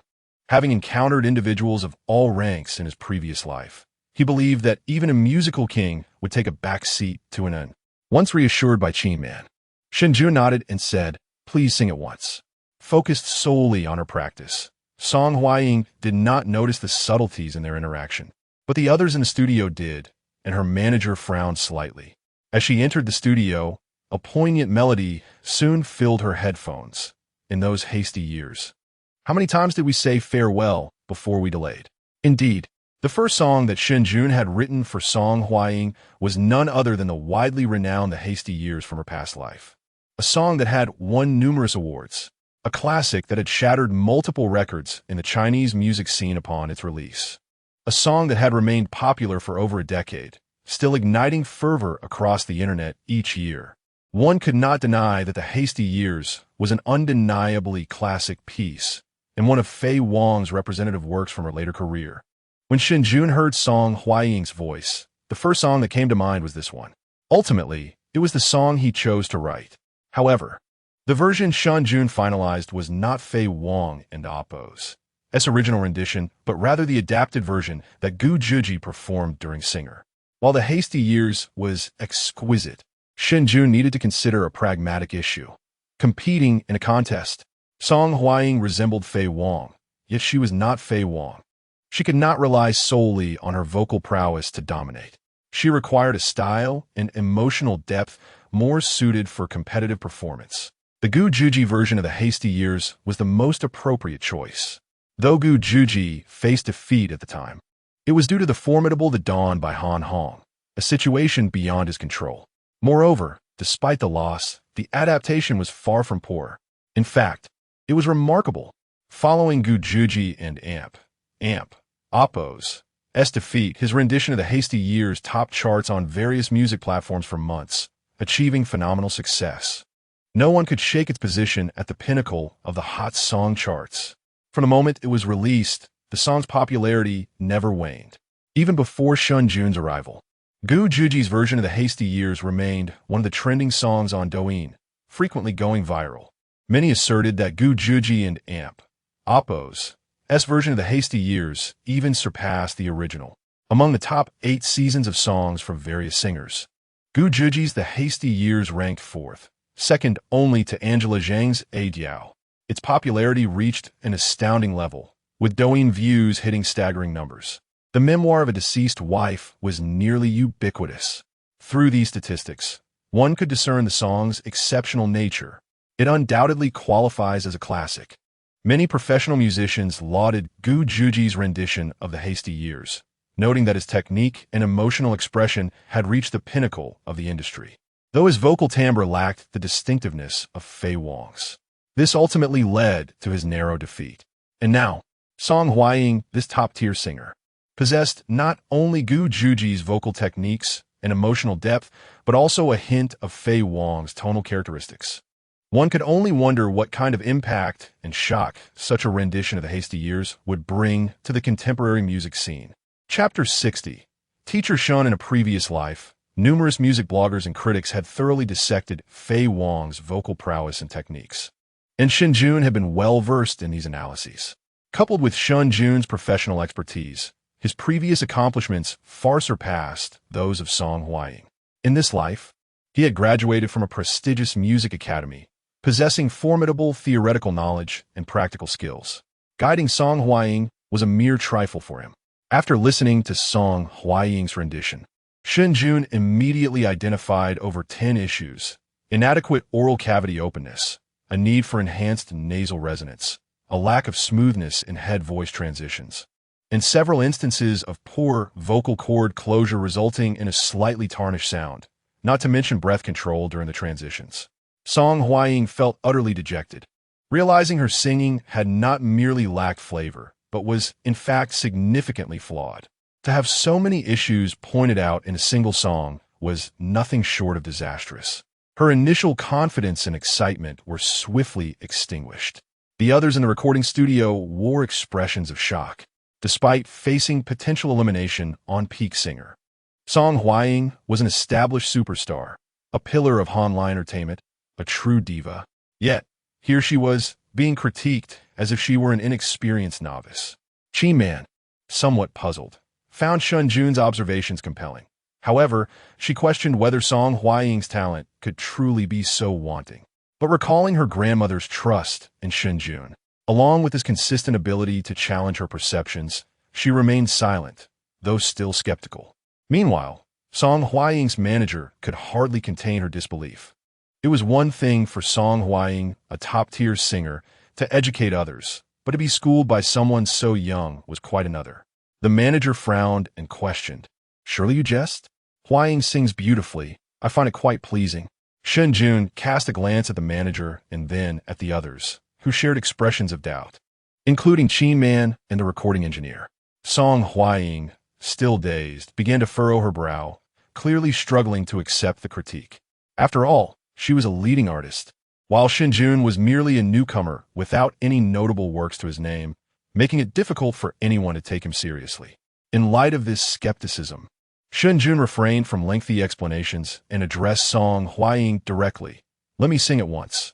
You listen." There was no need for extensive dialogue. If his expertise was in question, he would demonstrate it instead. With that, Shen Jun entered the inner room of the recording studio, where recording takes place, leaving the monitoring area for others. As he stood before the microphone, the onlookers exchanged glances, curiosity piqued by Shen Jun's confidence. They donned their headphones, eager to discover whether he truly lived up to his reputation. The recording engineer initiated the accompaniment, and, as the prelude played, Shen Jun's voice gradually filled the space. Given the limitations of male vocal resonance, which often lacks the upper range of female voices, Shen Jun opted for a technique utilizing the edges of his vocal cords. This approach infused the song with an ethereal quality, evoking a sense of longing that resonated deeply with the piece's emotional core, easily drawing listeners into a shared experience. While this technique seemed straightforward, it demanded a high level of vocal skill. Many struggled to grasp the nuances or apply such techniques proficiently. Thus, when Shen Jun's voice emerged, those wearing headphones were momentarily transfixed. Hying, a seasoned professional with decades of experience, immediately recognized the caliber of Shen Jun's singing. It was exceptional, worthy of her stature. Her previously knitted brow began to relax, and doubts were replaced by astonishment. Among the others, Qin Man and the manager, though not professional singers, were industry insiders and possessed a basic appreciation for vocal artistry. They may not discern the intricate techniques employed, but they could undeniably recognize the beauty of Shen Jun and Oppo's as performance. The manager bit her lip, disbelief etched on her face, while Qin Man cast a startled glance at Shen Jun, realizing her grandmother had never mentioned his singing abilities. She had assumed he was merely a composer akin to her grandmother. To discover he was a singer-songwriter, or perhaps an all-around musician, was unexpected. Unbeknownst to Shen Jun, who was lost in the moment, he had not sung in a long while since his transition. Holding the microphone again rekindled a long-dormant passion within him, and as his voice reverberated in the headphones, he felt a rush of adrenaline. Memories of grand stages from his past began to resurface, and he felt as though he were back under the spotlight, surrounded by lights and applause. As the song concluded, the listeners in the monitoring room were left in a daze, their expressions a mixture of shock and disbelief. They exchanged glances, their eyes brimming with incredulity. The manager, particularly astonished, could hardly fathom that Shen Jun truly possessed such talent. Initially, she had thought he was merely posturing by pointing out multiple flaws in Hying's performance. Yet, he had entered the booth without a word of explanation and delivered a performance that was undeniably impressive. The manager, reluctant to admit it, felt her eyes welling with emotion as she listened to Shen Jun sing, realizing that his performance surpassed that of Hying by a margin. At that moment, she found herself convinced. The recording engineer, unfamiliar with Shen Jun's background, had only heard Qin Man's brief introduction. Now, he looked at her with a mix of surprise and admiration, saying, "Qin, is this a new artist signed to the company?" Having never encountered Shen Jun before, the engineer assumed he was a newly signed talent, and his exceptional performance sparked hope that the company could regain its former glory. The engineer's remarks piqued Qin Man's interest, and she turned to observe Shen Jun, who had just set the microphone down. Exhaling a sigh of relief, Shen Jun felt the need to catch his breath. Although his technique was still sharp, years without professional practice had taken a toll on his voice. Fortunately, the song was not overly challenging. Otherwise, a demanding high note might have proven problematic. After composing himself, Shen Jun stepped out of the inner room. As soon as he emerged, his daughter, Anin, rushed towards him, wrapping her arms around his leg and exclaiming, "Daddy, you were amazing." Having listened intently through her headphones, her sparkling eyes reflected pure admiration. No father could resist such adoration from his daughter, and Shen Jun could hardly suppress a smile. Hying and her manager took a couple of steps forward, their expressions a blend of awkwardness and excitement. Teacher Shen. Chapter 61. The Ace Up 1 and Amp, Oppo's, S sleeve since you can do it. Why don't you give it a try? If I can do it, I will. Though this approach may seem simplistic and unrefined, it proves effective in any circumstance. After Shen Jun finished singing, the attitude of everyone in the recording studio underwent a complete transformation, turning 180 degrees. Prior to his performance, Shen Jun was merely referred to as Shen Jun or Xiao Shen by others. However, Post-performance, he was elevated to the esteemed title of Teacher Shen, with Song Hying and his manager addressing him respectfully as such, as if they were ready to revere him. With great enthusiasm, Shen Jun commenced guiding Song Hying. Hying was whisked away to the office by Chin Man, leaving Shen Jun exclaiming that his little cotton-padded jacket was beginning to leaden a draft.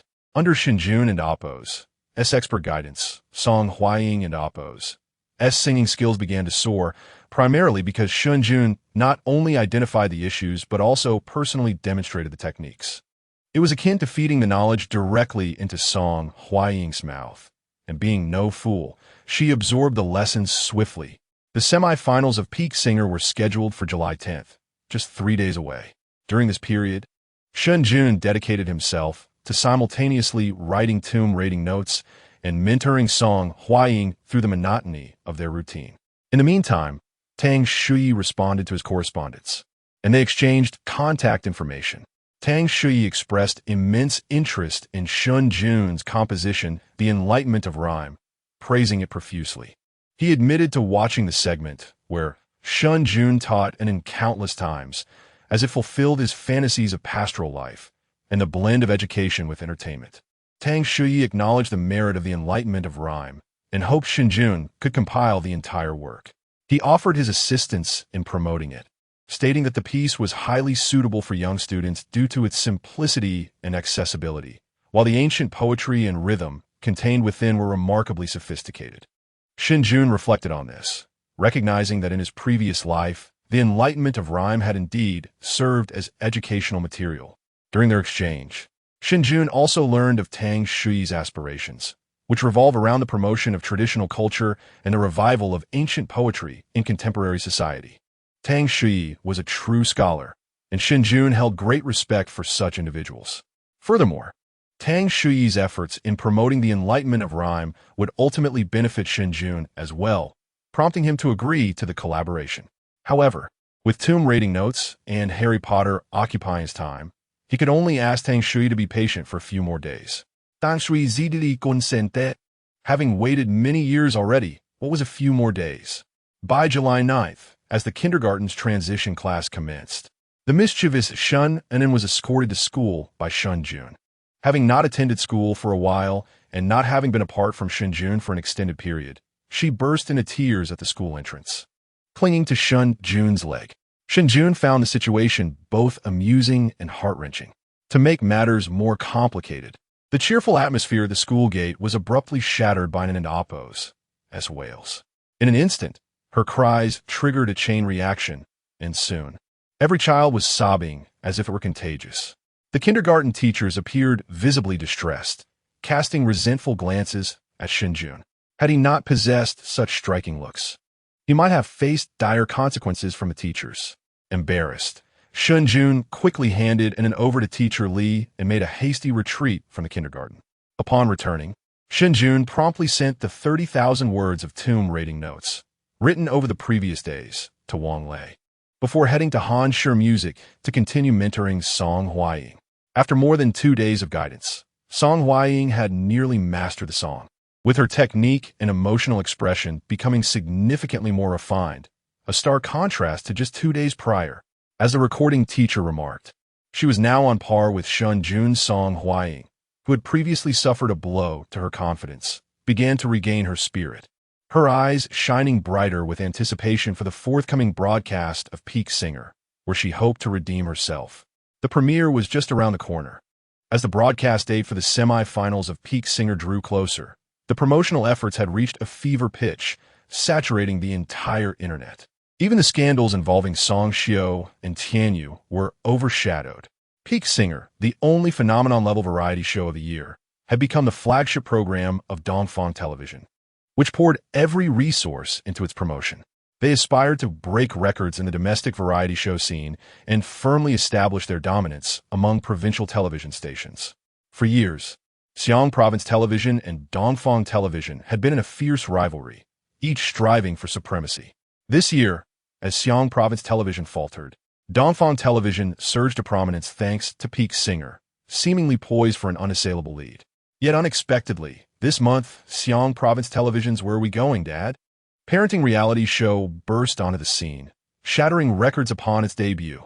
Its popularity had begun to rival Peak Singer, despite the latter having aired 4 episodes already. Dongfang Television grew anxious, especially with the uncertainty surrounding Where We Going, Dad? And only 3 episodes remaining for Peak Singer. They had to secure their position before the show concluded, ensuring Xiong Province Television was firmly beneath them, reaching a height that they could never hope to attain. Thus, Dongfang Television invested heavily, mobilizing all possible resources for promotion, resulting in Peak Singer's 5th episode becoming a sensation even before its premiere. The entire internet buzzed with discussion surrounding the singers, particularly the contestants of the upcoming 5th episode and the songs they would perform, which became hot topics of conversation. Among them, Song Hying garnered the most attention. As a top-tier singer facing elimination, her situation was inherently controversial, having sparked considerable debate since the previous episode ended. With the 5th episode's premiere approaching, conversations surrounding her had surged to trending topics. Everyone understood that Song Hying, along with her backing from Hansher Company, would not concede easily. They were determined to fight for her success. This episode would see Song Hying exerting every effort, even risking it all. Moreover, the recent frenzy surrounding Han Shure and Oppo's aggressive song bookings had drawn public interest, making it clear that they were anxious for results. Thus, when the production team announced Song Hying and Oppo's song choice, numerous netizens eagerly tuned in to discover what song she had prepared and what aces Han Shure had in store for her. However, upon viewing the song selection, all netizens widened their eyes in disbelief, as the chosen song was listed as Song in the Year of Rush lyrics, Shen Jun composition, Shen Jun performed by Song Hying. Chapter 62.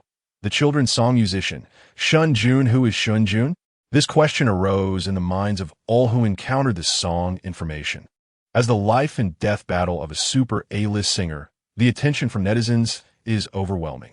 Many speculate that Song Hying must have prepared some trump card for a final push.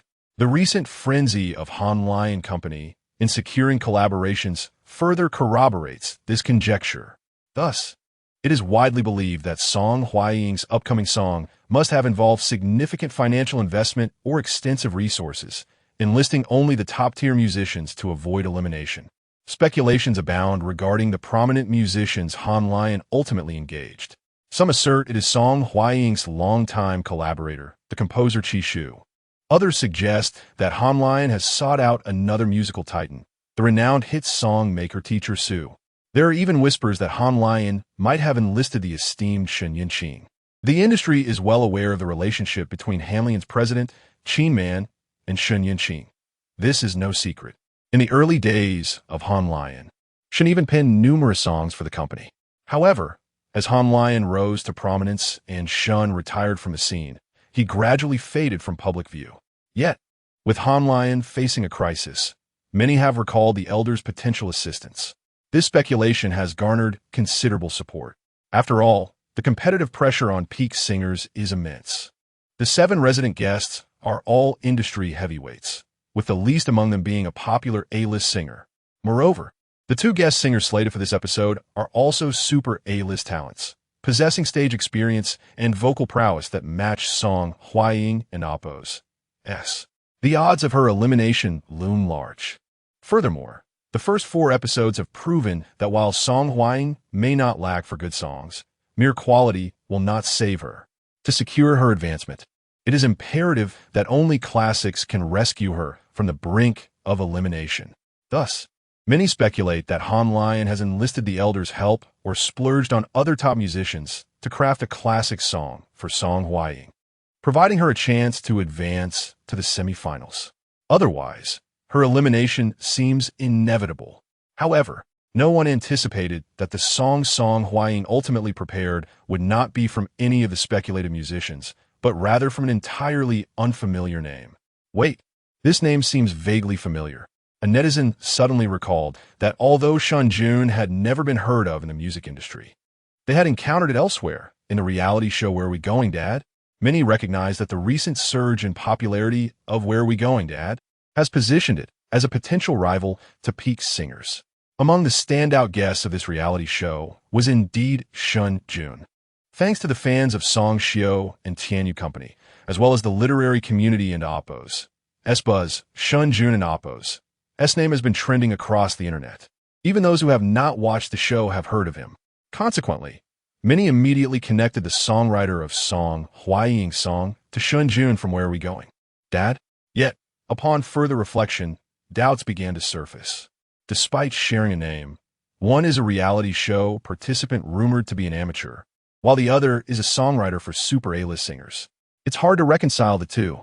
Many voiced their skepticism. Surely they can't be the same person. Right. Where Are We Going, Dad?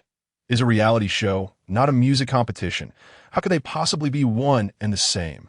I've heard Shen Jun is an amateur. How could he be connected to Han Lion? This is Song Hying's last hope, and I heard Han Lion invested heavily. How could they possibly engage an amateur for a song? It's absurd. The public skepticism is not directed at Shen Jun, but rather at the apparent lack of commonality between the two shows. One involves children playing, while the other is a professional contest. How could they possibly align? The thought seems ludicrous. As countless netizens have pointed out, this episode is crucial for Song Hying's survival. If she loses, she will be eliminated. Such a result would have significant repercussions for her and the entire Han Lion company. Han Lion lacks neither funds nor connections. How could they possibly recruit an outsider for a song? It defies logic. Yet, amidst the fervent discussion online, someone remarked, upon closer consideration, it may not be impossible. The information regarding Shen Jun from Where Are We Going, Dad? Is quite clear. He graduated from a prestigious music academy in Shanghai, one of the top institutions in the country. Hence, Shen Jun cannot be dismissed as an amateur, but rather classified as a professional. Moreover, a crucial detail emerges. Shen Jun's university mentor is none other than Shen Lao, Shen Yinqing. When Shen Jun faced public scrutiny, Shen Lao notably spoke out on his behalf, indicating an extraordinary bond between them. Additionally, Hanlian's president, Qin Man, is Shen Lao's granddaughter, suggesting a potential familiarity between them. Rumors have circulated that Hanlian's involvement in recent events surrounding Tianyu media is plausible. Thus, it stands to reason that the two Shen Jun could indeed be the same person. The internet is rife with astute individuals, and many have caught onto these nuances. Upon analysis, the possibility appears increasingly plausible. Furthermore, Shen Jun's compositions are undeniably captivating. Some chimed in online, yet their enthusiasm was soon met with confusion. Songs? What songs? I've never heard of anything penned by Shen Jun. Is my 2G connection to blame for this oversight? Following the explosive popularity of Where Are We Going, Dad? And the ensuing media frenzy, Shen Jun and NN have garnered quite a following. As discussions surrounding Song Hying's performance heated up, drawing in Shen Jun, several of his fans clicked in. Observing the queries from netizens, one fan promptly provided two links, both leading to Hua Lum Music's listening platform. One link featured an Anne's lullaby, Insect Flying, and the other showcased Courage Explosion. On the final day of the program, Lin Jia mentioned to Shen Jun the recent surge in popularity of the lullaby. Shen Jun, caught off guard, realized that with this newfound fame, he would not allow others to exploit or profit from it. Consequently, he entrusted Han Lion to reach out to the uploader and Hua Lum Music, securing the copyright for both songs under his name and subsequently re-uploading the pure versions. Now, these two songs, riding the wave of fervent public discourse and undeniable quality, have surged to the top of Hua Li's hot song charts. Insect Flying holds the #1 spot, while Courage Explosion claims the second position. Such astonishing achievements have sparked considerable discussion within the music realm, though they were initially overshadowed by the controversies surrounding Song Xiao. Many have indeed heard these two songs. Thus, upon discovering the links shared by Shen Jun's fans, a wave of realization washed over the audience. These songs were written by Shen Jun. While astonishment coursed through them, a greater sense of bewilderment ensued. For although these songs are indeed popular, they are children's songs. So, Hanlian's substantial investment in a song was directed toward a children's music artist? Chapter 63. A good participation on the eve of the competition for peak singer, Han Shi and Song Hying gained significant attention. in this prestigious domestic music contest. At the critical juncture of Song Hying's potential elimination, Han Shi managed to enlist a children's song composer for her. Soon, more precise information emerged, revealing that someone had captured a photo of Shen Jun at Han Shi and Appo's company. Those who had watched the program were well aware of Shen Jun and Appo's striking appearance, which certainly set him apart even in an agency known for its handsome and beautiful talents. The photograph showcased Shen Jun entering Han Shi's premises alongside Kinman, the current president of Han Shi Music. The two, both visually appealing and exuding charm, appeared joyful and engaged in conversation. Once the image circulated, it became unequivocally clear that the composer of the Song Hying intended to perform was none other than Shen Jun. I guess from the Where Are We Going, Dad? Program. The news ignited a frenzy across the internet.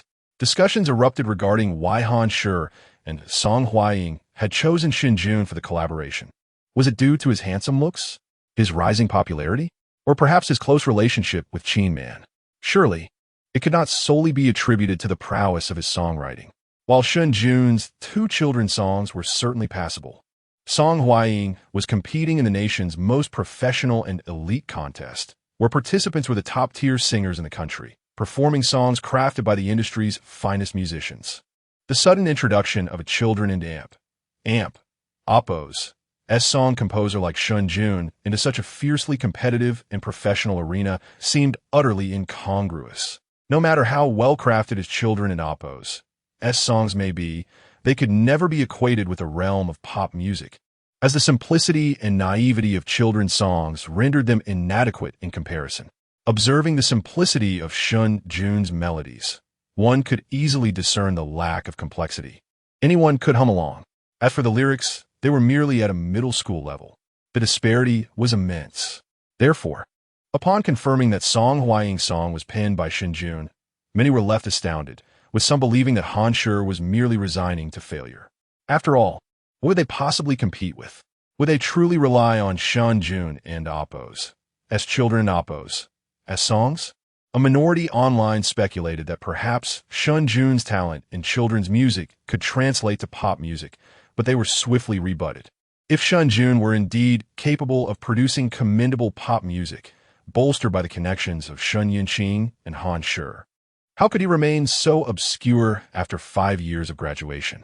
Having graduated 5 years ago, Shen Jun was virtually unheard of, indicating a lack of merit in his abilities.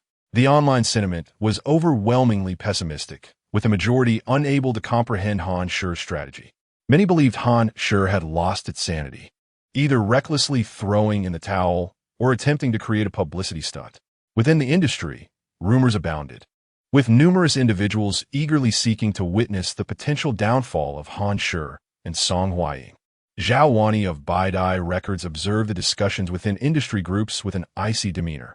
Her spirits had been exceptionally low lately, as Lu Yao, whom she had high hopes for, had yet to break into the top 3 of the Huaiyue Hot Song chart.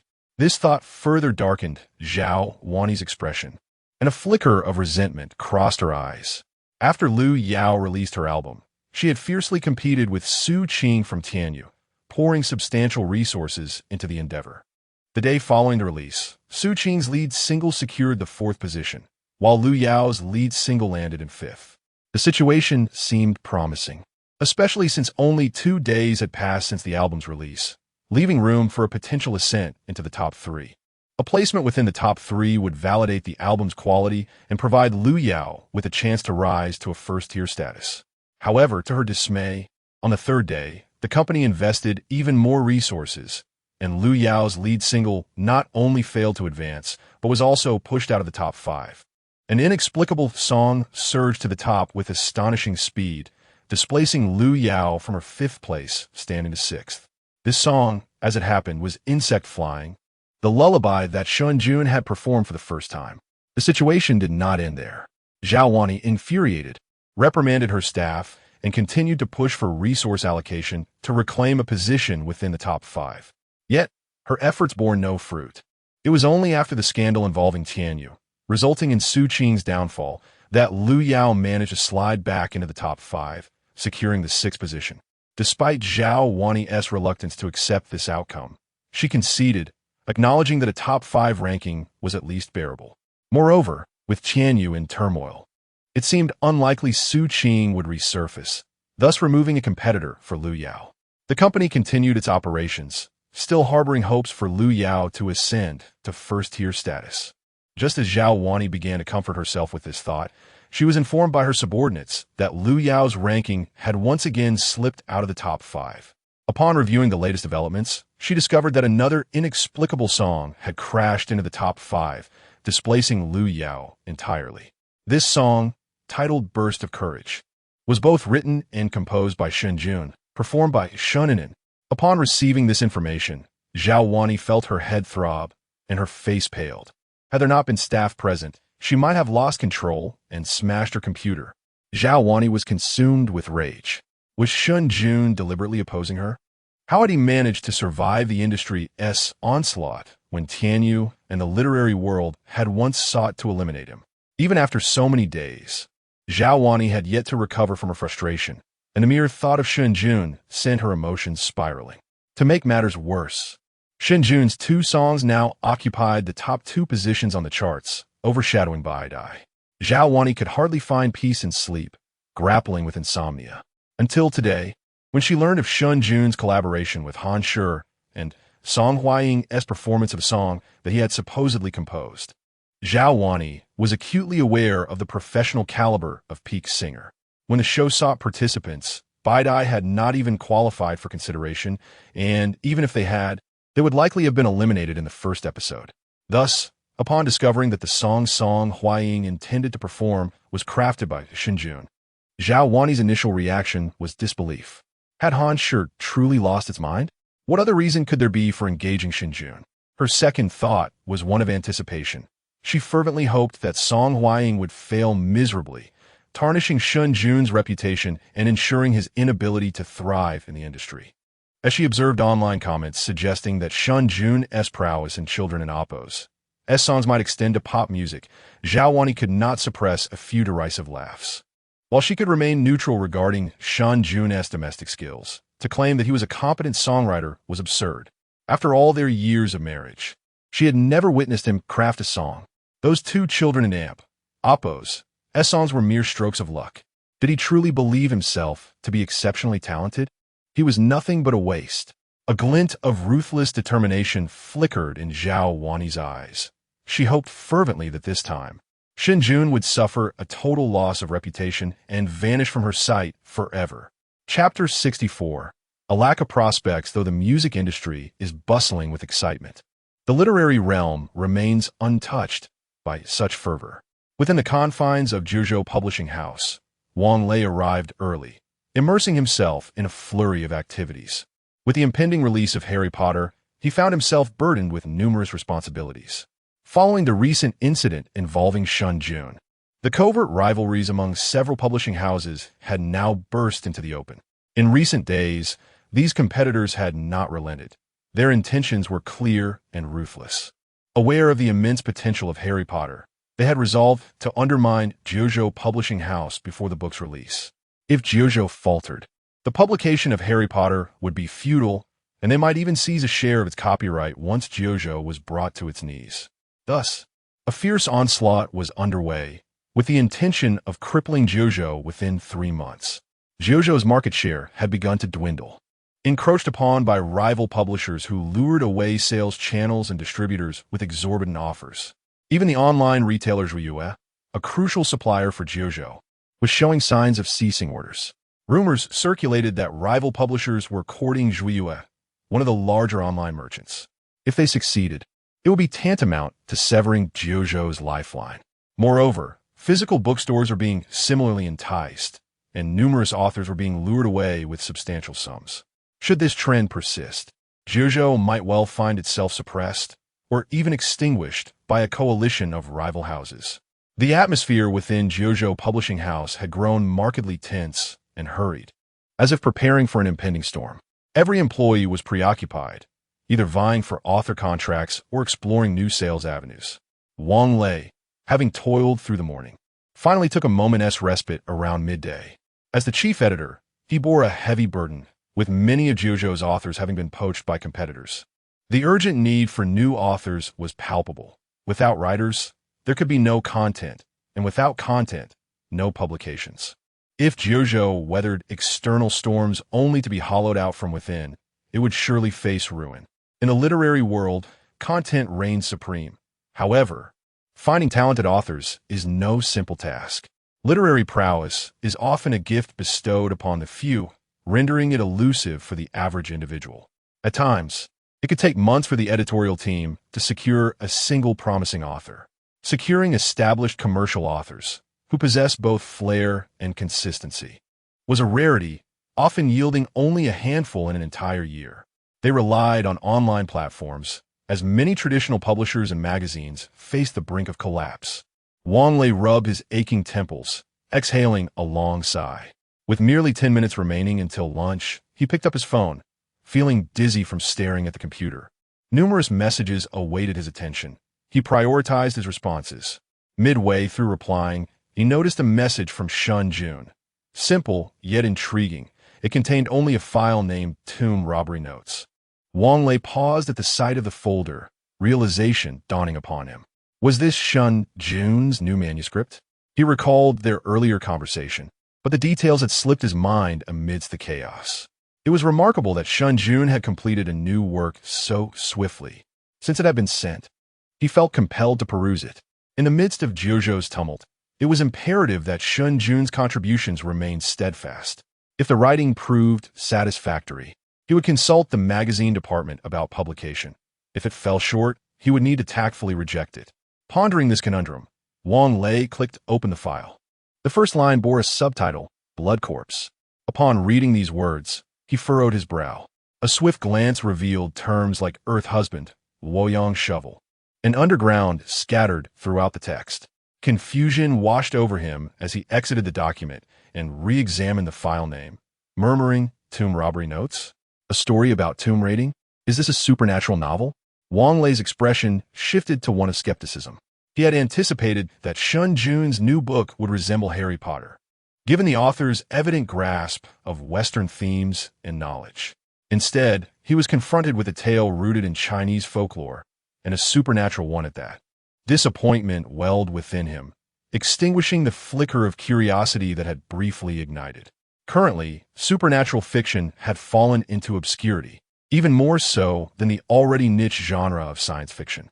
To Wang Lei's knowledge, while there remained a glimmer of hope for science fiction through a struggling magazine, no dedicated publisher championed supernatural stories.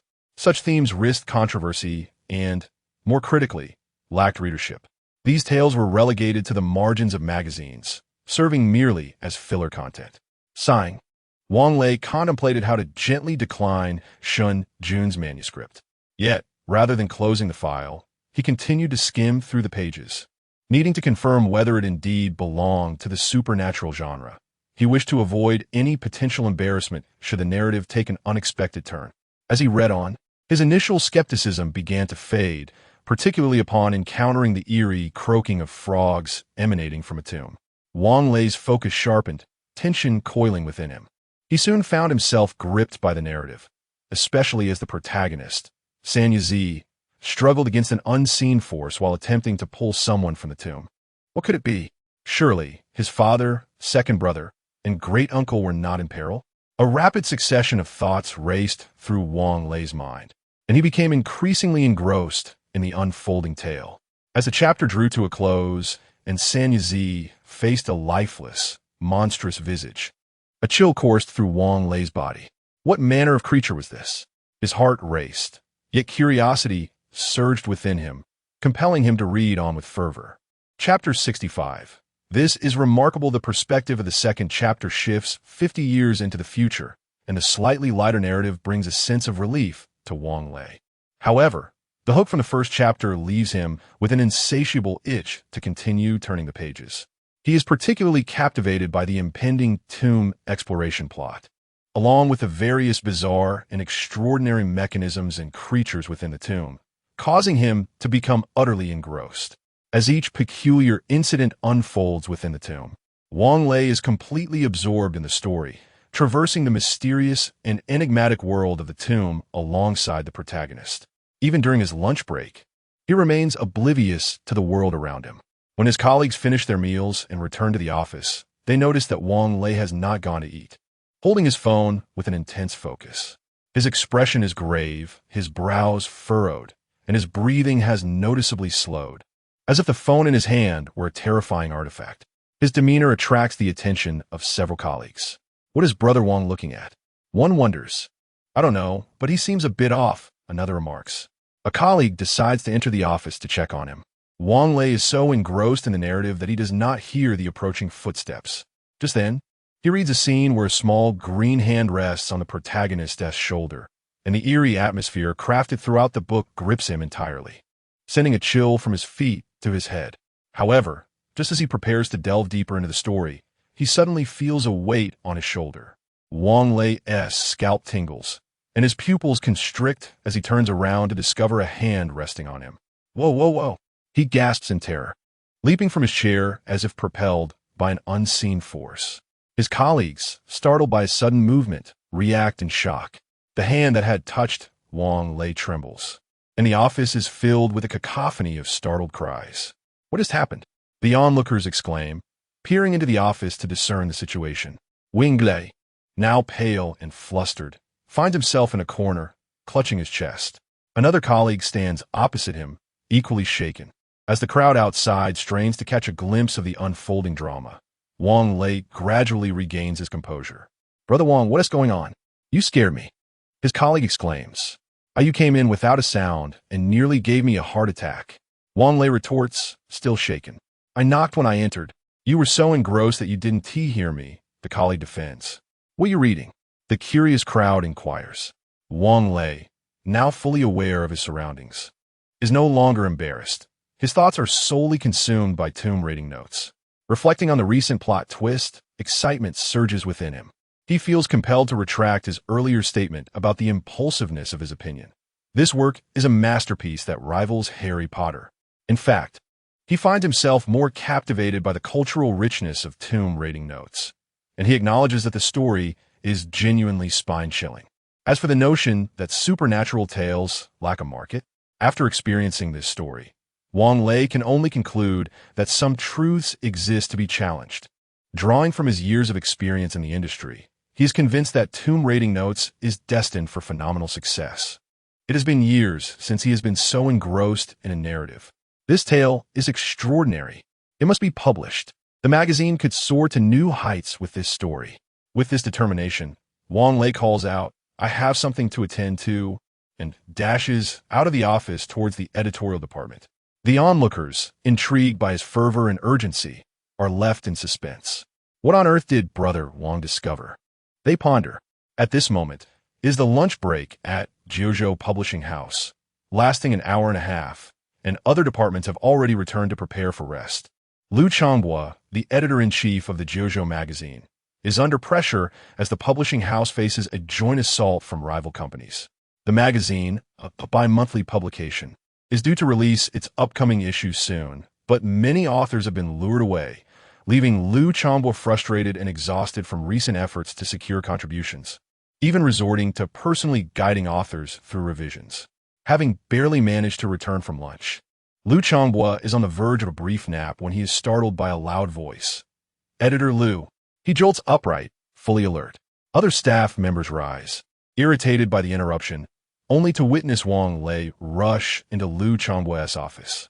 Having shared a long-standing acquaintance, Liu Changhua is concerned by Wang Lei's urgency. What's wrong, old Wang? He inquires. Without time to print anything, Wang Lei directly forwarded the document from Shen Jun to Liu Changhua, his excitement palpable. I found a remarkable piece. Take a look.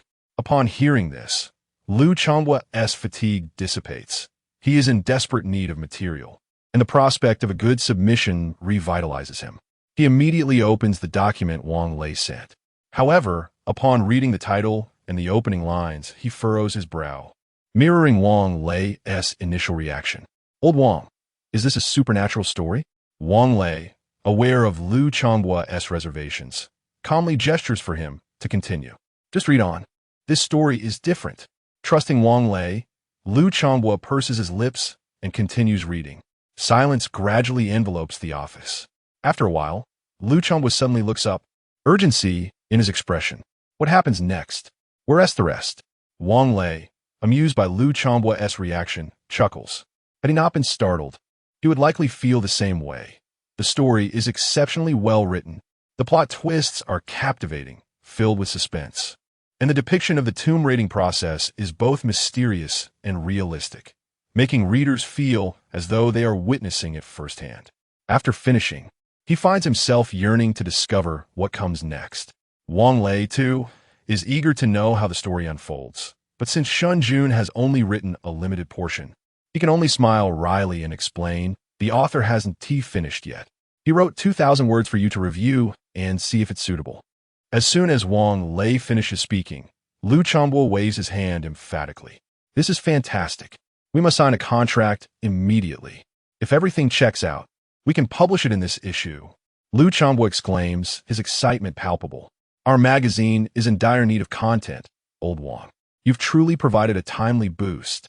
With this work, I'm eager to see how our competitors respond. Chapter 66. Adjusting the accompaniment. Although Lu Chonghua expressed no concerns, for the sake of caution, the two opted to have other editors conduct a cross-review. The consensus reached was overwhelmingly positive, indicating a high quality. Should it be published, it possesses immense potential for success.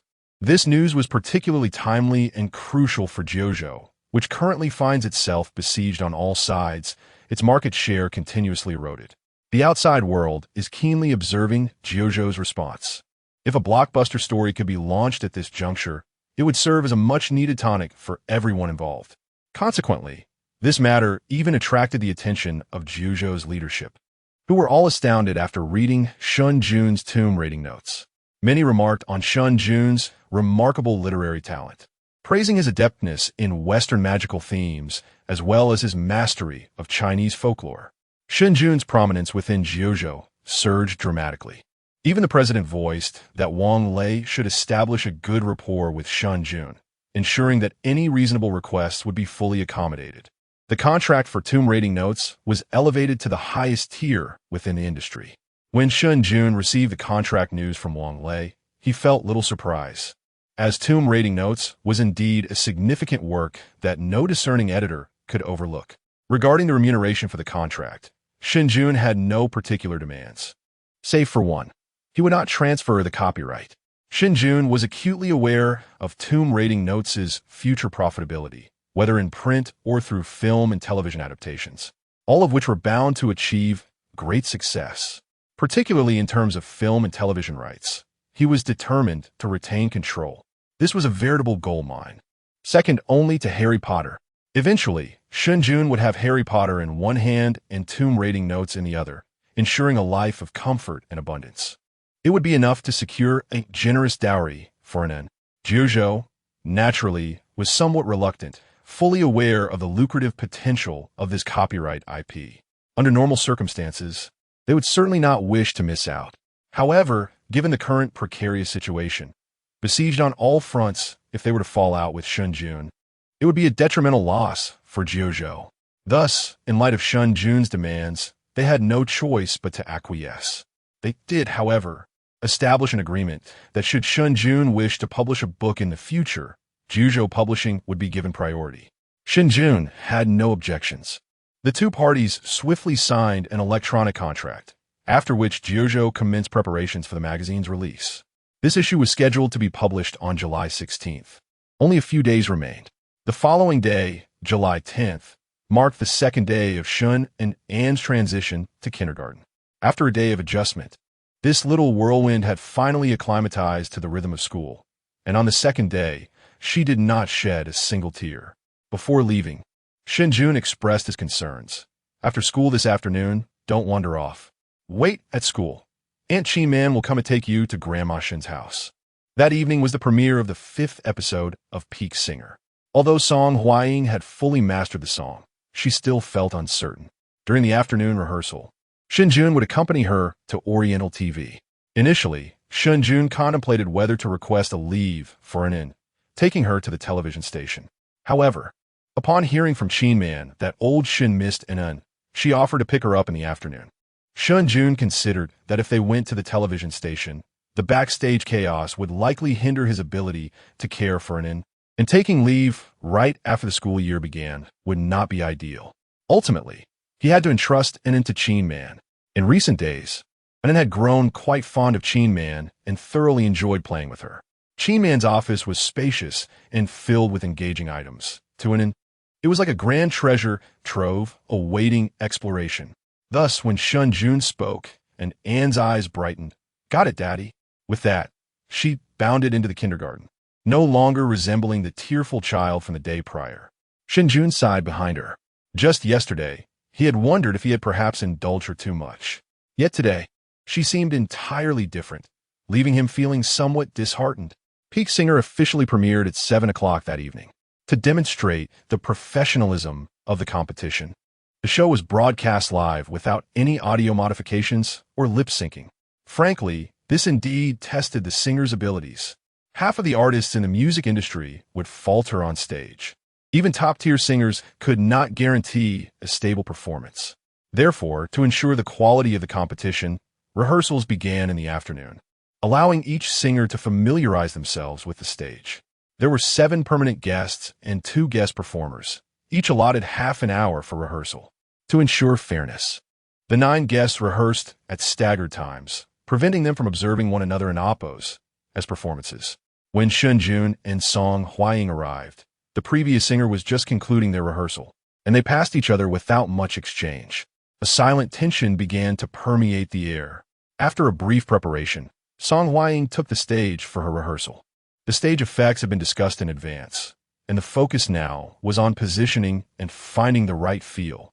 Overall, the rehearsal went well. Hying's performance harmonized beautifully with Shen Jun's suggested stage effects. However, Shen Jun soon noticed a troubling issue. Hying sensed it too. After 2 rehearsals, she approached Shen Jun, her expression grave and even tinged with worry. "Teacher Shen, I'm struggling to connect with the emotions. For an artist of Hying and oppos as caliber, this should not occur, especially since emotional ballads were her forte."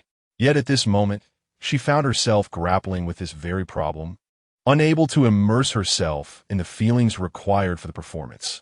In simpler terms, it was all technique devoid of emotion. For an average listener, this might not be noticeable, but for professionals, it was glaringly apparent. Shen Jun furrowed his brow. He had not anticipated that Hying would encounter such a predicament.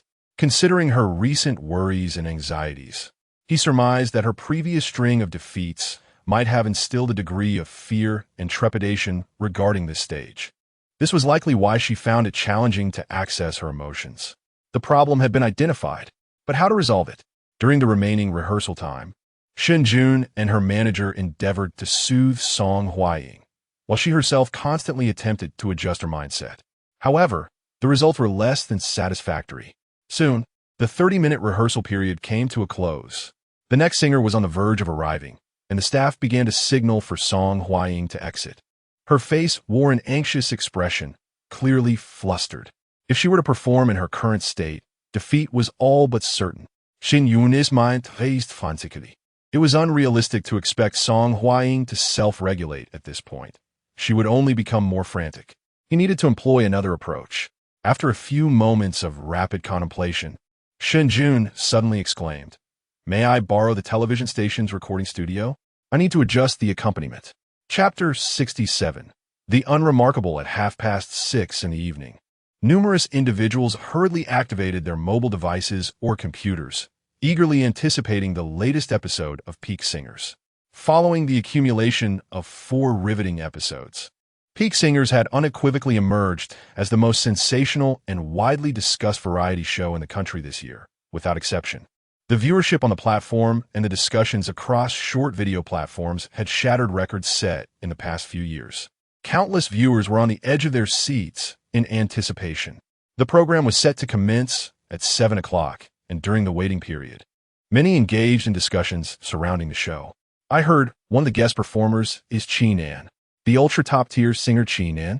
How could they possibly secure his participation? Impressive. The crowd was astounded, with some adding, that's not even the most remarkable part. Another guest performer is from the national team. From the national team? No way. Is it true that they are participating? This is a whole new level of competition. How can anyone compare? As astonishment swept through the crowd, skepticism arose. Yet, a voice of reason emerged. All the top-tier singers with available schedules have likely already participated. With such formidable resident performers, they might only be able to invite the national team from now on. If ordinary singers were to join, they would be utterly overwhelmed by the residents. Only the national team could contend with them. That's the truth. I've heard that first-tier singers are too intimidated to participate. At this point, many netizens became animated. If the national team truly joined, this episode would be a spectacle of titans clashing, leaving everyone uncertain of who would claim victory. The fiercer the competition among singers, the more exhilarating the show. Viewers yearn for grand battles, not minor skirmishes. I can't predict who will take first place, but I know exactly who will be eliminated, joked one commenter. Others chimed in. All right, I know what you're going to say. Are we talking about Song Hying? Why is everyone saying she's going to be eliminated? Song Hying is definitely getting the boot. While her singing skills are decent, her style simply does not suit this stage. I truly don't understand what her company was thinking when they chose this program for her. And now, they've even paired her with a children's music artist. What a joke. Song Hying will undoubtedly be the first to go. This topic resonated with many. And even a fan of Song Hying commented, I've always supported Sister Ing, but this time, I just hope she doesn't lose too badly. Sighing, they pondered what Han Lion Company was thinking. Could they not afford better talent? Since the song information was disclosed, the notion of Song Hying being eliminated had gained widespread consensus online, with no one expressing optimism for her. Not only ordinary netizens, but even industry insiders held a dim view of her prospects. Numerous music bloggers predicted that Song Hying would inevitably be among the two eliminated singers, declaring it a foregone conclusion. Meanwhile, backstage at Peak Singers, the 7 resident guests had all assembled, while the 2 guest performers waited in a separate area. Clad in a shimmering silver mermaid gown, Song Hying stood backstage, conversing quietly with her manager. They were discussing how, after the rehearsal that afternoon, Shen Jun had directly utilized the studio's recording equipment to modify the accompaniment. Last-minute adjustments are typically a taboo on stage. Initially, both Song Hying and her manager were concerned, but to their astonishment, the revised accompaniment exceeded their expectations. The elusive feeling Song Hying had been seeking suddenly returned to her. This revelation relieved both her and her manager, who were increasingly impressed by Shen Jun's prowess. Little teacher Shen truly possesses remarkable talent. In all my years in the industry, I have never encountered someone so extraordinary. Both Song Hying and her manager, now in their 40s, found themselves addressing Shen Jun with a hint of reverence, which he found somewhat unusual. He encouraged them to call him by his name, but they were reluctant. Ultimately, they reached a compromise and settled on the moniker Little Teacher Shen. Song Hying expressed her admiration. Little Teacher Shen is indeed remarkable. Not only does he compose, but he also sings better than most singers in the industry. Sometimes I feel as though he was born to stand on stage. As the two engaged in their quiet conversation, the gazes of others backstage occasionally flickered towards Song Hying, their expressions ranging from curiosity to mockery. Soon, the time arrived for the host to take the stage, met with an eruption of cheers from the audience. The atmosphere was electric. Song Hying felt a twinge of nervousness. Inhaled deeply, and then, as the host announced, "Please welcome the competing singers to the waiting area," her manager gave her an encouraging fist pump. "You got this." Nodding, Song Hying joined the other guests as they made their way to the waiting area. However, just as she was about to enter, a vivid crimson figure squeezed in front of her. "Excuse me, could you please stand behind me?" came a voice that was both delicate and slightly arrogant. Upon seeing the vibrant figure before her, Song Hying's expression darkened instantly. It was Zhao Liqian, the leading lady of Prologue Records. Slightly younger than Song Hying and nearing 40. She was adorned in flamboyant attire, her makeup striking, making her appear as though she were in her 30s. Prologue Records and Han Lion Music were both top-tier companies in the industry, naturally leading to considerable friction between them. The rivalry between Song Hying and Zhao Liqian exemplified this tension. Zhao Liqian had debuted a few years after Song Hying, and during her initial rise. She capitalized on the prevailing trend of sorrowful ballads, releasing songs that echoed this theme. While this was not inherently problematic, Prologue Records frequently drew comparisons between her and Song Hying, seemingly riding on her coattails. At a time when Song Hying was on the verge of ascending to top-tier status, Zhao Liqian was merely a newcomer. Naturally, Han Lion and Song Hying were quite irked by Zhao Liqian's relentless attempts to latch onto her success. Song Hying, a straightforward woman from the north, once confronted this issue directly during a media interview when a reporter inquired about it. She bluntly retorted, "Some unremarkable individuals." Being likened to unremarkable individuals was intolerable for Zhao Liqian, whose character was not one to back down easily. She promptly took to the internet to voice her grievances, inciting her fans and netizens to attack Song Hying. However, at that time, Song Hying's fanbase was substantial, far surpassing Zhao Liqian's, and with both companies embroiled in the conflict, the matter was ultimately swept under the rug. Yet, the animosity lingered, and as time progressed, their clashes continued. The most heated confrontation occurred when Zhao Liqian released a new album, only for Song Hying to follow suit the very next day, publicly overshadowing her. Zhao Liqian found herself firmly beneath Song Hying's shadow. Despite Zhao Liqian's commendable professional skills and her knack for garnering sympathy and attracting fans, backed by Prologue Record support, she managed to withstand Song Hying's pressure over the years. Nevertheless, the majority of their encounters ended in Zhao Liqian's defeat. This dynamic persisted until both participated in Peak Singers, particularly after the previous episode where Song Hying ranked second to last, while Zhao Liqian secured fourth place. Having been suppressed for so long, Zhao Liqian finally felt vindicated, especially upon learning that Song Hying was likely to be eliminated, which brought her great delight. After enduring years of being overshadowed, she was determined to prove to everyone who truly excelled in the industry. Chapter 68. Song Hying Zhao Liqian, inherently dramatic, had gained notoriety by leveraging Song Hying's popularity from the outset. With newfound confidence, her demeanor had become even more ostentatious. When it was time to take the stage, she audaciously seized Song Hying and Oppo's spot and entered the waiting area ahead of her. For ordinary individuals, the order of entry might seem trivial, but for celebrities, it holds significant weight. In simple terms, the earlier one arrives, the greater their status. Thus, Zhao Liqian and Oppo's actions were a blatant declaration to the public that she now surpassed Song Hying in prominence. Song Hying was acutely aware of Zhao Liqian and Oppo's intentions. Having witnessed her flaunting her triumph multiple times in recent weeks, her face beaming with pride. Before Song Hying could gather her thoughts, Zhao Liqian had already glided into the waiting area, her dress trailing behind her. The backstage staff pretended not to notice, while the other guests watched with bemused expressions. This was the harsh reality of the entertainment industry. Taking a deep breath, Song Hying resolved to swallow her indignation. She entered the waiting area with a renewed smile. Although the waiting area concealed the stage and Oppo's activities, the palpable excitement and commotion from the outside made the singers and Oppo's expressions tense. Upon entering, Song Hying greeted the cameras and chose a spot to sit. Zhao Liqian, already settled, acknowledged her with a smug grin and a raised eyebrow. Song Hying shot her a cold glance before opting for a seat at the far edge. As more singers arrived, the host engaged in light banter, and soon a special guest electrified the audience with an exhilarating performance. The crowd erupted in applause as the song concluded, creating an atmosphere charged with excitement. The host passionately announced the arrival of the first singer. The stage lights dimmed dramatically, and the prearranged stage setup was swiftly executed. These preparations were invisible to viewers at home, who were instead shown rehearsal footage and behind-the-scenes clips, enhancing the audience's connection to the performers and evoking their emotions in tandem with the singer's anxieties.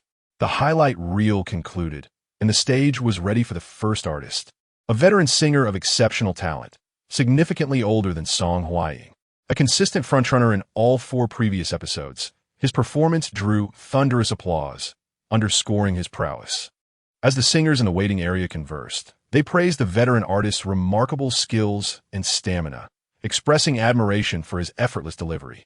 The host facilitated the voting process before seamlessly introducing the next performer, a hallmark of the show's efficiency that kept the audience engaged without excessive chatter.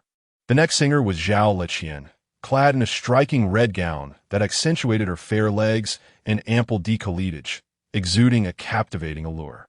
Her penchant for integrating dance into her performances further heightened her sensuality, and her current enchantress persona had earned her considerable acclaim. Zhao Liqian's vocal ability, combined with her commanding stage presence, delighted the audience, particularly the male contingent, whose fervor was palpable. As she finished her song, the crowd erupted, with several fans shouting their adoration. The director even zoomed in on these enthusiastic spectators, eliciting laughter from those around them.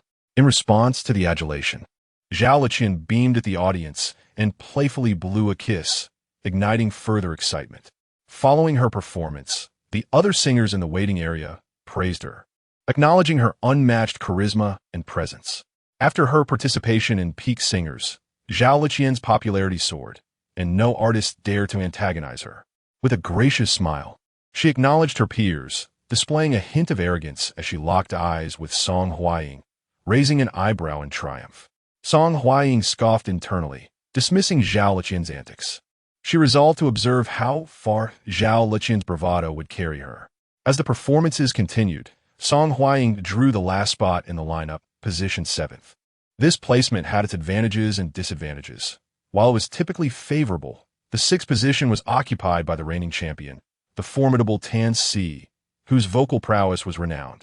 With anticipation building, the tension in the waiting area was palpable as Tan Si took the stage, delivering a performance that left the audience spellbound. Song Hying inhaled deeply, her previous anxiety dissipating as she found herself remarkably composed. She recognized her own potential for victory. As the thunderous applause for Tan Si echoed, the host called out her name, Song Hying. Rising to the occasion, she prepared to take the stage. Chapter 69. Father is remarkable similarly, prior to Song Hying and Appo's as performance. The staff prepared the stage while the television broadcasted behind-the-scenes footage from the previous day's event. The footage was quite simple, depicting Song Hying immersed in the recording studio, rehearsing her songs repeatedly, time and again, sometimes frowning, sometimes concentrating, sometimes feeling dejected, and at other times, elated. The daylight transitioned to darkness, and even the lights outside eventually extinguished. Yet Song Hying continued her relentless practice in the studio. From the moment she debuted, Song Hying was known for her dedication. Observing a woman in her 40s exerting herself so diligently struck a chord with many viewers, who felt a mix of admiration and sympathy. Song Hying is one of the most dedicated singers I have ever encountered. After over 20 years in the industry, she remains steadfast in her commitment. Apart from Sister Hying, I cannot think of anyone else. Such tireless effort. It's all Han Line Company's fault. They clearly know she is ill-suited for competition, yet insist on forcing her to participate. Suddenly, a wish emerged among the audience for Song Hying not to be eliminated, as such an outcome would be a disservice to her dedication. Viewers engaged in lively discussions in the comments, predominantly expressing their hope that Song Hying would be spared from elimination, while a minority criticized her as being performative. Meanwhile, in the waiting area of the program, the performers could see the footage of Song Hying and were equally astounded. Sister Hying is incredibly hardworking. They regarded her as a role model in the music industry. However, amidst the chorus of praise, an unpleasant voice broke through. Do efforts alone guarantee victory? What show? The voice belonged to Zhao Liqian, dressed in a vibrant red gown. Observing the admiration and sympathy that enveloped the audience for Song Hying, she could no longer remain composed. She would not allow Song Hying a chance to redeem herself. Furthermore, she believed that Song Hying was merely putting on a performance for the audience, seeking their sympathy, especially since the outcome seemed nearly predetermined and the likelihood of her elimination was high. Why exert herself so much? It was nothing but a display for the audience. Familiar with such tactics, Zhao Liqian openly mocked, prompting a silence among the other singers in the waiting area. They exchanged glances, aware of the ongoing conflict between Zhao Liqian and Song Hying. This was a matter between the two, and others preferred not to intervene. Additionally, with Song Hying facing potential elimination, Zhao Liqian could very well leverage this competition to elevate her own status. No one wished to offend the rising star, Zhao Liqian, on behalf of Song Hying. Thus, the waiting area fell into silence.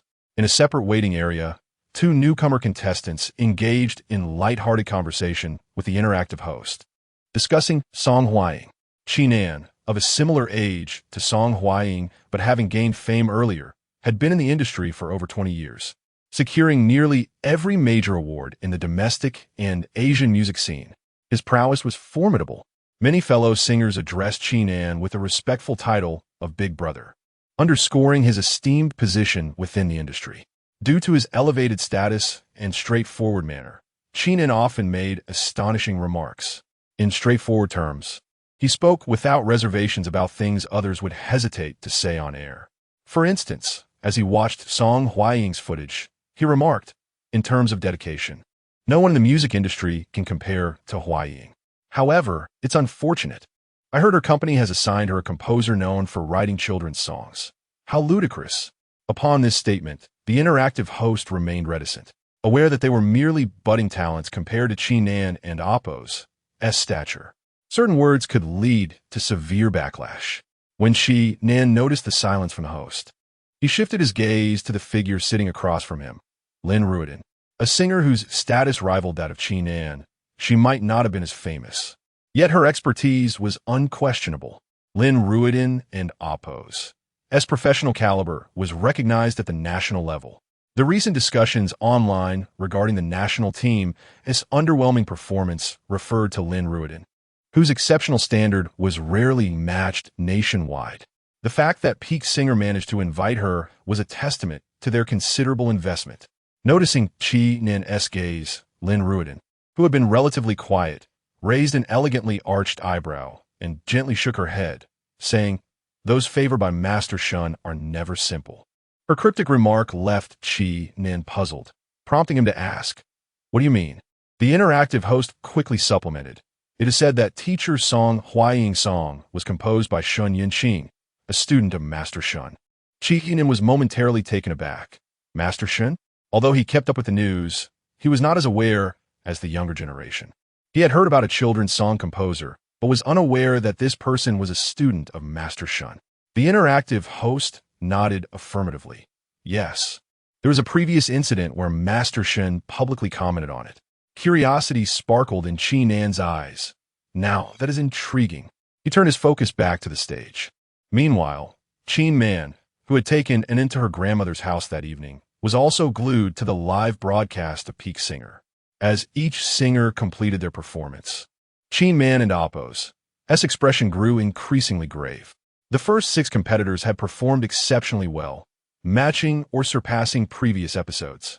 Notably, Tansi and Appo's performance was particularly steady. With the song, he chose igniting the audience into a frenzy.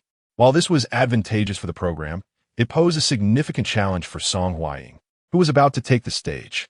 Observing the excited audience beside the stage, Qian's eyes were filled with concern. The atmosphere was decidedly unfavorable for Song Hying. The song In a Hurry is a poignant ballad that requires the audience's undivided attention. Yet now. Moreover, Qian bit her lip.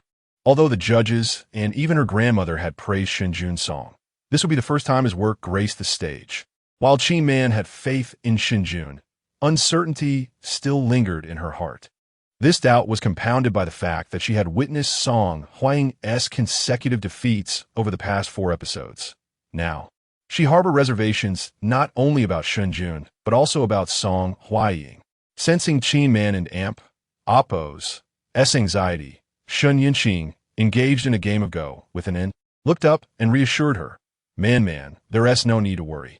Trust in Shen Jun. Hearing her father's name, and N, who had been nibbling on her fingers while contemplating the game pieces, looked up, her face brightening as she chimed in. Sister Man, Daddy is really amazing. Chapter 70 Prelude. As the prelude resonated, Song Hying took a deep breath, clutching the microphone as she stepped onto the stage. even amidst the darkness.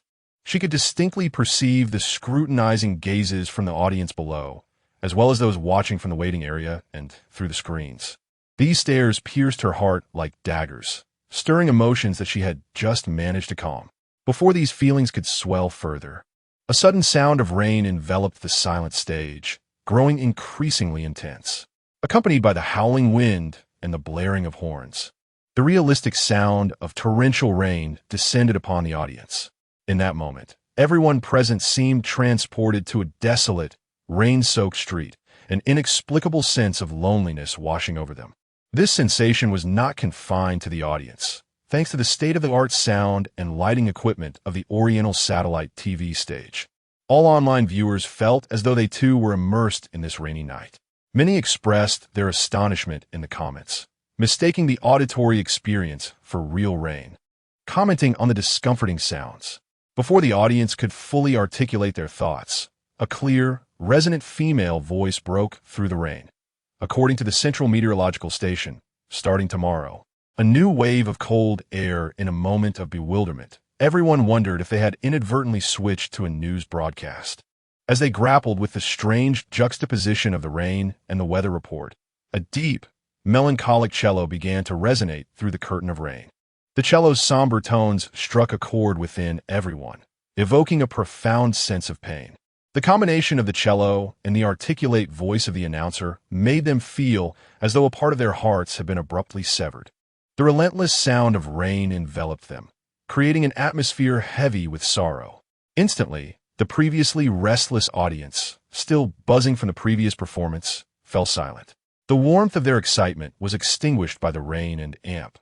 Oppo's somber melody, replaced by an overwhelming weight on their chests that made breathing increasingly laborious.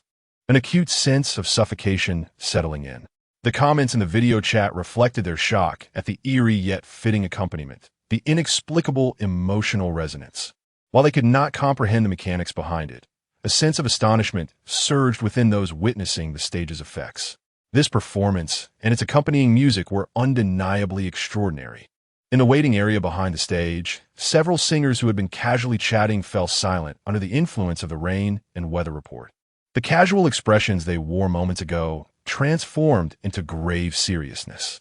Even Tan Si, who had just taken his seat, furrowed his brow, casting a wary glance at the stage, his demeanor now imbued with gravity. Zhao Laqian, clad in a red dress, slightly altered her expression, while Qinan, another contestant in the waiting area, gasped softly, sitting up straight in astonishment. This prelude? This weather report prelude is the masterpiece that Shen Jun adjusted this afternoon. This prelude, a viral sensation on short video platforms, had garnered over 100 million views. Anyone who had heard it would inevitably feel a wave of melancholy. If one were to rank the top-tier song intros in the past life, the prelude to the years we spent together would undoubtedly secure a top 3 position. Shen Jun had originally intended to respect the original version and not utilize this internet-adapted prelude. However, during rehearsal that afternoon, Song Hying struggled to connect with the emotional essence. Reluctantly, Shen Jun resorted to this powerful tactic. The effect was palpable. Not only did the audience below immerse themselves in the mood, but Song Hying was also instantly drawn into a sea of regret and sorrow. The turbulent emotions swiftly settled, and Song Hying gradually entered the emotional realm. As the audience remained enraptured by the atmosphere created on stage, the cello faded, giving way to an ethereal, somewhat chilling voice that began to sing. In those hurried years, how many times did we say goodbye only to delay? Her hauntingly sorrowful tone seemed to penetrate the layers of rain, reaching deep into the hearts of everyone present. The buildup of rain and the weather forecast reached a crescendo, lifting the suffocating emotions trapped within them. Many felt their breath catch, some even shivering involuntarily. On stage, as the song commenced, the previously oppressive darkness gradually illuminated with a cool, dim light, resembling a street lamp that highlighted Song Hying's figure, ethereal and dreamlike, capturing the audience's rapt attention. With her head slightly bowed, she appeared lost in an unspeakable sadness, her hauntingly beautiful voice continuing. Unfortunately, who hasn't T loved? tea at all, just a debate about emotions? In those hurried years, not only were the audience on stage rendered speechless, but the singers in the waiting area were equally entranced. Initially shocked and solemn due to the eerie prelude, their astonishment deepened upon hearing her delicate, sorrowful voice. All present were professionals with keen ears, although the style of the song remained a heart-wrenching ballad, and Song Hying's singing technique had not drastically changed. The performance exuded a captivating allure far surpassing her previous renditions. The voice, the lyrics, the accompaniment, all harmonized perfectly. If Song Hying's previous style was suited for sorrowful ballads, now it was as though her voice was born to embody this genre. It was enchanting, soothing, and sophisticated. The expressions of many singers in the waiting area grew increasingly astonished, some unable to conceal their shock, exclaiming softly, "This!" They quickly began to converse in hushed tones. "The songwriting is exceptional. Did Sister Hying change her singing style? It sounds so different now. This song fits her perfectly. I got goosebumps the moment she started singing." Zhao Liqian, dressed in red, did not join in the murmurs, but instead gazed with slightly reddened eyes at the stunning Song Hying on the screen. Her hand gripping the armrest of her chair so tightly it turned pale. Not only the waiting singers and audience were astounded, but countless online viewers, having regained their composure, flooded the comment section with astonished remarks. "What a breathtaking opening. Sister Hying is slaying me. Oh my, this is so beautiful. Sister Hying is simply the queen of sorrowful ballads. It's so heart-wrenching. When the singer opened her mouth, I nearly broke down. Just had a breakup and wanted to distract myself with a variety show, but Sister Hying's voice shattered me. Heavens, this song is too emotional." Amidst the collective astonishment and emotional upheaval, Song Hying on stage had reached the final line of the main verse, preparing to transition into the chorus. Chapter 71. The chorus begins at this moment. Song Hying had fully immersed herself in her emotional state. The culmination of over 2 decades of professional experience, her earnest dedication, and the frustration from consecutive failures in recent shows erupted all at once. Song Hying's disposition was explosive. Although she held great trust in Shen Jun and cherished the song in the blink of an eye, the aftermath of several disappointing performances had sown seeds of doubt within her heart. Despite her outwardly cheerful demeanor, she felt a profound sadness, especially when confronted with the harsh criticisms circulating online. Each disparaging remark felt like a dagger to her heart, leaving her feeling utterly devastated. The sight of Zhao Liqian, a performer she once deemed insignificant, reveling in success before her, only served to deepen her wounds, as if she were being cut by blades. The unexpressed feelings of resentment, regret, and anger weighed heavily on her soul, unacknowledged by anyone. Given the current circumstances, this stage represented her final opportunity on Peak Singer. It was now or never, a chance to prove herself to the world. She must seize this moment. Teacher Xiao Shun had already provided her with a pathway to grasp this chance. She couldn't afford to disappoint him, nor could she allow those who had wronged her to revel in her misfortunes. Most importantly, she refused to let herself down. On stage, Song Hying's gaze grew increasingly resolute, her suppressed feelings of discontent and regret harmonizing subtly with the emotions conveyed in her song. At that moment, her fervor felt palpable. Under the spotlight, she raised her head slowly. The final line of the verse lingered, her ethereal voice trailing off as if lamenting. Is it time that grants leniency and the gift of regret? All accompanying instruments abruptly ceased in that instant. The stage was engulfed in a brief silence, capturing the attention of every spectator, followed by a resonant piano note. Thud. The accompaniment resumed, and Song Hying's hauntingly beautiful voice soared, the chorus cascading higher and higher. If we can't meet again without red eyes, can we still face each other with flushed cheeks?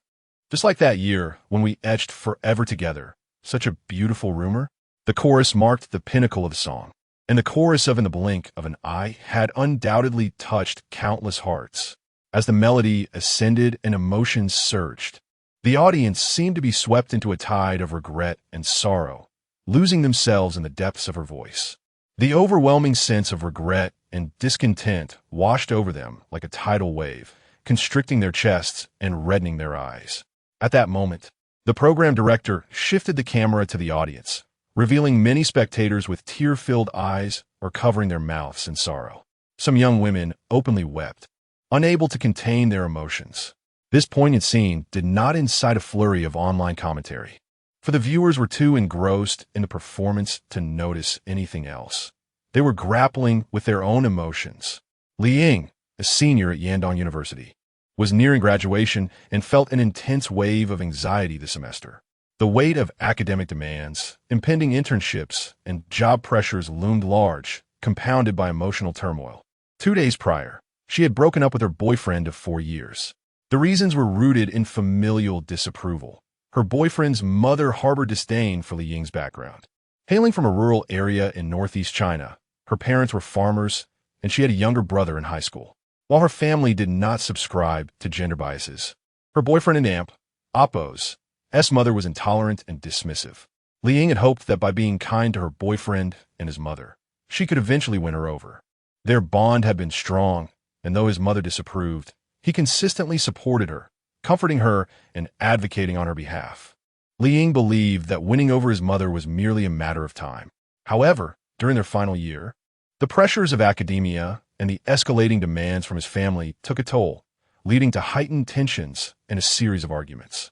In a span of 4 years, they had quarreled more in this final year than in all their previous time together. Ultimately, their relationship crumbled after their last fight 2 days ago. Perhaps Hying had anticipated this outcome, or perhaps her northern tenacity had compelled her to hold on. Remarkably, she had not shed a single tear since the breakup, merely zoning out occasionally before immersing herself in her responsibilities, graduation, job hunting, and planning her departure from the city. That evening, after a day filled with activity, Hying lay on her dormitory bed and tuned into the latest episode of Peak Singer. She needed a distraction. As the show commenced, a lineup of top-tier singers performed, each bringing forth joy and fervor, successfully diverting her attention, until Song Hying took the stage. Hying had previously stumbled across discussions about Song Hying, hearing whispers of her potential elimination and her choice of a children's song composer. She pondered what Song Hying must be feeling. As Hying drifted into thought, the stage filled with the sound of rain, intensifying until it enveloped her senses. A sense of suffocating despair and heartache surged within her. The emotions that had been suppressed for days began to swell, threatening to consume her. She felt a chilling sensation, as though she were standing amidst neon-lit streets. Cloaked in a curtain of rain, darkness encroaching upon her. Then, Song Hying and Oppo's ethereal voice emerged. The moment the melody began, Hying felt herself unraveling, her heart tightening painfully. A wave of sorrow washed over her, and as she listened to the chorus, brimming with sadness and regret, it completely overwhelmed her. Tears streamed down her cheeks in rivulets. For how could one simply forget 4 years of love? Chapter 72. Plunging into the abyss, some say that the song in that year is akin to a profound abyss, drawing listeners deeper with each note, leaving them devoid of redemption. Others claim that Fei Wang's rendition adopts the perspective of an observer, nostalgically recounting the fleeting emotions of those years. In contrast, Gigi Liang's performance embodies that of a participant, positioning him as the protagonist of the narrative, expressing a heart-wrenching love that can never return to the past. Thus, Fei Wang's in that year evokes a sense of regret, yet does not elicit a particularly strong sense of empathy. Gigi Liang and Oppo's version, however, resonates with feelings of unwillingness and pain, immersing the audience in a deep emotional connection. Song Hying and Oppo's rendition mirrors that of Gigi Liang, and at this moment, she has fully entered the emotional state. Her vocal prowess and feelings erupting in a powerful crescendo, an exquisite reminder of the poignant remnants of time. The final note is elevated infinitely by Song Hying, along with an intense, almost tangible emotion. In this instant, it seems as though everyone can feel the fervent emotions within her, their hearts held tightly in a vice. If we cannot part with flushed cheeks, can we still? Like those years, such beautiful rumors. The transition between falsetto and true voice becomes instantaneous, the musical tempo intensifying and accelerating. The melody swells, setting the stage for the impending climax. Subsequently, Song Hying transitions from falsetto to her true voice, unleashing a torrent of emotion. If the past is still worth cherishing, the modulation progresses, intensifying further. Who is willing to simply? The falsetto rises. The rhythm quickens once more. If we cannot part with tearful eyes, the emotion erupts again. The true voice surges, reaching a peak. The climax arriving in an instant. If the past still holds value, do not hastily dissolve old grievances. Who is willing to remain unbound and detached? Amidst the powerful rhythm, Song Hying's voice releases a surge of emotion, engulfing the audience like a tidal wave. In that moment, a profound sense of suffocation envelopes everyone, with some instinctively gasping and widening their eyes, momentarily lost in a daze. The explosive climax plunges the entire stage into an indescribable silence, with only the gradually descending accompaniment softly echoing, alongside Song Hying's voice, reminiscent of a sigh. We must owe each other. We must remain connected. The final two lines descend, softening to a breathy whisper within the chest. At this moment, accompanied by Song Hying's voice, everyone is irrevocably drawn into the endless abyss, powerless to struggle. Unwillingness, pain, the tugging emotions leave all in a trance. Until the music ceases entirely, the stage remains enveloped in silence, with all present appearing dazed, struggling to regain composure. Many were expressions of sorrow, their eyes reddened and glistening with tears. After several breaths, the stage lights gradually illuminate. Inhaling deeply, Song Hying regains her composure, exhaling softly. This sigh seems to act as a switch, awakening the audience frozen in time, and in an instant, applause erupts. Everyone gazes at Song Hying with excitement, the applause swelling from soft claps to a resounding wave. It crescendos even more fervently than the previous round of applause for Tans. The entire audience, and indeed the whole studio, is filled with the passionate sound of clapping. Even those in the waiting area behind the stage can hear it clearly. And apart from a few, the other singers are also applauding, with many rising to their feet. Among them, a couple of slightly sentimental singers have reddened eyes, glistening with tears, evidently having shed heartfelt tears. Incredible. Sister Hying is extraordinary. The singers in the waiting area exchange astonished glances, unable to conceal their shock.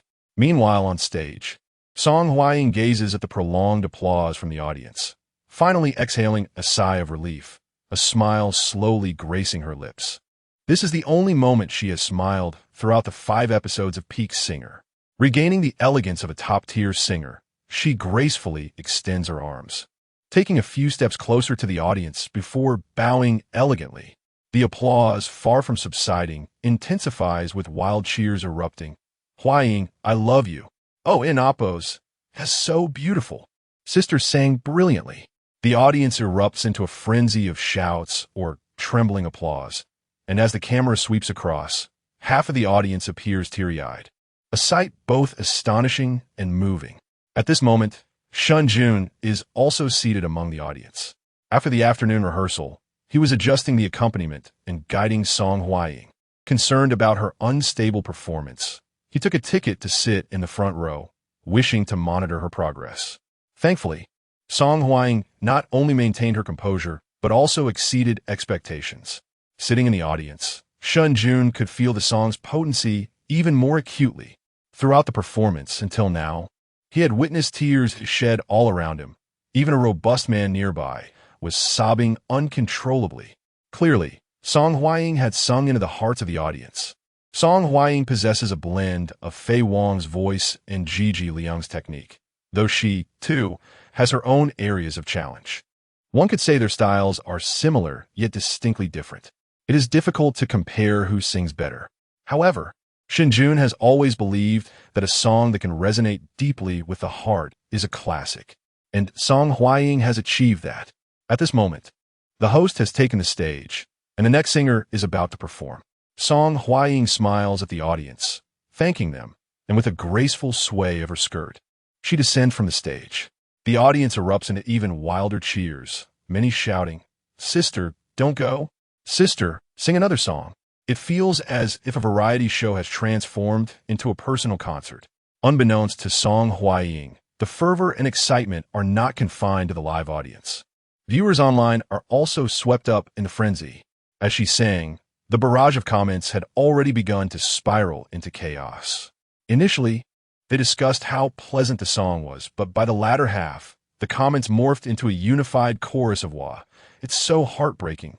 One song, Hying, concluded her performance. There was a few seconds of silence in the comments, followed by an avalanche of enthusiastic remarks. The comments flooded in, all exclaiming, "It's so beautiful. I cried listening to this. What an angelic song. Sister sang so well. Va, you miss here." Countless individuals poured their sorrow and pain into the comment section, transforming it into an emotional outlet for all. Chapter 73. Competition rankings. The fervor surrounding the program surged to unprecedented heights. Originally, Peak Singer was already the hottest show on the platform. By the time Song Hying concluded her performance, the program's popularity soared, surpassing all others and securing the top position by a significant margin. As Song Hying took her bow and exited the stage, the comment section erupted in a frenzy, inundated with pleas for her not to leave. The spectacle was reminiscent of the most explosive barrage scenes from Station. The show quickly ascended the trending charts, with countless related topics rapidly spreading across the internet. Meanwhile, within the confines of Shen Jun's home, Chen Man, who had been attentively monitoring the program's status, finally exhaled a sigh of relief upon witnessing the audience's enthusiastic reactions and the tumultuous comments. It was solid. Chen Man had never before witnessed such a fervent atmosphere. As long as the program maintained transparency, advancement to the next stage was assured. A smile graced Chen Man's face as she gently stroked Shunnin's small head and remarked, "Your father is quite impressive." Shunnin, oblivious to the unfolding events, haughtily snorted through her tiny nose and replied, "Of course." Shen Jun, chuckling, leaned back in her recliner. Typically at this hour, she would have already succumbed to slumber. But her desire to witness Shen Jun and Appo's brilliance and for the world to appreciate his talent compelled her to stay awake. After the performance concluded, Shen Jun nodded in satisfaction and said, "Little Song sang remarkably well." Being in her 40s, Song Hying was referred to as Little Song in front of the octogenarian Shen Jun. Chen Man nodded in agreement, only to hear Shen Jun continue. "Little Shen's songwriting is exceptional." Chen Man laughed. "Your student is the most talented." As they jested, Chen Man assisted Shen Jun in returning to her room for rest.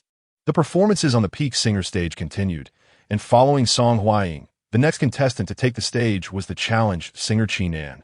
Many in the audience had come specifically to see Chen An, and numerous online viewers were also eagerly anticipating her performance. Prior to the show, discussions had flooded the internet about the competition between Chen An and Lin Ruiden, one an established top-tier singer with countless fans, and the other a powerhouse for the national team, unmatched in the domestic sphere. Initially, all eyes were on the two of them. However, now, Chen had already taken the stage. Yet the audience and comment section remained preoccupied with Song Hying, with many still enmeshed in their emotions. Clearly, Song Hying's voice had resonated deeply with them. Observing the audience's reaction, Chen An sighed internally. Such scenarios were the bane of competition, even with his formidable skills. Nevertheless, Chen An possessed a resilient mindset and ample professional experience. With a slight sigh, he entered the zone as the prelude began, his expression earnest as he immersed himself in the music. The audience and comment section began to fill with attentive listeners. Soon the song concluded. Chen An's prowess was unquestionable. Despite the influence of Song Hying, his performance was no less compelling than Tan Si's. As the final notes faded, the audience regained their focus and erupted into applause. Following this, Lin Ruiden took the stage. Lin Ruiden's vocal skills were exceptional, placing her among the elite in the country. Shen Jun mused that Lin Ruiden resembled a female singer from his past life, Tan Weiwei. Her singing style evoked feelings of awe, passion, and fervor. As her performance concluded, the entire studio erupted once more. If Song Hying's voice represented a silent sorrow, then Lin Ruoden's was a roaring celebration, a magnificent auditory and visual feast. With that, the 7 resident guests and 2 challenge singers had all performed, and the audience's voting was complete. Now came the moment everyone had been eagerly awaiting, the announcement of the competition results. Everyone's spirits were heightened. While the previous episodes had also featured fierce competition, the outcomes had been somewhat predictable. However, this episode featured heavyweights like Tan Si, Qi Nan, and Lin Ruoden, alongside the dark horse Song Hying, whose sudden emergence had stirred the pot. The impact of Song Hying's performance even affected Qi Nan's stage presence, making this episode rife with uncertainties. No one could anticipate the final results. Moreover, each singer had performed exceptionally well, with diverse preferences among the audience, ensuring each had a substantial following. Thus, the announcement of the competition results became a moment of intense anticipation. At this point, Peak Singer had garnered remarkable viewership and engagement, even threatening to break the platform's highest viewership record. Several topics trended on social media, and the program experienced technical difficulties due to the overwhelming traffic, leaving the technical team in disarray. Then, under the watchful eyes of the public, the slightly perspiring director entered the waiting area. Inside, all 9 singers had taken their seats. Qi Nan and Lin Ruoden sat beside Song Hying, engaged in conversation. The others were also chatting, some even occasionally interjecting to converse with Song Hying, a stark contrast to the earlier atmosphere of indifference. Upon the director's entrance, silence fell over the waiting area as the singers looked up at him, their expressions tinged with nervousness. They all understood the fierce competition this episode had presented, with numerous dark horses in the mix, leaving no one confident about their rankings. The director did not prolong the suspense. He did not start from the beginning or the end, but chose to reveal the results from the middle. 5th place, Huang Shisu. The named singer stood up with a smile, acknowledging her placement, though she was also a top-tier singer. She had only recently ascended to this level and felt a semblance of humility in the presence of so many esteemed predecessors. Securing a middle placement without elimination was sufficient for her. 6th place, Wu Wenwen. After announcing the 6th place, the director paused, glancing at his card as if confirming something, then looked up, his expression serious, and declared, 4th place, Tan Si. As soon as the words left his mouth, the room erupted in gasps. All the singers stared in shock at the director before turning to Tan Si. Meanwhile, viewers at home were equally astounded, abuzz with discussions. It was essential to note that Tan Si was a top-tier singer with formidable prowess, having secured 1st place in the previous episode and never falling out of the top 3 in the prior 4 episodes. Yet, this time, she had only managed 4th place. Everyone was utterly astonished, their expressions reflecting disbelief. Tan Si herself appeared somewhat composed, offering only a faint smile upon hearing her ranking, seemingly having anticipated this outcome. Following the announcement of Tan Si's ranking, curiosity surged regarding the rankings of the remaining contestants, particularly in relation to Song Hying. The comment section buzzed with speculation about Song Hying and the challenge singer standings. Chapter 74. How is this possible? After the director announced the 4th place, there was a brief pause before he revealed the 7th place singer, with intent to prolong the suspense of the top and bottom rankings. The announcement began from the 5th position and proceeded outward. The 7th place was claimed by a singer whose popularity was rather modest. Upon hearing their ranking, the singer patted their chest, a look of relief washing over their face, as though they had survived the calamity. This artist, though recently elevated to the ranks of superstars, lacked the stature and prowess of the others present. In this competitive atmosphere filled with titans of the music industry, securing a 7th place was commendable. It ensured they would not be eliminated, unlike those who might find themselves in the precarious positions of 8th or 9th.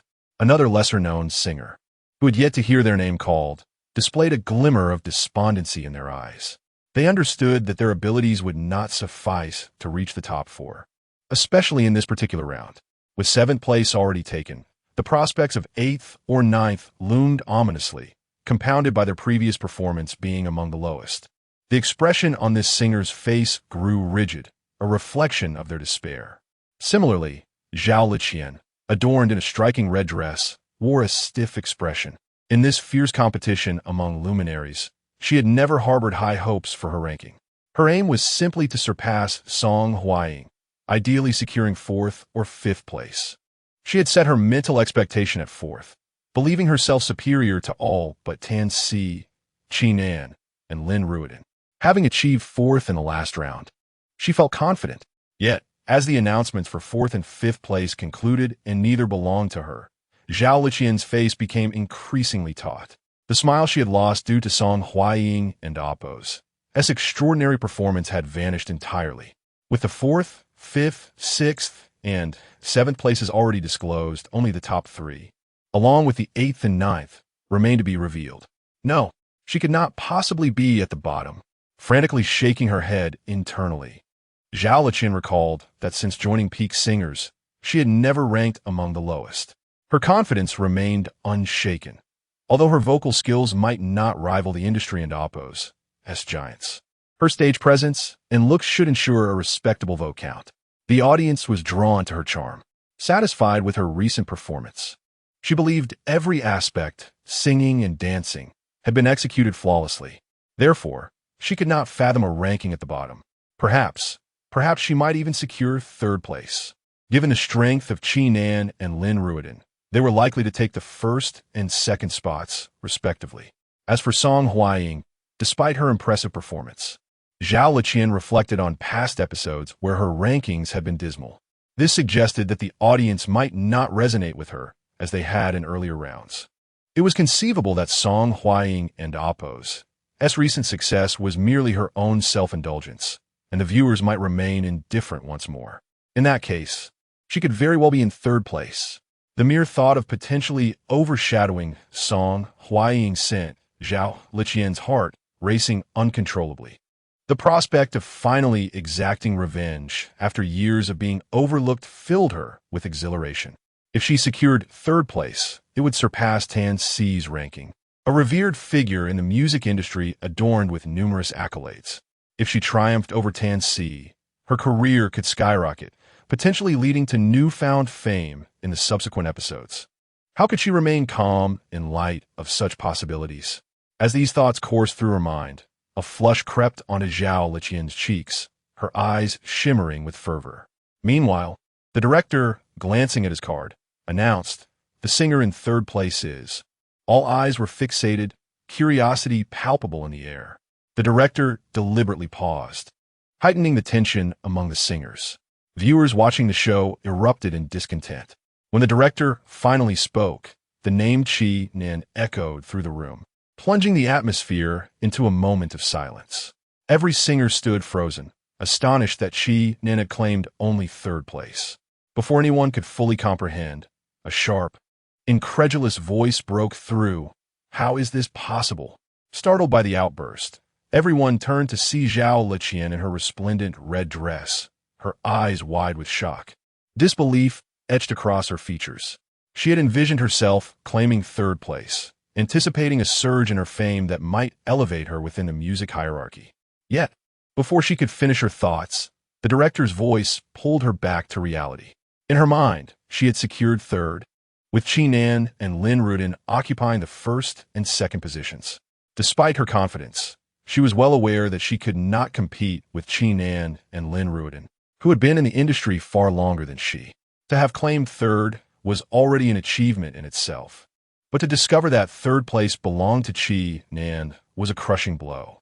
The realization left Zhao Liqian's face pale, her heart racing with panic as she wondered, what position could I possibly hold? Overwhelmed by shock and confusion, she let out an involuntary exclamation, resulting in the current scene. As the gaze of the crowd turned towards her, Zhao Liqian recognized her slip of tongue and hastily clarified, "I meant to say, Teacher Qi Nan's performance was exceptional. I thought she would take 1st place."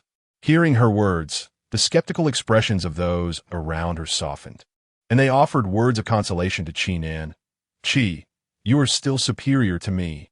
Tan Si wore a relaxed smile, realizing that if Qi Nan could secure 3rd, he could accept his 4th place without discontent. Indeed, the audience was too loud. Had they called my name, I might have found my rhythm, said another participant, acknowledging Chi Nan's prowess.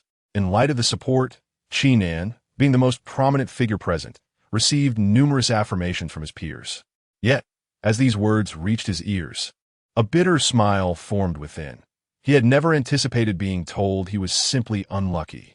A singer deemed unlucky typically lacked the requisite skill. Chi Nan shook his head slightly, casting a glance at Song Hying. Deep down, he had long expected this outcome. The director continued. The singer in 8th place is Zhao Liqian. Chapter 75. As soon as the words were spoken, Zhao Liqian's complexion turned ashen. Upon hearing that Chi Nan had secured 3rd place, her heart sank and panic enveloped her, which was why she had uttered a blunder moments earlier. Yet, not having seen the final results, a flicker of hope remained in Zhao Liqian and Appo's heart. What if, just as some other singers had mentioned, the stage was too chaotic and Chi Nan had faltered? Perhaps she could have claimed 2nd place?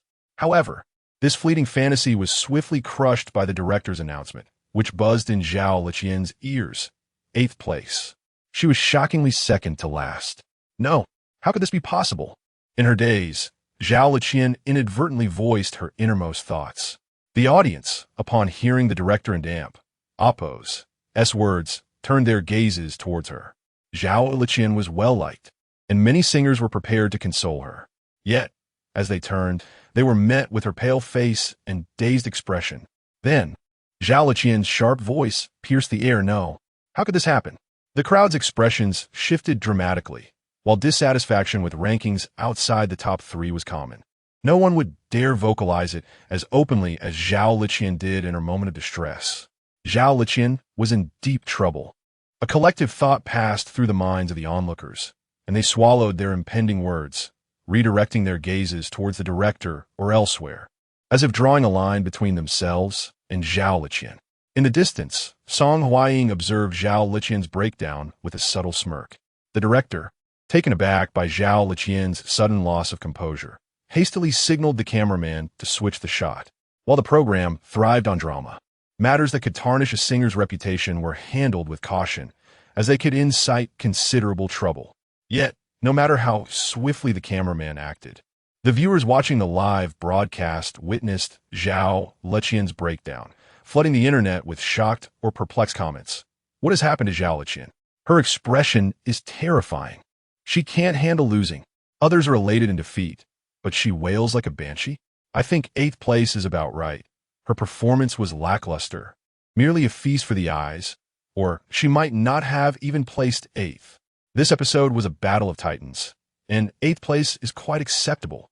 Such a mindset should not have participated in the competition. Discussions proliferated online, and screenshots of Zhao Liqian's breakdown circulated rapidly, igniting even greater debate. Meanwhile, the show continued, and after Zhao Liqian's outburst, she remained in a daze, but no one cared to acknowledge her anymore. The director regained control and continued to announce the rankings. The 2nd place winner is... All eyes in the waiting area turned towards Song Hying and Lin Ruiden, the only 2 left in contention for the top spots. The lesser-known singer had been automatically dismissed from consideration. Song Hying emerged as a dark horse. Lin Ruiden stood with an air of confidence, her aura as powerful as her singing voice, steadfastly facing the director. The director then proclaimed, Lin Ruiden. As the words fell, Song Hying and Appo's head snapped up, her expression reflecting a blend of unspoken shock and burgeoning excitement. Lin Ruiden was 2nd, which meant the first. Lin Ruiden, sitting upright, let out a soft sigh. She had performed admirably, but losing to Song Hying, specifically to her song, she accepted her defeat gracefully. However, next time, she would not be defeated again. A fierce determination flickered in her eyes as she regarded Song Hying. Any singer who places in the top 5 can become a permanent fixture on the show, replacing a regular performer. So during the next semi-final, they would meet again. The announcement of rankings had reached its climax, and there was no need for further suspense. The director quickly revealed the 9th place winner. It was the previously unremarkable singer. Then came the announcement for 1st place. As the director proclaimed loudly, the singer who won this episode is Song Hying. At that moment, thunderous applause erupted in the waiting area. with everyone gazing at Song Hying in awe and admiration. Who could have anticipated this? Before the competition began, Song Hying was deemed the most likely candidate to be eliminated. No one had faith in her. Yet, upon conclusion of the contest, not only had she avoided elimination, but she also emerged as the dark horse, galloping ahead to seize the coveted first position. This revelation stunned everyone. Tears welled in Song Hying's eyes, overwhelmed with emotion. This was no act. Her feelings were simply too intense to contain. Since learning about the company's situation, she had taken on immense pressure by participating in this prestigious program, and throughout 4 episodes, she had lingered at the bottom. In the previous episode, she had plummeted to second to last place. As the 5th episode approached, countless people asserted she would inevitably be eliminated, with no one placing their bets on her. No one understood the weight of the pressure she bore, the bitterness and sadness she felt after each defeat, nor could they fathom the depths of her despair. It was akin to traversing a path devoid of hope, wandering aimlessly. Fortunately, in the end, she persevered. With tears glistening in her eyes, Song Hying rose from her seat, gazing into the camera.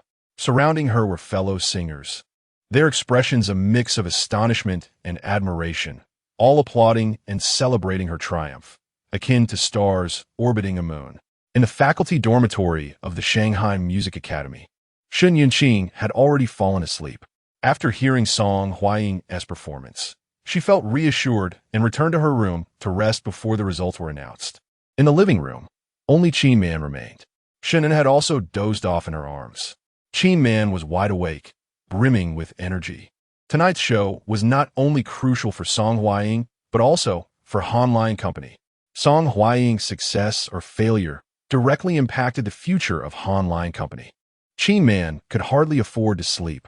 Throughout the night, she remained glued to the program, her anxiety and worries mounting, especially as she observed Lin Ruodin and the others perform. After a night of turmoil, the results were finally being announced. As the director began to reveal the rankings, Qin Man felt a surge of tension. In truth, during the announcement, she harbored thoughts akin to Zhao Liqian's. While she believed Song Hying's performance was stellar, what if the audience did not resonate with it? Thus, Qin Man's expression grew increasingly tense, her lips tinged with paleness from biting them. When she heard that 5th, 4th, 3rd, and even 6th, 7th, and 8th places were not occupied by Song Hying, her heart felt as though it had lodged in her throat. Before the competition began, she and the company had set the psychological expectation for Song Hying to aim for 4th place and contend for 3rd. Anything lower than that, 6th or 7th, would be acceptable as long as she was not eliminated. Chapter 76. Was it her mistake? Despite the unanimous consensus within the company regarding the exceptional quality of Shen Jun's songwriting and the impressive vocal abilities of Song Hying, they were compelled to adopt a more pragmatic perspective.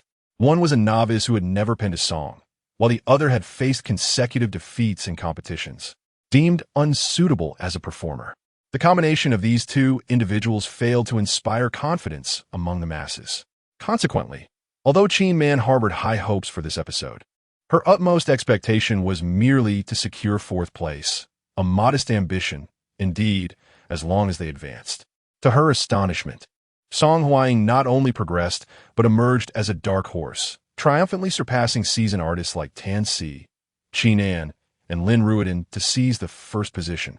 In that fleeting moment of revelation, Qin Man's usually composed demeanor shattered, her face a canvas of disbelief, soon followed by a surge of exhilaration akin to Song Hying's own. Had it not been for Shun Anan nestled against her, Qin Man might have leapt from her seat in sheer joy. Even so, her exuberance jolted the drowsy Shun Anan awake. With her large, dark eyes resembling plump purple grapes, she appeared somewhat bewildered and sleepy, inquiring in a soft voice, "Sister, is Daddy back?" The sound of Shun Anan's voice briefly tempered Qin Man's excitement. As she stifled her elation, she gently patted Anan's back and began humming a lullaby, the melody reminiscent of insects fly. Anan soon drifted back into slumber. In stark contrast to this harmonious scene, Zhao Wani sat in her office at Baidai Records, her demeanor as frigid as ice. Before her lay a violently smashed computer, emitting wisps of smoke. At this moment, Zhao Wani felt an inferno of rage consuming her. She had tirelessly devoted the day to promoting Lu Yao's new album, which had been online for nearly a week yet remained stubbornly outside the top 5. Despite Baidai Records employing every conceivable tactic, their efforts bore little fruit. It felt as if they were fated to languish in this position, regardless of her relentless striving. This relentless stagnation had rendered Zhao Wani increasingly irritable, bordering on madness, especially when she recalled that the top 2 spots were occupied by Shen Jun and Oppo's works.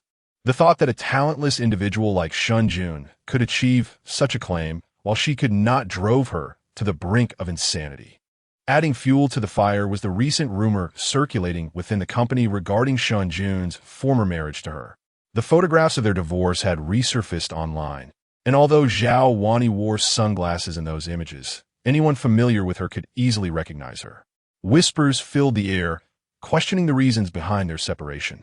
Lamenting that if Shen Jun had penned songs, the company would effortlessly ascend the charts without the need for all-night efforts. In the pursuit of promoting Lu Yao, the company had been working overtime, leading to growing discontent among the staff, who occasionally voiced their grievances. Such remarks struck a nerve with Zhao Wani, prompting her to unleash her fury upon the gossiping employees. In the aftermath, she realized her outburst was impulsive, but the mere mention of Shen Jun stirred a tempest of agitation within her. Witnessing Shen Jun's burgeoning success only intensified her ire, especially when she caught sight of pitying and bewildered expressions directed her way. It felt as though the divorce was a colossal error on her part, an inconceivable notion. How could she be wrong? Shen Jun was a failure, a person of an entirely different caliber. She was destined for greater heights, to mingle with more accomplished individuals. Meanwhile, Shen Jun, having departed from her life, was nothing but a lump of wasted potential, a parasite clinging to her family's legacy, a mere leech. With these thoughts swirling in her mind, Zhao Wani endeavored to quell her inner turmoil and resumed her work responsibilities. She refused to squander her time on such a worthless individual. Yet, after an online meeting that evening, an inexplicable urge compelled Zhao Wani to open the homepage of a video platform featuring recommended shows. She was well aware of the online discourse surrounding the program Peak Singer and knew that Hying song was penned by Shen Jun. Thus, she intended to witness Shen Jun and Oppo's impending disgrace as he was unceremoniously expelled from the industry. Zhao Wani had seen Peak Singer, a program that had achieved remarkable popularity within their field, regarded as the most professional and elite competition of its kind. Baidai Records was not even deemed worthy of participation. Shen Jun writing songs? Zhao Wani scoffed at the thought. Although she was uncertain how Shen Jun had managed to have his song performed by Hying, she was utterly convinced that all of Shen Jun and Oppo's schemes and true nature would be ruthlessly exposed in this episode. She was determined to unveil Shen Jun and Oppo's true identity to the world. A failure is a failure, after all. However, Zhao Wani never received the outcome she had anticipated. Instead, she witnessed Hying deliver a performance that moved countless viewers to tears. At that moment, a chill surged from the depths of her being, draining color from her face and leaving her in a daze. Amid her stupor, she heard the director announce the results. Hying had secured first place. First place? How could this be? Zhao Wani's complexion grew increasingly pale, her expression filled with disbelief and incredulity. How could a song written by that worthless Shen Jun possibly achieve first place? It was unimaginable. In that instant, she felt as though a colossal weight pressed upon her chest, constricting her throat, making it difficult to breathe. As she struggled for air, Zhao Wani caught sight of the camera sweeping over the audience. Though the shot was fleeting, she instantly recognized Shen Jun standing among the spectators. He appeared much like he did on the day of their divorce, casually dressed in a simple t-shirt. This was precisely what irked Zhao Wani about Shen Jun, his so-called casualness, which she deemed sloppy and lacking sophistication. Shen Jun was not unattractive, nor did he come from a financially disadvantaged background. Why could he not present himself more neatly? The husbands of her friends donned impeccably tailored suits, exuding an air of success. Others, like Sun Yaowen, were constantly praised as promising young talents with bright futures. Shen Jun's attire made her embarrassed to introduce him as her husband. It diminished her stature. As the camera panned, Shen Jun rose to applaud, surrounded by similarly emotional and tearful onlookers. He stood amidst the crowd, a genuine smile gracing his lips as he gazed up at the stage. The camera aligned perfectly with Shen Jun's gaze, making it seem as though he was looking directly into the lens. His smiling eyes appeared to pierce through the screen, locking eyes with Zhao Wani. At that moment, a beam of light from the stage illuminated Shen Jun, making him appear even more radiant than before. Chapter 77. 3 Song Zhao Wani found the glare of the screen unbearable. In a moment of frustration, her eyes reddened, and she swept her computer off the desk, sending it crashing to the ground with a deafening thud. The noise startled a number of employees at Baidai Records, who turned their heads in curiosity towards the president and Oppo's office. Her secretary rushed in, eyes widening at the sight of the smoking computer, momentarily dazed before quickly regaining composure. "President, are you all right?" By then, Zhao Wani had managed to calm herself, taking a deep breath akin to a drowning person finding air. With a slightly hoarse voice, she replied, "I'm fine. Just have someone clean this up." The secretary promptly nodded and arranged for someone to remove the damaged computer. Outside, those eavesdropping on the gossip were taken aback when they saw the wrecked computer being carried out of the president's office. They exchanged incredulous glances and whispered, "What on earth happened to the Iron Lady?" Zhao Wani had previously been without a nickname, revered by many as a goddess. However, recent days had seen her imposing overtime and pressure on her colleagues, culminating in a public outburst that had left many frightened. Thus, the moniker of Iron Lady began to circulate. The office was rife with speculation about Zhao Wani's state of mind, and the sight of the destroyed computer left everyone baffled. What could have ignited such fury? Just as the murmurs continued, someone pulled out their phone and pointed at a headline. "Dark Horse Reversal. Song Hying returns to glory. Secures first place in the 5th episode of Peak Singer." Upon reading this, realization dawned on many in the office. The fact that Shen Jun was Zhao Wani's ex-husband was no longer a secret. Everyone at Baidai was aware. And naturally, they were concerned about Shen Jun. They also knew that the song sung by Song Hying was penned by him. Exchanging glances, someone sighed. "Looks like the ex has left no room for survival." Shen Jun is on a winning streak. Zhao Wani's agitation deepened. Their lives were about to become tumultuous. Oblivious to the chatter outside, Zhao Wani took a few minutes to compose herself, and then pulled out her phone, stating, "Zhang Lu, how is the custody appeal preparation coming along?" On the other end, the voice responded, "President Zhao, the materials are nearly ready. All evidence has been gathered, and we can submit the appeal at any time." Hearing this, some color returned to Zhao Wani's pale face as she exhaled in relief. "That's good. Submit the appeal tomorrow. Resolve this matter as quickly as possible. Rest assured, President Zhao." After hanging up, she let out a sigh. The events of the night had stirred an unsettling anxiety within her. She had assumed Shen Jun, without a job, would be incapable of supporting their daughter, believing that a few days of delay would suffice to prove his financial instability and reclaim custody. However, plans had changed unexpectedly.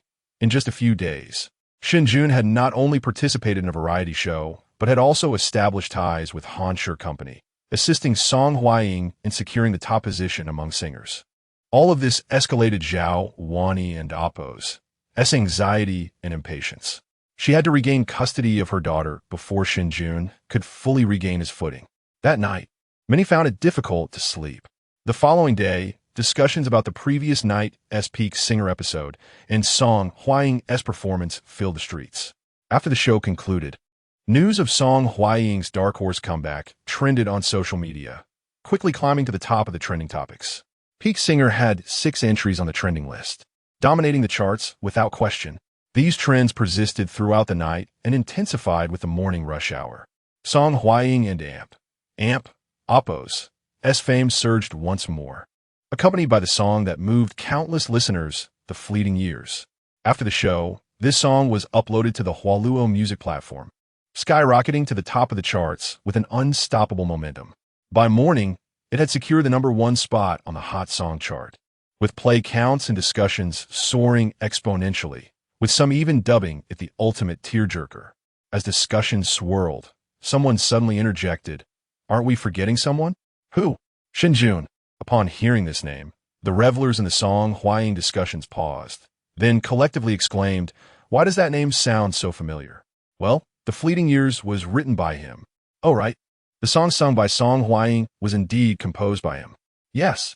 I remember before the competition, many dismissed him as merely a children's song composer. Nobody believed in him. I recall someone joking that if Song Hying wasn't eliminated, he'd live-stream himself cooling off with a fan. Laughter erupted across the internet. But seriously, who said he only wrote children and amp? Oppos. As songs? And amp. Oppos. The Fleeting Years and amp. Oppos is so brilliantly crafted that even established songwriters might struggle to replicate it. Absolutely. Every time I hear it, I cry. It's simply beautiful. The composition and lyrics are deserving of the top spot. Yet, some remain skeptical, arguing, "I feel like the song isn't anything special. It's just that Song Hying sings it well." Song Hying's talent is undeniable. In that stellar performance last night, even a dog could win. However, just as those words were spoken, someone shared a screenshot displaying the current Hualuo Hot Song chart. The crowd grew curious, and when they saw the screenshot, they were left in shock. The top 3 songs on the Hualuo Hot Song chart were all by one person, Shen Jun. The Fleeting Years, sung by Song Hying. Composed by Shen Jun, lyrics by Shen Jun. Flying, sung by Shen Jun, composed by Shen Jun, lyrics by Shen Jun. Courage Explosion, sung by Nin, composed by Shen Jun, lyrics by Shen Jun. 3 songs dominated the top 3 spots of the Hualuo Hot Song chart, leaving everyone utterly astonished. The Hualuo music platform is the largest in the country, boasting the highest daily activity, and the Hot Song chart is a coveted space for countless artists. It is often said that reaching the top 3 signifies the potential to rise to the forefront of the music industry. Equally, for a composer, having a song in the top 3 represents the potential for creating a golden hit, a future star, blazing hot. Now, what astonished everyone was that Shen Jun alone had claimed all 3 top positions on the chart. Even more startling and terrifying was the fact that he had written only 3 songs since his debut. Chapter 78. The culprit: the surge in popularity of Shen Jun has not lagged behind that of Song Hying. Particularly, with the frenzied dissemination of screenshots from the online Hualuo Hot Songs chart, Shen Jun has ascended to the trending searches, ranking just below Song Hying. However, with fame comes controversy. Song Hying enjoys the support of decades of fans and public goodwill, and despite her meteoric rise, the negativity online remains minimal. In contrast, Shen Jun has only just debuted, lacking a substantial fan base, and the previous controversies he has stirred have left him with a less favorable public image. Thus, his rise to fame is accompanied by various doubts and harsh critiques. Nevertheless, Shen Jun remains unfazed, having encountered numerous public opinions in his previous life. He has grown accustomed to such scrutiny. As long as it does not concern him, his tolerance is remarkably high. The next day, Shen Jun arrived at Hying Company, as usual, noticing an increase in the gazes directed at him. He raised an eyebrow slightly and entered the elevator amidst the attention of several employees. As the elevator doors closed, the once quiet lobby erupted into hushed gasps and murmurs. "Is this teacher Shen Jun? Last night, Sister Hying's song brought me to tears. It was so beautifully written. I didn't expect him to be so handsome and talented." Shen Jun frequently visits Hying Company, and while the employees had seen him before, they had only acknowledged his looks. Now, however, their respect for him has deepened significantly. Unaware of the discussions below, Shen Jun proceeded directly to the floor where Qin Man's office was located. The secretary had already received word from Qin Man and greeted Shen Jun warmly. "Hello, Teacher Shen. President Qin is in her office." Nodding, Shen Jun knocked on the door. A voice from within called out, "Please come in." Upon entering, he found Qin Man unusually dressed in a fitted black knit top, showcasing her alluring figure, paired with an ink wash fishtail skirt and high heels, exuding both sensuality and intellect. Usually clad in formal attire, Qin Man appeared somewhat aloof, but now, in this outfit, she resembled a flower blooming from a melting iceberg, fresh and enticing. As Shen Jun entered, Qin Man was speaking on the phone by the floor-to-ceiling window. She gestured softly to him, saying, "Please take a seat." Shen Jun averted his gaze and settled onto the sofa. It seemed Qin Man was discussing company artists' participation in events, her smile indicating a positive conversation. After a moment, she ended her call and joined Shen Jun on the opposite sofa, her fair, jade-like legs crossed beneath her fishtail skirt. With a smile, Qin Man remarked, "Thanks to you, Sister Hying secured first place. Now many television stations are reaching out to discuss collaborations." Shen Jun returned her smile, replying, "It's the least I could do." He then handed her a USB drive, saying, "This contains the song for the semifinals. Sister Qin can listen to it first." Upon hearing this, Qin Man's expression brightened. "A new song? What's it called?" By now, Shen Jun had proven his talent through his efforts. In the previous night's competition showcased the remarkable synergy between him and Song Hying. The performance unveiled new potential for Han Lion. If Shen Jun could propel Song Hying to first place, could he not also lead her to victory in the finals and secure the title of the King of Songs? Initially, Han Lion Company had never contemplated such an outcome.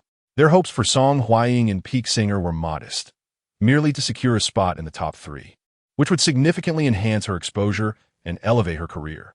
As for claiming first place, the competition was fierce, filled with top-tier singers, making such an aspiration seem far-fetched.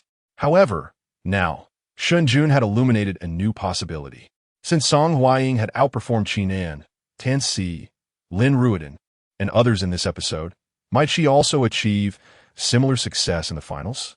This notion excited everyone at Han Lion.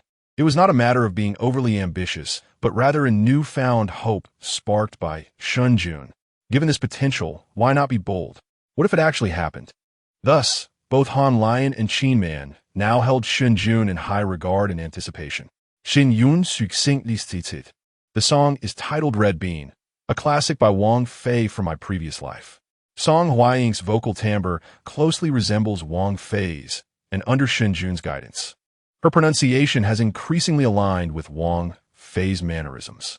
Given these circumstances, it would be a pity not to perform a song by her.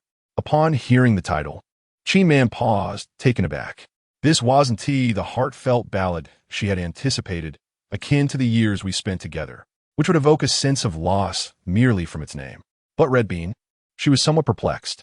Sensing her confusion, Shen Jun elaborated, "Ling long dice, resting on red beans.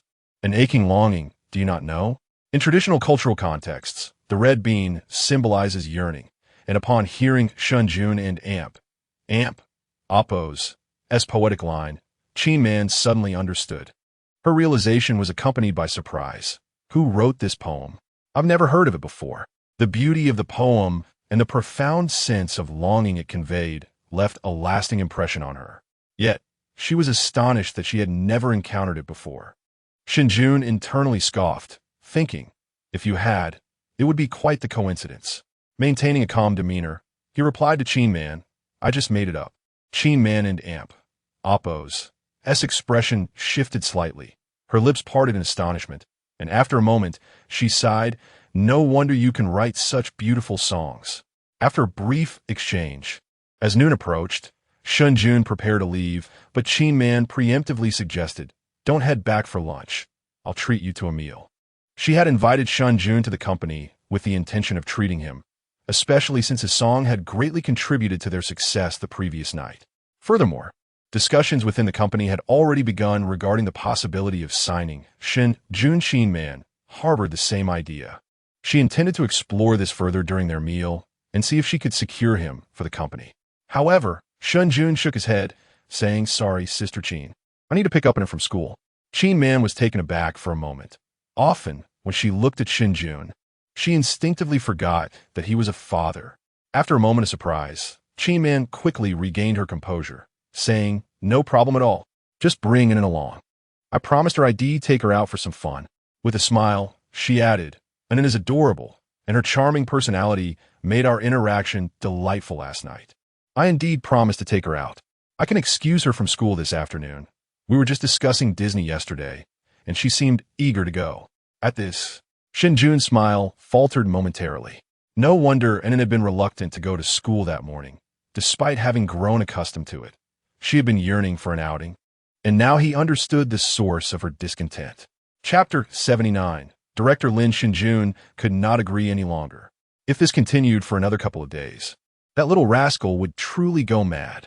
Thus, Shen Jun promptly shook his head in refusal. No need to trouble yourself, Sister Qin. She has just started her preschool transition, and the teacher mentioned she is already struggling to keep up. She needs to focus on her studies for a few days. Qin man, unfamiliar with the nuances of child rearing, sensed the seriousness in Shen Jun and Appo's tone and hesitantly replied, "Is that so?" Shen Jun nodded, his expression earnest. Indeed, the preschool transition is crucial. If she falls behind now, she will face difficulties in elementary school, and it will be quite taxing. Perhaps we can arrange something later, Qin man suggested, her voice tinged with disappointment. She had intended to make a strong impression on Shen Jun today, even going so far as to dress up for the occasion, only to find that their meeting had come to an abrupt end before it even began. After bidding farewell to Shen Jun, Qin man paused by the secretary's office and hesitantly asked, "Xia, do I look unappealing today?"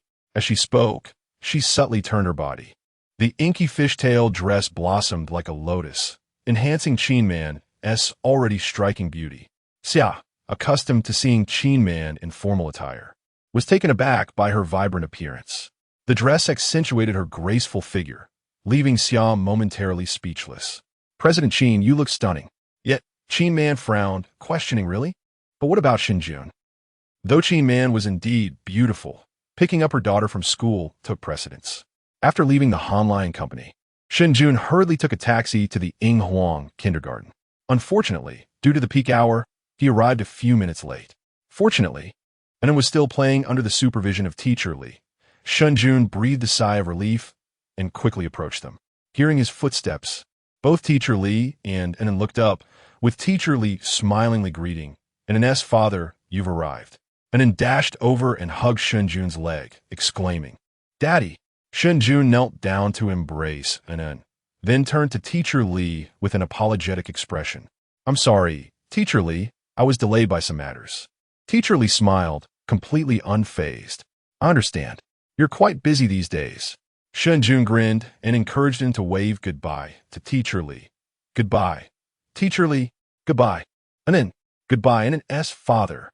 Teacher Li waved back with a smile as they departed, Shen Jun leading the energetic Enin away. Once they left, a teacher standing next to Teacher Li, puzzled, inquired, "Teacher Li, is that one of your students' parents?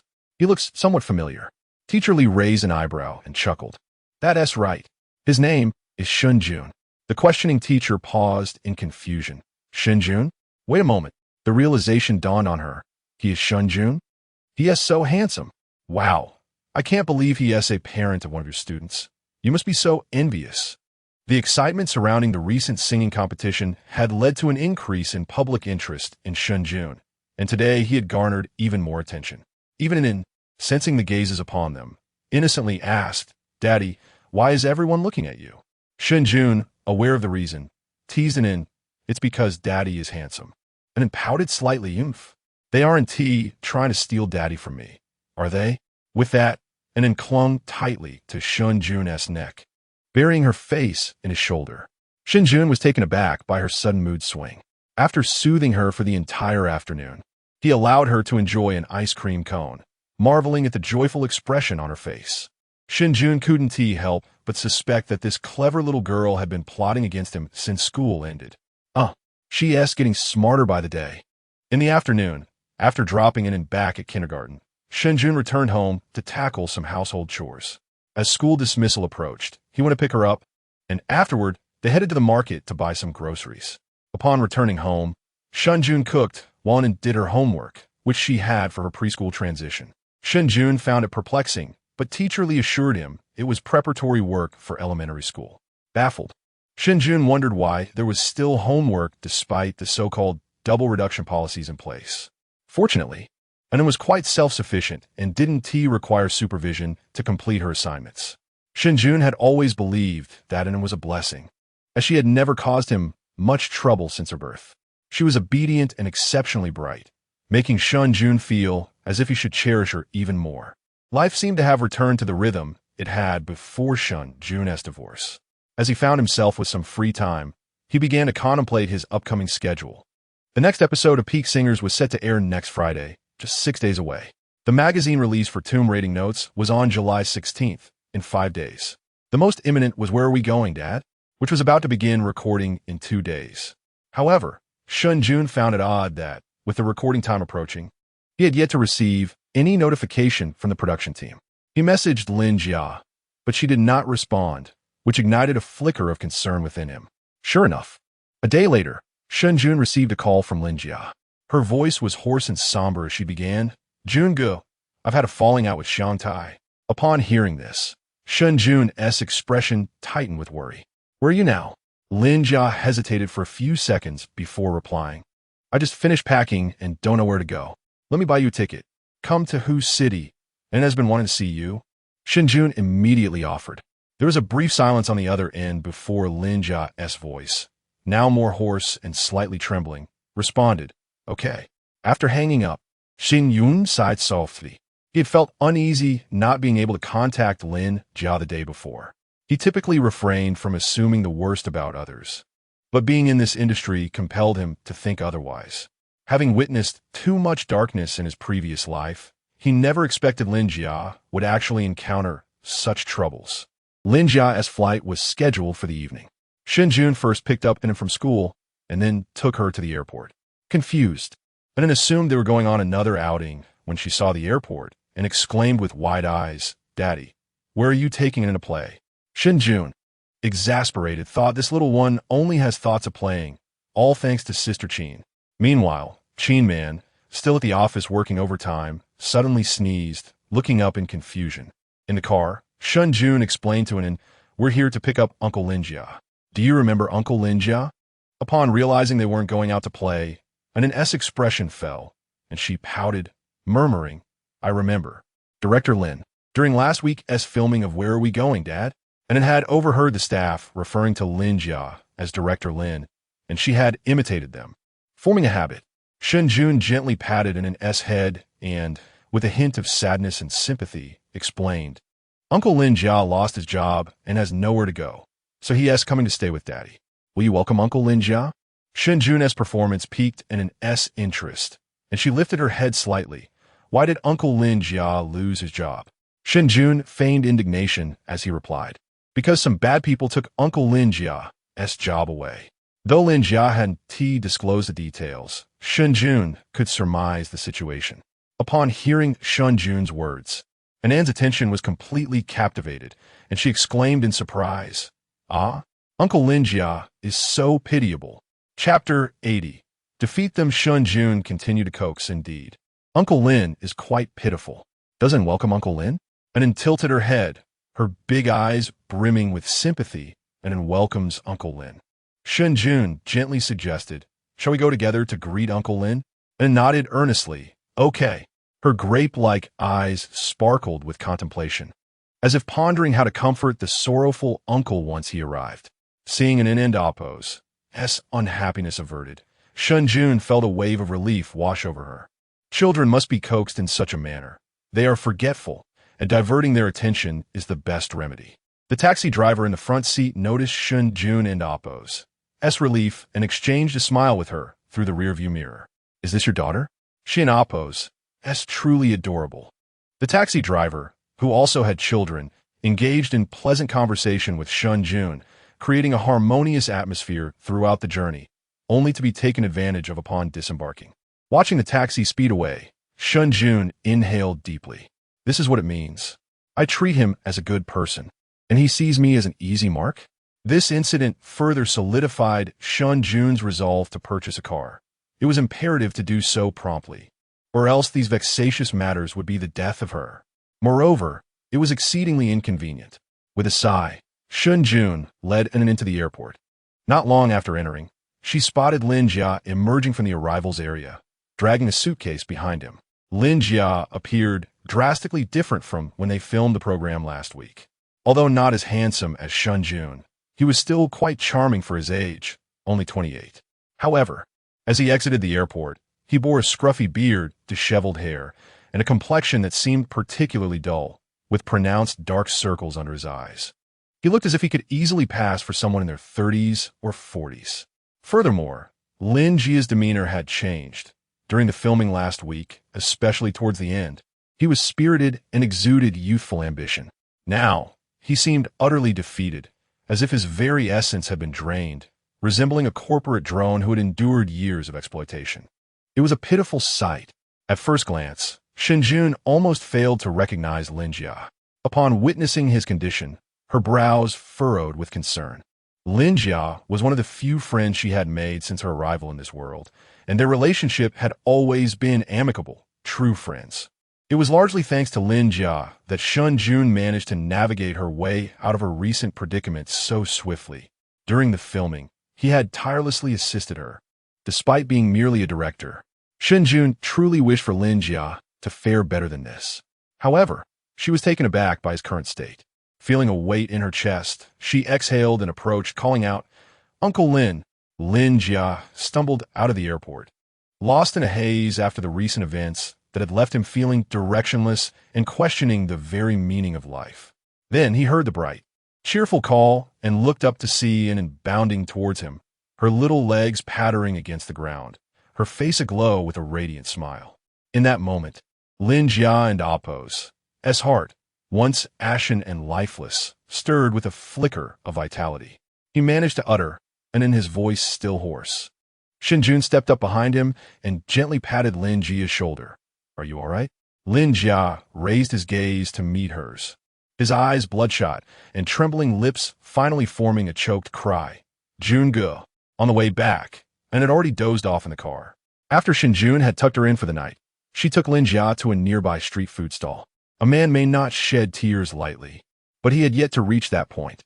By evening, the alcohol had loosened Lin Jia's tongue, and he wept freely, recounting the tribulations of the past few days. Shen Jun's suspicions were confirmed. Lin Jia had indeed encountered unsavory affairs within the industry, an all too familiar yet grim reality. "As where are we going, Dad?" Gained immense popularity, Lin Jia, who had orchestrated and led the show, was demoted to assistant director. The new director was a higher-up parachuted in from the station. The reasoning provided by Hunan Television was based on the public's online sentiment from the first episode, claiming Lin Jia was unable to effectively manage the program. With the show and Appo's rising success, the station felt Lin Jia could not maintain control, prompting them to send a seasoned director for assistance. Lin Jia, alternating between laughter and tears, exclaimed, "They say I can't handle it. If I couldn't, how did this show become such a hit?" After burping from the drink, Lin Jia, with reddened eyes, shouted, "If I couldn't handle it, how did this show get off the ground? Help me? Huh? Who needs these incompetent fools to assist me? Damn it. They've been working on their shows for years and still can't match my single program." Lin Jia, now thoroughly intoxicated, raged on, and Shen Jun did not intervene. It was better for him to vent than to bottle it up. In this life, Shen Jun had no desire to return to the industry due to its sordid affairs. While outsiders might find Lin Jia and Appo's situation outrageous, those within the industry were all too familiar with such occurrences, as it was a relentless battleground for fame and fortune, rife with indulgence and excess. Moreover, the shadows cast beneath the sun were often the most pronounced. Shen Jun couldn't fathom such a swift and urgent turn of events. Observing Lin Jia's despondent and furious demeanor, she furrowed her brow, her features betraying a mix of coldness and suppressed rage. Having met Lin Jia during their senior year, Shen Jun had witnessed his passion for the industry, his youthful enthusiasm and ambition shining brightly. This was why she enjoyed discussing the program with him. One couldn't in Appo's help but be drawn to someone whose eyes sparkled with fervor. She had seen the sacrifices Lin Jia made to join Hunan Television, often working through the night. She remembered his exhilaration upon being accepted into the station, akin to an end Appo's joy at a theme park, radiating the innocence and zeal of youth. Now, however, that fervor had been trampled into the mud by the station. Lin Jia, having lost his clarity, swayed drunkenly before collapsing onto the table, the bottle in his hand shattering on the floor. As he lay there, trembling and tearful, he lamented, "Jungu, I can't accept this. I want to defeat them. I want to crush them completely. Let them see if I can truly take control." Hearing Lin Jia and Appo's anguished and furious cries, Shen Jun gently patted his shoulder and, with a voice laced with cold resolve, replied, "Then let us defeat them together." Chapter 81. Custody. The following day, Lin Jia, still suffering from a hangover, had yet to awaken. Shen Jun returned with an end, tidied up the household chores, and then sat down to reflect on the events of the previous night. His words from last night were not mere platitudes offered to Lin Jia. They stemmed from careful contemplation. He could not bear to witness Lin Jia's descent into despair. Furthermore, he understood Lin Jia's passion for this industry. Should she regain her spirit, she would undoubtedly choose to re-enter it. The indignation she felt would be unbearable. He, too, could not tolerate it. Eventually, they would cross paths with Xiangtai and other television stations, and when they met in the arena of interests, it would be a matter of survival of the fittest. It would either be they who were crushed or they who crushed others. Given this, Shen Jun resolved to ensure it was the latter. Armed with the experience of his past life, Shen Jun possessed ample confidence to utter such words. At that point, merely mentioning shows like Keep Running, Mushroom House, Transformations, or Love Variety would be sufficient to leave these television stations reeling. Therefore, revitalizing Lin Jia was not an insurmountable task. Just as Shen Jun was deep in thought, his phone rang suddenly. He glanced at the caller ID, a landline. The court. Upon seeing this, his brows furrowed immediately. He quickly answered the call, and an official voice resonated on the other end, growing colder with each word he heard. Indeed, it had come to pass. Zhao Wani had filed an appeal, seeking to alter the custody of their daughter. After hanging up, Shen Jun took a deep breath. He had not received any news from Zhao Wani for a while, and had assumed she had given up. Little did he know she had not relented, and had indeed sought legal counsel to appeal. Knowing Zhao Wani, she would never engage in matters without assurance. She was particularly concerned with her reputation. The fact that she had refiled indicated that she felt confident. Moreover, given Zhao Wani's status, hiring a competent lawyer would pose no issue. This revelation brought a rare flicker of agitation to Shen Jun and Appo's otherwise composed demeanor. If there was one thing Shen Jun truly cherished in this world, it was an end. He could never allow anyone to take her away from him. Furrowing his brow, Shen Jun began to pace the living room, eventually pulling out his phone to call Qin Man. His acquaintances were few, and those capable of assisting him were even fewer, so he had no choice but to seek Qin Man's help once again. Qin Man quickly answered Shen Jun and Appo's call, and before he could speak, she stated, "I had the company listen to the song, and everyone thinks it's fantastic. Sister Hying loves it too and is already practicing. This song was a classic from his past life. It would be difficult not to appreciate it." Shen Jun casually replied, "That's wonderful," and then, feeling somewhat anxious, inquired, "Sister Qin, I need to trouble you for another favor." This time, Qin Man took Shen Jun and Appo's request seriously. After helping him previously, which had directly led to Song Hying's success, she was eager to assist him further, hoping to secure a lasting partnership. Qin Man promptly asked, "What is it?" Shen Jun immediately responded, "Do you know any professional lawyers?" Qin Man was taken aback for a moment. "A lawyer? What do you need a lawyer for? Is it a copyright issue, or are you negotiating a contract? Our company has a dedicated law firm that specializes in copyright litigation and contracts. I can have them assist you." Without waiting for Shen Jun to elaborate, Qin Man had already conveyed her message. Shen Jun hesitated slightly before saying, "I want to consult about a custody lawsuit." Upon hearing this, Qin Man was momentarily stunned, then somewhat incredulously echoed, "Custody? This?" She was momentarily at a loss for words, having expected a query regarding copyright or contracts, never anticipating Shen Jun would seek advice on custody matters. Well, this was the mark of a father. After reassuring herself, She suppressed her incredulity and sent Shen Jun the contact information for the collaborating law firm. After all, civil litigation should be somewhat similar, right? Jinlu Law Firm, one of the top firms in the city. At that moment, Chun Xin from Jinlu was organizing materials in her office when she suddenly sneezed. After wiping her nose, her phone rang. This was another card of hers, and only important clients knew this number. Chun Xin promptly answered the call. On the other end, a deep, magnetic voice greeted her. "Hello, this is Shen Jun. I have a legal matter I would like to discuss. President Shen from Hanshi mentioned that you are quite professional, so I would like to consult you." As she processed his words, the key phrases quickly crystallized in her mind. Hanshi, President Shen. Hanshi was a major client of the firm, and Chen Xin was responsible for liaising on related matters, leading her to quickly form a judgment. A key client. Otherwise, she would not be acquainted with President Shen. The consultation would likely pertain to issues related to copyright or contract law in the entertainment industry, precisely her area of expertise. Confidently, she replied affirmatively, but 3 minutes later, Chen Xin, with a look of disbelief, exclaimed, "You said you wished to consult about a custody issue?" Although both were civil litigations, these two domains were entirely distinct.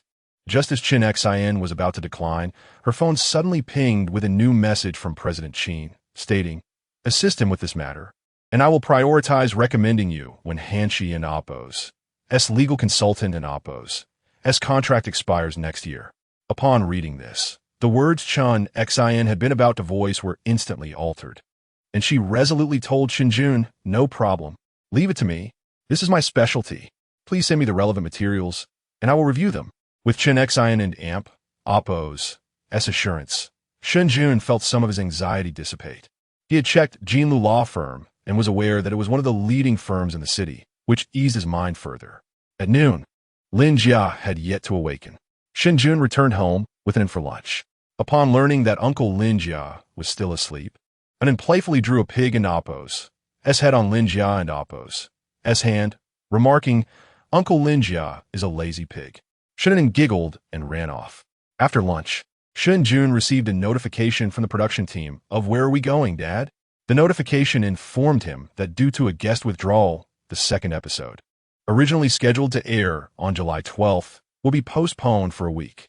When Shen Jun received the notification, the official account of "Where are we going, Dad?" also released an announcement regarding the delay in filming. Currently, the hottest variety show was Peak Singer, followed closely by "Where are we going, Dad?" Both programs were immensely popular, drawing significant attention from viewers.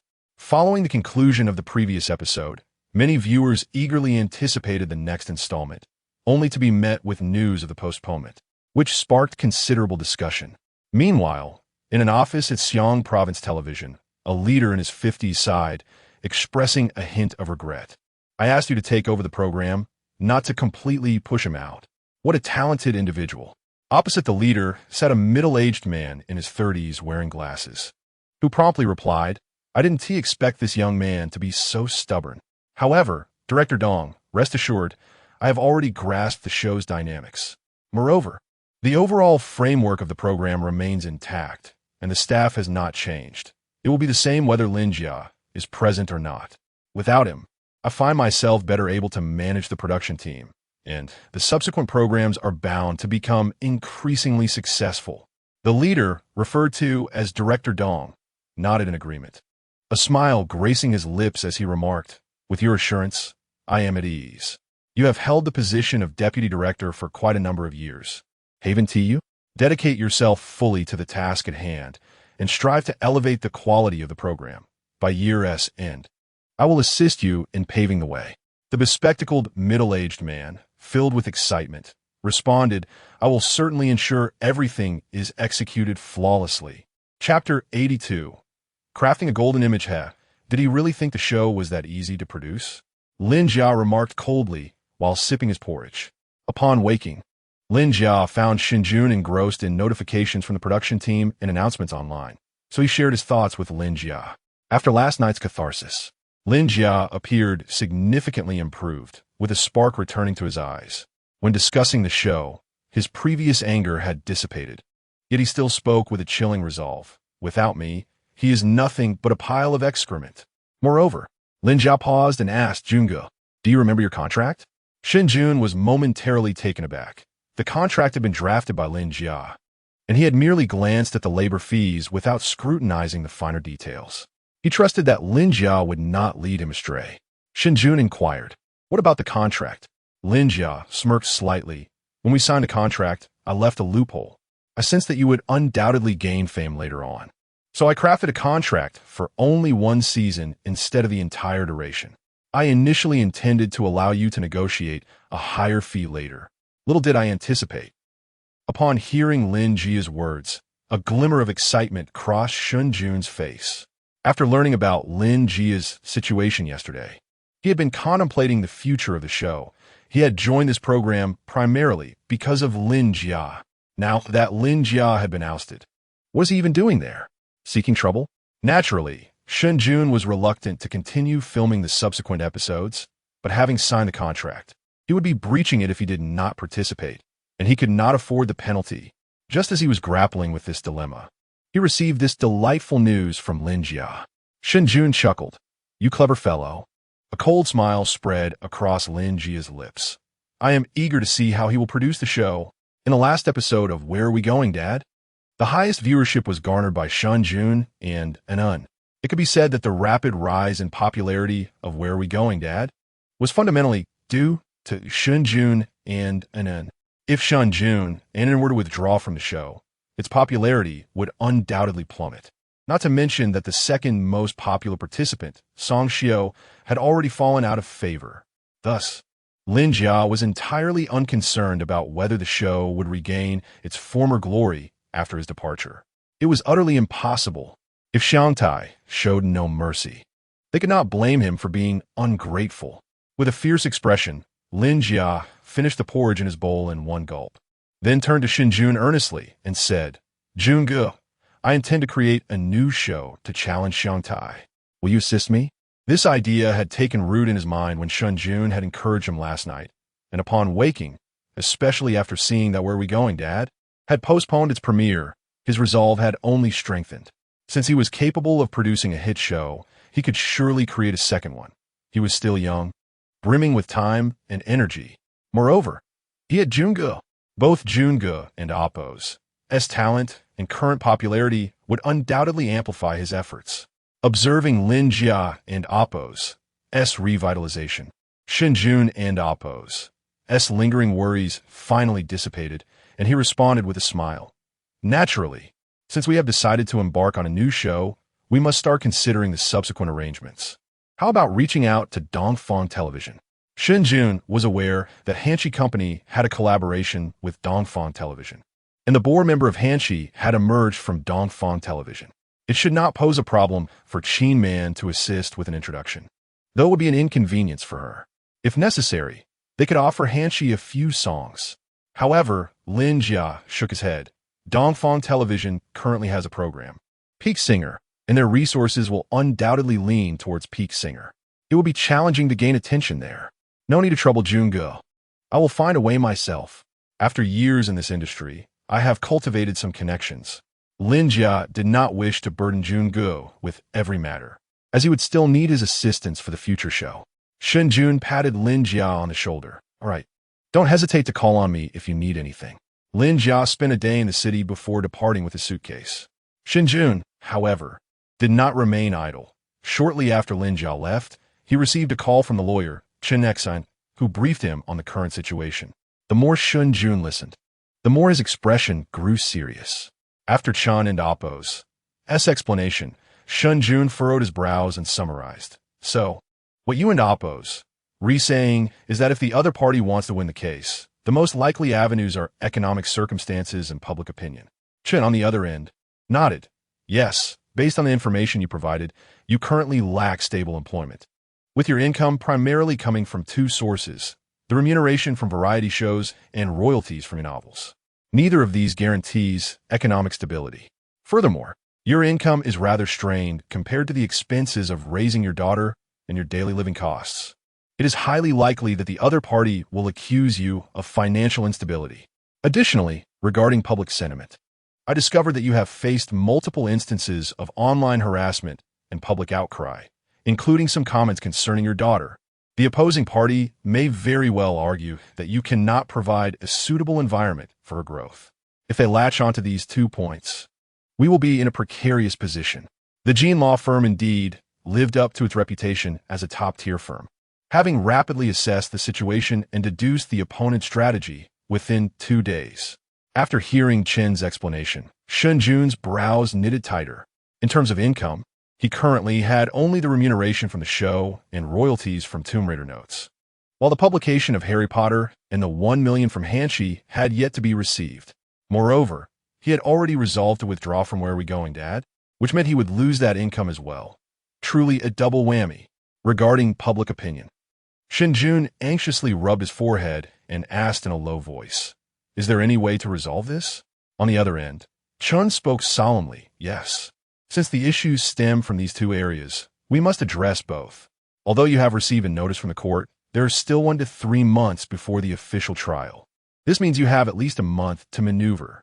In that time, you need to secure stable employment or a reliable source of income sufficient to support your daughter. Additionally, within this month, you must work to shift the online narrative positively, crafting a favorable social image for yourself." As Chun concluded, he let out a sigh. While there was a solution, achieving these 2 objectives would be no easy feat. A job might be found quickly, but how to cultivate a positive image in just a month seemed nearly insurmountable. If you have any questions, feel free to ask me. All right. After hanging up, Shen Jun remained seated, gazing pensively out the window. Creating a positive social image within a month was indeed a daunting task, but not entirely impossible. It was akin to establishing a persona within the industry. Building a persona, particularly a positive one, could be most effectively accomplished through charitable donations. This method was not only employed in the entertainment industry, but also across various sectors, including corporations. Though somewhat cliché, it proved effective. Should any issues arise, one could easily leak the information, instantly establishing a caring and responsible public image. This is what those in the industry refer to as crafting a golden image. Chapter 83.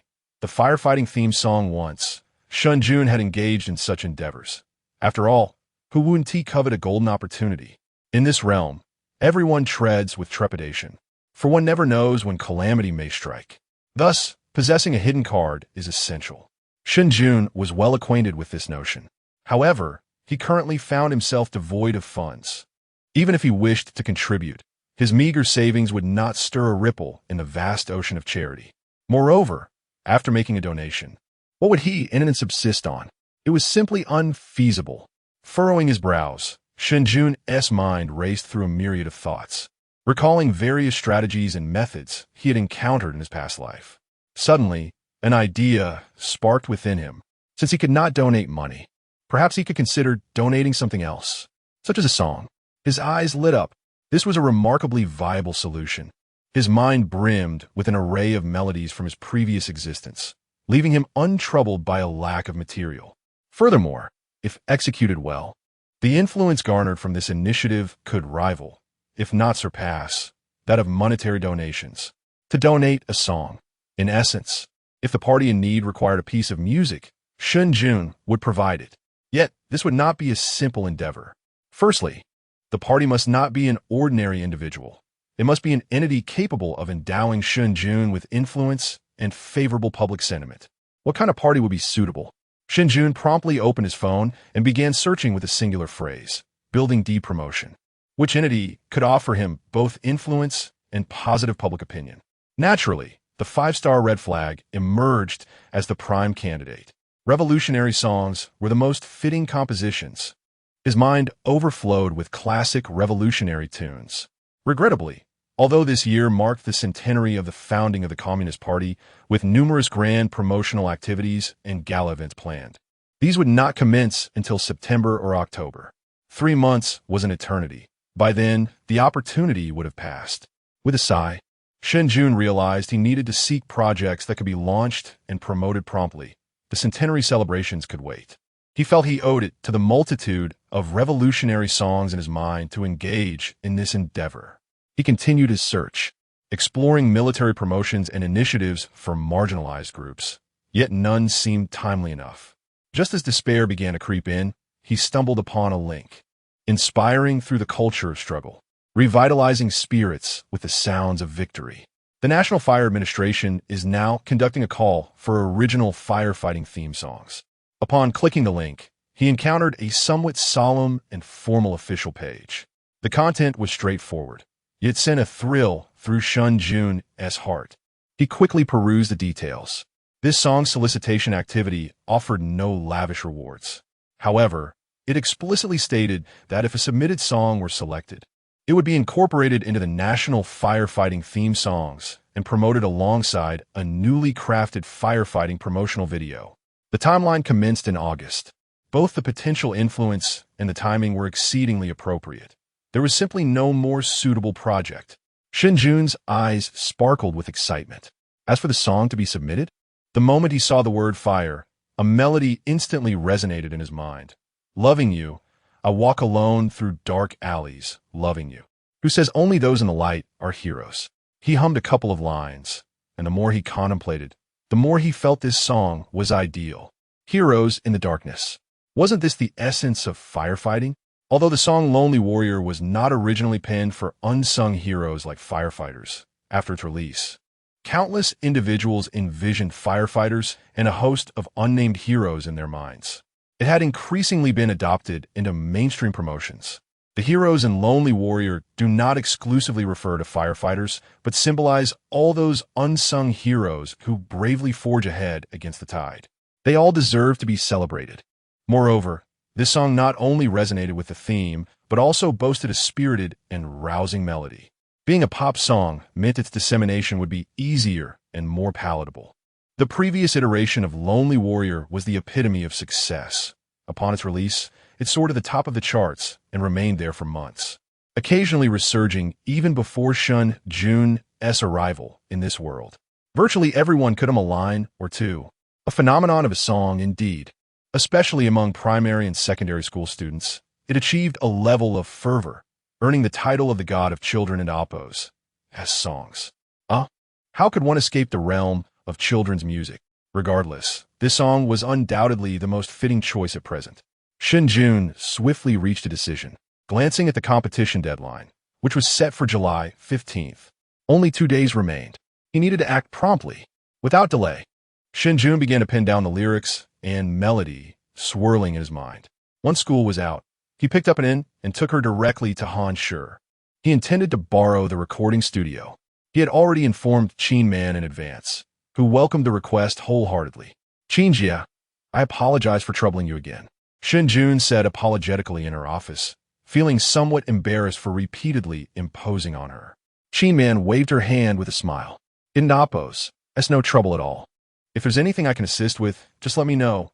Don't be so polite."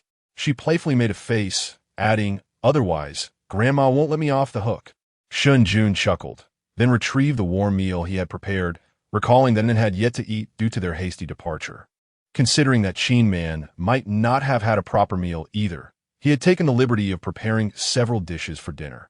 He had made 3 dishes and a soup, and since they were in a thermal container, they remained steaming hot. Indeed, Qin Man had not dined that evening, and due to her busy schedule, she had merely nibbled at her lunch in the office. She was quite hungry. As the aroma of the food wafted through the air, her stomach let out a growl. Qin Man's face flushed with embarrassment. Shen Jun, however, was unfazed. After arranging the dishes, he served rice to both Qin Man and Anun, beckoning them over. "Come and eat. Qinjia, it and Appos. It's time for dinner." And grabbed Qin Man's hand and trotted over eagerly to sit down. Shen Jun filled a bowl of rice and handed it to Qin Man, who thanked him as she accepted it. The warmth of the rice tingled at her fingertips, and the sound of an aunt's cheerful laughter filled the air, while she beheld Shen Jun and Appos' earnest face as he served the meal.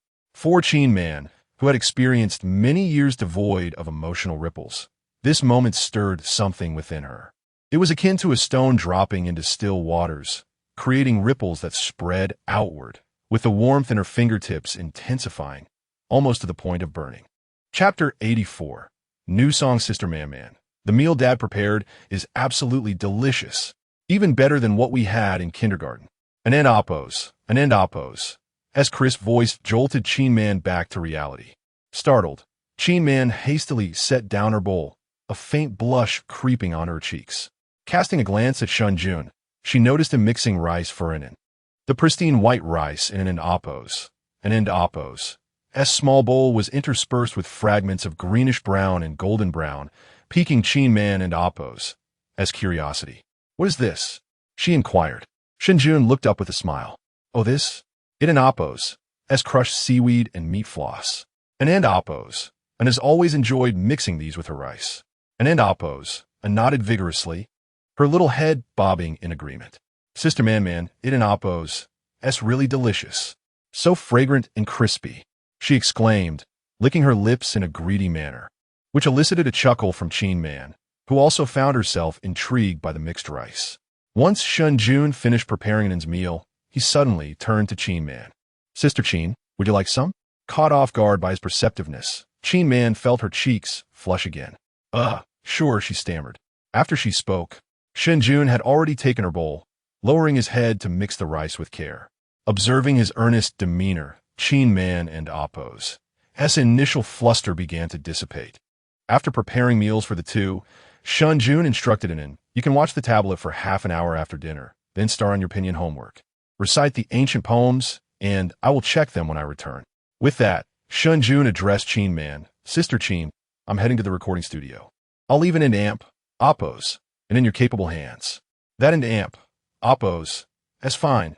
You go ahead, Chin Man reassured him with a reassuring glance as he departed the office. On his way to the recording studio, Shen Jun encountered several employees and artists from Hanshi. Some eyed him curiously, while others recognized him and called out, hello, Teacher Shen. He responded with a warm smile and hurried to the studio. The recording teacher, there was the same one who had previously worked with Hying. Upon seeing Shen Jun, the teacher excitedly stood up and exclaimed, Teacher Shen, you're here. Shen Jun chuckled. Just call me Shen Jun, all right, Teacher Shen. The recording teacher replied, everything is ready. We can start at any time. Shen Jun nodded appreciatively. Thank you for your hard work. Upon entering the studio, Shen Jun's expression shifted to one of seriousness as he began arranging and recording the song. The Lone Warrior was a song he had cherished in his past life. Though it had later morphed into a catchy tune for elementary school students, its essence somewhat tarnished. Now, as he revisited it, Shen Jun suppressed the trivialities of his previous life, focusing instead on the imagery of firefighters and soldiers, those brave souls who rush into danger. In his past, Shen Jun had filmed a movie related to firefighting and had immersed himself in the role, spending time at a fire station to better understand the characters and the profession. He had also studied numerous materials on firefighting, crafting character sketches that spanned thousands of words. Having personally experienced the intense heat and suffocating fear of a fire scene, he quickly tapped into those emotions. Next, Chin Man adjusted the instrumental arrangements and harmonies, gradually restoring the song to its former glory. Shen Jun's rendition of The Lone Warrior not only retained the original's tenacity and fervor, but also infused it with a touch of tragic resolve and unwavering determination. As he sang, he naturally incorporated a raspy texture to his voice, not as a deliberate alteration to the arrangement, but a spontaneous expression of the feelings he had come to understand.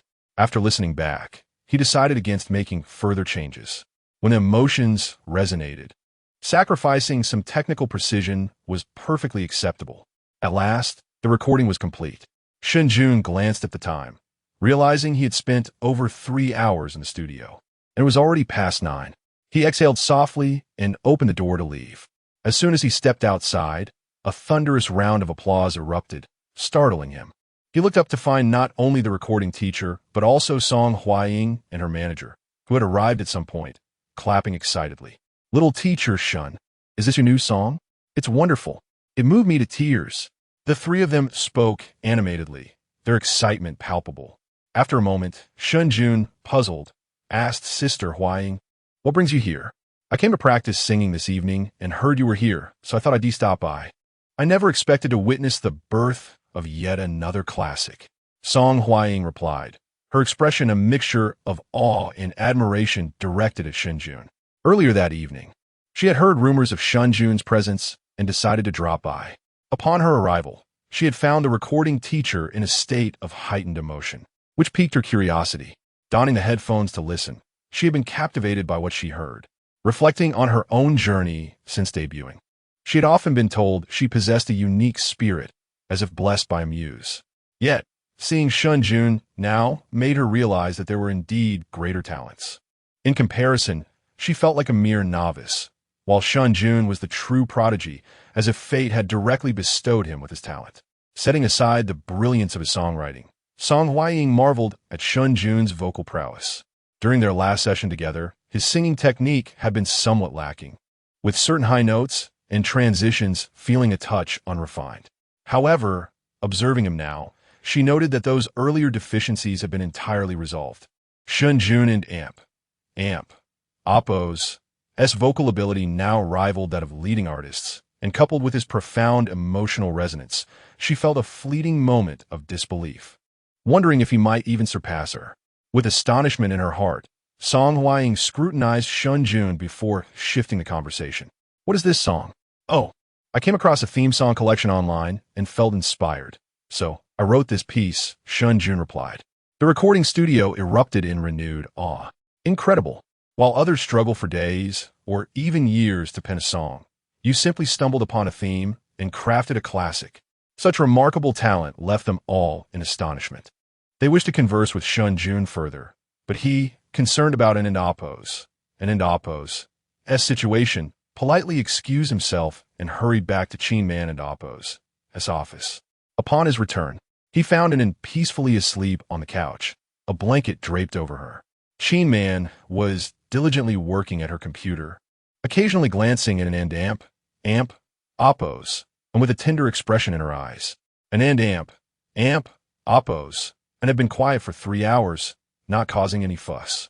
As she drifted off, she had initially wanted to wait for her father to return, her large eyes growing heavy, but she ultimately succumbed to sleep. Seeing this, Qin Kuden and Oppo's T-Bear to disturb her and gently sang a lullaby she had learned from Shen Jun during their time at Shen Yinqing and Oppo's home. Now familiar with the melody, she sang softly until An was sound asleep.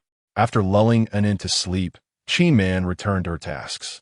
Perhaps it was her imagination, but she felt that the office, usually so quiet at night, seemed less desolate this evening. Chapter 85. Jiangnan Satellite TV. As she pondered, Shen Jun entered the room. Qin immediately gestured for silence, and Shen Jun naturally softened his footsteps. Observing An, who was asleep on the sofa, a pang of sympathy flickered in Shen Jun's eyes. His initial reluctance to seek employment stemmed from a fear of such circumstances. With Zhao Wani frequently absent, he feared that if he became busy, An would have no one to care for her. Thus, he devoted himself entirely to looking after her. However, he never anticipated that things would unfold this way. With a sigh, Shen Jun whispered to Qin, "I apologize for the trouble, Qinjia." Qin replied with a gentle smile, "It's no trouble at all, and is quite well behaved." Shen Jun approached and gently lifted her into his arms. Startled awake, she let out a few drowsy murmurs. Shen Jun promptly reassured her, "It's time to get up. Let us go home and sleep." Hearing his voice, An struggled to open her big eyes and sleepily called out, "Daddy, I'm here." Shen Jun pressed his cheek against hers and continued, "How about we go home and sleep?" And her voice sweet and soft, nodded, "Then let us go." Shen Jun draped a coat over An and was about to leave when she, still half asleep, clung to his neck and murmured, "Sister should come home too." Shen Jun was momentarily taken aback, caught off guard by her words. However, Qin, who had been following Shen Jun, quickly grasped the situation, and habitually referred to her as sister, a title she had grown accustomed to. Upon hearing this, Qin felt a surge of panic and her heart raced. Before she could finish, Shen Jun had already explained to Annie Qin has her own home. She needs to return to it. And pouted, throwing a small tantrum. "No, I want Sister Man. Shen Jun and Oppo's tone grew firmer. "No more tantrums. Daddy will bring you here again tomorrow, and you can play with Annie Qin then." Upon hearing Shen Jun and Oppo's slightly stern voice and the promise of tomorrow and Amp, Oppo's visit, and reluctantly replied with a sniffle, okay. Shen Jun kest en epologiti glans a kinmen, kinti, imsoi. Shen Man waved her hand dismissively, and Shen Jun carried an while holding a lunchbox as they descended the stairs. However, once they entered the elevator, Shen Man's demeanor changed dramatically. She kicked the door frame in frustration, gritting her teeth, and exclaimed, "Annie, you are the real auntie." In the following 2 days, Shen Jun dedicated himself to rehearsing at Hansher Company. In the meantime, Lin Jia messaged him, announcing that the upcoming work had been finalized. He was set to join Jiang in satellite TV. In the realm of domestic television stations, the premier tier is undoubtedly CCTV, followed by the second tier, which includes Oriental TV and Hunan Province TV, with Jiang in satellite TV ranking just below them. Among provincial television stations, it holds the third position, unable to catch up with Oriental TV and Hunan Province TV, yet surpassing other provincial stations, making it a classic case of being insufficient compared to the top, but ample in comparison to the bottom. In recent years, as provincial satellite television stations have frequently produced hit variety shows, many have been eager to ascend into the second tier, and Jiangnan Satellite TV harbored similar ambitions. Thus, over the past 2 years, it has undertaken numerous initiatives and proposed various programs, yet it still lacked a breakout hit, relegating it to third place. With Jiangnan Satellite TV's solid foundation and burgeoning ambition, it was an ideal fit for Lin Jia's development. Shen Jun felt a sense of relief and smiled at Lin Jia, saying, "Once your new program is ready, make sure to save me a spot." Lin Jia, invigorated, replied, "Absolutely. When the time comes, we'll join forces and outshine Hunan Province." Having resolved Lin Jia's matters, Shen Jun turned his thoughts to his own situation. Beyond the need to establish a reputation through song donations, he required a stable economic situation, specifically a reliable job or source of income. However, seeking employment was not part of Shen Jun and Oppo's plans. Working for someone else was simply not an option. He was all too aware of the feeling of being treated like a mere cog in the machine in his previous life. The company he signed with upon debut did not regard artists as human beings. His days were consumed by relentless schedules, leaving little room for rest, often squeezing in sleep while being transported between events. In fact, he once endured 3 consecutive days without a break, leading to him dozing off during makeup sessions backstage. Thus, in this lifetime, Shen Jun refused to be a mere workhorse. He resolved to establish his own studio and become his own boss. This way, he would have complete control over his affairs. Once he signed on a couple of artists and nurtured them, and after the custody issues regarding and were settled, he could step back and enjoy a leisurely lifestyle. Perfect. Shen Jun was quite familiar with the procedures for setting up a studio and did not require assistance. However, once the studio was established, he would need to recruit a few individuals, particularly a manager. Since he was determined to enter this industry and sustain a living from it, a professional manager was a necessity. Although Shen Jun was well-versed in the business, a skilled manager could significantly enhance his efforts. He would need to enlist Qin Jie as help in this endeavor. Of course, those were matters for another time. First, Shen Jun had to finish his current tasks. After 2 days of intense practice, he managed to record the song Lonely Hero just before the submission deadline and successfully submitted it. The date was now July 15th, just 2 days away from the semi-finals of Peak Singer and 1 day before the release of Tomb Robbery Notes. That afternoon, Shen Jun received a call from Wang Lei, who reported that during this period, Jiuzhou Publishing House had been besieged by numerous other publishers, making the situation increasingly dire. As the chief editor of the publishing department, Wang Lei had been working tirelessly, losing considerable hair and aging several years in the process. Fortunately, the Jiuzhou magazine was set to be released soon. In light of Jiuzhou's various business setbacks, the previously overlooked Jiuzhou magazine became a crucial asset for the publishing house. Once a minor brand under Jiuzhou Publishing House, it had been largely disregarded. In the past, Jiuzhou's internal affairs and the industry as a whole paid little attention to the magazine. However, the publishing house now placed high hopes on this issue of the magazine, hoping it would provide a path through the impending crisis and potentially elevate JoJo to new heights. To this end, JoJo Publishing House even convened a general meeting for all staff before the magazine and Oppo's launch tomorrow. Wang Lei and Oppo's call was to discuss this matter, emphasizing JoJo's focus on tomb robbery notes, while also hoping Shen Jun could assist with the promotion.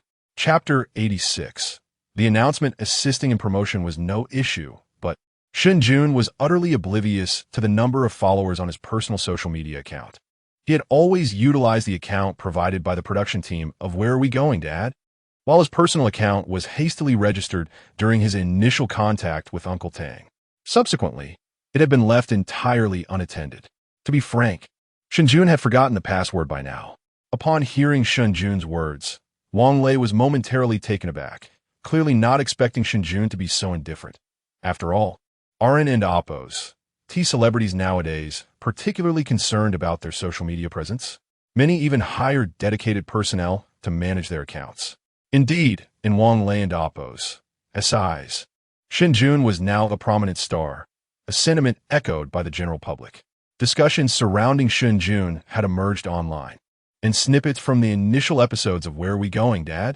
Were currently trending. Wang Lei consoled himself, realizing he could not rely on Shen Jun for assistance. Shen Jun, too, felt helpless. He genuinely wished to help, but found himself powerless. After ending the call, he attempted to log into his social media account and, as anticipated, discovered he had forgotten the password. After some effort and a text verification to reset it, he finally accessed his account. However, upon opening the account, Shen Jun was taken aback by a multitude of unread messages, indicated by a sea of red dots in the notifications bar. As he clicked on it, an avalanche of private messages flooded his screen, causing his phone to lag tremendously. Shen Jun was astonished. In addition to the overwhelming private messages, the number of followers had surged to an astonishing figure, over 300,000, while this follower count paled in comparison to his previous life's fanbase. Even falling short of an ordinary internet celebrity, it was important to note that Shen Jun had never managed this account. Originally, it had been hastily registered with nothing but the name Shen Jun and an official verification badge, devoid of any profile description or content. In essence, it was a neglected account. Moreover, since the conclusion of the first episode of Where Are We Going, Dad? Shen Jun had receded from the public eye entirely. And yet, despite this, he had accumulated over 300,000 followers. Was it truly so easy to garner fans in this world? Shen Jun was slightly taken aback, clearing the backlog of messages before composing a promotional message for the JoJo magazine to post on his account. He then set his phone aside, preparing to meet an. Unbeknownst to Shen Jun, the plethora of private messages he had overlooked revealed how eagerly his fans had been awaiting his return. Since the conclusion of the first episode of Where Are We Going, Dad? He had vanished from the public and Oppo's view. Although he had briefly regained popularity with the airing of Peak Singer, he had remained elusive, almost as if he had disappeared entirely. Shen Jun believed that with so many fans now, if he were to engage actively, his follower count would undoubtedly soar. Currently, his 3 songs still dominated the Huayue Hot Song chart, garnering countless listeners, while these songs had also exploded in popularity on short video platforms, accumulating over 1 billion views. This had attracted innumerable fans. In addition to his music, Shen Jun had begun a narrative titled Harry Potter, with countless fans eagerly awaiting the continuation of the storyline. Among the private messages in Shen Jun and Oppo's inbox half consisted of requests for updates. Furthermore, Shen Jun and it had garnered an immense following from their time on Where Are We Going, Dad, attracting fans of various demographics, appearance admirers, daughter fans, and mother fans. Many expressed a desire for Shen Jun to share glimpses of his daily life with an. On the account associated with Where Are We Going, Dad, it was evident that Shen Jun and Oppo's livestream account had amassed over 10 million followers. Thus, once Shen Jun resumed active engagement, his follower count was bound to experience exponential growth. Currently, many were unaware that Shen Jun possessed a personal account. Having not posted any content, fans had no opportunity to manage or enhance its visibility. Amidst this backdrop, Shen Jun and Oppo's announcement was published. All those who followed Shen Jun received a notification from the platform, and many fans initially assumed it was merely another marketing account masquerading under Shen Jun and Oppo's name. Recently, a slew of accounts had emerged, all attempting to capitalize on Shen Jun and Oppo's fame. Many fans had grown weary of these marketing accounts, which often recycled the same content repeatedly, leading to widespread annoyance. However, just as fans prepared to dismiss the notification, their actions faltered. The notification read, "The Shen Jun you follow. Shen Jun, my follow." This revelation ignited excitement among many, prompting them to quickly access the social platform, where they indeed discovered that Shen Jun's account had posted an update. Without even reading the content, many fans hurriedly confirmed the account's authenticity. The official verification was glaringly apparent. This was indeed Shen Jun. The long-awaited update from Shen Jun had finally arrived. Numerous fans felt an overwhelming surge of emotion, their hearts swelling with indescribable joy. Since the conclusion of the "Where Are We Going, Dad?" program, Shen Jun had seemingly vanished, leaving countless fans waiting in vain. The private messages sent to Shen Jun had fallen into a void, exacerbating the frustration and sorrow among his followers. Shen Jun had left them hanging, teasing their anticipation only to disappear. Now, they had finally reached the moment of reconnecting with their idol. Following the confirmation of Shen Jun and Oppo's update, fans flooded the comment section, regardless of the post's content, with exuberant remarks such as, "Ah, a living person. Oh my, did you finally remember your password? I'm here to witness this. Shen Jun, do you have any idea how long I've been waiting for you? I was ready to pass this account down to my grandchild. Grandma." The person you follow back then is posted, "Shen Jun, Brother Jun, you remember you have an account, right?" Amidst the excitement, some fans noticed the content of Shen Jun and Oppo's announcement and expressed confusion. The grave robber and Oppo's chronicles? Wasn't Oppo's it supposed to be Harry Potter? Has the publication date for Harry Potter been confirmed yet? Fans did not find it surprising that Shen Jun mentioned his novel would be published in JoJo magazine. Whether it was Harry Potter or the ancient text later recognized by Professor Tang from Beijing University, it showcased Shen Jun and Oppo's undeniable talent. Longtime fans were well aware of Shen Jun and Oppo's collaboration with JoJo. It was not unusual for him to publish a novel, so they merely pondered briefly before moving on. Many followers were not particularly interested in the announcement. A significant portion comprised appearance admirers and mother fans, eager to see photos or videos of Shen Jun and an N. As for reading, why would they find that more enjoyable than admiring a handsome guy or an adorable child? Another segment consisted of Shen Jun and Oppo's music enthusiasts, who adored his songs but shared little interest in literature. The remaining minority, comprised of avid readers, were anxiously awaiting the continuation of the Harry Potter storyline and were eager to explore the enchanting world of magic. As for a new series? Preposterous. There was still an unfinished plot to resolve, and they were not about to be lured into a new adventure. Thus, following the publication of Shen Jun's announcement, an exceedingly peculiar scene unfolded. The post's engagement skyrocketed, with the number of comments rising exponentially each minute. Yet, upon reviewing the comments, one could scarcely find any discussions pertaining to the content of the announcement. It was, quite frankly, a dismal outcome. Chapter 87. The surge of this situation persisted until well past 10:00 amp, Oppo's clock in the evening. At that hour, after finishing her night shoot, Jiang Runin stumbled upon a post by Shen Jun and immediately retweeted it, adding the comment, "Support. It's going to be a hit." Shen Jun and Oppo's account had merely over 3 million followers. Despite the steady increase in the post and Oppo's popularity, the growth was still limited. Moreover, the news surrounding Shen Jun and Oppo's post had only circulated among his dedicated fans, leaving those unaware of him entirely in the dark. However, with Jiang Runin and Oppo's retweet, the dynamics shifted dramatically. Shen Jun's tweet transcended its initial audience and began to soar in popularity. As a celebrated star in the film industry, Jiang Runin boasted an impressive following of over 40 million on her social media accounts, an astonishing figure. Her endorsement of Shen Jun's work had previously sparked a massive response. primarily due to her immense fame, which in turn created a significant ripple effect.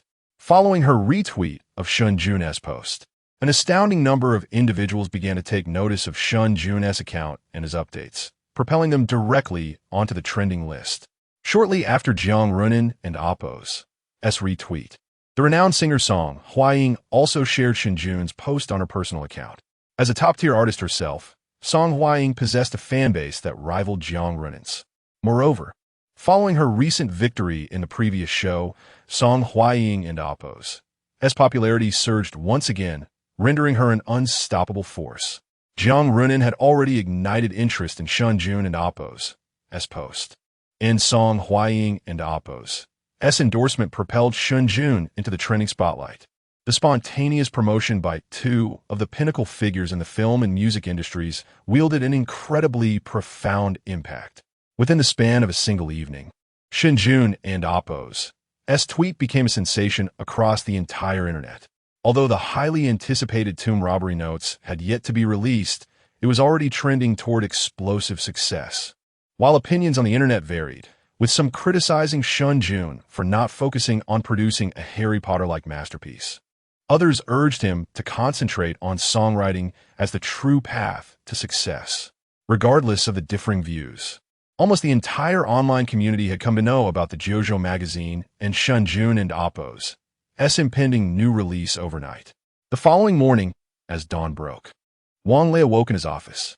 With the magazine and Oppo's release imminent, there were numerous matters to address, compounded by the company and Oppo's precarious situation, prompting Wang Lei to stay overnight at the office to save time and be readily available for any emergencies. Upon waking and brushing his teeth, humming a tune, he was startled by an exuberant shout from outside.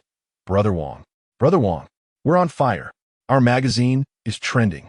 Just as the words left the speaker's lips, a figure rushed into the office in a frenzy. The sudden excitement startled Wang Lei, nearly causing him to drop his toothbrush, and upon looking up, he recognized it was the young employee, Xiao Zhao, from the publishing house. Wang Lei took a deep breath, his expression turning somewhat grim. "What are you talking about? Don't scare me like that so early in the morning." However, the overly enthusiastic Xiao Zhao remained far from calm, still bubbling with excitement as he grabbed Wang Lei and Oppo's arm and exclaimed, "Brother Wang, our magazine is on fire. It exploded last night." Wang Lei finally comprehended what Xiao Zhao was saying, his expression shifting to one of astonishment. "What?" Xiao Zhao's eyes sparkled with enthusiasm as he repeated, "I said, our magazine is on fire." Wang Lei found it hard to believe. "You mean our magazine? JoJo magazine?" Xiao Zhao clapped his hands in affirmation. "Yes, JoJo magazine. It exploded across the entire internet last night." Upon confirmation, Wang Lei's eyes widened in disbelief. "How is that possible? Is our promotional department truly that effective?" After the mobilization meeting yesterday, the entire JoJo publishing house mobilized, and the promotional department began an aggressive campaign to promote JoJo magazine. Leadership even allocated a considerable budget for this promotion, making it one of the largest campaigns in recent times. I can't believe it actually worked. Is the promotional department really that powerful? Did they just fire the first shot? Yet before Wang Lei could finish his thoughts, Xiao Zhao interrupted, clarifying, "It has nothing to do with our promotional department. They didn't even create a spark. It was Shen Jun. Brother Wang, didn't you seek out Shen Jun yesterday? He helped us by posting a tweet, and that tweet exploded last night, and it's still trending." Xiao Zhao was bursting with excitement. Today marked the magazine's release date. Although everyone at JoJo Publishing had immense confidence in Tomb Robbery notes, the lack of market validation left some apprehensive. Since last night, many within the company had felt uneasy, pondering the potential fallout should the magazine fail to sell well. JoJo Publishing was currently facing challenges on all fronts, with market share rapidly dwindling, and if this trend continued, they risked dropping from the top tier by year's end. Therefore, JoJo held high hopes for the magazine, wishing it could emerge as a dark horse, catching rival publishers off guard and carving out a path for survival. The greater the hope, the more significant the anxiety. Xiao Zhao had been particularly restless, losing sleep over concerns about the magazine's release. fully aware that the survival of the publishing house hinged on this moment. If the company faltered in this commercial onslaught, his own job security would be jeopardized, and salary concerns would follow. Having only joined the company a year prior, he cherished his job and naturally wished to see the company thrive. Thus, Xiao Zhao was deeply invested in this matter, holding immense hope for Jiuzhou magazine, aspiring for it to save the publishing house. To his astonishment, upon waking that day, he discovered Jiuzhou magazine had topped the trending list. Moreover, it had already surged into the top 5. This was an extraordinary development. Typically, news or discourse related to the literary world failed to generate significant buzz, let alone reach the top 5 on trending lists. Such occurrences were rare in the literary sphere. Everyone understood the exposure linked to trending lists. To break into the top 5 indicated that Jiuzhou magazine and Tomb Robbery Notes had nearly saturated the entire online traffic. This traffic was astonishing, and as time progressed, it would continue to escalate.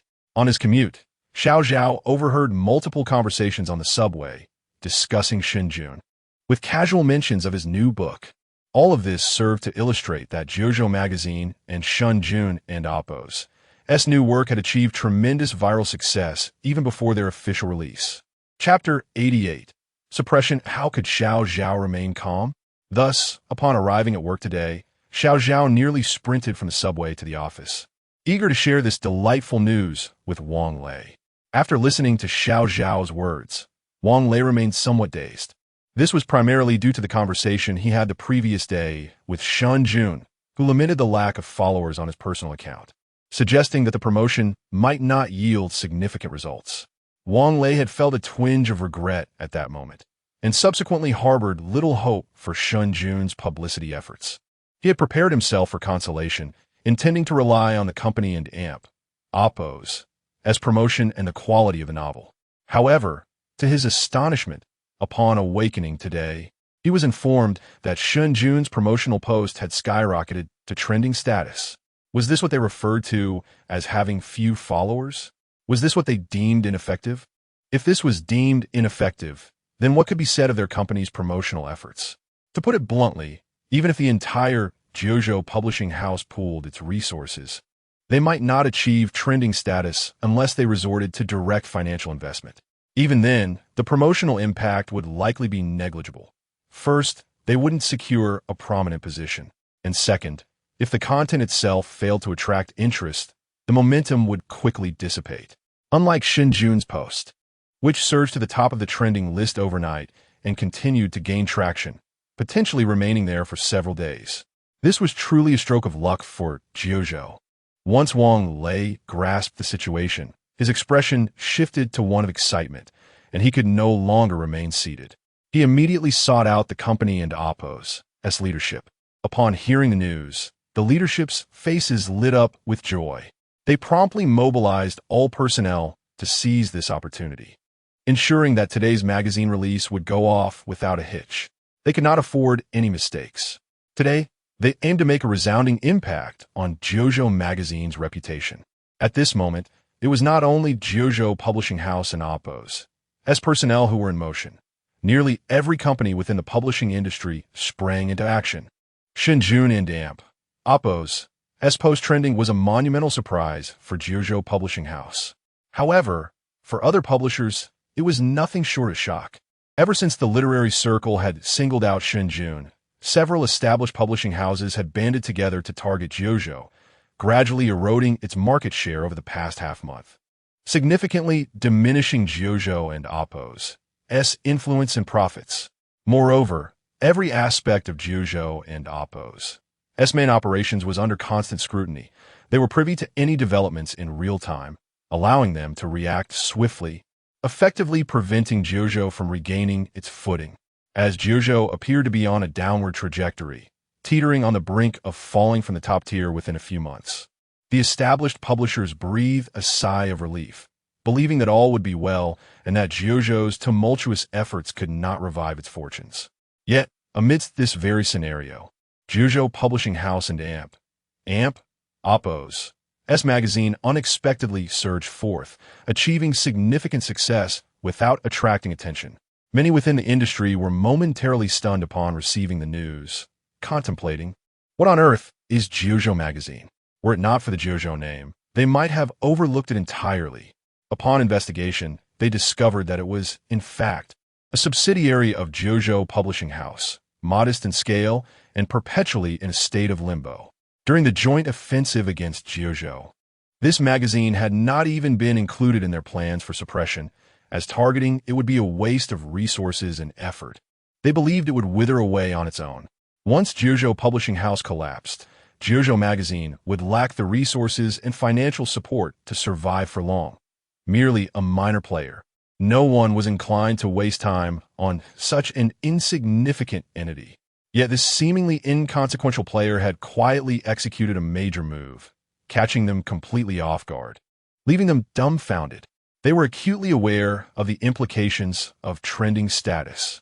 With the heat reaching such heights, JoJo magazine's explosive success was an inevitability. There was no way to halt it.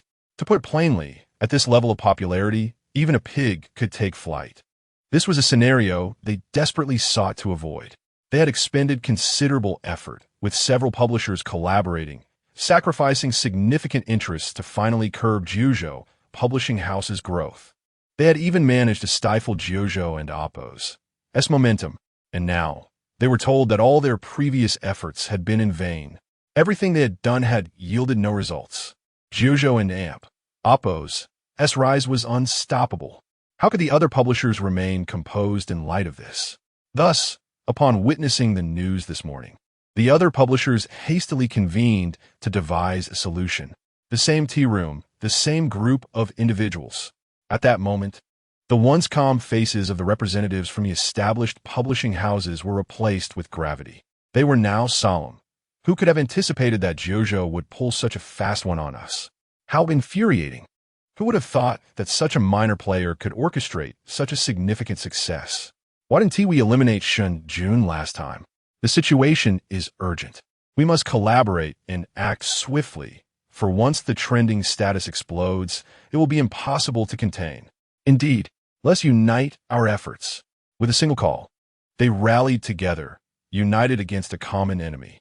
Given the time that had elapsed, they had long since vowed to eradicate JoJo. Should JoJo rise again, they would face obliteration. Thus, they began crafting their plans. I will reach out to previous contact to stir up some momentum in the literary scene and suppress Shen Jun. Yes, let us attempt to tarnish Shen Jun and Oppo's reputation. I refuse to believe that a professor from Jingxing University can shield him indefinitely, especially with Professor Tang and Oppo's silence. Those with magazines contemplated launching promotional events to maintain pressure on JoJo's market share. JoJo magazine had been barely surviving. I refuse to believe that one Shen Jun could revive it. Moreover, who knew how poor the content of Shen Jun and Oppo's new work might be, right? Let us enlist bloggers and hired commenters to skew the reviews.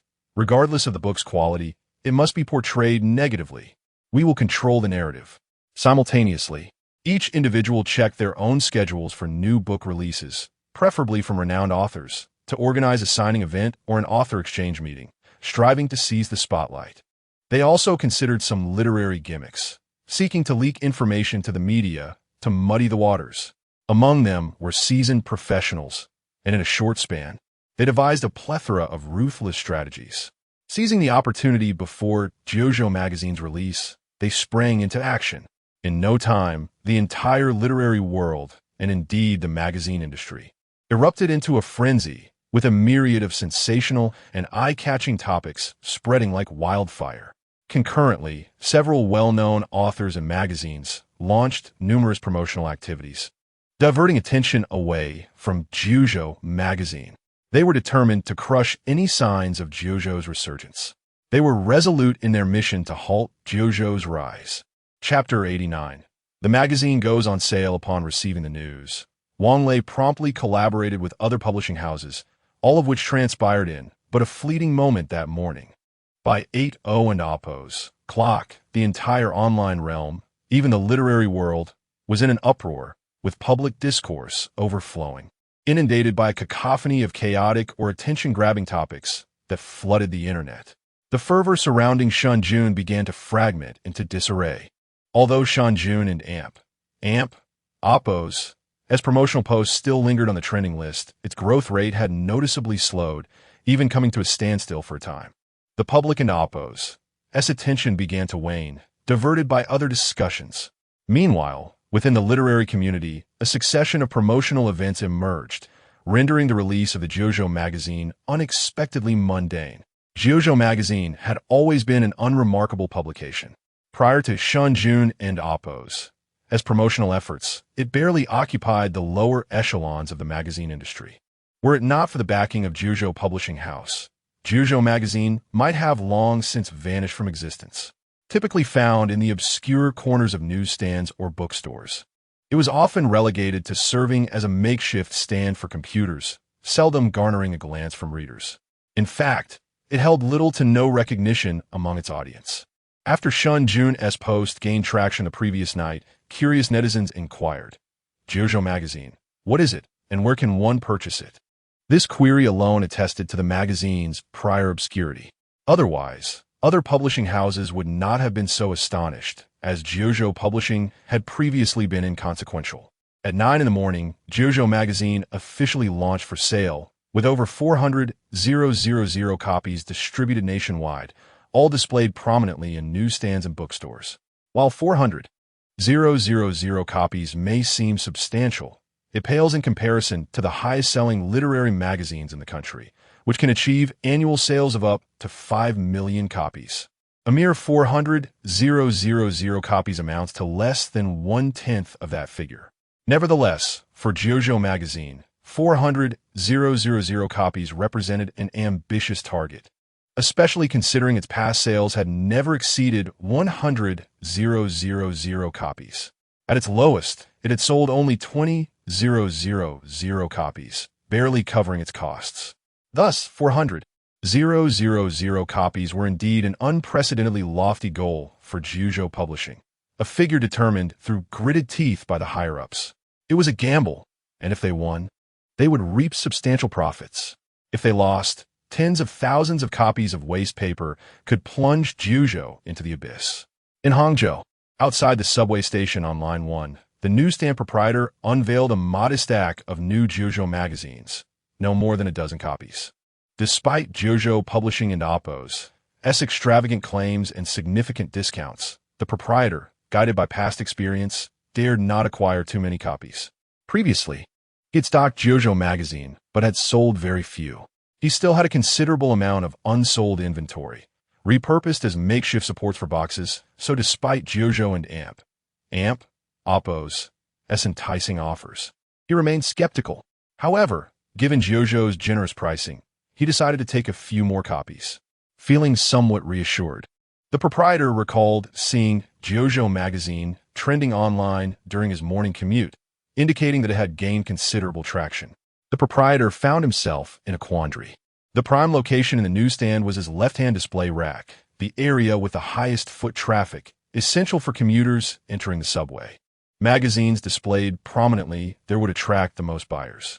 However, the rack could accommodate only 4 magazines. 2 slots were already reserved for entertainment magazines, which consistently outsell literary publications, particularly those with eye-catching covers. These magazines were the primary source of income for the newsstand, and the proprietor was reluctant to displace them. Consequently, only 2 slots remained for literary magazines. Initially, he intended to showcase JoJo magazine, given its current popularity. What if someone noticed it on the trending list and was intrigued? Yet, prior to opening, he received notifications from other magazine companies announcing promotional events, including a lottery and a signing event, alongside another magazine offering discounts across all sales channels, promising increased profits for every copy sold. These enticing offers swayed the proprietor, leaving him eager to feature all 4 titles. However, with only 2 positions available, he hesitated for 5 seconds before ultimately selecting 2 magazines for display, relegating JoJo magazine to a side position, still visible but far from the prime spot. The proprietor's reluctance to choose JoJo magazine stemmed from his lack of confidence in its past performance and the fact that he had only secured a dozen copies. Even if sales were decent, he had limited stock to offer, making substantial profits unlikely.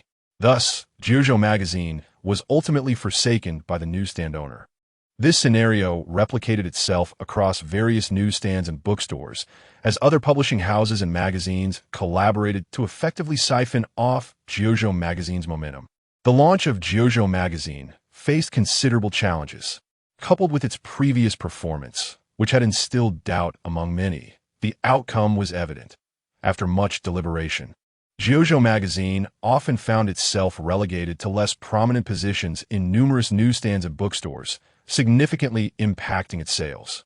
For instance, at the subway station newsstand in Hangzhou, half an hour had passed since the magazine's launch, and over a dozen copies had sold, but none of them were Jiuzhou magazine.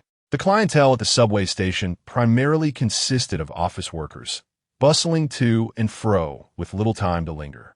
Most patrons spent only 1 to 3 seconds glancing at the newsstand, making it nearly impossible to notice Jiuzhou magazine, as their attention was drawn to the magazines displayed on the rack. The two entertainment magazines, with their alluring covers, captivated attention and sold rapidly. The other two literary magazines on the rack also managed to sell a few copies, which was commendable in the realm of literature. As for Jiuzhou magazine, it was not entirely overlooked. During that half hour, a few individuals inquired about it, evidently having seen it trending online. However, most merely asked a question before departing or glanced briefly before losing interest, often distracted by the covers or promotional events of other magazines. Consequently, Jiuzhou magazine had yet to sell a single copy. The newsstand owner furrowed his brow, contemplating that perhaps it was unwise to harbor high hopes for Jiuzhou magazine, as it seemed to mirror previous results. Jiuzhou magazine was indeed struggling. As such, the proprietor contemplated repositioning Jiuzhou magazine further back, clearing space for other, more popular titles. Just as he reached the magazine, he heard a voice from outside the newsstand. "Excuse me, do you have Jiuzhou magazine?" Chapter 90. The Tomb Robbery World Sun Li is an avid admirer of Harry Potter and a devoted fan of Shen Jun ever since the show Where Are We Going? Dad? Premiered. She has been enamored with Shen Jun, a sentiment that has persisted to this day. After graduating many years ago, she has been working in Hangzhou. This morning, as she passed by a newsstand on her way to work, she recalled an intriguing piece of news she had encountered earlier. Although Shen Jun and Oppo's tweet this morning was not a typical update and bore no relation to Harry Potter, it nonetheless stirred a wave of excitement within her. As she approached the newsstand, she decided to inquire, partly to show her support for Shen Jun. Upon hearing her question, the vendor paused momentarily, then smiled and replied, "Yes, it's just been released." Sun Li's eyes sparkled with joy as she promptly requested, "Please give me a copy." After completing her purchase, she clutched the magazine and entered the subway station. Meanwhile, the vendor contemplated for a moment before placing the 9 Provinces magazine back on the shelf. When Sun Li emerged from the station, the Line 1 subway train arrived just in time. Drawing upon her years of experience navigating the crowded subway, she swiftly boarded the train and successfully secured a seat. Once seated, she exhaled deeply. This station was a full 8 stops away from her office, and standing for the duration would have been utterly exhausting. Surveying her surroundings, Sun Li noticed that the passengers either leaned against the walls in slumber or wore headphones. Engrossed in their phones, with little else to occupy her mind, she decided to peruse the magazine in her hands. She was not particularly fond of reading, especially not the weighty tomes of serious literature, which she found utterly unengaging. However, Shen Jun and Oppo's Harry Potter series had captivated her over the years. Thus, Sun Li opened the magazine, where Shen Jun and Oppo's new work awaited her on the front page. The title leapt out at her in bold, elegant black and red characters, Tomb Robbery Notes. Alongside the title was a striking illustration, ominous and shadowy, depicting a dimly lit cavern. The figures within the image were indistinct, shrouded in mystery. In the dark corners of the artwork, she discerned several eerie silhouettes that resembled grotesque animals, obscured by the shadows. Additionally, she sensed something square and indistinct lying on the ground, barely visible, yet it sent shivers down her spine. Moreover, Sun Li could not shake the peculiar impression that the black and red characters of Tomb Robbery Notes appeared to bleed the longer she gazed at them. The entire scene exuded an unsettling, sinister aura. As she scrutinized the illustration, a chill coursed through her, causing her to shudder involuntarily, dispelling the fatigue of her morning commute. Suddenly gasped, muttering under her breath, "What a chilling sight." In Shen Jun's previous life, the mere mention of tomb robbery would have prompted everyone to predict the ensuing narrative. However, in this world, one untouched by the genre of tomb robbing novels, the story of tomb robbery notes was utterly unpredictable, leaving her with no inkling of what lay ahead. Driven by a blend of confusion and curiosity, Sun Li slowly turned to the first chapter of Tomb Robbery Notes, where she encountered the enigmatic figure of the Earthmaster, the Luoyang shovel, and the descent into the tomb. An eerie and mysterious world of tomb robbery unfurled before her eyes. If anyone had been observing Sun Li at that moment, they would have noticed her expression becoming increasingly tense and fearful as she flipped through the magazine. Her eyes alight with fascination, fixated on the lines of text, until she reached the final paragraph of the first chapter, where the protagonist locked eyes with a gigantic, lifeless face. Sun Li and Appo's tension and terror peaked. Her body trembled, covered in goosebumps. Had she not swiftly covered her mouth, she might have screamed aloud. Taking a deep breath, she quickly lifted her gaze, breaking free from the bizarre world of the book. The crowded subway and the warmth of her surroundings jolted her back to reality, dissipating the chill that had enveloped her. Sun Li inhaled deeply, releasing her grip. Her palms were slick with cold sweat. Just moments ago, she had felt as though she were plunged into an icy abyss, emanating a palpable chill, especially along her spine. She couldn't shake the feeling that a terrifying face lurked behind her, watching her intently, though she had sensed a foreboding atmosphere upon glancing at the title. It was only when she began to read that she realized the extent of its eeriness. This was not merely a hint of strangeness. It was a full-blown ghost story. Clutching her chest, her heart raced as she swallowed hard, murmuring, "What on earth is this?" It nearly gave me a heart attack. She anticipated that if she continued reading, she would surely be haunted by nightmares that night. Yet, the story and Appo's allure beckoned her. She was particularly intrigued by the grotesque face that had captivated the protagonist and what mysteries lay within the tomb. These questions clawed at her heart like a cat and Appo's paw, urging her to delve deeper into the tale. The technical terms and phrases, Earthmaster, Luoyang shovel, conjured an illusion that such individuals truly existed and that the events within the narrative were real. This only heightened her curiosity. What were these people like? Did such mysterious occurrences genuinely unfold in places unknown to her? Countless curiosities clamored within Sun Li's mind, urging her to continue reading. Torn between fear and fascination, her curiosity ultimately triumphed. Surrounded by the bustling crowd in the subway, she reassured herself that even if there were ghosts, she had little to fear. With renewed determination, she reopened the magazine, once again immersing herself in the enigmatic world of tomb robbery. When Sun Li finally returned to reality, she realized she had finished reading the serialized tomb robbery notes, her complexion pale and her body still chilled. Fear gripped her, yet she found herself muttering, "Why did it end here? What a cliffhanger." After a few moments of murmuring, she suddenly became aware of the dwindling crowd around her. Startled, she lifted her head only to discover that the subway had already passed her intended stop and was nearing its final destination. Sun Li and Appo's breath caught in her throat.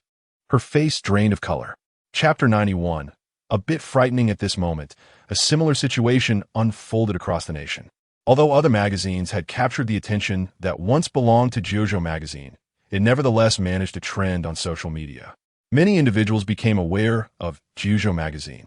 Moreover, with a considerable fan base supporting Shen Jun, some people may have purchased the magazine simply to show their support or out of curiosity. Thus, they casually bought a copy. What followed was reminiscent of Sun Li and Appo's experience. Once she began reading, she was utterly engrossed. Sun Li, realizing she had missed her stop, hastily disembarked at the next station and quickly hailed a taxi to return to the office. Ordinarily, she would never splurge on a cab. A subway ride costs merely a few yuan, while a taxi fare amounts to several dozen. Yet, there was no alternative. If she were late, It would not merely be a matter of a few dozen yuan, but rather her perfect attendance on the line. Fortunately, after 9:00 and amp, Oppo's clock, the morning rush hour had slightly abated, and the roads were relatively clear, allowing Sun Li to reach the office without hindrance. She arrived precisely at 9:30, successfully clocking in. Upon hearing the notification sound, Sun Li exhaled a sigh of relief. In her haste to clock in, she had dashed from the taxi, disregarding her appearance, and managed to punch the clock just in time. Having clocked in, Sun Li felt a sense of calm wash over her. She took a moment in the lobby to tidy herself up before gracefully stepping into the elevator. Upon entering the office, she found her colleagues engaged in casual conversation, still not fully in work mode. As she entered, someone greeted her. "Hey, Li Jia, I thought you were off today. Why are you so late? Did you manage to clock in?" Having worked at the company for several years, Sun Li enjoyed a good rapport with her colleagues. She sighed in resignation and replied, "Don and Amp, Oppo's, team mention it. I missed my stop. I was nearly in panic." One colleague laughed. "What happened? Did you fall asleep?" "I once dozed off on the subway and woke up at the next station." Sun Li set down her bag and waved the magazine in her hand, stating, "I got so engrossed in this." Curiosity piqued. Several colleagues leaned in, asking, "What is it?" Sun Li simply replied, "A novel." To her surprise, a colleague exclaimed, "Li Jia, you enjoy reading this sort of thing?" Sun Li shook her head. "Not often, but this novel. It and Amp, Oppo's, as quite captivating. You all know Shen Jun, right? This is his latest work." Her mention of Shen Jun sparked lively discussion among her colleagues. The office was predominantly female, and they had previously discussed his works during a program, so many held a favorable impression of him. With Shen Jun trending earlier that morning, someone exclaimed, "A new book by Shen Jun? Is it good? I heard it's quite popular online. Li Jia, can I borrow it later?" Having already finished the book, Sun Li was more than willing to lend it out. She had intentionally provided a brief explanation to recommend Shen Jun's novel. She genuinely believed it was an excellent read. Furthermore, she felt somewhat embarrassed about being so frightened. It would be far more entertaining if everyone experienced the same fright. Thus, Sun Li readily lent out the magazine, but before doing so, she kindly cautioned those with faint hearts should refrain from reading. It can be a bit frightening. Unbeknownst to her, this warning only heightened her colleagues' curiosity. Even those who had previously shown no interest were now intrigued. "Really? I love ghost stories. I must take a look." The office buzzed with excitement as everyone began to borrow the magazine, and Sun Li felt a mix of exasperation and amusement. "Just wait. If you end up scared to tears, don't come to me." Sun Li's company was a design firm with a vibrant atmosphere. Many employees enjoyed allowing their minds to wander while working, seeking inspiration. As they would say, without inspiration, how could one design? During these moments of mental respite, many turned to their phones or picked up a book, and as long as it wasn't too excessive, management typically turned a blind eye. Half an hour after work commenced, the first colleague who had borrowed the magazine opened it. 5 minutes later, she suddenly shouted, "Oh my goodness!" The unexpected outburst startled others in the office, causing Sun Li to jump and look over. She saw her colleague, pale and flustered, having thrown the magazine onto the floor in shock. Others in the office gasped, "Goodness, you nearly gave me a heart attack. What is wrong with you?" "My heart is racing." Regaining her composure, the flustered colleague pointed shakily at the magazine, stammering this. "This is a bit frightening." Her words ignited further curiosity among the remaining colleagues, who began to sneak glances at the magazine. Such occurrences were mirrored in numerous locations across the country. The quality of Tomb Raider notes is beyond question. In a previous life, it was said that regardless of one's age or gender, once someone fell into the world of Tomb Raider notes, it was nearly impossible to escape. This alone speaks volumes about its allure. Furthermore, prior to Tomb Raider notes, another ghost story, Ghost Blowing Lantern, had already emerged. Readers had become familiar with tomb raiding narratives. However, in this world, before Tomb Raider notes, no one had ever penned a tomb raiding novel. This was the first encounter with such a genre. Every individual who opened the magazine found themselves irresistibly captivated and astounded by the mysterious and eerie world within Tomb Raider notes, leading to fervent recommendations. Shen Jun and Amp, Oppo's, earlier tweet had stagnated, and there had even been signs of declining interest. However, with the release of the magazine, the tweet and Oppo's popularity visibly surged. Countless readers of Tomb Raider notes flooded Shen Jun into Oppo's posts and related topics with enthusiastic comments. It's fantastic. Although I'm still recovering from the fright. It's truly captivating. My eyes have been opened. Oh, what happens next? I can't bear this cliffhanger. I thought Harry Potter was Shen Jun's peak, but here comes Tomb Raider notes. If I ever wield a knife, I shall slay all those who interrupt my reading. Does anyone know Shen Jun and Oppo's address? I want to send him some local delicacies, grinning. Does no one else find it terrifying? I can't bear to look further. It's precisely the fear that makes it so enthralling. Yes, I am the embodiment of both fear and fascination. I couldn't resist. I read it all. I'm certain I'll have nightmares tonight. The fervor surrounding Shen Jun and Oppo's tweet began to surge once more, and the influence of Tomb Raider notes rapidly spread. Chapter 92. A hot potato still in Hangzhou. At the newsstand by the subway entrance on Line 1. After Sun Li departed, the proprietor continued to sell for over an hour, ultimately deciding to remove the JoJo magazine from the display. Sales have been dismal, with only 2 copies sold in an hour, though slightly better than usual. It paled in comparison to the sales of other magazines. The owner felt a twinge of relief, recalling when JoJo Publishing had come to promote their magazine with grandiose promises and generous discounts, nearly persuading him to order several hundred copies. Fortunately, he had regained his composure, and, considering JoJo and Oppo's previous sales figures, opted to take only a modest quantity of just over 10 copies to test the waters. He regretted even that small amount, but felt obligated to maintain appearances. Now, the situation validated his prudent decision. Had he ordered hundreds, he would likely be left with an overwhelming inventory. Reflecting on this, he thought of his old friends, fellow newsstand owners in Hangzhou, who had formed a large group for sharing information and casual banter. When JoJo had launched its ambitious marketing push, the discussion had flourished within their circle. JoJo had indeed invested heavily, with assurances of quality that tempted many. Numerous group members had taken substantial quantities. After learning that the newsstand owner had ordered only a few copies, some had advised him that he would surely regret his caution. At that time, he remained non-committal. But now, he felt justified in his restraint. With some free time on his hands, the newsstand owner opened a group chat, where discussions about JoJo magazine and Oppo's performance were already underway. The sales were not promising. A satisfied smile crept across his face as he chimed in. Behold the wisdom of restraint. No matter how grand the sales pitches, experience ultimately prevails. I warned you all about potential losses, but few listened. Look at the results now. How accurate was my assessment? His words elicited an outpouring of praise from the group, with many lauding his foresight as a seasoned industry veteran.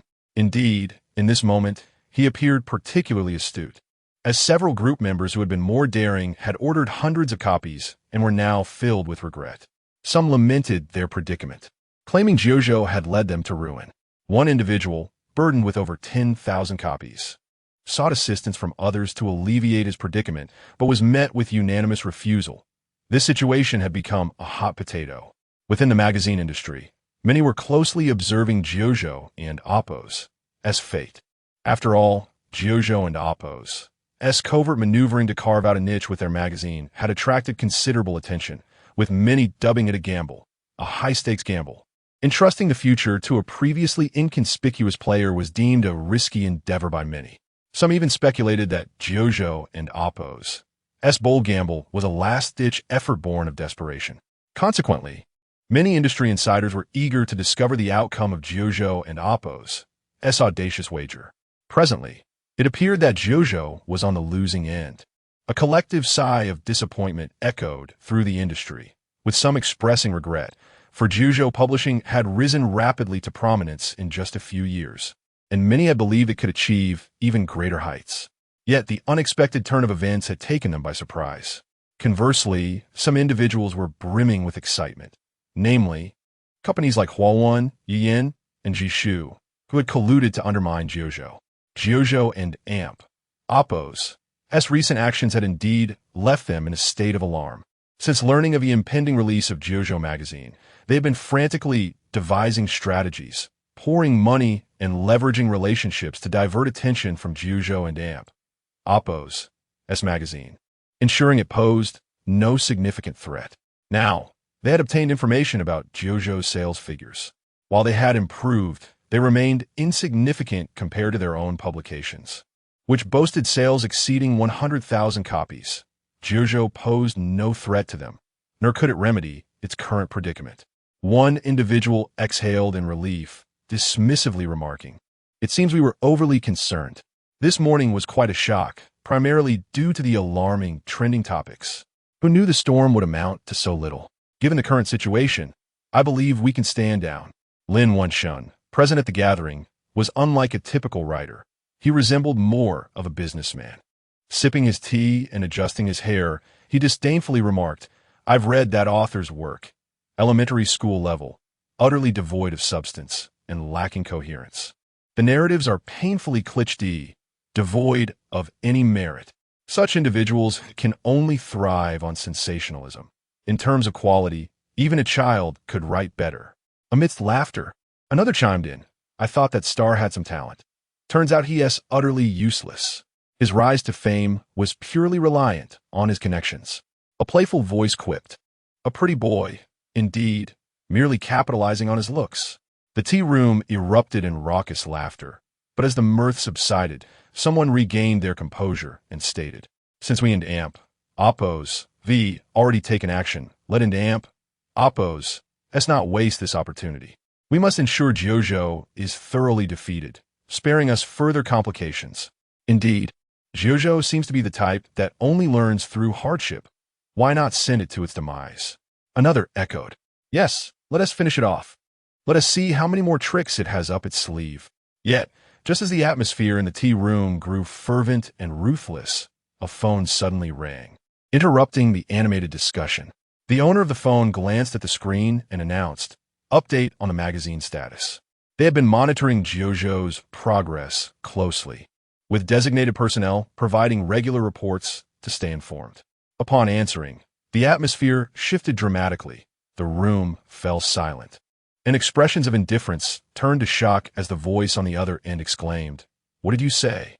The trending topics can't be contained? JoJo's sales are skyrocketing? How is that possible?" This startling revelation shattered the previously casual demeanor of the tea room, as all eyes turned to the caller, faces filled with disbelief and concern. What is happening? Chapter 93. Ascending the tower soon, everyone in the tea house became aware of the unfolding events. It turned out that during the half-day they spent sipping tea, Shen Jun and Oppo's promotional post had gone viral, propelling the previously suppressed trending topic to the forefront. In no time, it surged into the top 5 of the trending list, and by the time they grasped the situation, Shen Jun and Oppo's post had already reached the 3rd position. The momentum was still escalating. Given the current trajectory, it was entirely plausible that it could clinch the top spot. Countless netizens who had read the JoJo magazine and Tomb rating notes spontaneously became advocates, fervently promoting Shen Jun and Oppo's new work both online and in their daily lives. Much like Sun Li, her colleagues were quickly drawn into the excitement. Consequently, JoJo magazine and Tomb rating notes transcended their previous boundaries at a meteoric pace. Even now, the topic, Tomb rating notes, is simply phenomenal, had emerged as a separate discussion, already securing the 10th spot on the trending list. The buzz was extraordinarily explosive. The momentum was unstoppable. The previous attempts by several magazines and publishing houses to suppress this phenomenon had turned into futile efforts. In the face of the surging popularity of Tomb rating notes, all their schemes and activities seemed as fragile as paper, utterly incapable of withstanding the onslaught. The light banter they had shared earlier now appeared as mere folly.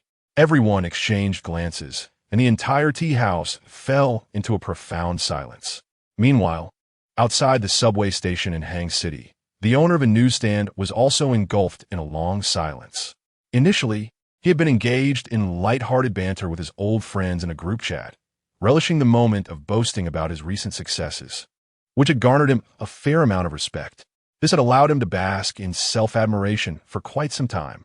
However, before he could revel in his self-importance for long, a customer approached the stand and inquired, "Boss, do you have JoJo magazine?"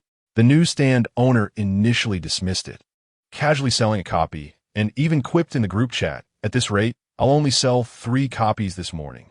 This magazine is hardly remarkable."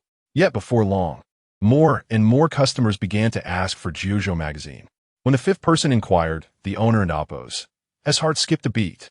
An unsettling premonition began to creep in. He hastily grabbed his phone to check online, only to be bombarded by an avalanche of enthusiastic netizen endorsements, with countless discussions surrounding JoJo magazine and tomb rating notes. The topic of Shen Jun and Oppos, as promotional post, had even ascended to the 3rd position on the trending list. As he absorbed this information, the owner felt a chill run down his spine. His earlier sense of foreboding had now crystallized into a stark reality, rendering him as if he had plunged into a frigid abyss. As he scrolled through the online discussions, he felt a wave of discomfort wash over him. Unwilling to accept the truth, muttering to himself, "Impossible, impossible. He merely riding the hype. No matter how high the heat, it's futile." However, before he could finish his self-reassurances, a flurry of messages erupted in the group chat he had just been boasting in, all of which proclaimed, "It's gone viral. I'm selling out. Suddenly, so many people want JoJo. Oh no, I'm out of stock. Damn it, so many people." Someone even tagged a fellow group member. "Boss Jia, you didn't want JoJo's stock, did you? I need it all. I'll drive over right now. Boss Jia, give me some." The once ignored Boss Jia, who had been the subject of ridicule, instantly became the star of the group chat, with everyone clamoring for his stock. Boss Jia, inundated with requests, finally spoke up. "Thank you all for your support. I actually don't need any help now." As he spoke, he shared a video in the chat. Upon watching the video, it was evident that the place was teeming with people as throngs surged in from outside. Boss Jia had opened a bookstore in Hying City, well known among group members as a sizable establishment. The sheer volume of people was a testament to the overwhelming interest. The individuals in the video were fervently shouting, "I want JoJo magazine. Bring me a copy. Boss, I want 5 copies." The palpable energy of the scene resonated through the video, and once it was shared, the group fell into an astonished silence. After a moment, someone finally broke the quiet. "Congratulations, Boss Jia. Your keen insight is sure to lead to a fortune." Indeed, it appeared Boss Jia was on the brink of a significant windfall. The tone of the group had shifted dramatically, and the once mocked Boss Jia became the object of admiration and flattery, as if all previous sentiments had evaporated. Meanwhile, the newsstand owner and his ilk were swiftly forgotten. The atmosphere was truly one of ascension and celebration. Observing the comments and reactions in the chat, along with Boss Jia's viral video, the newsstand owner felt a sharp pang of jealousy. It was as if needles were stabbing at his eyes. His grip on the phone turned pale, and darkness began to cloud his vision. And this was not the end.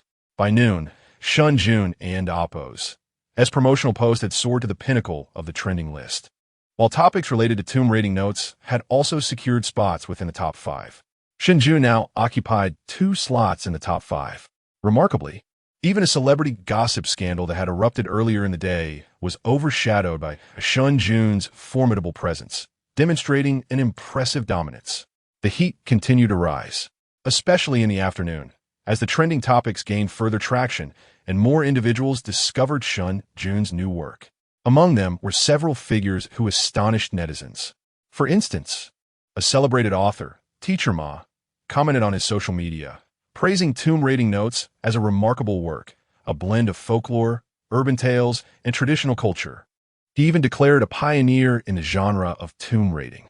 Who is Teacher Ma? A renowned contemporary author and screenwriter.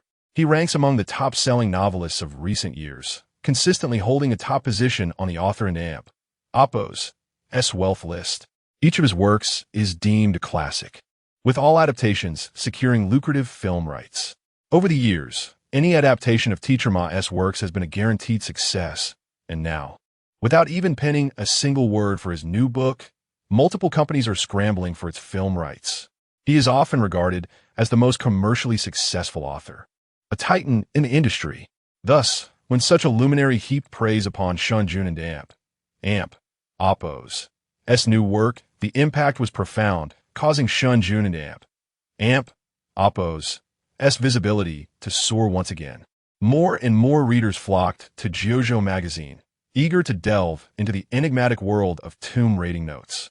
Additionally, beyond Teacher Ma, numerous other esteemed authors also lauded Shen Jun and Oppo's work. Among them was even a prominent director keen on discussing film rights and potential collaborations for tomb rating notes. Chapter 94. Hitting a brick wall, the JoJo magazine has experienced an unprecedented explosion in popularity. The serialized work Tomb Raider's Notes and its author Shen Jun have also skyrocketed to fame. Shen Jun and Oppo's personal social media accounts have witnessed a staggering increase of over 4 million followers from last night to now, bringing his total to over 7 million. And this surge shows no signs of abating, continuing to rise at a frenzied pace. With each refresh, thousands of new followers are added, and at this trajectory, crossing the 10 million mark seems inevitable. This remarkable speed has left the entire internet in astonishment. Particularly those within the entertainment and literary circles are utterly shocked, their expressions reflecting disbelief and awe. The entertainment industry is astounded by Shen Jun and Oppo's rapid follower growth and his meteoric rise in status. While his 10 million followers may not classify him as a major celebrity in the entertainment realm, he certainly ranks among second and third-tier artists. It is noteworthy that Shen Jun has only been active for half a month since his debut. In this brief period, he has gained millions of followers and repeatedly dominated trending topics, effectively shattering records for debuting artists in the entertainment sector. His entrance has been nothing short of a pinnacle. Looking across the entire industry, no one comes close to matching his achievements. What is crucial to note is that Shen Jun has not yet fully immersed himself in this sphere. Since his debut, what has Shen Jun accomplished? He has filmed an episode of Where Are We Going, Dad?, penned a song for Song Hying, and published a novel. Among these three endeavors, only the first truly qualifies as industry-related, while the second can be considered a half measure. The third, however, is squarely within the literary domain.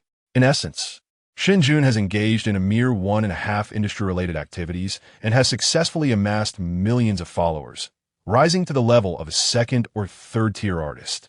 This has left those in the entertainment industry green with envy. His success seems almost unfair. Moreover, this is all achieved without Shen Jun actively promoting himself. If he were to do so, one can only imagine the explosive growth in his follower count. Everyone is acutely aware that a new star is rising in the entertainment world. As for the literary scene, although previous authors like Lin Wenshin publicly criticized Shen Jun, and Professor Tang Shui from Capital University supported him, most in the literary community did not regard Shen Jun as a true literary figure. After all, he has yet to release a complete work, making it difficult to be considered part of the literary realm. In the eyes of many literary figures, Shen Jun is merely a celebrity, handsome, appearing on variety shows. How could he be anything but a star? The earlier controversies were largely dismissed as Shen Jun seeking fame or attempting to capitalize on his celebrity status. It is not uncommon for stars to seek recognition in the literary world, as everyone cherishes the title of cultured individual. Thus, many in the literary community merely scoffed, dismissing it as inconsequential. However, now the situation has changed. What? His new work has sold out? Everyone knows the previous standing of JoJo magazine. If it can achieve such sales, it is beyond what an ordinary person could accomplish. Even Master Ma has come forward to recommend it. And there are inquiries about film rights. The literary community can no longer remain passive, immediately engaging in discussions, with some even purchasing JoJo magazine to appreciate Shen Jun and Oppo's new work. What can a celebrity write that is worth reading? Yet upon inspection, silence ensued. Astonishment. Some even expressed shock. Of course, there are still many who dismiss Shen Jun's work, such as Lin Wenshin, who has relentlessly criticized him online since the magazine's release. He asserts that Shen Jun and Oppo's work lacks substance, is poorly written, and features flat characters, failing to showcase any remarkable elements. His scathing remarks flood the internet without restraint. Nevertheless, this does not deter Shen Jun from entering the literary spotlight, nor does it diminish the burgeoning success of his work in JoJo magazine. By afternoon, Shen Jun received a call from Wang Lei. Wang Lei's voice was filled with excitement, exclaiming, "Shen Jun, teacher Shen, do you know how many copies of our magazine have been sold so far? A staggering 150,000 copies. And it hasn't AMP, Oppos, to even been 24 hours yet. Our company and AMP, Oppos, projections suggest that sales will certainly exceed 200,000 copies, potentially reaching 250,000 to 300,000. Ultimately, we anticipate 1,000,000 copies sold." Wang Lei's enthusiasm was well justified. The magazine sales have been phenomenal. Initially, they printed 400,000 copies, believing it to be a bold gamble, even fearing they might not sell out. Especially during the opening sale that morning, they received disheartening news, leaving JoJo Company in a state of despair, anticipating failure. However, to their astonishment, just as they were beginning to mourn, they observed the explosive online buzz, leading to increasingly robust sales. By afternoon, the phones were ringing off the hook with orders for the magazine. The previously doubted 400,000 copies were snatched up within hours, leading them to initiate a reprint. Their new target, 1,000,000 copies. Shen Jun had gleaned some information online, and recalling last night's post, he opened his phone to check. However, upon opening it, the sheer volume of notifications caused his phone to freeze. His social media accounts were inundated with a torrent of messages, followers, and comments. The overwhelming number of notifications gave Shen Jun a headache, prompting him to exit the app, though he had a rough idea of the situation. Unlike Wang Lei, Shen Jun did not share the same level of excitement. After all, Tomb Raider and Oppos' notes had already proven successful in his past life. There was no reason to believe it would falter in a similar setting. Success was merely the norm. With a smile, Shen Jun inquired, "What has been the reaction within the industry?" Initially, the publishing sector and literary circles had united to attack him, condemning him for seeking profit. Shen Jun penned Tomb Raider and AMP, Oppos' notes precisely to demonstrate to them what genuine profit-seeking looked like. He believed they must have witnessed it by now. Wang Lei's laughter echoed through the phone, unabashedly relishing the moment. "They are all in a tizzy. Earlier this morning, they were attempting to thwart JoJo magazine. Yet before noon, they were completely overwhelmed. Now it's chaos and disorder. While there are still some clowns making noise, this magazine's success has robbed them of any chance to undermine JoJo. Now it's our turn to settle the score." Hearing Wang Lei's words, Shen Jun felt his spirits lift as he chuckled in response. "That's splendid. If they intended to treat us as a soft target, I have no qualms about showing them what it means to hit a brick wall." Chapter 95. The Burdened Amp. Oppos' nest. On July 17th, Shen Jun, who had dominated the trending charts for 2 consecutive days, finally began to see a decline in his heat. During this period, as more individuals tuned into Tomb Raider and Oppos' notes, both Shen Jun and the show experienced a surge in popularity and influence. Shen Jun and Oppos' social media following had successfully surpassed 10 million. The wildly popular Tomb Raider and Oppos' notes was hailed as a phenomenon, attracting countless fans. In these 2 days, JoJo magazine had already sold the ambitious quantity of 400,000 copies, and the numbers far exceeded that. As of now, preliminary statistics suggest that JoJo magazine has sold at least 500,000 copies, a remarkable feat. Taking advantage of this momentum, JoJo Publishing began to mount a vigorous counterattack, meticulously calculating their gains. Currently, the publishing industry and the entire literary world are abuzz with tension. Those who had previously plotted against JoJo Publishing are now filled with trepidation. The decline in Shen Jun's popularity is attributed to the highly anticipated semi-finals of the sensational variety show Peak Singer, which is set to commence that very evening. Compared to Shen Jun and Oppos' groundbreaking work, the established Peak Singers hold a distinctly higher allure and capability. The collective fan base of the participating singers is estimated to be in the hundreds of millions. Thus, Shen Jun and Oppos' as popularity is relegated to a secondary position. Moreover, with the onset of the semi-finals, Oriental Television has invested heavily in extensive promotional efforts, determined to create an unparalleled competitive event. Consequently, on the 17th, the overwhelming promotional blitz has overshadowed Shen Jun and AMP, Oppo's heat, generating anticipation for the evening, and AMP, Oppo's show. This left Jiuzhou Publishing with a sense of regret. Had they been granted a few more days, they might have concluded their calculations sooner. Nevertheless, the past couple of days have proven fruitful, as their name has become widely recognized, an invaluable reputation that money cannot buy. As for Shen Jun, he remains unfazed. After all, he authored Tomb Raider and Oppo's notes. And the song that Song Hying is to perform tonight is also his creation. To him, it is all the same. Both are on fire, and it matters not which one blazes brighter. On the night of the semi-finals, Shen Jun chose not to attend. Song Hying has adjusted her mindset and is increasingly in tune with her performance. Whether he is present or not makes little difference. Furthermore, Shen Jun prefers to stay home with an. After all, what could be better? Had he not promised Qin Man that he would ensure Song Hying's advancement to the finals, he likely would not have paid much attention to the event. That evening, teacher Shun invited Shen Jun in and over for dinner. Since the divorce, Shen Jun has been visiting teacher Shun more frequently, often stopping by to check on her. Teacher Shun is quite fond of An and adores this kind-hearted grandmother, sweetly calling her Grandma Shun. This relationship somewhat compensates for An's lack of a grandmother in her life. And Oppo's biological mother passed away early on, and her father raised her alone. Now, her father lives alone in Liaoning province, in good health but with a stubborn temperament. When Shen Jun graduated, he wished to bring his father to live in the city, but his father refused adamantly. Stubbornness prevailed. Given his father's robust health, Shen Jun acquiesced to his wishes, returning home to visit each year during the new year. When his father misses his son and granddaughter, he occasionally comes to the city for a couple of days. A few days ago, his father messaged him, expressing concern upon learning of Shen Jun and Oppo's divorce from Zhao Wani and inquiring if he should come home for a few days.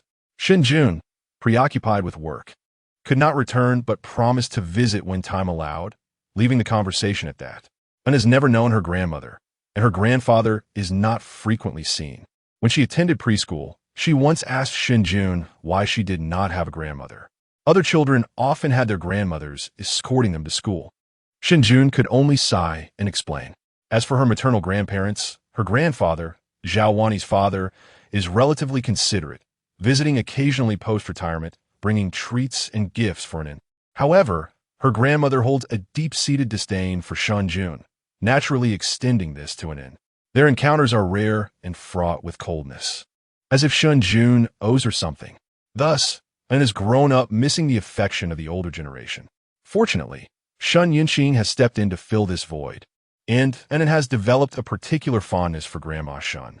Teacher Shun has a housekeeper, but Shen Jun prefers not to inconvenience others, opting to cook for the evening. Once the meal was prepared, Qin Man returned home from work. She had been so busy these past few days that had it not been for teacher Shun and Oppo's invitation, she might have ended up spending yet another night at the office. There will come a day when everything will be settled. Don't push yourself so hard, Shen Yinxing gently advised, noticing Qin Man's fatigued appearance. Qin Man smiled in response. Qin Jia, have a bowl of soup. Shen Jun served soup for the three of them. Handing a bowl to Qin Man, she cast a sidelong glance at him as she accepted the soup, thanking him. Shen Yinxing chimed in with a smile. Make sure to spend more time with Xiao Shun. You're both young and have common interests. Kim unscoffed lightly. Who would want to hang out with an old lady like me? Shen Yinxing frowned. What old lady? You're barely 2 years apart. You're practically the same age. Understood, Qin Man replied nonchalantly, lowering her head to sip her soup. Meanwhile, Shen Jun, who had been silently serving An, discreetly glanced at Qin Man, who was now focused on her bowl. He couldn't and Oppo's. He shake the feeling that her gaze towards him was somewhat frosty. Shen Jun rubbed his nose, feeling perplexed. He hadn't done anything to provoke her. As they dined, the highly anticipated semi-finals of Peak Singer finally commenced. The host took the stage, initially engaging the audience to set the tone before explaining the rules of the semi-finals. The host then unveiled a significant announcement. The upcoming finals of Peak Singer would be held at the Bird's Nest Stadium in the capital. Upon hearing this news, the entire internet erupted. Many were eagerly tuned into Peak Singer, and this momentous revelation caught them off guard. The Bird and Oppo's Nest Stadium is the largest in the country, capable of accommodating over 90,000 spectators if all sides are open. Just envisioning over 90,000 people attending a concert creates an electrifying image that sends shivers down one's spine. For a frame of reference, one might recall the grandeur of the 2008 Olympic Games. Chapter 96, deeply infatuated moreover. The aspiration to hold a concert at the Bird and Oppo's Nest is not merely a matter of desire. It is a grand undertaking that has been accomplished only by the nation and Oppo's most illustrious artists, true titans of the music industry. One must acknowledge the astronomical rental fee for the Bird and Oppo's Nest, which amounts to 3 million yuan per day. Organizing such an event entails considerable preparatory work, including stage construction, lighting design, rehearsals, and the final performance itself, all of which can take no less than a week, 7 days. Thus, to stage a concert there, one would need to prepare upwards of 20 million yuan just for the venue rental. This figure does not even account for the top-tier stage design, which is essential for such a prestigious venue. A first-rate production could easily cost an additional 30 million yuan. Consequently, the total expenditure required to host a concert at the Bird's Nest, encompassing both venue and stage, would exceed 50 million yuan, not to mention the costs associated with marketing and promotion afterward. In a previous life, Shen Jun had once held a concert at the Bird's Nest, and he recalled that the expenses for that event reached into the hundreds of millions. Even Shen Jun had been taken aback upon learning this. This staggering figure is precisely why the online community erupted with fervor. The Eastern Television Network had undoubtedly made a substantial investment this time. During dinner, even the well-informed Shen Jun remarked on the program and Oppo's significant financial commitment. Following the announcement, a wave of excitement swept across fans as the Bird and Oppo's Nest, with its 90,000 seats, promised a golden opportunity to witness the performances live. The Peak Singers has become the most sensational variety show in the country this year, a phenomenon in its own right, boasting a legion of devoted fans. Given the intense competition, many expressed that watching the live broadcast was insufficient. They yearned to experience it in person. However, despite the vastness of the Eastern Television studio, it could not accommodate a substantial audience, leaving this hope unfulfilled until now. With the recent announcement, this long-held desire could finally materialize. As the host revealed the news, an explosion of jubilant fans erupted online, reminiscent of a festive celebration. Numerous individuals began forming groups, eager to converge in the capital the following week. Amidst this fervent discourse, the semi-finals of the Peak Singers commenced. The remaining 7 contestants had thoroughly prepared, each determined to secure a place in the finals and possibly claim the title of King of Singers. The current popularity of the Peak Singers meant that winning this title would undoubtedly elevate their status within the industry. The semi-finals took place at the Bird and Oppo's Nest, a venue where only Nan had previously performed, while the others had never had such an opportunity. Thus, the stage for the finals represented a rare chance for all of them. Each of the 7 singers poured their heart and soul into their performances, delivering extraordinary renditions that left the audience enraptured. Hying drew the 4th position in the lineup, following Nan. Previously, Nan had approached the competition with a sense of complacency, which, coupled with Hying's stellar performance, had led to a 3rd-place finish. However, in this round, Nan shed any semblance of arrogance, opting for a renowned song and showcasing her vocal prowess to its fullest extent. The positioning for the 3rd act was fortuitous, as the first 2 performers did not overshadow her. When Nan began to sing, she ignited the crowd with her powerful voice. By the conclusion of her performance, the applause resonated for over 2 minutes, punctuated by cheers and shouts from the audience. Even Shen Jun offered earnest praise. The lyrics are exquisite, and her vocal skills are impressive. Qinan's display of talent was nothing short of astonishing, a testament to her status as an established super first-tier artist. Shen Jun and Qin exchanged glances, their expressions subtly contemplative, as it was now Song Hying and Amp Oppo's turn to take the stage. Before her performance, the production team aired a short video showcasing Song Hying and Amp Oppo's recent rehearsals. The footage depicted her earnest dedication as she practiced diligently. Within the video was an interview segment that piqued the audience's interest. During a casual chat following a recording session, the host inquired, "This song sounds profoundly sorrowful. Why is it titled in Amp Oppo's? Red Bean and Amp Oppo's? Does it carry any deeper meaning?" With a hint of melancholy in her eyes, Song Hying paused before reciting a line from a poem by Shen Jun. "Because the exquisite dice rests on the red bean, deeply infatuated. Do you know?" As this segment aired, the online comments exploded with enthusiasm, with viewers exclaiming in delight, "Ah, it's so beautiful. This metaphor is exquisite." The poetry resonated deeply, leaving many feeling inexplicably melancholic. I declare this my social media bio for the year. As the fervor continued, viewers learned that the phrase originated from Shen Jun, whose name had recently surged in popularity alongside the Grave Robbers and Amp Oppo's chronicles. The audience recognized Shen Jun as Song Hying and Amp Oppo's favorite lyricist, having penned both the Hasty Years and the current song Red Bean. The comments flooded in. No wonder he is capable of writing such masterpieces. As the enthusiastic discussions unfolded, the short video concluded, and Song Hying took center stage, her ethereal voice softly resonating. "We have yet to truly feel the snowfall blooming in this season. Together, we tremble."